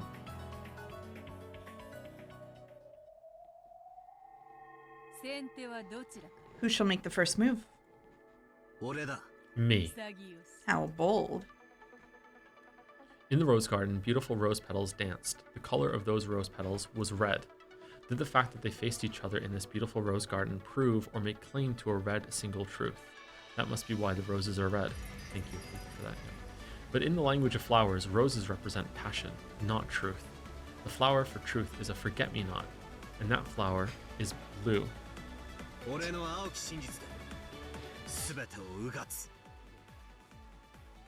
Did I skip over one of it? No, I'll bore through everything with my blue truth. From the very beginning of everything. I'll start from the very first game. Shockingly unrelated. Sorry, Chad, I have a tattoo of a forget-me-not. Very well. Let's see what you've got. Come. Here I go. I've already proclaimed it, but I'll say it again. This isn't just for the murder of Dr. Nanjo in the last game. Fernando! Fernando. Of all the ones he's fixated on.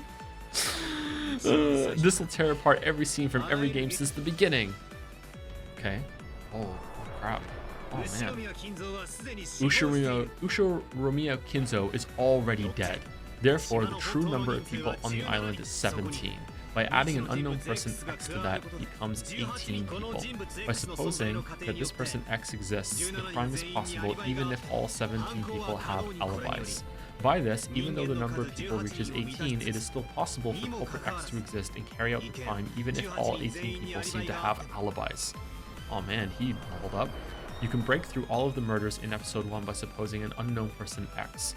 Furthermore, it's even possible to explain the mystery of Kinzo's evaporation from the closed room sealed by the receipt by making the bold assumption that Kinzo wasn't there in the first place. Bold of the story to just think that you're just going to remember this, and I do remember it, so like, yeah, the receipt and everything. Unless Gyatso counters this with the red truth, the illusion of the witch from episode 1 has been completely smashed. This blue truth is valid. Oh. What? The wedge of blue truth that Battler had thrown stabbed right through the top of Beato's left foot. Was the red blood pouring out from there, a protest being made by her red truth? Beato shut one of her eyes tight, enduring the unbearable pain of the blue truth that denied her. Not bad. But I mustn't be denied yet. I mustn't be killed yet. This is not yet enough. In the subsequent games, there were mysteries that couldn't be explained with that alone, right? Which mysteries? In the final stages of the second game, George took Goda and Shannon with him, barricaded them in Natsui's room, and was killed. The key that unlocked Natsui's room was locked up inside the room, and all of the remaining keys that could unlock that door were in Rosa's hand. Even if a culprit X existed, it should have been impossible to construct that closed room. Oh shit, sorry, I was trying to, is this from Umipro? It moved down, I've never seen that before. This is a lot. Okay. Shannon killed them both, and then killed herself. That's my guess there. Whoa, oh, it's going away. Oh, wait, hold on. The blue wedge that pierced Beato shook. She was resisting, fighting to pull it out. This is a full representation. No, that doesn't shake my blue truth. If culprit X were to obtain a master key, that's not even close to a closed room. You've desynced from Battler. No, it was impossible for the culprit to obtain one. All of the master keys were under Rosa's control.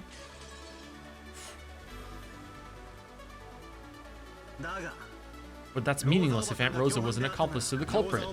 Aunt Rosa handed the key over to culprit X by some method, assisting in the locked room murder. And after that, she retrieved the key by a similar method. Too naive, Beato. I already guessed that much at the time. Yes, you did, didn't you?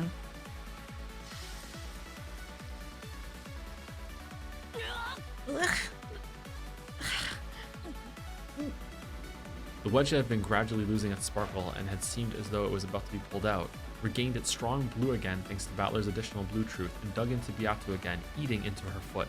Beato let out a cry of anguish at that pain. Not yet. This is still nothing. Not yet. Not yet! On to the third game. The 6 linked closed rooms, the murders of Aunt Rosa and Maria, Dad and the rest's deaths in the hall, and the murders of Uncle Kraus and Aunt Etsu. Okay, hold on one second. All of that can be explained if we suppose that Aunt Eva was the culprit. This argument was already won back then, and even that final riddle you proposed through Eva, the murder of Dr. Nanjo, can be explained with an 18th unknown person X. That breaks through the whole third game. Can you counter that? Of course. This much is nothing to worry about. In that case, how do you explain George's disappearance from the guest house? I shall add to the red truth. George did not go down the stairs of the guest house. He flew out through the window. Oh yeah, that happened. Yeah, I remember that. In the final stages of the third game, George suddenly vanished from the second floor of the guest house. Ava, who had been on the first floor, claimed that no one had come downstairs. But because of the blue truth, George could have snuck down to the first floor and escaped while Ava was busy carrying Krause's and Natsui's corpses outside. They're bitching that you can't hear the music, so just take it for a little while at least. Jesus. Oh my god. Fucking Christ. Okay. But by adding an additional red truth, Beato had denied that possibility. To go outside without going down the staircase to the first floor, he would have had to leave by the window. But all of the windows had been locked from the inside. So what? It's just like you said. He flew out the window, right?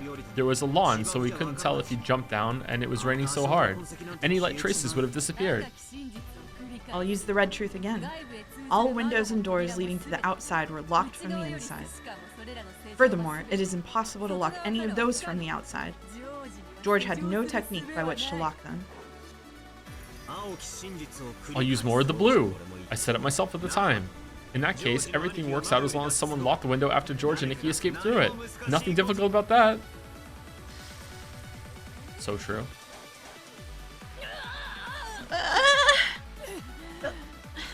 Can I not escape after something like this? Okay, you know what? The music's actually ruined it for me. It's too techno dance. This should be moody and mysterious. Like, what are the weebs thinking? What are the weebs thinking? It was Twitch complaining, by the way. I'm not looking at Umiden. Beato couldn't remove the blue wedge that was buried into her foot. The fake witch was burned more and more by that forceful blue.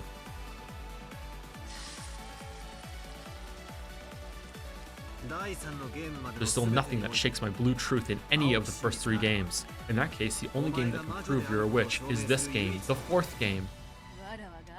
Since I haven't countered you with the red, that is so. I shall have to prove witches using only this game. Very well. Give me everything you've got. There's nothing strange about the murder of the 6 people in the dining hall. The 18th person X went wild with a gun and killed everyone. Regarding the pitfalls, there's every chance that pitfalls truly were hidden there, and it's also possible to explain them with Kirei-san's theory hypothesizing the existence of a poisoned dart shooting device X which can knock a person out instantly. The murders of George and Nikki, Jessica, and those who escaped from the dungeon can also be explained with guns, just like the dining hall. There's nothing strange about it. But I'm sure you've got a counterattack, right? Bring it on. Your greatest sword, this 18th person X, is based on the theory that Kinzo was already dead. I knew you would make that claim. That's why I took Kinzo out of his study. All members in the family conference welcomed that Kinzo, right? All of those present at the family conference acknowledged the existence of Kinzo. What?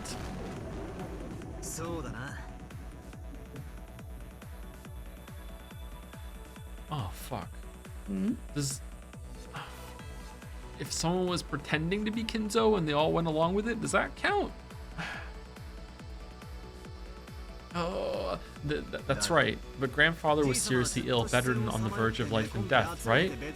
If he was so worn out that he looked like a different person, maybe no one would have cared, right? I'll counter with this. That grandfather was a different person, a body double, a different person who the relatives mistook for grandfather. Then I'll counter with this. No person would mistake Ushiromiya Kinzo by sight. No matter what the disguise, they would not mistake Ushiromiya Kinzo by sight. Oh, was it on the phone? Then how about this? By declaring with the red truth in the second game that the number of masterpieces was 5 when in the first game the number was more than 5, you changed the premises of the later games. In the same way, there's a possibility that Kinzo's life or death status was changed for the fourth game. Therefore, Kinzo's existence in the fourth game does not serve as proof that he existed in the previous games. Therefore, even if we suppose that the 6 murders in the dining hall were carried out by grandfather himself, it doesn't create any contradictions. Then let me counter this way. Kinzo's life or death status is the same at the start of each of the 4 games. The setup was not different for the 4th game alone. Repeat it. Kinzo was alive at the start of every game. I refuse to repeat it. I won't answer, Battler. I won't give you the red truth you so desire. Damn, you're standing in my way, geezer. Are you putting yourself on the line to protect Beatrice, this most beloved witch of yours? Oh! Swaying, that damn geezer came into view. Is he trying to be some kind of knight blocking the path between me and Beato? Cackle, cackle, cackle. Battler, are you capable of surpassing me? I won't let you reach. I will not let you reach. Not to the Golden Witch's height, you see? Your thoughtless reasoning cannot surpass even me alone. Die. Whoa. Ready? Ooh. Ooh. Ooh.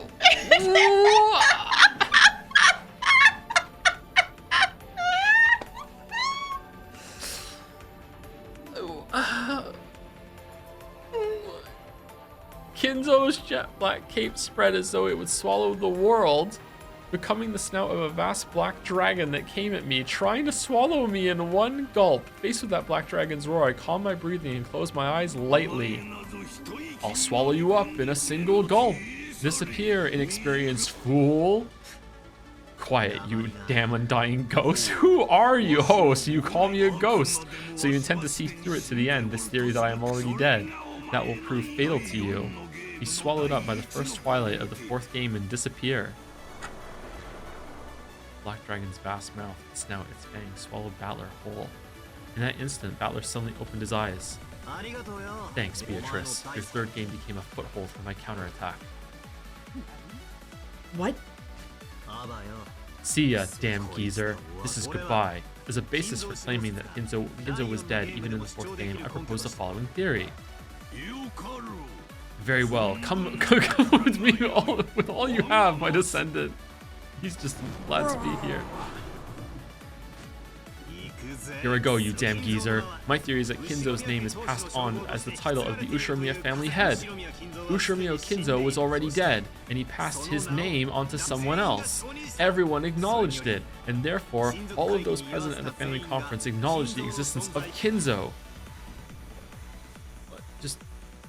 Just making shit up now? Okay, there wasn't even any need for this person to disguise themselves as grandfather because everyone recognized a new Kinzo. Therefore, they didn't actually mistake Kinzo by sight. Okay, didn't that happen in episode 2? Where they said, no, but they also said that I believe in magic. Oh, what did they say? You are the head of the household? When they were in the chapel, when Beatrice was there? What were they all saying? Remember that? Rosa called herself the new head of the Ushiromiya family because her brothers and sister were dead. What were they saying in the chapel though when they were all when I was like crashing out because Beatrice was there and all of the kids were saying I can't deny it, and even Kyrie said. I'm not sure. I've already went back and looked at that one twice. Therefore, they didn't actually mistake Kinzo by sight. As long as the preceding theory is not disproven, nothing can change the fact that you're dead. This is the final blow. Damn geezer, I demand that you repeat it. Among all of the people there, not one had multiple different names. I cannot. Roar. My crystal. Rest in peace, damn geezer. Thank me, you were finally able to die. This is your requiem. Take it and drop dead. My magical crystal, no.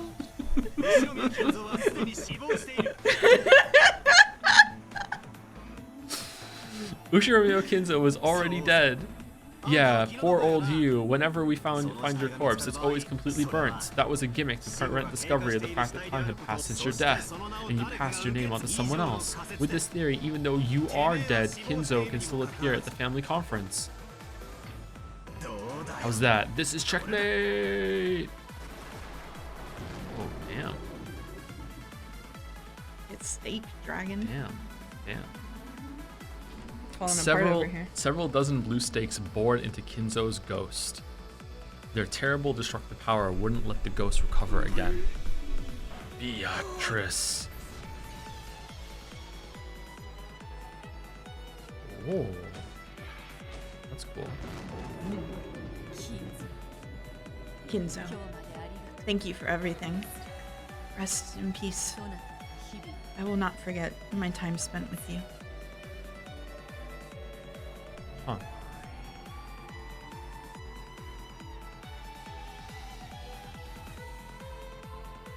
Didn't expect that tone from her.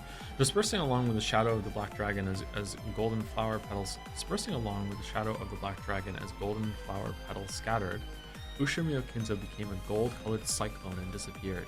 Even after death, he had fought for the sake of the woman he'd loved. There's no doubting that your love and madness were the real thing. Battler. Don't hate me. Let the dead sleep. Don't wake them. You're up next. This is the end for you too. Yato still couldn't pull out the blue wedge that pierced her foot. She realized that she was on the verge of death. I've gone along with you a whole bunch. I think I've more than fulfilled any responsibility I had to play with you. But it's about time to finish things up. I've got a lonely little sister waiting at home. Let me take my leave with my whole family. Then kill me. In that case, try and kill me. I won't run or hide, and by now I won't even be able to avoid it. Come on, Ushiromi a battler! You've got it. With the 18th person X from the dead Kinzo theory, everything remaining is pierced through.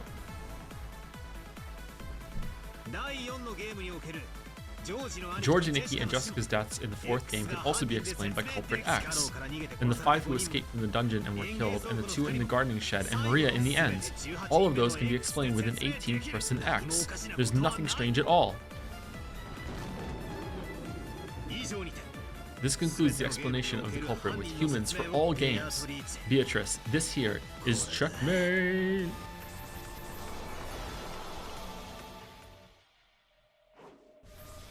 Oh shit, even more.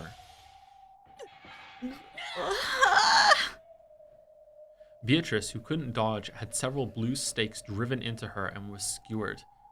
Yato grabbed at them, trying to pull them out somehow. That got me. It hurt. This'll kill me, won't it? If I don't pull these out, I'll die. I've had enough of the pain. I've had enough of the anguish. With both hands, Beato firmly grasped one of the blue stakes.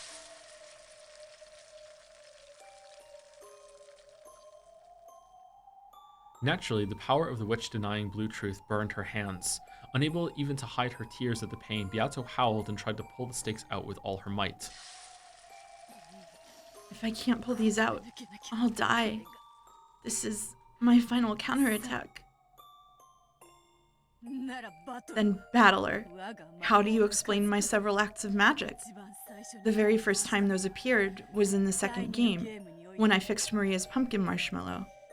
At that time, Rosa definitely witnessed that magic. Certainly, at that time, Rosa witnessed gold butterflies gathering and the fixing of a marshmallow by the miracle of magic. Rosa alone witnessing it isn't very credible, right? That's why I increased the number of witnesses to the uppermost limit later on, which is what happened in this last game. The summoning of my minions and brutal murders due to magic. All of those were witnessed by a great many people. That is itself proof that my magic exists. How do you explain that, Ushiromiya Battler? Stalemate. What? Magic exists because magic exists. Didn't the rules of our Brawn Tube trial say that you couldn't use that kind of argument? Yes, you're right. No matter who or how many people witness magic, that cannot become proof of magic's existence. Whether all the magic you've shown exists or not, I can ignore it all and explain things with humans. That's my undeniable right. Am I wrong? At those words, the blue stakes lit out an even brighter light, knocking my hands away. As I feared. Pull them out after all. As Battler is now, even if I pull up a witness for each individual bit of magic and demand an explanation, he'll probably use some kind of move to deny all of them. Not just the magic with the marshmallow I showed Rosa, but all the miracles of magic. So I can no longer even claim to be a witch without questioning him about something like how a marshmallow was fixed. I'm in such an inferior position that I must fight over such trivialities. It may be impossible for me. I know that. This was to be a game without victory from the very beginning. So it was only natural that the day of my defeat would eventually come. Have I fought Battler up until today just to lose to Battler? I began the game thinking I might be able to win. Even if I wouldn't be able to win easily, I believed that in a game repeating endlessly, a miracle would eventually occur. After all, I had certain willpower on my side, an unwavering desire to win with certainty. However, I've now lost that miracle completely, and that certain willpower resides in Battler, leaving me certainly without even a 1 in a million chance at a miracle. No, perhaps I should say with no miracles or certainty. I will have no victory and no end through a tie. The only resolution permitted is to continue on resisting until defeat is given to me in this game. That's right, I am fighting only to be killed by Battler. I looked into Battler's eyes. That which was reflected inside them wasn't me. The figures of the little sister waiting for his return and the family he had to bring back were reflected in those eyes.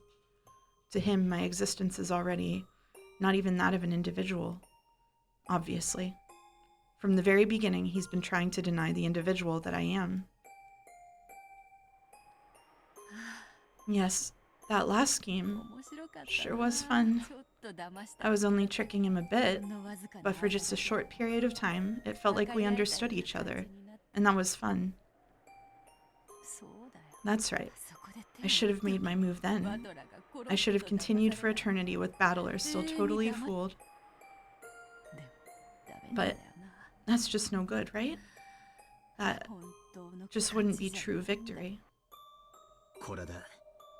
Is this checkmate, Beatrice?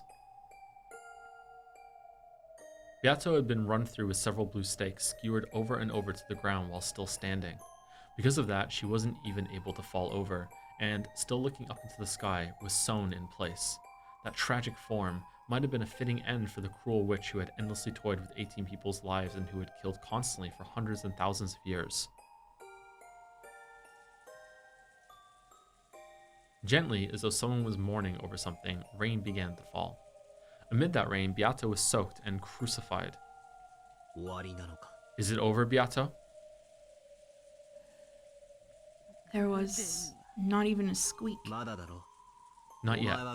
You aren't a woman who will let things end with just this. Don't be ridiculous. How can you look at this and think it isn't over. Quickly, deliver the final blow.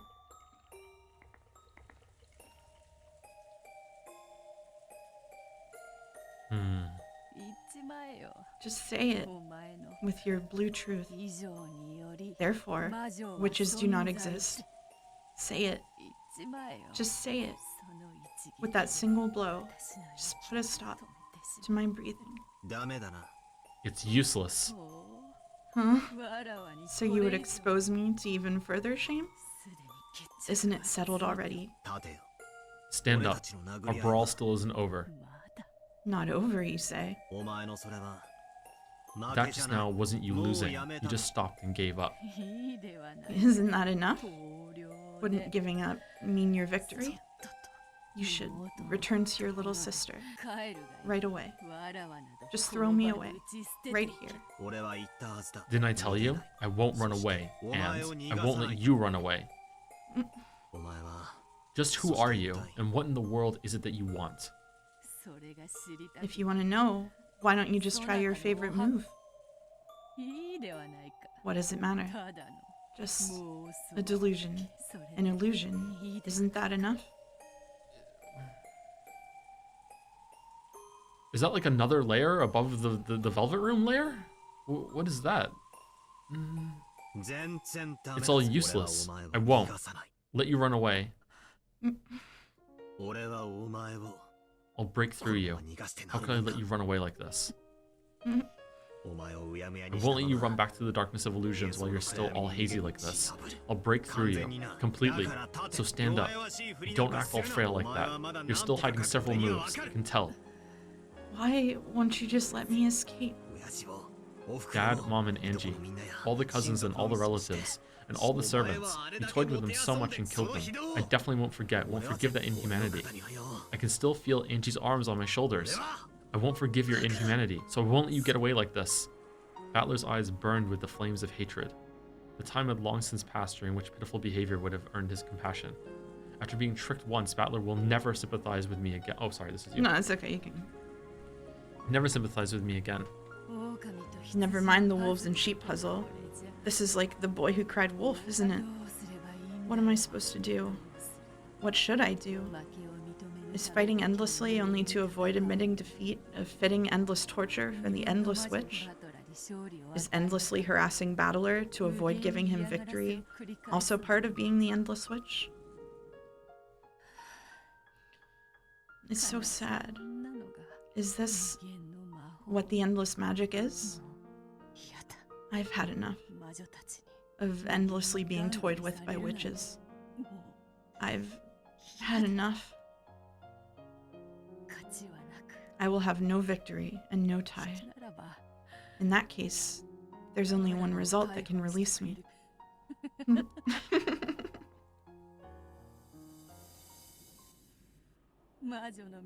Since the time I succumbed to the path of witches, since the day I made that contract with demons, it was promised that I would meet my end through tragedy, was it not?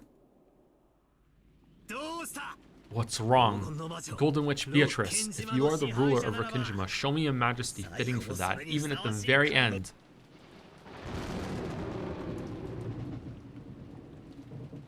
Lightning. The world was smashed with white.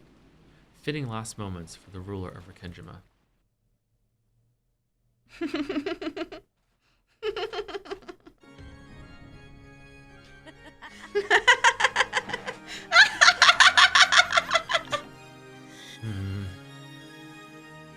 Still pierced by the blue stakes, Beato faced the rainy sky and let out a cry of laughter. Cool image. Then she slowly raised her face and stared at Battler. Fool. Just when I was about to praise your good fight and hand over victory, you shall regret that pride. This isn't something for you to hand over. I'm gonna take it from you. The same goes for you, right?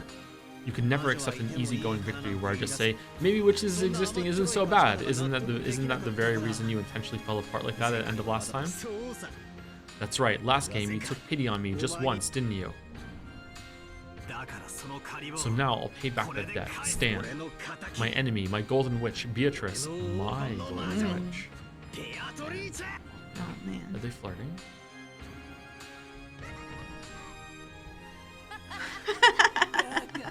fool. You fool! You simpleton. You think you'll get another chance? Ah!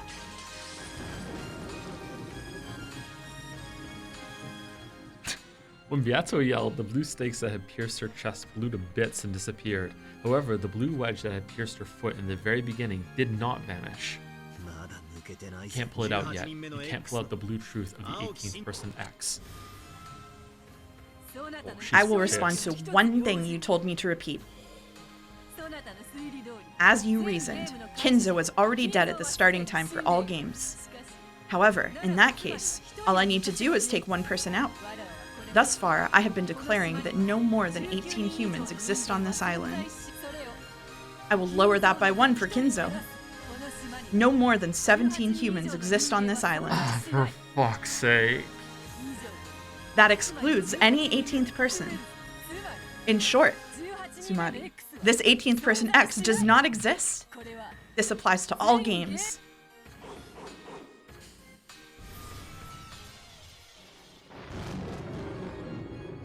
That was good. That's good. That's good. That's good. That's really good. That's like, do you know the Princess Bride? Mm-hmm. Yeah, with the hands changing during that fight. That was, yeah, that was a good moment. Yeah. What do you know? Looks like you're still hiding some pretty crazy stuff up your sleeve after all. The island, which had no more than 17 humans on it, has been set up to appear as though there were 18. Taking one off makes it 17, so we finally reached the correct number. This way, the wedge I knocked into you has been removed. I mean, like, she could probably still take it down to 16, maybe, Battler. Like, let's not get ahead of ourselves. We'll have to start this fight over, back from square one. Couldn't she have said that 15 hours ago? It's a game, chatter! The blue wedge that had sewn Beato in place broke apart. There was no longer anything piercing her. The scars on her body had disappeared completely. There stood, just as Battler had hoped for, the figure of the majestic golden witch who ruled Rikinjima. Then come, battler. Once more from the beginning. Try and break through everything with the blue truth. For no reason, I'm hitting escape. Okay. Yeah? Okay. Yeah. Damn. I too will no longer play, run, or hide. If you are worthless, then I shall end this match right here, right now. With my grand victory, I'll make you regret your refusal to compromise for all eternity. Come, starting from the first game. Right. From the first twilight of the first game, there is nothing strange about the murder of the 6 relatives that were found in the gardening shed in the beginning. The crime was possible for any of those who didn't have an alibi. Valid. Continue. What about the next closed room murder with Eva and Hideyoshi? Even the chain was set for that closed room. Someone was hiding under the bed. I shall add to the red truth. Both deaths were homicides. It is not the case that after the construction of the locked room, one of them committed suicide after murdering the other. Furthermore, the murder was carried out with both the victim and the perpetrator in the same room.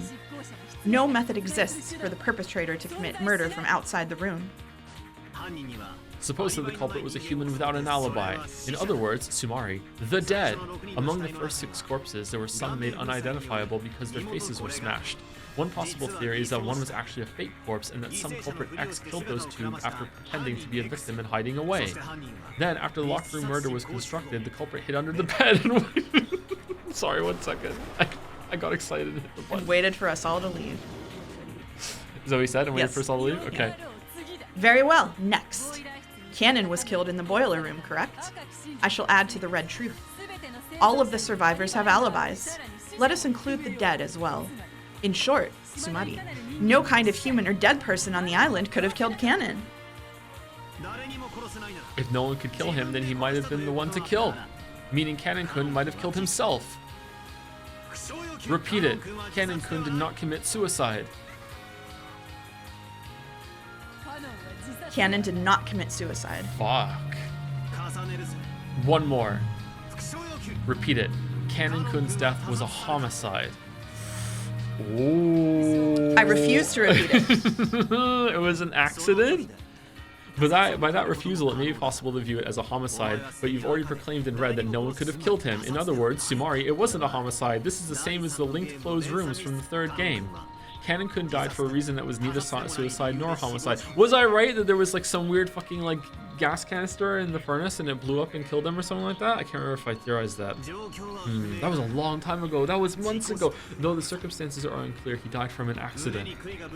By the devil's proof, I refuse to explain what kind of blunder could have led to an accidental death where a stake was driven into his chest. Now that you've borrowed the power of demons, you are without peer. It is valid. In that case, what about the murders after that in the parlor of Genji, Nanjo, and Kumasawa? Naturally, Maria, who was in the same room, didn't kill them. And of course, their 3 deaths were homicides. We could explain it with the one who carried out the murder being a culprit X who used an unidentifiable corpse to disappear. In the first place, their 3 faces were also pulverized. It's completely possible that one of them was a body double corpse. I guarantee the identities of all unidentified corpses. At the end, or all of them? Therefore, there were no body double tricks. Then I can explain it with simultaneous murders. Each of the 3 had a gun pointed at it.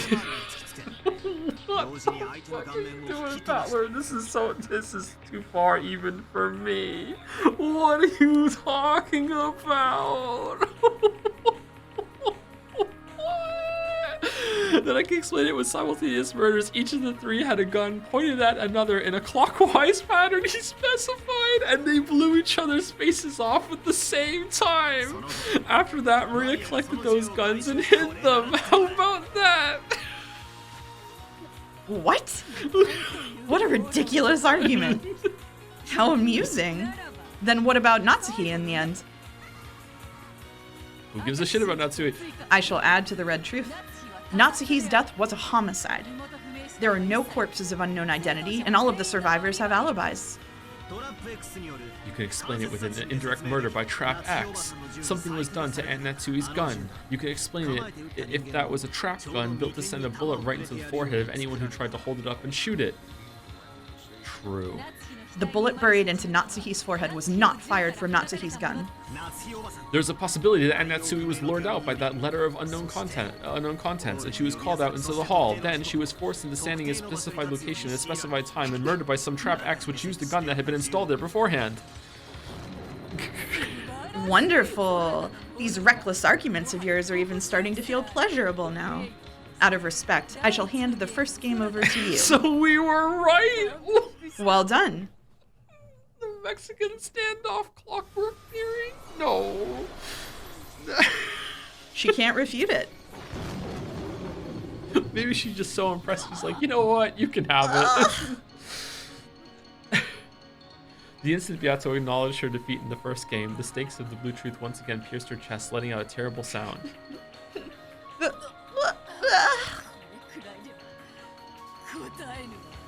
This is still hardly painful, and it's not over yet. Come, now for the second game. Beato just barely pulled out of the stakes that had pierced her chest, but even though there was no hole left behind, she still seemed to be bearing a deep wound that was letting out a massive amount of blood. And she was tormented by an equally fierce pain, but Beato grinned, grinding her teeth, and pushed for the next game to start. But I won't feel sympathy for her. Just by her existing there, we've been killed and harassed over and over. And Angie's been burdened with a future of isolation. Correct. Just by my being here and laughing, this eternal hell will continue. I won't give your little sister back. Let her cry over the family that shall not return for the next 1,000 years.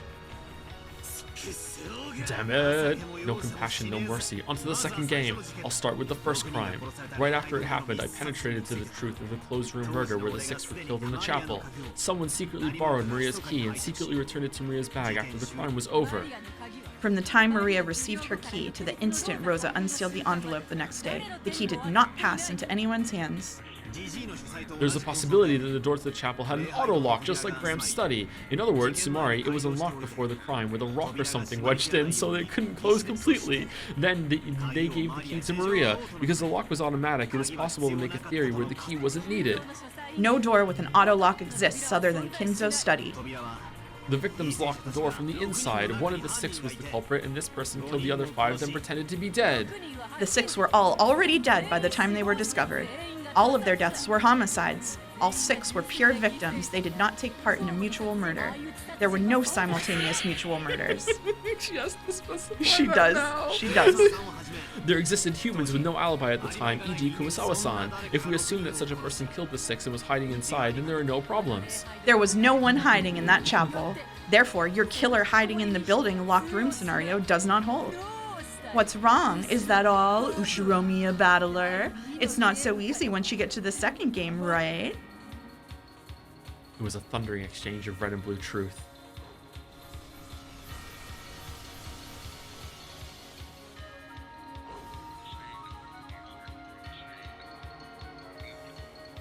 What's going on?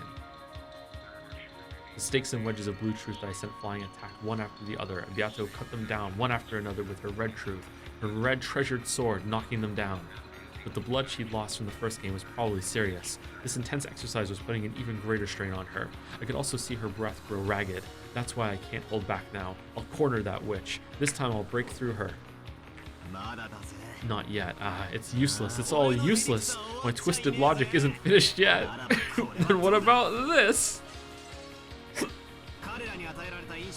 The food they were given had small bombs in it which exploded from inside their stomachs. In other words, Sumari, the crime is possible through Trap X. The details of a bomb that they could swallow without noticing and that could blow up in their stomachs is a devil's proof. I refuse to explain. Do you remember in episode 1, Tea Party? You said it could have been small bombs. Did I really? You said it could have been tiny bombs. Did I really? I You don't remember actually that. morphed. I don't remember that. You actually predicted this exact line 3 episodes in advance. I don't remember that at all. Holy shit. I think Iron Wrath has the clip. Show it to you later. What the hell's that? Small bombs? But Beato failed to knock down the blue wedge as it flew at an angle like a breaking pitch. So again, just to be clear, because I want to be clear for myself, just because she's not refuting it doesn't mean that's what happened. It means she can't refute it, Or right? she won't. Or she won't. Yeah, it means that I don't have a way to prove that that didn't happen. Okay. It let out a loud thunk and gouged itself deep into her left shoulder. I mean, why can't she just red truth there are no small bombs? Do you want to see the clip? Sure.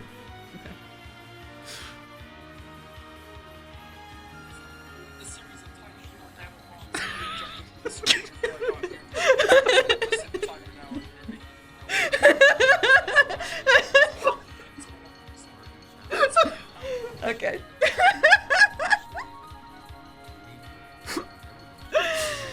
Oh shit. However, even as the breaking pitch hit her, her laughter didn't seem to be stopping. Yeah, I get it. Even I think that theory's pretty screwed up. Ha, laugh as much as you want. Got a problem with that? None. Quite a pleasurable, reckless argument. Next up is the closed room with Jessica and Cannon. No problems there. If the culprit was one of the servants, they could have used the master key. It's not even a locked room. After that, there was an attack in the servant room from a mystery person who seemed to be Cannon, and Nanjo and Kumasawa were killed, right? I had already proclaimed Cannon's death in red before that time, so who was that Cannon? It was non-canon. If Cannon-kun's death was declared with red, there's no way he was alive. Therefore, there's a chance that it was someone else in a disguise that would make the group that was attacked mistake this person for Cannon-kun. They would never mistakenly think any other person was Cannon.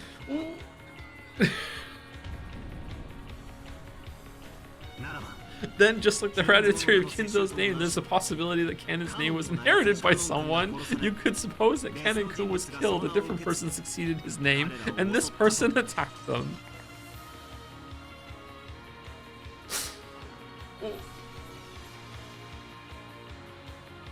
A sound like a watermelon being squashed rang out, man, and a blue wedge was buried deep into Beato's left flank. Maybe it hit in a bad place since it seemed to be really effective. After leaning over and moaning for a while, she laughed it off as though trying to make it seem like no big deal. Yeah, I get it. That must have hurt a lot. Once again, you've set up some human as the culprit as if it were nothing. You truly are gabbing on about things you'd never be able to open your mouth and say on the game board. And yet it's valid. That reckless argument is pleasurable. Truly pleasurable. This isn't pain, it's pleasure. When Beato howled, the wedge that had pierced her was blasted away, but the wound remained and she continued to be tormented by a fierce pain. You ready? I'll keep going. My blue truth for the last murder in the second game, the 3 who died in Aunt Natsui's room, should still be valid, even with the 18th person X denied. Do you have a counter argument for that in red? If you don't, the second game is all mine too. No, I don't. Fighting over such trivial matters bores me. I'll give it to you. I'll give you the second game. The mouth moving adds so much to it. It looks like she's talking through her teeth. You're like so mad. The instant she acknowledged her loss in the second game, 2 blue stakes gouged through Beato's chest this time. The witch's lungs were gouged, as were her intestines. Her face twisted in anguish. Her body twisted as she gasped in pain. Does it hurt? Hurt? No, this just tickles. At least compared to having your entire body torn to bits and turned into a pile of scrap meat like your sister.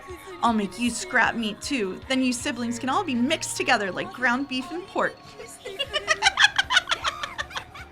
If you had 50% lean beef chat and 50% lean pork, and you mix it. Oh, you don't know this hypothetical, do you? Okay, let's drop it then. Let's not go and explain it. I'll beat you to death. I'll tear you to bits the same way. Next, the third game. They said lean forward. Okay, how long are you gonna sit around all the way, all worn out like that? I've only just started knocking you down to hell. Naturally, as if something like this could wear me down. You're right, we're still just getting started. Come, let us begin the third game, starting with the 6 linked closed rooms. You supposedly did penetrate this closed room at the time, but then you killed off Kinzo. At the time, I theorized that Gramps was the culprit, and that after killing the other 5 and stringing the keys across each room, he constructed his own closed room in the boiler room, and that there he died in an accident while carrying out some kind of scheme, burning to death in the boiler. Yeah, me too. That's what I thought. But now I've declared that Gramps is already dead, so I've denied my own theory myself, ironically enough. However, there's no problem. There are plenty of people who could have committed the crime besides Gramps. You could even claim that the adults who were in the middle of a family conference at the time were all in on it and committed the crime together. All 5 master keys were discovered, each in the pocket of one of the servants. The individual room keys were found inside envelopes alongside the corpses. In short, all keys related to the linked locked rooms were locked inside the linked locked rooms. No key could have been returned from outside the room using a crack in a door, a crack in a window, a vent, or any place of the sort. Then they were killed with poison gas. Even if a key couldn't pass through, gas could, right? The murder was carried out from outside the locked room. All of them had fatal wounds that appeared to be gunshot wounds. Murdering them from outside of the room would have been impossible. I shall say more with the red. When the 5 other than Kinzo were killed, the killer was always in the same room as them. I already declared in red at the time that there were no suicides. After the murder of each person in their respective rooms, the culprit constructed a linked locked room, but there was no way for the culprit to return the key for the last room to the inside of the locked room, but they did manage to return it. The first person to discover a corpse just had to pretend to find the key and pull it from the corpse's pocket. Oh. She couldn't fully block the retort of that blue stake. Beato was pushed back by the blue wedges that were unleashed on her one after another, finally failed to block one, and once again took a severe wound. As she howled in pain, she pulled out the blue wedge that had pierced her right arm. Beato's entire body had been torn apart and pierced with blue wedges, stakes, and blades over and over again, and now she was totally covered in blood. But even so, Beato grinned, cackling as though this was amusing. How could a man who promised to bring Angie's parents home voice a theory where those parents are culprits? Splendid. Even that's just fine, right? Go be a big, happy family getting their hands dirty with mass murder, then return to Angie stained with blood that will never come off. How could we expect anything less from the people who returned alive from the Witch's Island? Just what that mincemeat Angie needs. Mincemeat Angie. Ah, shut up! I'll kill you. I'll tear you apart. No need to waste your time begging for your life. I'll definitely give you the worst kind of death by my own hands. Yes, you probably could do it. I've explored the depths of cruelty for over 1,000 years, and you probably will gift me with a fitting end for all of that. Oh, does that hurt? Is it harsh? Or does it tickle? Is that supposed to torment me? Come on, Ushiromiya Battler. There are still mysteries left. Yato had already countered my first powerful move, the 18th person X, by making the number of people on the island 17. But just limiting the number of people to 17 didn't overturn the theory that Aunt Ava was the culprit. I can crush most of the murders in the third game this way. Blood dripped from all over the body of the Golden Witch. I cornered her, this time thoroughly without mercy. This isn't a game played to decide who wins and who loses. Yeah, we aren't playing. Even the time I spend playing and fighting like this delays my trip home. In her isolation, Angie will continue to have her heart torn apart by loneliness and sadness. I have to go back to Angie as fast as I can. You're all worn out. Standing at death's door, are you?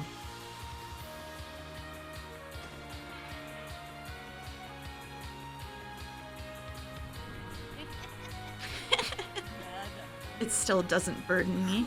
Something like this. It tickles. It looks like you don't need any mercy. I never asked for it in the first place. I'm going all out. Do so. When our roles were reversed, I showed no mercy. So you ought to do the same when given the chance. Otherwise, I'll summon another isolated Angie from a different world. And this time, I'll tear off her arms and legs, stick her with a spear, and roast her, okay? Shut up! Never again. Not my family. Not my relatives. Not any of the servants. I won't let you make them your playthings. I've already broken through all of the mysteries in the fourth game with the Blue Truth. The only one left is the very last one from the third game. Only the murder of Dr. Nanjo. Oh, have I already been cornered so far? What a precarious state I'm in. She coughed violently, spitting up blood. Her insides had been punched through so many times, it was only natural. In other words, Sumari, the mystery of Dr. Nanjo's murder is the last line of defense for you being a witch, right? As you say, if you defeat that, it will mean that all of my mysteries have been defeated. Unless I counter one of your truths with some new red truth, or present a new mystery, I will die. You don't look like someone who's been pushed into a corner standing on the brink. You still have some kind of hidden pitch up your sleeve, right? Well, who knows? I've already tired of a too long life after 1,000 years. I've started to think that having this life ended by a rival like you, whom I stumbled upon at the very end, might not be so bad. You can do it, can't you? Do it. I beg you, kill me. I'm always the one killing, and I've never had the experience of being killed. I've killed the 18 of you hundreds of times, but I haven't been killed myself even once. So I wanted to experience just once myself. It was a graceless show of boldness, unchanged from before. But blood dripped from her mouth, her once beautiful dress was covered with holes, and blood poured from all over her body, making her physical appearance stand in sharp contrast to her attitude. Maybe the shot she'd taken to the flank was still tormenting her, since she was still pressing down on it unconsciously without a trace of grace. But I've got no time for pity. As long as I feel sympathy for this witch, my family and I won't be released from this place. Until I defeat her, we won't be able to go home. In the outside world, it may be possible for even enemies to understand each other when circumstances change. But pure evil does exist. Evil that brings misfortune just by existing, and is to be spared no compromise. Just by its continued existence alone, it's evil. I don't pity you, just like how you didn't show pity for any of us. Well, of course. All of you are just pieces in the game. It's just unbelievably fun to think about which 6 to kill in the beginning, how to kill the next 2, and whether I can find a much, much more grotesque method of murder, you see? Hey, Battler, I've reformed a little, so forgive me this time too. If you do, I'll change my methods of killing into something a little better, okay? I'll listen to how you want them to be killed and in what order, got it? It's so fun toying with people's lives. I'm sure you could think of a way to turn Angie into a pile of scrap meat much, much more thoroughly. Come, Battler, try to expose the truth of Nanjo's murder. The 18th person X has been defeated, but I won't give in. I'll stop that witch's breathing cold. At the end of the 3rd game, it was announced in red that the survivors at that point in time, Battler, Ava, Jessica, and Nanjo, were all uninvolved with Nanjo's murder, and it was also proclaimed that he was murdered directly by someone before his eyes. All other people had the strongest possible alibi by having their deaths proclaimed in red. I'll break through this without using the 18th person X. 17th person X. Think, don't stop thinking. Her red doesn't only blind me, it's also supposed to be her weak point. I've got to somehow use it against her. That's right, there's still a gap. Was she there? Yeah, this way I can break through it. This way, Beatrice's legend of... Oh shit. Legend of the Witch is finished. Legend of the Witch is finished, okay. True, the others probably were dead. However, the time at which their deaths were declared in red was not the instant Dr. Nanjo died. Strictly speaking, it was in the fight between me and Ava after Dr. Nanjo's corpse was found. In other words, Sumari, if someone who was alive at the time that Dr. Nanjo was killed died before Ava proclaimed that death, you can sew right through that crack. In other words, Sumari, it's like this. The culprit was among those people who were not confirmed dead prior to Ava's declaration of the deaths, and that person had managed to skillfully play dead in the beginning and wait for us to leave them alone. They made us think they had died, while their death still hadn't been declared in red. Then they killed Dr. Nanjo, and after that they died for some reason. Then after that, Ava declared their death in red. That theory can explain Dr. Nanjo's murder. How's that, Beatrice?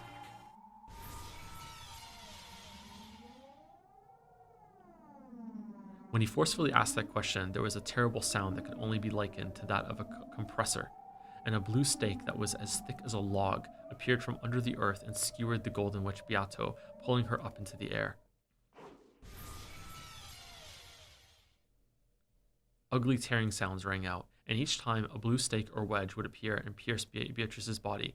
When that finally ended, her tragic form was exposed there, pincushioned by more than 10 stakes and wedges all over her body and dripping with blood, dangling and crucified. Oh shit.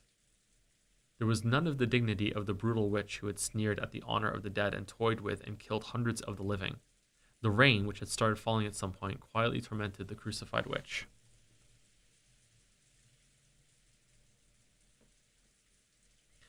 As Battler heaved with his breathing, he waited for some kind of answer from the Golden Witch.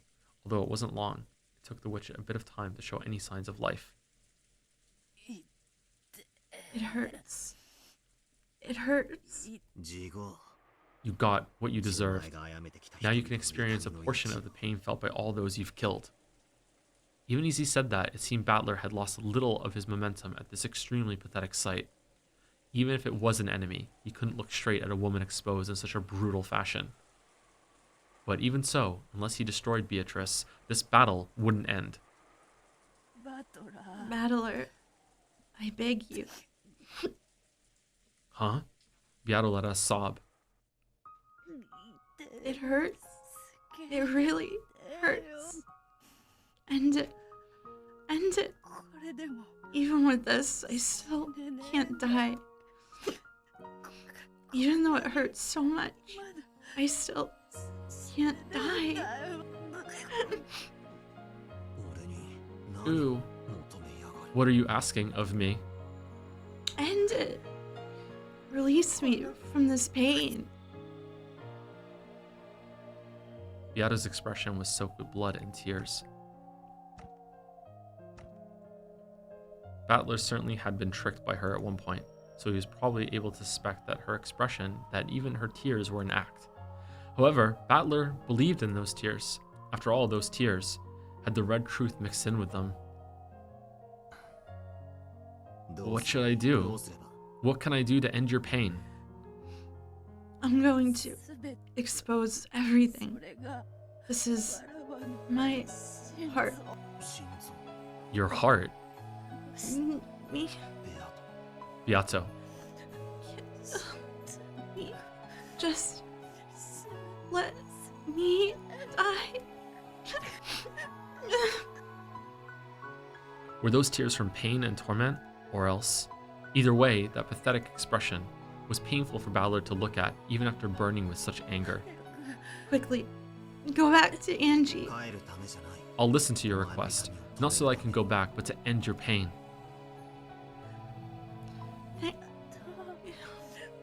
Adler.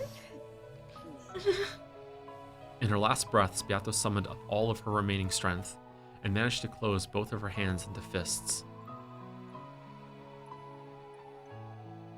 A red light began to gather at those fists. Then she lifted her arms as though appealing to the heavens for something. You will be able to kill me. All of me. My heart. Crush it. Pierce it. Okay? The red light around both her arms gradually began to strengthen.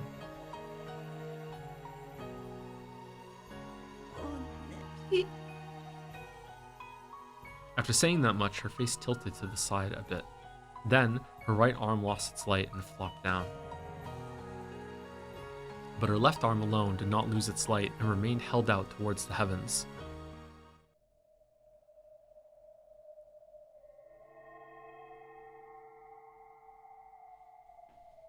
Then, before Battler's eyes, another Beato appeared with a faint form transparent like a curtain. The crucified Beato had already lost consciousness. However, the newly appeared faint Beato quietly looked at me, her eyes expressionless, and spoke.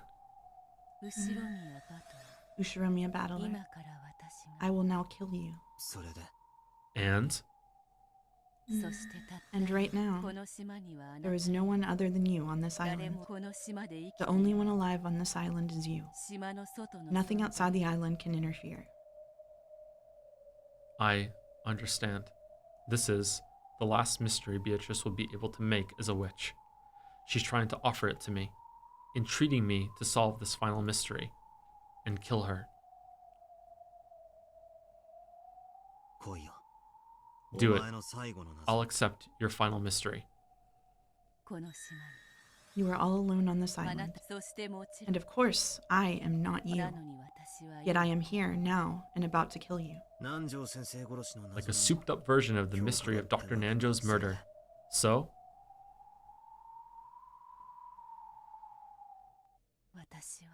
Who am I? Is that your final question?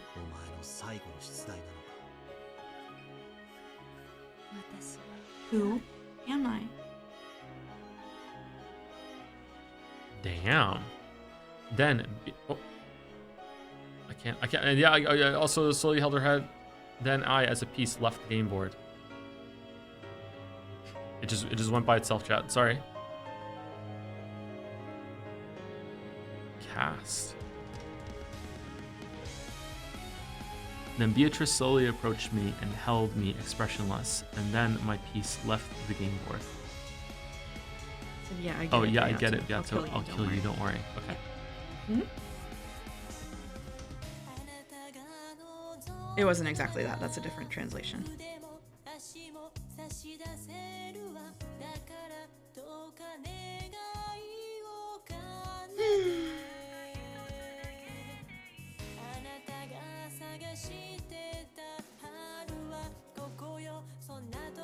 Well, It was good. I really liked the back and forth through all of the episodes. It was good.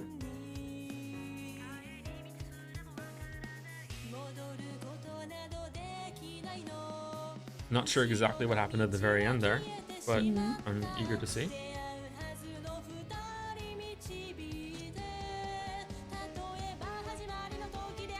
great news. Great news.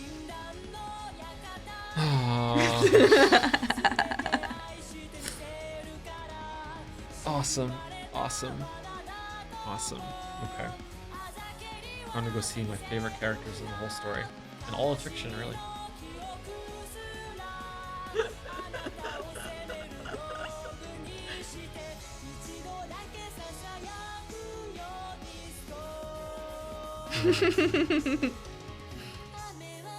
All of the goats. All of the goats, but especially that one goat. Yeah. That goat needs a name.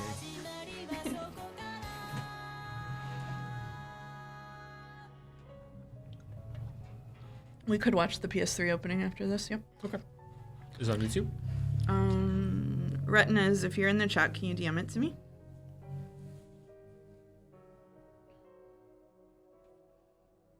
Thoughts on Beato's final mystery? I mean, it kind of... We're doing the question marks, chat. Oh. After that, oh my god. It feels like she's almost asking him just to believe in magic in a roundabout way. Like, I don't know. Like, I don't know, yeah. I'm not sure. I'm not quite sure what happened there. Have you seen the anime op? I have not, no. Holy moly. A new trophy. Ooh, new elements added. Falco, I see you. Okay. Do we want to watch the PlayStation thing now, or do we want to watch it? It would be kind of funny to watch it now, wouldn't it?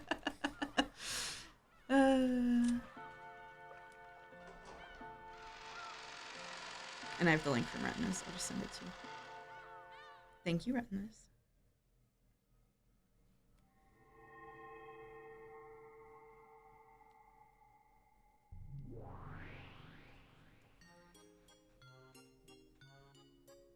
Unknown fragment. I don't even know where that number begins.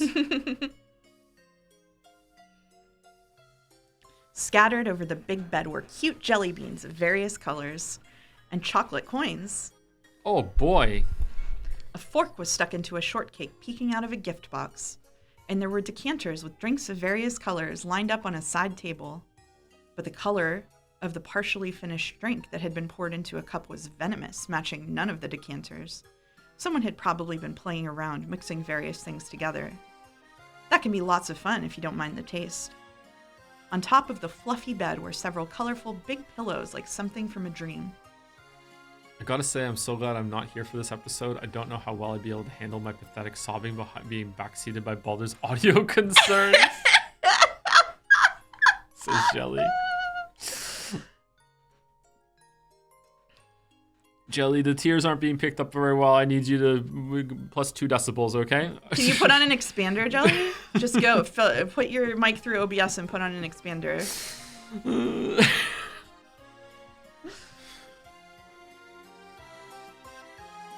And on this bed that looked like something out of a child's dream world, Burncastle lay face down, and Lambda Delta lay face up, clutching a pillow and relaxing.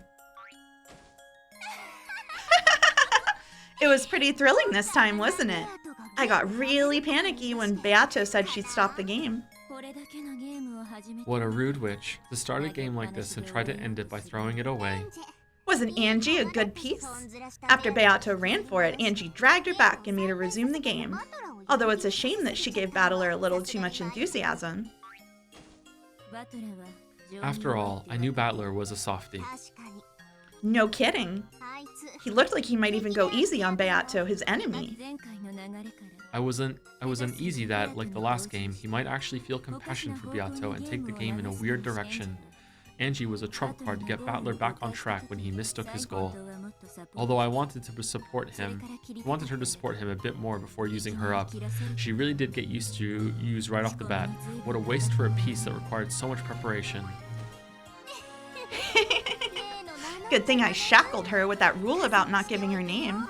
I guess it was her. Oh, okay. If that hadn't been set up, the brother-sister tag team would have swallowed Beato up and won in the blink of an eye. I thought it'd be a chance for them to press her all at once, but your mark was so restrictive that I couldn't make the best use of her. Ah, what a waste that piece was. Isn't it obvious that such an unfair piece would have to be retired right away? Well, in the end, she did a good job of preventing the suspension of the game, and that helps me out too. The way she made both our interests match is what made her a truly wonderful piece. She was an innocent kid like Battler, so it was easy to get her to do as I said. Morons and impulsive types make the best pieces. Ah, I really can't stand losing that piece. By now, that kid's minced meat. Hey, let's make hamburgers out of her later on. Oh wait, didn't you like gyoza more? I wonder what little sister tastes like. Hilarious. Is it really okay for you to be so relaxed? Thanks to Angie, Battler has gotten all fired up. I'm pretty sure he started a hot pursuit of Yato, making this game take a big turn in my favor, right? I mean, didn't Battler just solve almost all the mysteries up until now? Huh? Not even close. Almost all of Battler's Blue Truth was wrong. Beato's lukewarm red is full of holes. If she had any brains in her, she'd slip through it easily by setting up a suitable web of twisted logic. Yeah, it really ticks me off. If it were me, I'd thoroughly cut down all of it with the red. Oh, really? And I was sure that those were all correct. Well, I don't know about that small bomb part, though. Not all of Battler's Blue Truths were valid. When talking about the first game, Beato clearly declared that she guarantees the identities of all unidentified corpses. This defeats Battler's theory about the culprit of the Eva Hideyoshi closed room murder being someone who faked up a corpse. Next, Cannon might have died in an accident in the boiler room, but what kind of accident could drive a stake into his chest? Are you a moron? I'll slice it with that red treasured sword thing. Cannon did not die in an accident. For the next one, the murders of the three including Genji in the parlor, the thought that it was a simultaneous murder where they shot each other in a clockwise pattern at the same time is laughable. Genji, Kumasawa, and Nanjo were not killers. The final trap X to kill Natsuhi was also ridiculous. The thing that shot Natsuhi wasn't a trap, it was a real shooting murder, with a gun raised and a trigger pulled. Sucks for you! Uh-oh. You shouldn't do that. Saying something like that in red. That kid's trying to say that she bounced Natsuhi's bullet back with magic and killed her. Oh my, how terrible of me. You're right. Even the Blue Truth for the second game was way too naive. When the six were murdered in the chapel, the culprit was inside the chapel. That guy keeps trying to explain things using Trap X.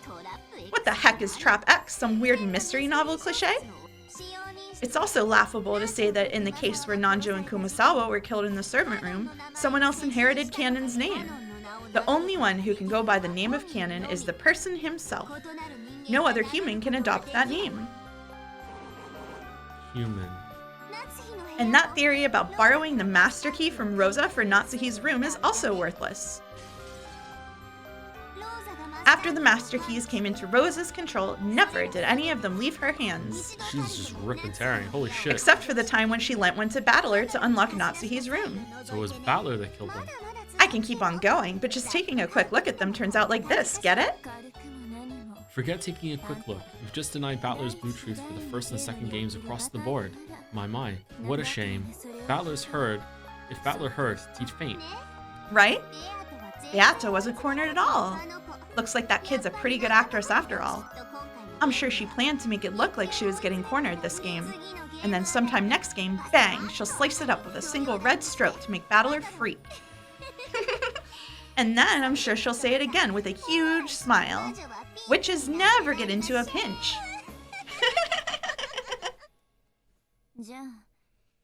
Then that whole tragic atmosphere as though Beato was getting cornered was all an act. Isn't it obvious? She really is a great actress. Even though she wasn't cornered at all, it felt like an astonishing last episode climax. She's totally the winner for Best Supporting Actress this year. Oh, but of course I'm the star. You'd do fine too, Burn. At the end, she said something like, "Kill me," and laid out a big riddle. Wasn't that her last stand with Beato to be finished for good if that riddle was solved?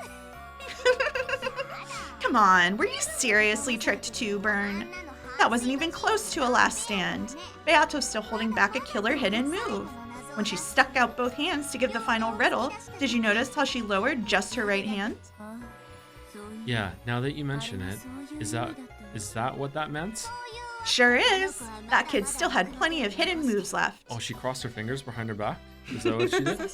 And none of the mysteries have been solved. That tension, like she'd been exposed and then the next episode would be the last. She truly is a genius at acting. Yeah, I want to see her knock Battler down to the very bottom right away.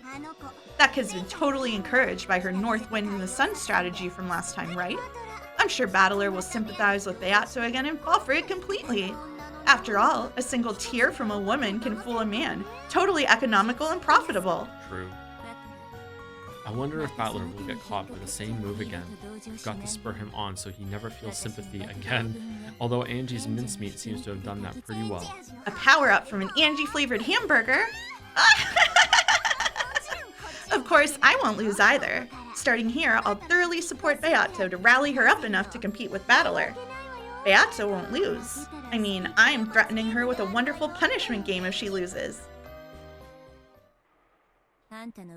Your punishment games are seriously not cool, so you should go a little easy on her. I've decided what to do for your next punishment game, Bern. Wanna hear? Wanna hear? No. Come on, ask me. Guess what? Guess what? I'll lock you in a wonderful, wonderful castle. The castle will be surrounded by pure white castle walls 12 kilometers to a side, with a height of 10 meters. Magic and tricks are prohibited. You really couldn't jump over that, right? 1,440,000,000 cubic meters? You can stop there. I already know what you're going to say. And that place will start getting buried with gems, one every day. I'll lock you in it until the castle walls are packed with them and you've been buried to death with gems. Isn't that a wonderful romantic punishment game? If you multiply the length of the walls by 5 and make it 1/10 its current height, I wouldn't mind if you shut me in it right now. Really? That would make it 3,600,000,000 cubic meters, right? The time period for the punishment game would more than double, right? Oh, you'll be my prisoner for such a long time. I love you, Bern. I really love you. Lambda Delta playfully approached Bern Castle, who yawned, looking bored, as she touched the bottom of Lambda Delta's chin as though cuddling a cat. You're betting on Battler's victory, and I'm betting on an eternal tie for the two of them. Doesn't that mean no one's betting on Beato's victory? I wouldn't. The chances of winning are 0. How truly pitiful, being told by the Witch of Miracles that there's no chance of a miracle. Although I wouldn't bet on her either, right? I can say that with certainty. It's also pretty sad when the Witch of Certainty says, "You're certainly screwed." Unusually for them, they giggled together. I wonder how this game will resolve itself. Yeah, that's the one thing we can't predict. That's why it's fun. I won't permit escaping or suspensions any longer. I'll certainly make them continue their game, and I won't let them run away. Even though I can't imagine what will happen next, I know it certainly won't end that way. At the very least, it won't end with Beato's victory. I mean, think about it.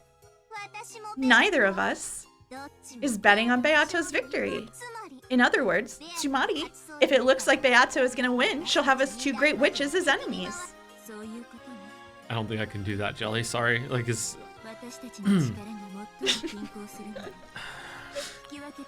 Exactly. Our powers are most in equilibrium when balancing between a tie and Battler's advantage. If it tips too much in Beato's favor, both of us will line up along the same vector and drag Beato back. In other words, Tsumari, the instant Beato is in a superior position, she'll have to deal with both of us as enemies. A common front with Bern sounds fun. Thanks. But I'm not going into a compito candy bath with you. Aw, and I was gonna cover you with melted marshmallows while taking a completo shower. How pitiful. That child is that child is a living toy, a doll you caught so that you could play with me, Lambda. I'm good at playing with dolls. I really can do it well, okay? I'm proud of being able to play with a single toy for hundreds of years without getting tired of it. You're her ally at some times and oppose her at others, toying with her for all eternity. How pitiful. That kid is now our doll.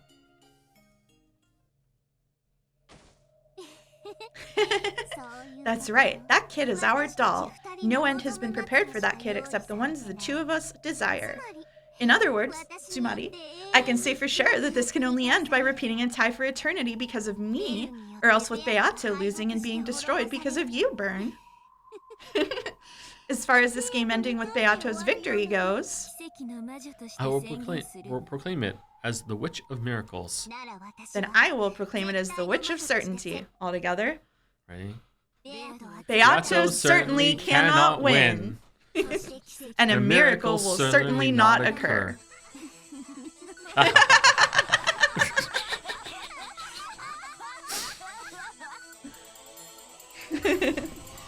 Oh, shit.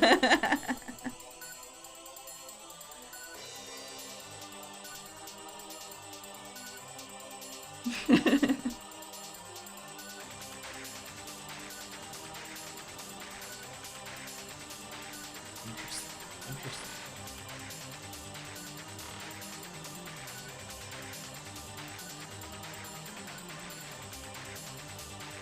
And that's it. That's it. I guess we're gonna. Somebody said, well, a couple of people said that you can just watch the opening inside the music box. Oh, can you? So we might be able to do it. Yeah. I don't know. I didn't do Umi Pro that much, so. Okay.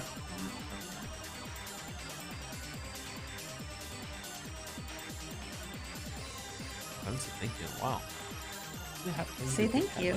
Say thank you. Oh.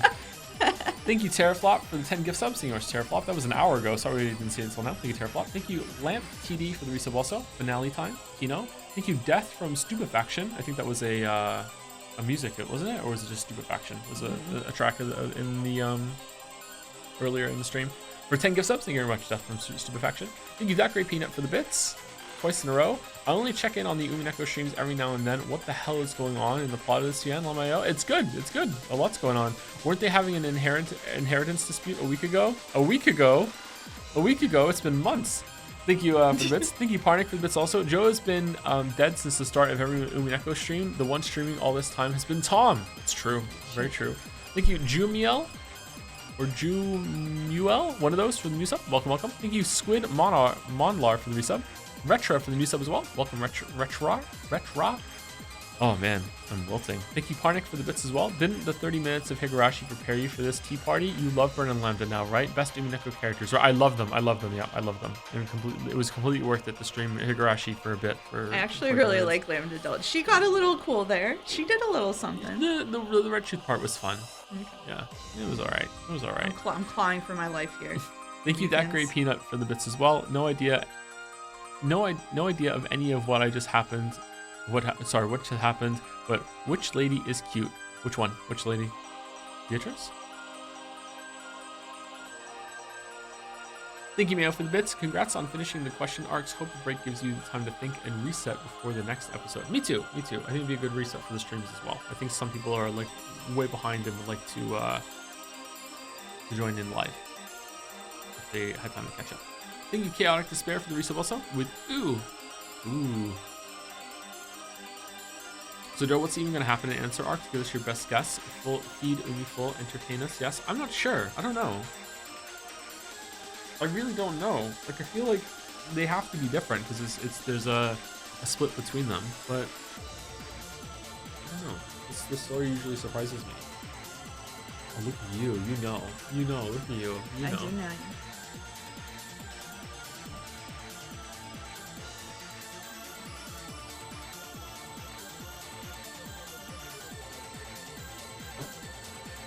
I don't know if it's going to be more cycles with more killings going on. What's your favorite moment so far? Still, the first killing in the shed was just amazing. This part at the end of here was really good, though. Oh yeah, how do you rate the episodes? That's a good question. They love it when people rate the episodes. It's their favorite thing. 4 might have some of the highest highs, or even the highest high, but 4 is definitely the worst one so far.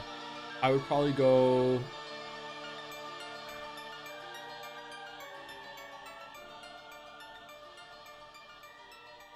I want to say that it's 4, 3, 2, 1, so it's just getting worse every episode.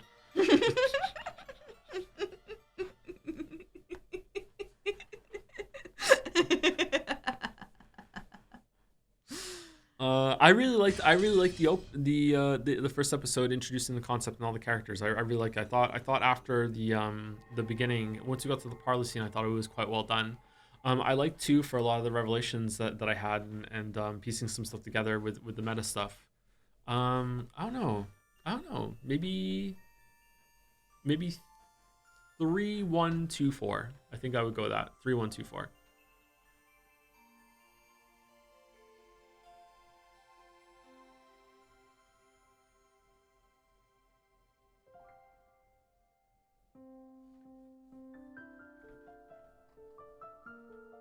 That's why Mouse came to Moncton Hub. The extra 100 millisecond delay on Discord would have made the simultaneous talking a bit impossible. Exactly. That is the only reason. That's the only reason. Yeah. Can you rate Hypothetical Walrus for his weekly podcast post-stream Umi News segment after you're done? Yeah, we'll rate, even if Hypothetical Walrus doesn't have that, we'll still rate Hypothetical Walrus. Yeah. Gotta get through the openings first, though. Yes. Yeah. I also forwarded you the anime opening, which people wanted you to watch. So Really? we can watch two openings as a treat. As a I'm treat. starving. Me too. I'm very hungry. Starving. I'm very hungry. Yeah. Starving.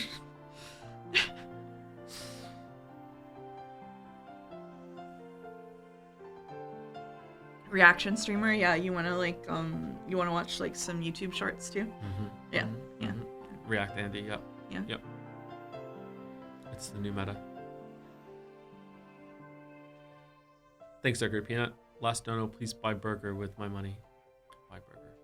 Okay, I can get a It's burger. pizza. It's pizza. We're getting pizza. You could get a burger if you wanted. No, I could get a burger a couple days maybe. Okay. I have some burgers. I can make some burgers. Oh yeah, how do you feel about the revelation? I liked it. That annihilated me the first time. That really got my ass. I liked it. I just wish that the scene wasn't so long, but yeah, I liked it. That's another example of episode 4 kind of like shorting its own big moments, because it comes out after so much stuff. Oh, when the seagulls cry, episode